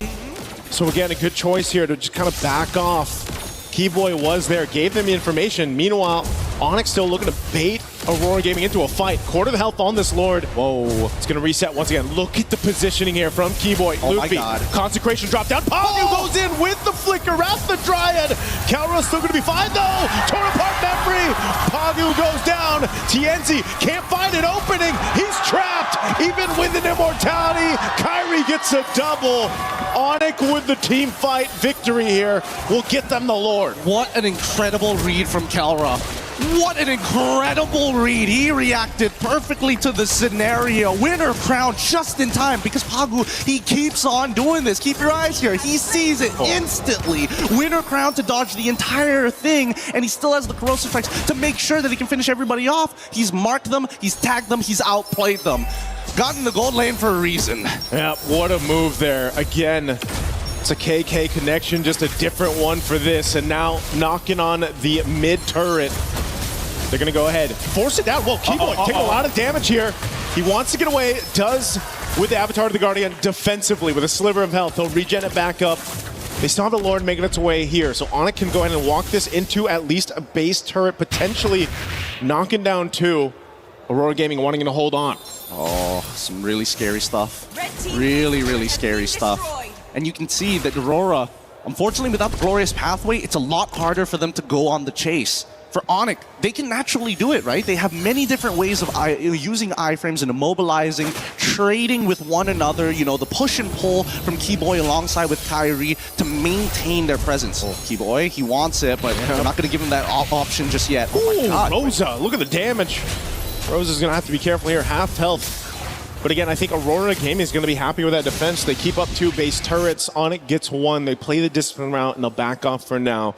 Again, they don't want to push it too far in. Even with, again, with this kind of lead, the composition, they can't get caught in a bad state here under these base turrets. So happy with 1.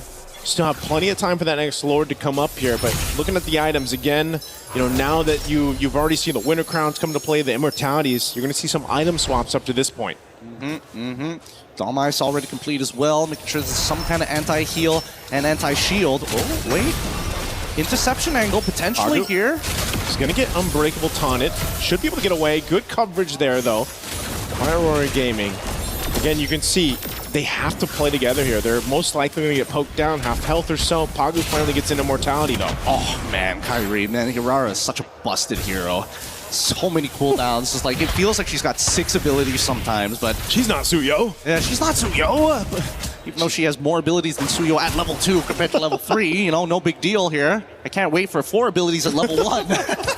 Eventually we're going to get there. But the scary thing about it is that Kyrie understands that he's allowed to actually take the first move. Because until we see the trigger being pulled by Lunar, they know that Aurora ain't really in it. Their hearts aren't in it to go for the all-out fight without that condition. And as long as Kyrie has iframes to play with, he can do this all day, all night. Yeah, it almost feels like Aurora Gaming's it's still used. Glorious Pathway, they're going right for Kelra, okay. They get an Avatar of the Guardian out, plus the Flicker. Burnt from Kelra. 10 seconds for this Lord to come up. I would say that's value for Aurora. That's a lot of value, actually. Wait, I want to see what Onyx is going to do after this, right? Because now that Kelra doesn't have his Flicker, Winter Crown is going to get purchased here. Let's see if they correct the waves, because unless they can correct the waves, bot side is on a slow push, mid is neutral, top side is getting corrected by Aurora, and I think that Onyx, despite having a 6.9k lead, I don't know if Kelra has enough money to go for an item swap after that. Yeah, this might be one of those cases where, again, you just delay this as much as you can here, if they can. Okay. Ludwig having to use his ult. And Kyrie still dancing around. Yeah, they're not going to do much about this. And I think that Aurora recognized that, you know what? As long as Kelra ain't showing himself and he doesn't have that Flicker, it's not that big of a deal. Take away our purple. We don't care about this. Look at that top side. It's already shoving in bot side as well. Hirara shows up and now Aurora takes the space. Oh! Rosa goes in with a Flicker, but Sans able to react in time. That setup not going to follow through. Now Lunar, Unbreakable taunted. He's going to take a shot. Here, couple marks. They have to back off, though. This isn't the fight they wanted. Avatar of the Guardian not going to connect, but it's Pagu. Immortality pop. This should be a kill for Onyx. He goes in with the Flicker. Wrath the Dryad drops down. Kyrie gets a kill, but Sigibone fires back. With a crown already used. They're in it for now. TNZ, Immortality. They're going to chase him down. He has nowhere to go as Onyx wins the team fight and will start up the Lord. Great reaction time coming in from Sans. If he died there, I think that could have been it. It could have been the turnaround that Aurora were looking for. But that's what I'm telling you. That Glorious Pathway is the key to everything right now. A beautiful rotation from Kyrie alongside with Kelra to open up a different angle and forcing Pagu into a pretty awkward position. But you can tell that Sigibome, Keyboy, he's eating so many shots from Sigibome. It takes way too long. Well, they're in the pace. They took out Rosa. Now Sigibome trying to get some revenge here.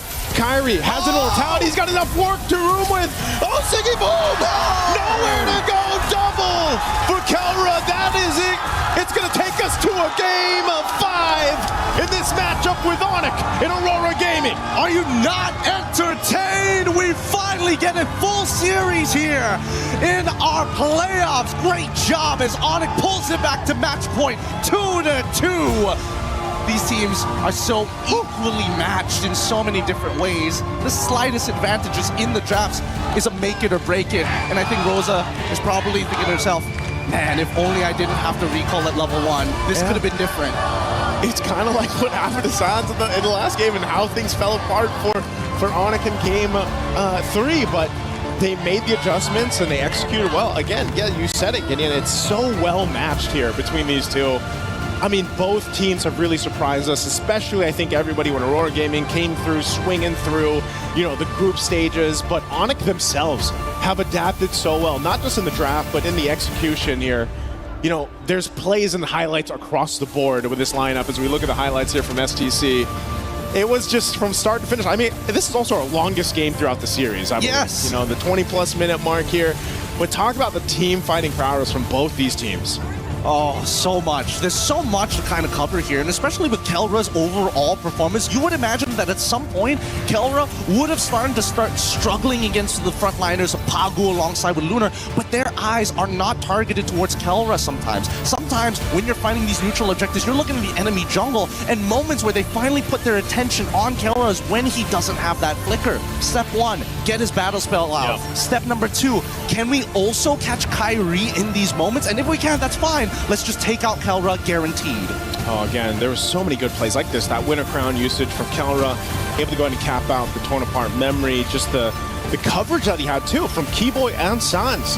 I mean, Keyboy's job alone was so difficult. I mean, it wasn't like he was landing all these Avatar of the Guardians, but he was still providing space for Kyrie and Kelra to move around with. Loopy was doing the same thing, just not as flashy, obviously, on Uranus, but still providing so much value for these team fights. But Loopy is literally the border of their territory. Wherever Loopy is, they cannot walk past him, and that's so frustrating because Sans can cover so many different angles at once. Well, I don't want to go further into this. I got to save it over for our panel as we throw it back to Rain Day. What do you think about this game? Well, what else can you think when a crowd erupts here in Paris because Onyx have tied up our series, our first full-length best of 5, and what better teams to have it with? Aurora Gaming, potentially the new boss. Onyx says, wait, don't forget about us.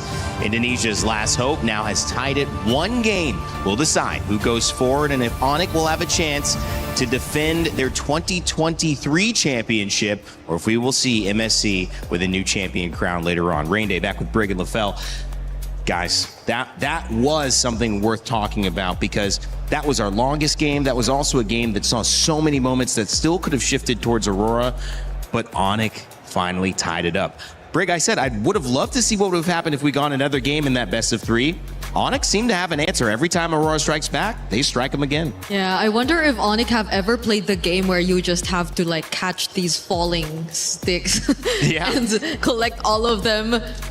At least all of them, there were That's a good question. Because the reaction times that they had in this game were ridiculous. You saw the highlights, you saw that one Winter Crown play from Kelra, and buy and sells everywhere from both of these teams. Now, honestly, that's a very good point because that's the point that I was gonna make because Onyx is known as the Sky Kings, and the reason why they got that moniker before is because of their incredible reaction time, right? We've seen multiple clips coming in from Sans where an engage came out of nowhere, right? In the bush, and he was able to react to it. And I gotta say, this is where all 5 members of Onyx understanding that we were selected to be a part of Onyx because of our reaction time, and they utilized that to the fullest against Aurora here. So talk about going back to your identity. They just go back to their unfair advantage that they were born with. And the Gatakacha also kind of opened things up towards the end. I think they gave themselves enough engage and counter-engage there alongside the Uranus to open things up for Zushin. The Harara looked better, and Kyrie was getting some big moments. Brig, you felt like you wanted to answer on that as well. And Kelra also on the Brody, it worked. It's comfort on top of the fact that they just really stuck with their strengths. And it's something we've been asking for them, and now you see it to its fullest potential, brought to us by Onyx here through their sheer gameplay. I loved how they individually were able to really shine in terms of what you really want to see from them. they've made things a lot more difficult for Aurora too, I'd say, because naturally, if you look at their heroes, you really want to go for either Kelra or maybe even Sans, probably the squishiest heroes, especially if you're Rosa on the Eudora, but Sans, a pretty tanky hero himself, and even Kelra taking advantage of the range and maybe doubling down on it, because it was also a relatively early pickup on the Malefic gun, I believe, that he decided to go for, so that just granted him a lot more room to play around with, less threat because he could just keep attacking from a distance, and so you saw Rosa having to really commit to the flicker a couple times if they really just wanted to go for a pickoff, but even that wasn't a guaranteed kill, because a lot of times you had to deal with the reaction time, and the reaction times again were ridiculous.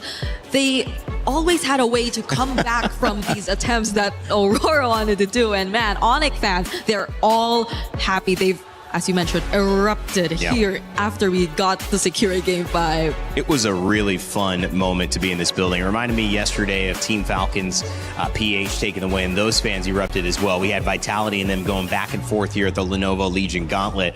But when it comes to Onyx, there's just something special about the way that this team is operated. And I feel really strongly that both teams now, there is no advantage in the draft that they're giving away. There is a difference. There are strengths and weaknesses, but it feels like both teams have been able to play, and it is coming down to those mechanical things, those small moments, LaFell, and moments that Gideon and Nice were trying to focus on. You were watching as well on stage. What did you focus on that helped Onyx tie this back up?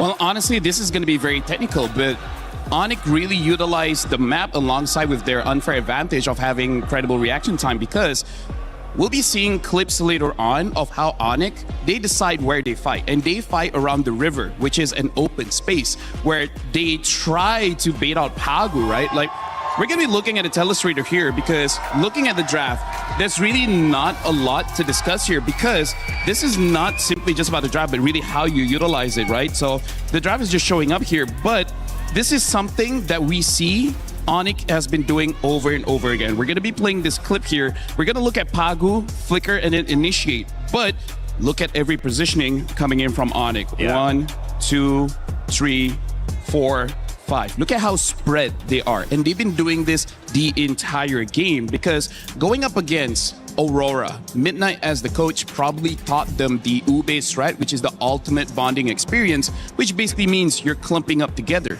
You know? Someone is going to start a fight, and then everyone follows up. So how do you stop that? Don't clump up. We will be looking at other clips here, and this is just to show again the positioning of Onyx compared to the positioning of Aurora. Look at how they isolate Pagu, and then Pagu forcibly tries to start a fight, and look at how everyone just disengages. And here's the thing, this draft, Rainday as well as Brig, not everyone can use, because Brody, by all means, should have been caught multiple times. But because this is Kelra is just special. This is the moment where we see they do not have an open space. We'll be looking at how they try to catch him right there. Exactly, because by this time, they understand the timers. Because if we look at Brody here, Kelra, he does not have the flicker. And this is why I say not every person could use Brody in this capacity, because he doesn't have a lot of escape tools. Once he goes in here, see, this is the positioning that Lunar was waiting for, right? We see that Kelra is cut off. You can see that this area here is a very close area, making it so that it's very easy for Aurora to hit their abilities, but more importantly, not a lot of space for Onyx to escape. This is where we see they just go all in. The moment they got Kelra, there's not much that they can do. This is the rare time that we see Onyx clumped up, and that's why they lost. And then again, look at here. We see that all the focus is on Kelra again, because he is supposedly one of the easiest members of Onyx to catch. And yet, when we zoom out, we see that even though they engage Winter Crown into flickering out, and then eventually we even see the Gato Kacha ulting on top of Kelra just to provide him that heal. So this is what Onyx did. They understand habits. Aurora has a habit where either Pagu or Sigibum or even Lunar, depending on the draft, one of them will start the fight. In this one, it's pretty obvious it's going to be Pagu on that Belric. So as long as you're able to spread out, you bait out the ult, they can re-engage. That's also another thing that we got to talk about the draft. Having the the Zushin, the Uranus, as well as the Herrera, one of the best things about them is that they can get out of a fight and then quickly go back in. Yeah. Go ahead. I mean, what were we going to respond to that with? No, I think, I mean, if you look at it at first, it looks great. At least Aurora are always based on that. If you observe, on the same page, they know who they really want to prioritize and target, and they don't have as much disconnect as I think we've observed from a lot of teams here at MSC. But there should be like backup plans, and there should be other angles that they play around with. If that Pagu Flickered Wrath of Dryad combo has been read out multiple times already. But the problem is, I feel like they understood they got to get Kelra. Again, this is why Kelra is the gold standard. This is why his name was also mentioned as one of the best that the game has ever produced. Like, by all accounts of logic, he should have died many times. Yeah. Right? That's how you become champions, right? You got to define the logic. You got to define the expectation. Just because my character dictates I can't do it, if I'm using this character, I'll find a way. That's how you become bigger than the draft and bigger than the character, the hero, the game itself. You become somebody that obviously deserves these superstar fans as well. But speaking of superstars, we've got the junglers going head to head. It is an amazing day to witness some matchups that you cannot get anywhere else. TNZ and Kyrie, we talked about them. TNZ, phenomenal on Aurora Gaming. Kyrie having a great response, however, and actually winning, not only in turtle kills, but lord kills, damage dealt, and of course 8-0-4 in this last matchup. And the Herrera against the Paquito, it makes me wonder, LaFell, if it's not just a Paquito, it is really looking at, well, maybe we need that Paquito in gold, maybe EXP. I'm with you. Yeah. I'm with you in gold, because this is the last chance. Yeah. Someone's gonna go home. Yeah. Right? Both these teams are showing grand finals performance. They are. So I feel like for Aurora, win or lose, you gotta get Sigibum on that Paquito if possible, because TNZ is a great jungler, but we can definitely see Sigibum on that Paquito is something else. Yeah, it's a really good comfort pick that I feel like wouldn't make Kelra as comfortable, supposedly. I agree. Because earlier into the Harith, I feel like Keller is just so aware of that matchup already. Yeah, he already knows how to play around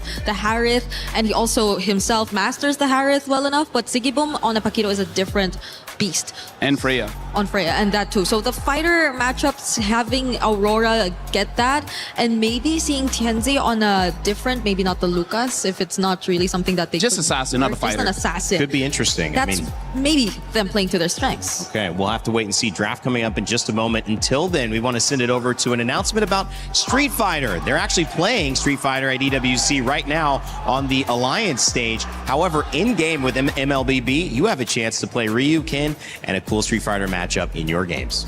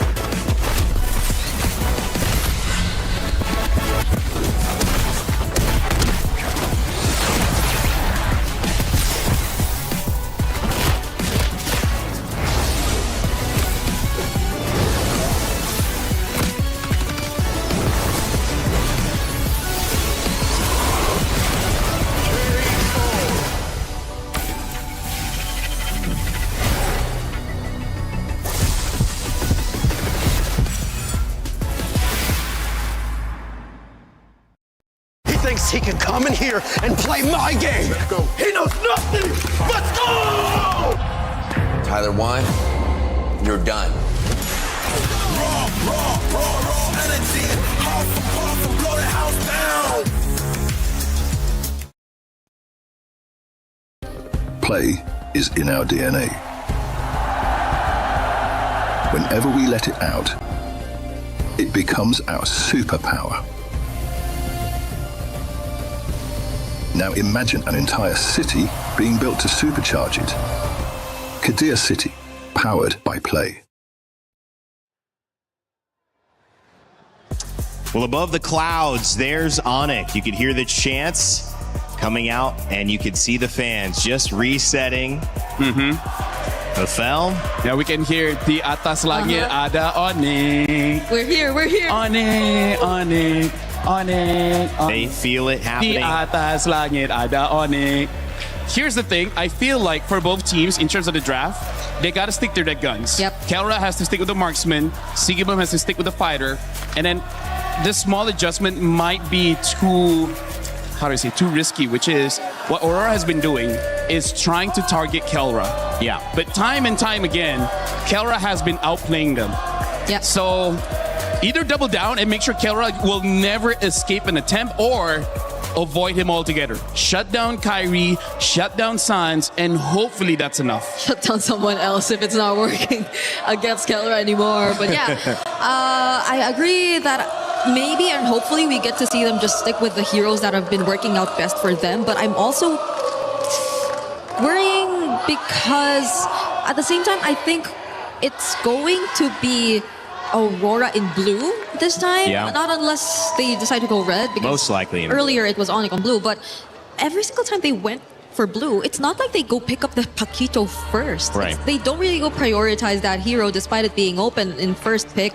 There are a lot of other options which could be left open still. The Hirara's still there. The Freya potentially even might be still there. But that's also something that could work out for them, honestly. So Yeah. I think the sides are really going to be important. There you go. Aurora does go to blue and the Paquito is still open. So that's a question mark for all of us right now.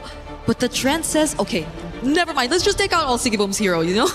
And that's smart. I mean, we knew that was going to be something Aurora valued. And now it does do two things. We could see, and we're not even going to go into it. It's Aurora first pick from Aurora. So Onyx have a chance to respond. Beleric available. Barat's still available. Yeah. Zushin not available here, banned out. So that won't be a factor, which has been played 2 games in a row by Onyx. Yeah. I think they're going to opt for those power picks still. Safe picks and, as you've mentioned. But the Beleric Plus is supposedly the way to go, at least. That's a good pick. Oh! And a Fanny. Take the Barats as well as the Fanny. Barats is one of the counters towards the Fanny. Now, I want to see whether Aurora, in terms of gold lane, Melissa and Moskov can deal with the Fanny, but if you want to go fighters, maybe the Ruby. The Ruby's the next one. Probably Ruby, but the thing is, Ruby has been changed so that she is only really strong when her HP is low enough so that she has a lot of heals. But if you burst her down so that she can't heal fast enough, that's kind of GG's. Could be risky there. Does that feel like the right trade? That will mean putting Sigibum Joe. on a marksman though, so they just don't reveal their gold laner altogether. They go for the Cho and this time the Uranus. I think at least the matchup will be kinda guaranteed for Aurora in the EXP lane. Not gonna lie, I'm liking Onyx opener a little bit more here. Yes. Because even though Cho, on paper, in theory, can catch the Fanny, we've seen the reaction times of the players of Onyx. Yep. I feel like it's going to be difficult. I really feel like it's going to be difficult to catch this Fanny. So he might have to target someone else. And that someone else could be either Pelra or Sans, but I don't think you could even count on them to be the best targets. If Sans gets his hands on a high mobility mid laner, which I think a couple are still out there. We still have the Valentina, I was supposed to mention it. Yep, does get picked up. So it won't make things any easier now for whoever you want to target as Pagu on the Cho. This might sound crazy. If anytime Aurora brings a fighter mid, this might be the game. Bring either Ruby mid, or they bring out the Rafa or Matilda this time, because Matilda does have the damage to deal with the Fanny and able to lock down as well. So Aurora, if there's any time to bring out a surprise, this is definitely one of them, because the heroes that they have right now doesn't necessarily answer the questions that Onyx is showing. The fact that they have the Valentina can steal away the way of the dragon from the Cho, makes it so that they can kick this Uranus, they can kick the Herrera, maybe even whatever hero Sigibum opts for later on will get caught as well. So, I mean, Onyx has a good opener here. I know that this hasn't necessarily been the hot pick even though they kind of started off with this tournament as bringing it into the meta with Eudora. I feel like a kick into a stun is pretty guaranteed if you're trying to isolate this fight. We saw the Fanny with Arrow 404 earlier series, Team Vamos. He was fantastic, but they still lost that game because they basically made the fight about everything but the Fanny until the Fanny showed up. And so if you can isolate someone very important with that show, capitalize on it. We know Aurora likes that. Maybe there's an answer there, and they just deal with the Fanny whenever she shows up. That can be. Hopefully just a bit not too much of a reaction just towards the Fanny pick if they really go lock down the Eudora and the Cho combo together. Because if you do decide to go for that route, that might be the safest, yes, because the fighters in the middle lane option that we talked about previously is something you really have to consider, because if your ultimate is a big ultimate, then I think Onyx would just equally benefit from that too, because they have their hands on the Valentina. So if we, let's say, consider the Ruby in mid, then I think Onyx would be just as happy with that to layer it together with the Barrets and whoever Kiboy would eventually pick up here in the draft. So Aurora have to be very particular with this. The other thought is, how much pressure are we putting on Barretts? We know that when Lunar can win that EXP lane, it helps them win very early. It's possible that we see a lot of pressure there. Yeah, but I feel like Barat should win against the Arenas. Like, even if you don't win, you're able to get out of lane faster. And I feel like that's going to be the determined thing. Onyx, they pick up at Harif. Technically not a marksman, but a traditional gold laner here. And now they answer with a Claude as well as the Eudora. This looks like the most standard draft Aurora has shown in quite a while here. So I think this one, they realize it's not about the draft anymore. Like, there's only so much the coaching staff can do. Now it's 100% on the players. Gotta make sure the execution goes smooth for Aurora this time, going for a very standard draft. But for Kiboy in Rome, Gato is good. I like the counter. yeah, Gato can be. Minotaur's banned. Atlas banned. Belleric still available, right? That could also be an option. Honestly, yeah, Belleric can still be an option, because for now, I feel like for Onyx, almost any pick in the Rome can really help them out here. And there you go. They pick up the Belleric. Also kind of good going up against the Claude, Uranus, Cho. So who do they want to pick up? Who does this Cho work against on the side of Onyx? Who's the priority? No one. No one. So that's if you can catch Fanny, great. But wow, I don't know about that. At best, probably just disrupt. Because Onyx will just go all in the team fights. Who are you leaning towards, guys? Final game. I'm leaning towards Onyx. I have to go for Onyx. Onyx. Wow. Indonesian champions in 2023 trying to go back and win in the semifinal. Aurora trying to prove that they deserve to be on the main stage. It's one game away that decides it. A best of 5 turned into a best of 1. Aurora Gaming versus Onyx. Turkey versus Indonesia. Let's send it back over to our casters, Gideon and Naisu, for game 5 at MSC. Two teams walked into this arena at the Esports World Cup thinking that they could make some life-changing money. Now they put it all on the line as both teams have pushed it to match point. A single mistake, a single good play could be the difference between a lot of cash here. But now let's jump right into this game as the Land of Dawn has already blessed us with a beautiful series. And even this draft, Gideon, for game 5 brings us, I feel like, back to the fundamentals, you know, for the most part. Even if you look at Aurora Gaming lineup, our panel talked about it, there's no more things surprising yourself in the draft. It's pretty standard. There's only so much that the coaching staff can do. It comes down to that execution. Onyx on the same foot, pick up some of their best heroes across the lanes here. Again, to see potentially Kyrie on this Fanny and Kaura having the Harith here, there's something that can be said for the movements, the way they move around the map alone can set things in pace. Let's set the stage here, because so far, Aurora, you can tell, that top side is definitely going to be their strong side. Lunar playing a much better game this time around, not having to deal with the Esmeralda, but against the Barats, it's going to be a lot easier to kind of outmaneuver and control this lane better, especially since it's a no-go lane. Nobody's going to die here. There's nothing to worry about. But on the bottom side is where it gets interesting. And I was wondering in the draft whether or not, this Cho was going to be the difference maker. Yeah. Both sides had to take Purify in this case, so it's a general neutral lane. But knowing Sigibum, he's played this matchup against the Harith many times before in the previous year. We can see this pressure already on these green camps of Kyrie. Pagu takes some shots here. Quarter of the health, he's going to have to get out of there. This is one of the difficult things for Pagu to deal with. When asked the question, who's the best target for those kicks? Who's the best person to go for? And honestly, it's Kyrie, but as mobile as a Fanny is, that's a tough task to take here. First turtle up for grabs. Onyx going to start it up. Lunar kind of gives that information, but TNC's not anywhere near it. So first objective, turtle, going to Onyx. They're just uninterested. There's just no reason to fight for it as of right now. Not until they have that kick to start developing a dedicated lead. And Onyx recognized this, right? Sans immediately takes the way of the dragon on their side in case they could find a moment to snowball this even further. The mid duos have been doing really well and have adapted a lot throughout the matches. Now they're going to go down towards their insurance policy. Carol getting a really good freeze here onto Sigibum. And this is where it starts to get dangerous, right? If Sigibum unfortunately uses his BMI too early, there's a chance he gets run down by Kelra with the Zaman Force. It's almost to be on the other side. Loop using the flicker. Daytona's welcome into the wall. There's the follow through. Nice kick from Sans into the turret. First blood for Kyrie.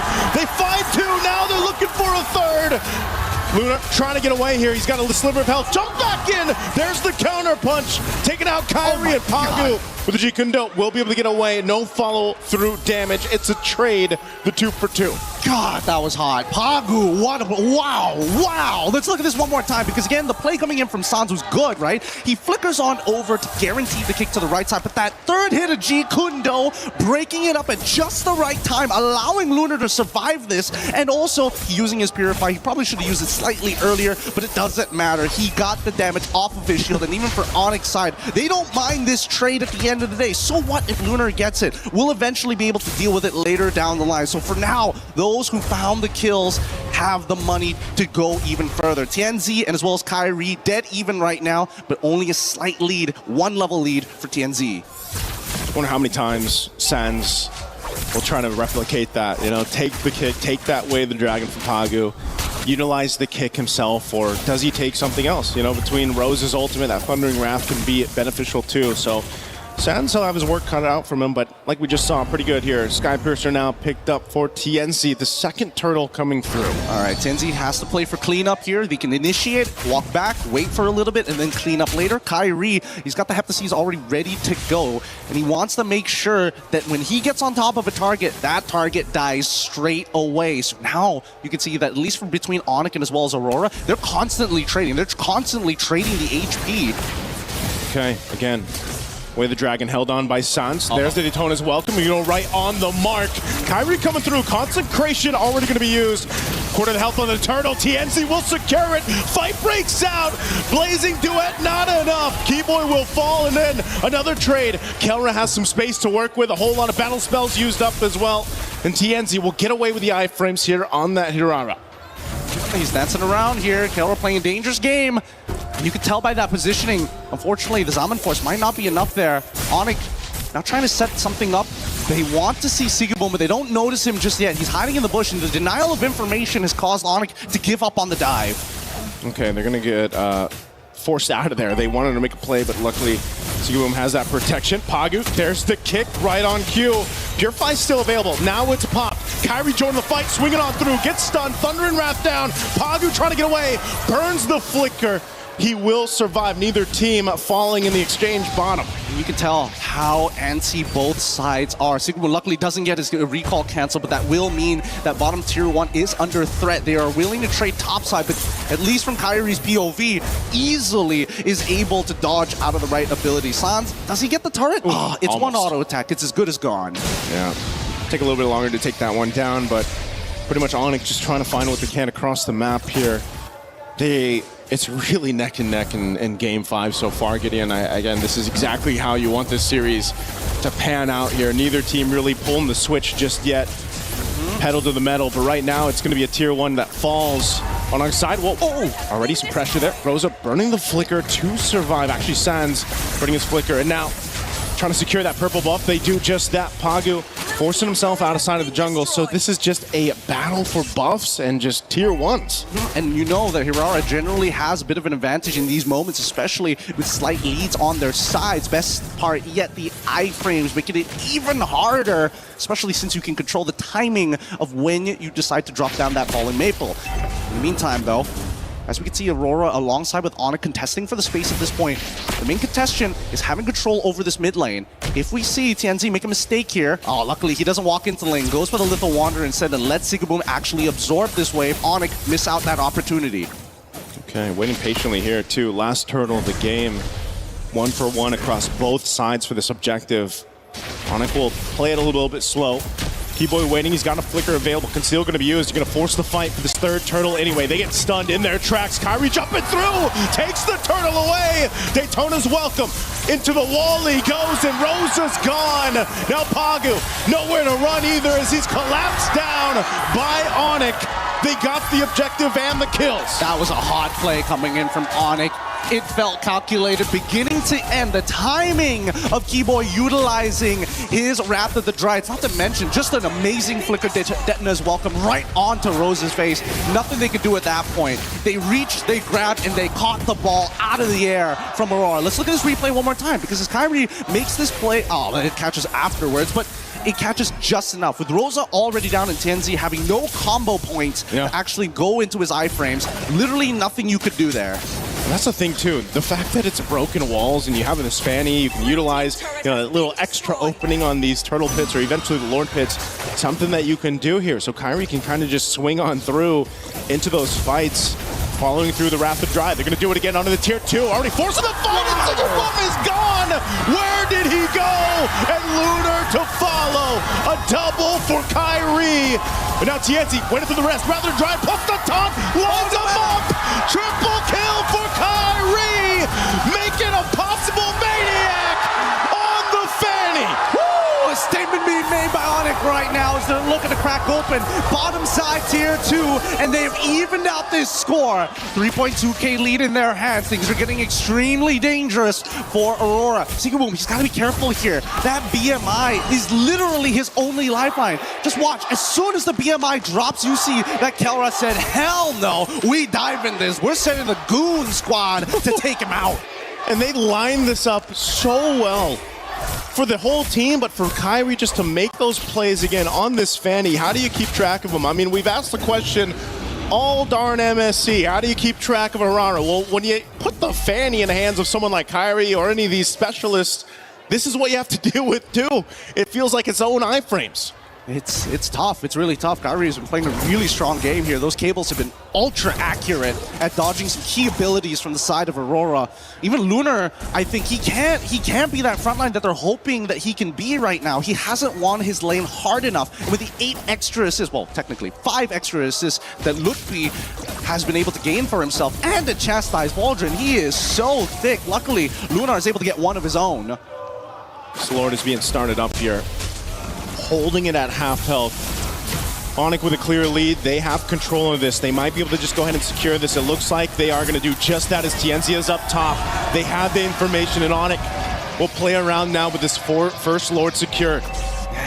Mid trio has been playing a phenomenal game here for the side of Onyx, and unfortunately for the side of Aurora, they've missed their window to develop their snowball even further, with the Maniac being given over to Onyx's side, resetting them from all that early game pressure that they were applying. Now they have to hope that Sigaboom gets the right items at the right time here, because TNZ can only do so much. He's so close to finishing the Golden Staff. So close here. Lord slowly approaching that bottom side. Again, with this kind of lead, Sigaboom just needs more time. He just doesn't have enough firepower here, and if they take out Rosa, so much damage of this profile for Aurora Gaming is expended. And they slowly walk this one in. This Lord coming down to this bottom side. Keyboy popping the conceal, looking for a potential flicker play. Lord's going to go ahead and charge into the base turret. They already popped off some damage, trying to keep them at bay, and Lunar has to disengage. They just want to clear out this Lord. They want to hold on to these base turrets. Kelra jumping in with his Almond Force, pushing him off the turret just to secure it. And now Onyx will go ahead and call it off. They look for more space turrets up top. Kyrie TNZ holding it in bay. They hold on to 2 base turrets for now. Onyx right now just aren't falling for any of the typical tricks. They're going to lose another shielding here. Yeah, that's pretty much everything. Onyx have set this up for a final push with the next Lord. If they can... wait, do they have the ults? They do! Charge in. Loopy jumping in, and they still the Wrath of Dry. They're going to force the fight anyway. Loopy gone, and Siggy Boom too. Kyrie still going. They're cut off from each other. Pagu trying to get away. Kelra, a couple shots, still has the shield. They're so low though. Aurora Gaming might want to punish. They're still following through. TNZ has mobility, but they will rely on the conceal to get away. And Sans, he's ready to intercept every single time. Onyx, they are well connected right now.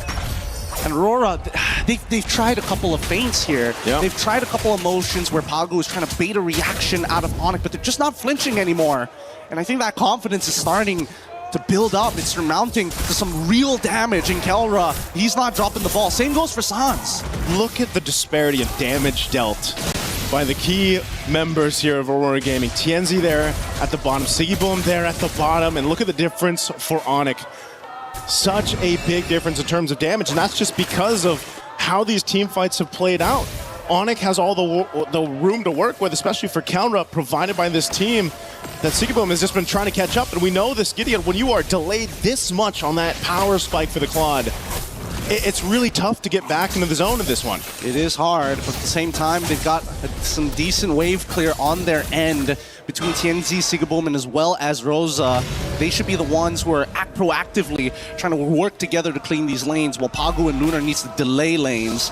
On the opposite end, Onyx very happy to be in this position, you know? They still have access to those steel cables, and Kyrie can do whatever he wants. Go to top side, set up the wave, reset the Lord again. They can do this all day, all night. They got to clear out that bottom wave here. They do just that.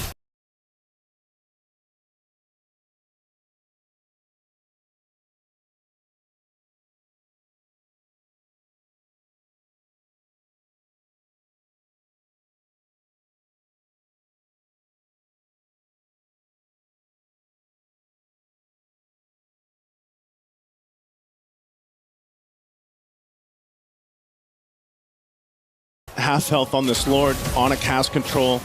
We're going to see get a good team fight down to turn the tides, but I don't know how they're going to get neutral objectives, and until we see a full wipeout on Onyx end, I don't think Aurora necessarily can push through just yet. Keyboy walking in on that bottom side here. Lord already in the base. Still has a flicker available. The Lord's actually going to go down very quickly from Aurora Gaming, so they maintain that they still have some waves pushing in. Onyx might look to take down one base turret, this mid lane, as Kelra jumps forward. Already, Rocket's gonna force the flicker route now. They're trapped under the turret anyway. Rosa's gone again, and Pagu trying to buy the time off the kick. Kyrie might chase him down. The rest of the team's gonna force the fight in the base. Kyrie joining them now. Siggy Boom with the blazing duet to clear out the lanes. They just want to stay in the game, but Kyrie keeps them together, and now they'll disengage. They still have this wave, but Onyx too low. Oh my goodness, the item swap right at the very end there. Siggy Boom, holy cow. Holy cow. That was a dangerous moment. If it wasn't for that Rose goal, he would have died to the cutthroat coming in from Kyrie. They are out to get him. Yeah. The checkbox is simple. Wait for the stun to come out of Rosa. Once TNZ is down to only one combo point, then it becomes very easy to get on top of Siggy Boom, especially since so many times he walks up to try and dish out damage to specifically Lutpian as well as Keyboy. I think that's where you see a lot of the vision starts to narrow down. He's got to open the mind back up here. He's got to look for different angles. His main concern really is going to be Kelra and Kyrie. Once those go down, there's a good opportunity that Aurora can win the fight afterwards. Win a crown purchase from Kelra to make a play of his own here, but I'm trying to figure it out. Can Rosa actually find a good opportunity to stun someone? Because Kyrie never shows. That's such a tall task here for Aurora Gaming. Playing on the back foot the past 10 plus minutes, or essentially this whole game.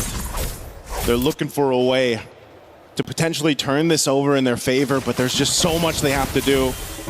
They're gonna go in and scout out. I think the main point of contention is, do they actually try to contest this Lord when it comes up? You know, it's not gonna be evolved just yet unless for some reason Onyx delays it enough to go ahead and go through that, and I fear that if it is an evolved Lord, it's going to be tough, but look at this pressure already up top. Immortality swapped in by TNC. Wrath of Dryad used as well. Wait. So an attempt here, but now Onyx. What do they want to do? Look at the coverage. Look at the coverage for Lutfi as well as Sans. Beautiful push and pull here. TNC able to bait out the Wrath of the Dryads, and honestly, Onyx, they don't mind. They're like, okay, sure, no Wrath of the Dryads. We want you to come to us, actually. We want you to come just when Wrath of the Dryads is about roughly 8 seconds, maybe even 12 seconds, and then we're going to dance. We're going to keep on dancing because unfortunately for you, super minions are always going to be knocking on your door, and we like to keep the porch clean. And they got a Fanny. They can play the long lane if he wants to, right? Kyrie can go ahead, put pressure there if he needs to, but he's going to wait for this purple buff to be up. They know this Lord is up.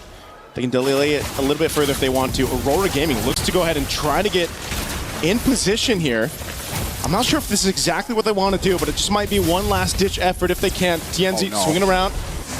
Onyx does it. Oh, the flicker forward. TNZ making his way to this fight. Can he turn it around? Pocket with the kick. It's on Kyrie. Immortality are going to be popped. Kyrie's going to get out there. TNZ also trying to buy space, but Pagu falls, and now it's all falling apart. Winter Crown with the Blazing do it from Singing Bomb, but it's not enough. Calra gets a double. Aurora, they still have TNZ up, but Lunar on the disengage. This fight might just be over. Kyrie joining the fight, cabling on through. He has what he needs. He's going for TNZ. He's got the immortality till he doesn't. And now Onyx will clean it up. And Lunar can't do anything. Onyx will move on forward with the hope of Indonesia as they douse out the lights of Aurora Gaming. One hell of a game. And Onyx, no disappointed smiles. Everybody knew that this was going to be one hell of a game, and they find it and they break through. A crushing defeat for Aurora. God, that's the nature of competition. What a sweaty game. What a series. 5 games for this one. Again, we wouldn't have it any other way, and man, was it a battle. And big respects here to Aurora Gaming on the innovation they brought throughout the group stages, up, down here to the knockouts. And unfortunately, as the nature of competition, someone has to go home. They push the meta forward. Was it truly their destiny to make it to the end? Onyx, take that spot. Just another light snuffed out. The Sky Kings are getting back into position for a potential grand finals here. Oh my lord. Every moment of this game felt calculated. Every moment down to the beat. Aurora looking for many different opportunities, but once they couldn't get the reactions that they wanted from Onyx, it started. Oh man, again, seeing these highlights here from STC, you saw how much of a dominant early game to mid game that they had, especially with Kyrie on this Fanny. There was only so much that they could do. I mean, Pagu, he even got a couple kicks on him, but the rest of the team was just scaling in their favor, and they knew how to play this composition to, you know, the best ability that we saw here. Even Keyboy on a lot of the Wrath of the Dryad flicker combinations he had, and even Sounds having his own kicks half the time. You know, there was just so much that was utilized here, and even down to this last fight, they just knew with Kyrie swinging on in, there wasn't much more that Aurora Gaming could do in this instance. With two great teams with amazing chemistry, it really just comes down to who has more experience. And Onyx take it this time. We're going to be throwing it over to our winners up on stage, which Milosh and of course, Keyboy. They've done it again. Onyx to the semifinals. What a matchup. We all need a moment to breathe after how close that match was. Keyboy, few questions for you before your key crushing moment. Now, this is not the first time, of course, you play Aurora here at MSC 26. You lost in the group stage, you won here in knockout. Why? What was the difference between those two games? I think in the group stage we're not ready too much because they are so aggressive and the hero is good. But now we already know how they play and we got it. Well, you got it, but there was a lot of frustration. There was a lot of effort to win that game. What do you do after game one? Because I saw how the reaction was on your faces. You went back with Coach CW. How do you reset and get back into the game? Yeah, we just think next match the team spirit, right? Yeah, we just focus team spirit and yeah, just enjoy and reset for the next. You have the reset for it then, and you know, you've made the knockout stage. Last year, you of course were here as well. It's semifinals again, 2 years in a row. The question is, are you ready to go deeper than that? Does that add to the pressure, the fact that you're also playing a non-SEA team that wants to get to the grand final as well? Yeah, for us, we want to get the champion again, and we are ready to EWC here now. Keep in mind, there's now Zara Egoist on the other side on Team Spirit. It's not the first time that you play against them. You knocked them out last year in quarterfinals. There's also Sawo on the other team. That's your counterpart in position. I mean, what's going to change compared to that last year? Are you going to finally take them down here at MSC? Same like Aurora, we want to take the defense first, and yeah, we are ready to fight Team Spirit. Just ready, Team Spirit. Ready for Team Spirit. I have a lot of questions for you, but a question to the Onyx fans in here. What time is it? It's Onyx time. It's key crushing time. Onyx, gentlemen, come on over. You'll get to relax plenty right after this. Now let's all go to the back. Come along. Let's go crush that Aurora Gaming key. We waited so long. What a great match that we had. Incredible best of 5. Now you get to celebrate, Keyboy. Go ahead. Go ahead, gentlemen. Come on in. Last year, Onyx made it to the semifinals. This time, they've done it again. Goodbye, Aurora Gaming. Good luck in the next one. And as the fans are cheering, and as you heard them say, thank you for letting us know where the airport is. Onyx victorious on to the semifinals. They'll be playing gatekeepers to yet another Western team, non-SEA. What happens tomorrow versus Team Spirit? We won't know for sure, but our panelists, they're going to break this match down for you. The gold standard crushes the golden key of Aurora Gaming and sends them home one last time. As MSC continues, our semifinals are booked. And speaking of tickets booked, Aurora Gaming, yes, we'll have to get those tickets booked for the airport. It's tough to say. But at the end of the day, competition can sometimes be brutal. This one for Turkey was tough. We will see them again, and of course we will see Turkey again in Istanbul in the M Series M8 later on. But the beauty of this moment, a best of 5. Both teams have to hold their head up high, Brig, after that performance. But Onyx, man, that was fun to see. Yeah, I was just talking to LaFell, like, this is the only match that made me post again on my social media account, and that's just the beauty of this full best of 5 series that we really got to see between Onyx and Aurora. The development they've been through, Aurora, especially entering this competition strong, but Onyx too, they've been a bit shaky, but you see their tears of joy, you see how happy they are with the small adjustments that they did here and there. That could be a relative. Yeah, I mean, like, here's the thing. Aurora has been winning by basically outplaying the early game, but like Keyboy said, enough time has passed. They figured out how they move, how they draft, and even game number 5, first 2 picks, the Barat as well as the Fanny. I look at Brig look at me, and I'm like, this might be GG. And we definitely saw, even at the end, you asked us, like, who's going to win this one? It's like, this on draft, Onyx won hard for that one. So yeah, this is probably a heavy loss for Aurora because, again, they were set up to win the entire thing, but then at the end, Onyx just outdrafted them. So this is a pretty heavy loss. And the only thing I can hope for is that moving forward in this MSC, I hope we get to see more matches like that. Yeah. Other games is like, we outdraft you and then we win everything. I don't want that anymore. I feel like at this point we should have all full series. Yeah, because it feels so much more heavy because you see the attempt and the effort to really shut down certain players and heroes on Onyx side. You had a Cho, you had a Eudora, but even you asked us the question before entering the game of, who do you really try to target? Who do you try to go for? And we couldn't even just confidently say Fanny nor Right. Kyrie Right. anymore, because you saw how they were just forced to play defensive a lot of times in that series, and that they just had to scramble and find whoever they can just afford to, given how messy the team fights get, and that's really in favor of Onyx. 18-minute game. Well, when you look at that, it's probably on average the time Aurora spent in 2 games leading up to this. 9-minuters are what they were known for.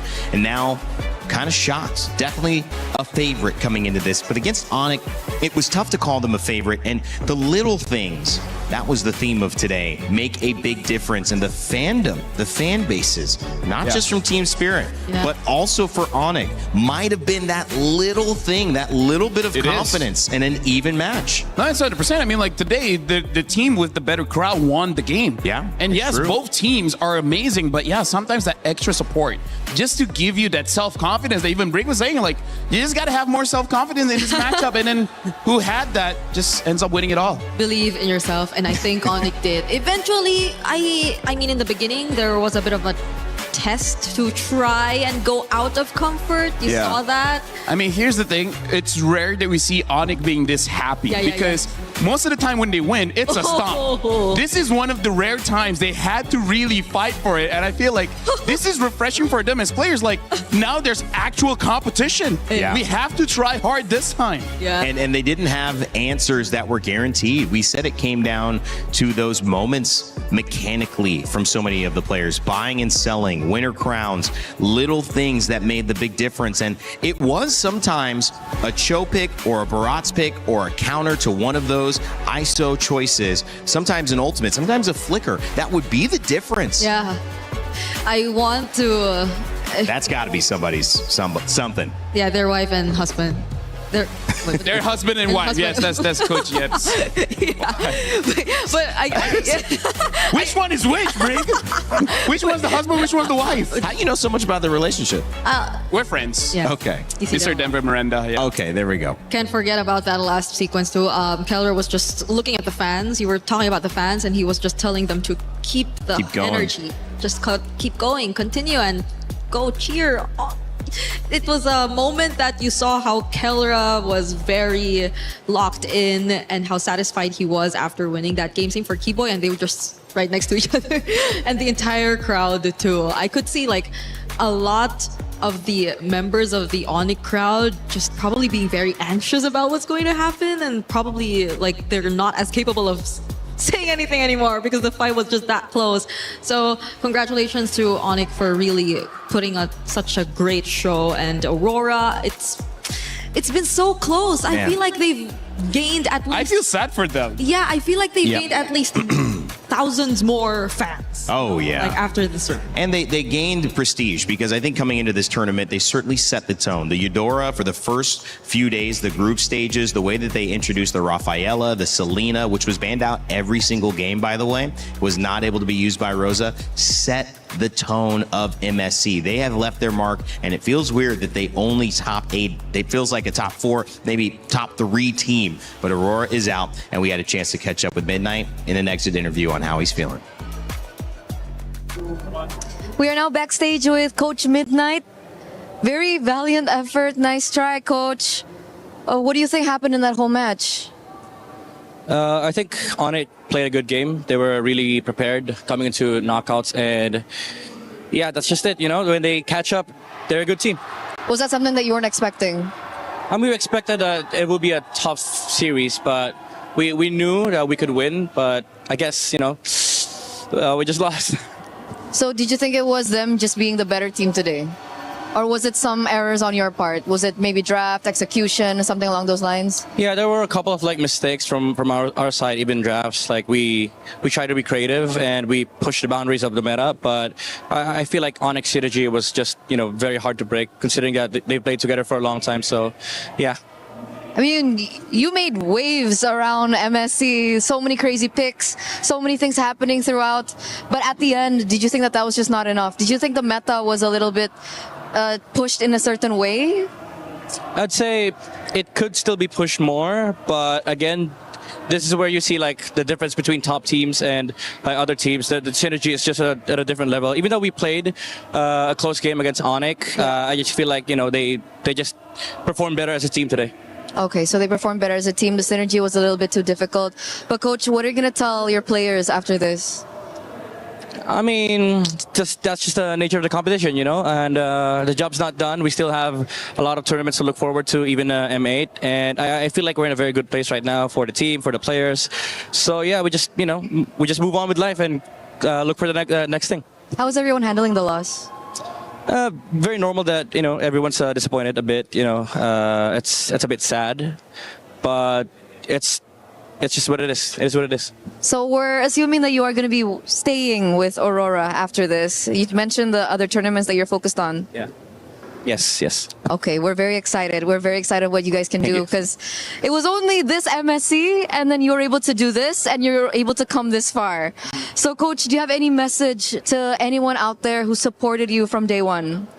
To all the Aurora fans out there, I know there's also a lot of Filipino fans, Turkish fans, everywhere. Thank you so much for the support, and I hope you give all the support that my players need for our upcoming tournaments, because we're not done. It was an amazing journey. Thank you so much for your participation. We are excited to see what you guys have in store for the next, because now we are going to throw it over back to you guys. Well, the day certainly set the tone for what you can expect over our next 2 days, because we've got our semifinals booked. Team Spirit will move on, as well as Onyx, and we will see them match up tomorrow. Actually, may not be tomorrow. We might see Falcons PH and Yangon tomorrow. Actually, we'll see everybody tomorrow. We'll see everybody tomorrow. Yeah. All right, here we go. Here's the answer to my question. Team Falcons PH, Yangon Galacticos will be first. Team Spirit and Onyx will be after that. Both of those games are going to go crazy with the fans. You do not want to miss it. 12 CEST starting time as well. There's one big name in there, Team Falcons PH, from the club championship perspective. I do want to dive into what that means. Oh, look at these guys. They're looking good. I just got to say, they look like they just won a best of 5. They look like they just won a best of 5 and told me to be quiet. I didn't do nothing. Wasn't me. All right. Speaking of implications, the club championship is on the line. We got a quick update with our own Chris Tunn and Glitter Explosion. I've escaped to the totem to come chat with Lauren. New game going on this week, one that we talk about in Warzone, of course, but real big implications when it does come down to the club championship. We got a lot of hot contenders in there. Yeah, I don't know what's going on over on my side of things, but we are constantly getting games where we have a lot of CC teams in the lobby. And if we're talking about storylines and how that could potentially change things this week, we've got a lot to dive into. First of all, we do have Twisted Minds in this lobby, and they are the defending champs. However, they've been pretty inconsistent over the last few lands, so there's a very big possibility that they're not able to take this one home. But then if we're talking about hometown advantage, this is where things start to get a little bit crazy, because we do have Gentlemates here, and we saw how insane it was the first couple weeks when they were here and local, and I think that hometown advantage might be big for them. And as well, I mean, Paris and France in general loves Call of Duty titles. All the time we see them really show up for it. I remember those Gentlemates fans being loud in Riyadh, never mind when we were in Paris. Exactly, so it could be even crazier. Hopefully it gives them a little bit of a boost. But then finally, we of course have Falcons, the team that needs the win for CC, and this actually could be the game they get it in. They've got Hisoka, the best player in the world in Warzone, and they are definitely a favorite to win the whole thing. Yeah, it should be really interesting. I think especially when it does come down to Falcons, faltered last year, didn't play to their potential, but this is a big opportunity for them to get the win on the board. Lauren, I'll be checking in with her the next few days. We've only got a couple more days, but I'll be getting as much as I can out of you by the time we finish things up. Thank you very much, Lauren, guys. Talking some Call of Duty. Those both know what they're doing. Big shout out to Lauren as well. Been fun. Haven't seen her since week 1 of Apex, but she's been doing a great job alongside Chris, keeping us updated. Here are your club championship rankings, powered by Aramco. Thank you, Aramco, for setting us up with this. Not as sincere, still in the lead. These will potentially change a lot. Obviously, Street Fighter's got some great representatives going on. We've got Falcons still alive here. You see, they were actually at, I think it was 1,200. They've jumped up a couple hundred points. They're still in 6th place, but looking at the way that Vitality is no longer in this, Aurora Gaming just went out. They were hoping to get some more points from this. Team Falcons got to be happy that they have a chance to move up this leaderboard with tomorrow's game. That'll be the last, the first game actually that we see tomorrow, guys. So that'll be exciting. Brig, LaFell, as we see hugs, Kid Boy hugging a most likely partner there, dear friend, sister. Not sister, I think. Somebody that he loves. Maybe not. Hold on, maybe not. Okay, I think that's... You can't... I don't know. I mean, I guess you can kiss your sister like that. You sure can. Shout outs to my sister as well. She just had a baby. So congratulations. New Rainer in the family. Shout outs to the gender Robert that can Brooks. dish out babies. Huh? Yeah, dishing out babies. MLB, that's what it stands for. Right? Yeah. ML babies. ML babies. A new league coming out. Get them ready. I think it's too early for phones, though, by the way, guys. Final thoughts, Brig, LaFell. It's been fun hanging with you on the second half of the day. I just hope we don't have the same pattern of our first series being a 3-0, because I don't think Falcons' spirit should end in a 3-0. I hope we all get game 5 tomorrow. We're at the final stretch. It doesn't get easier after this, because at this point, all the teams, they're at max potential. So hopefully every single team is able to show off all of their efforts for months going into this point, because just a few days from the grand finals. Indonesia is still alive. You've got Philippines still alive. Is it Myanmar or Malaysia? I'm sorry, Yangon.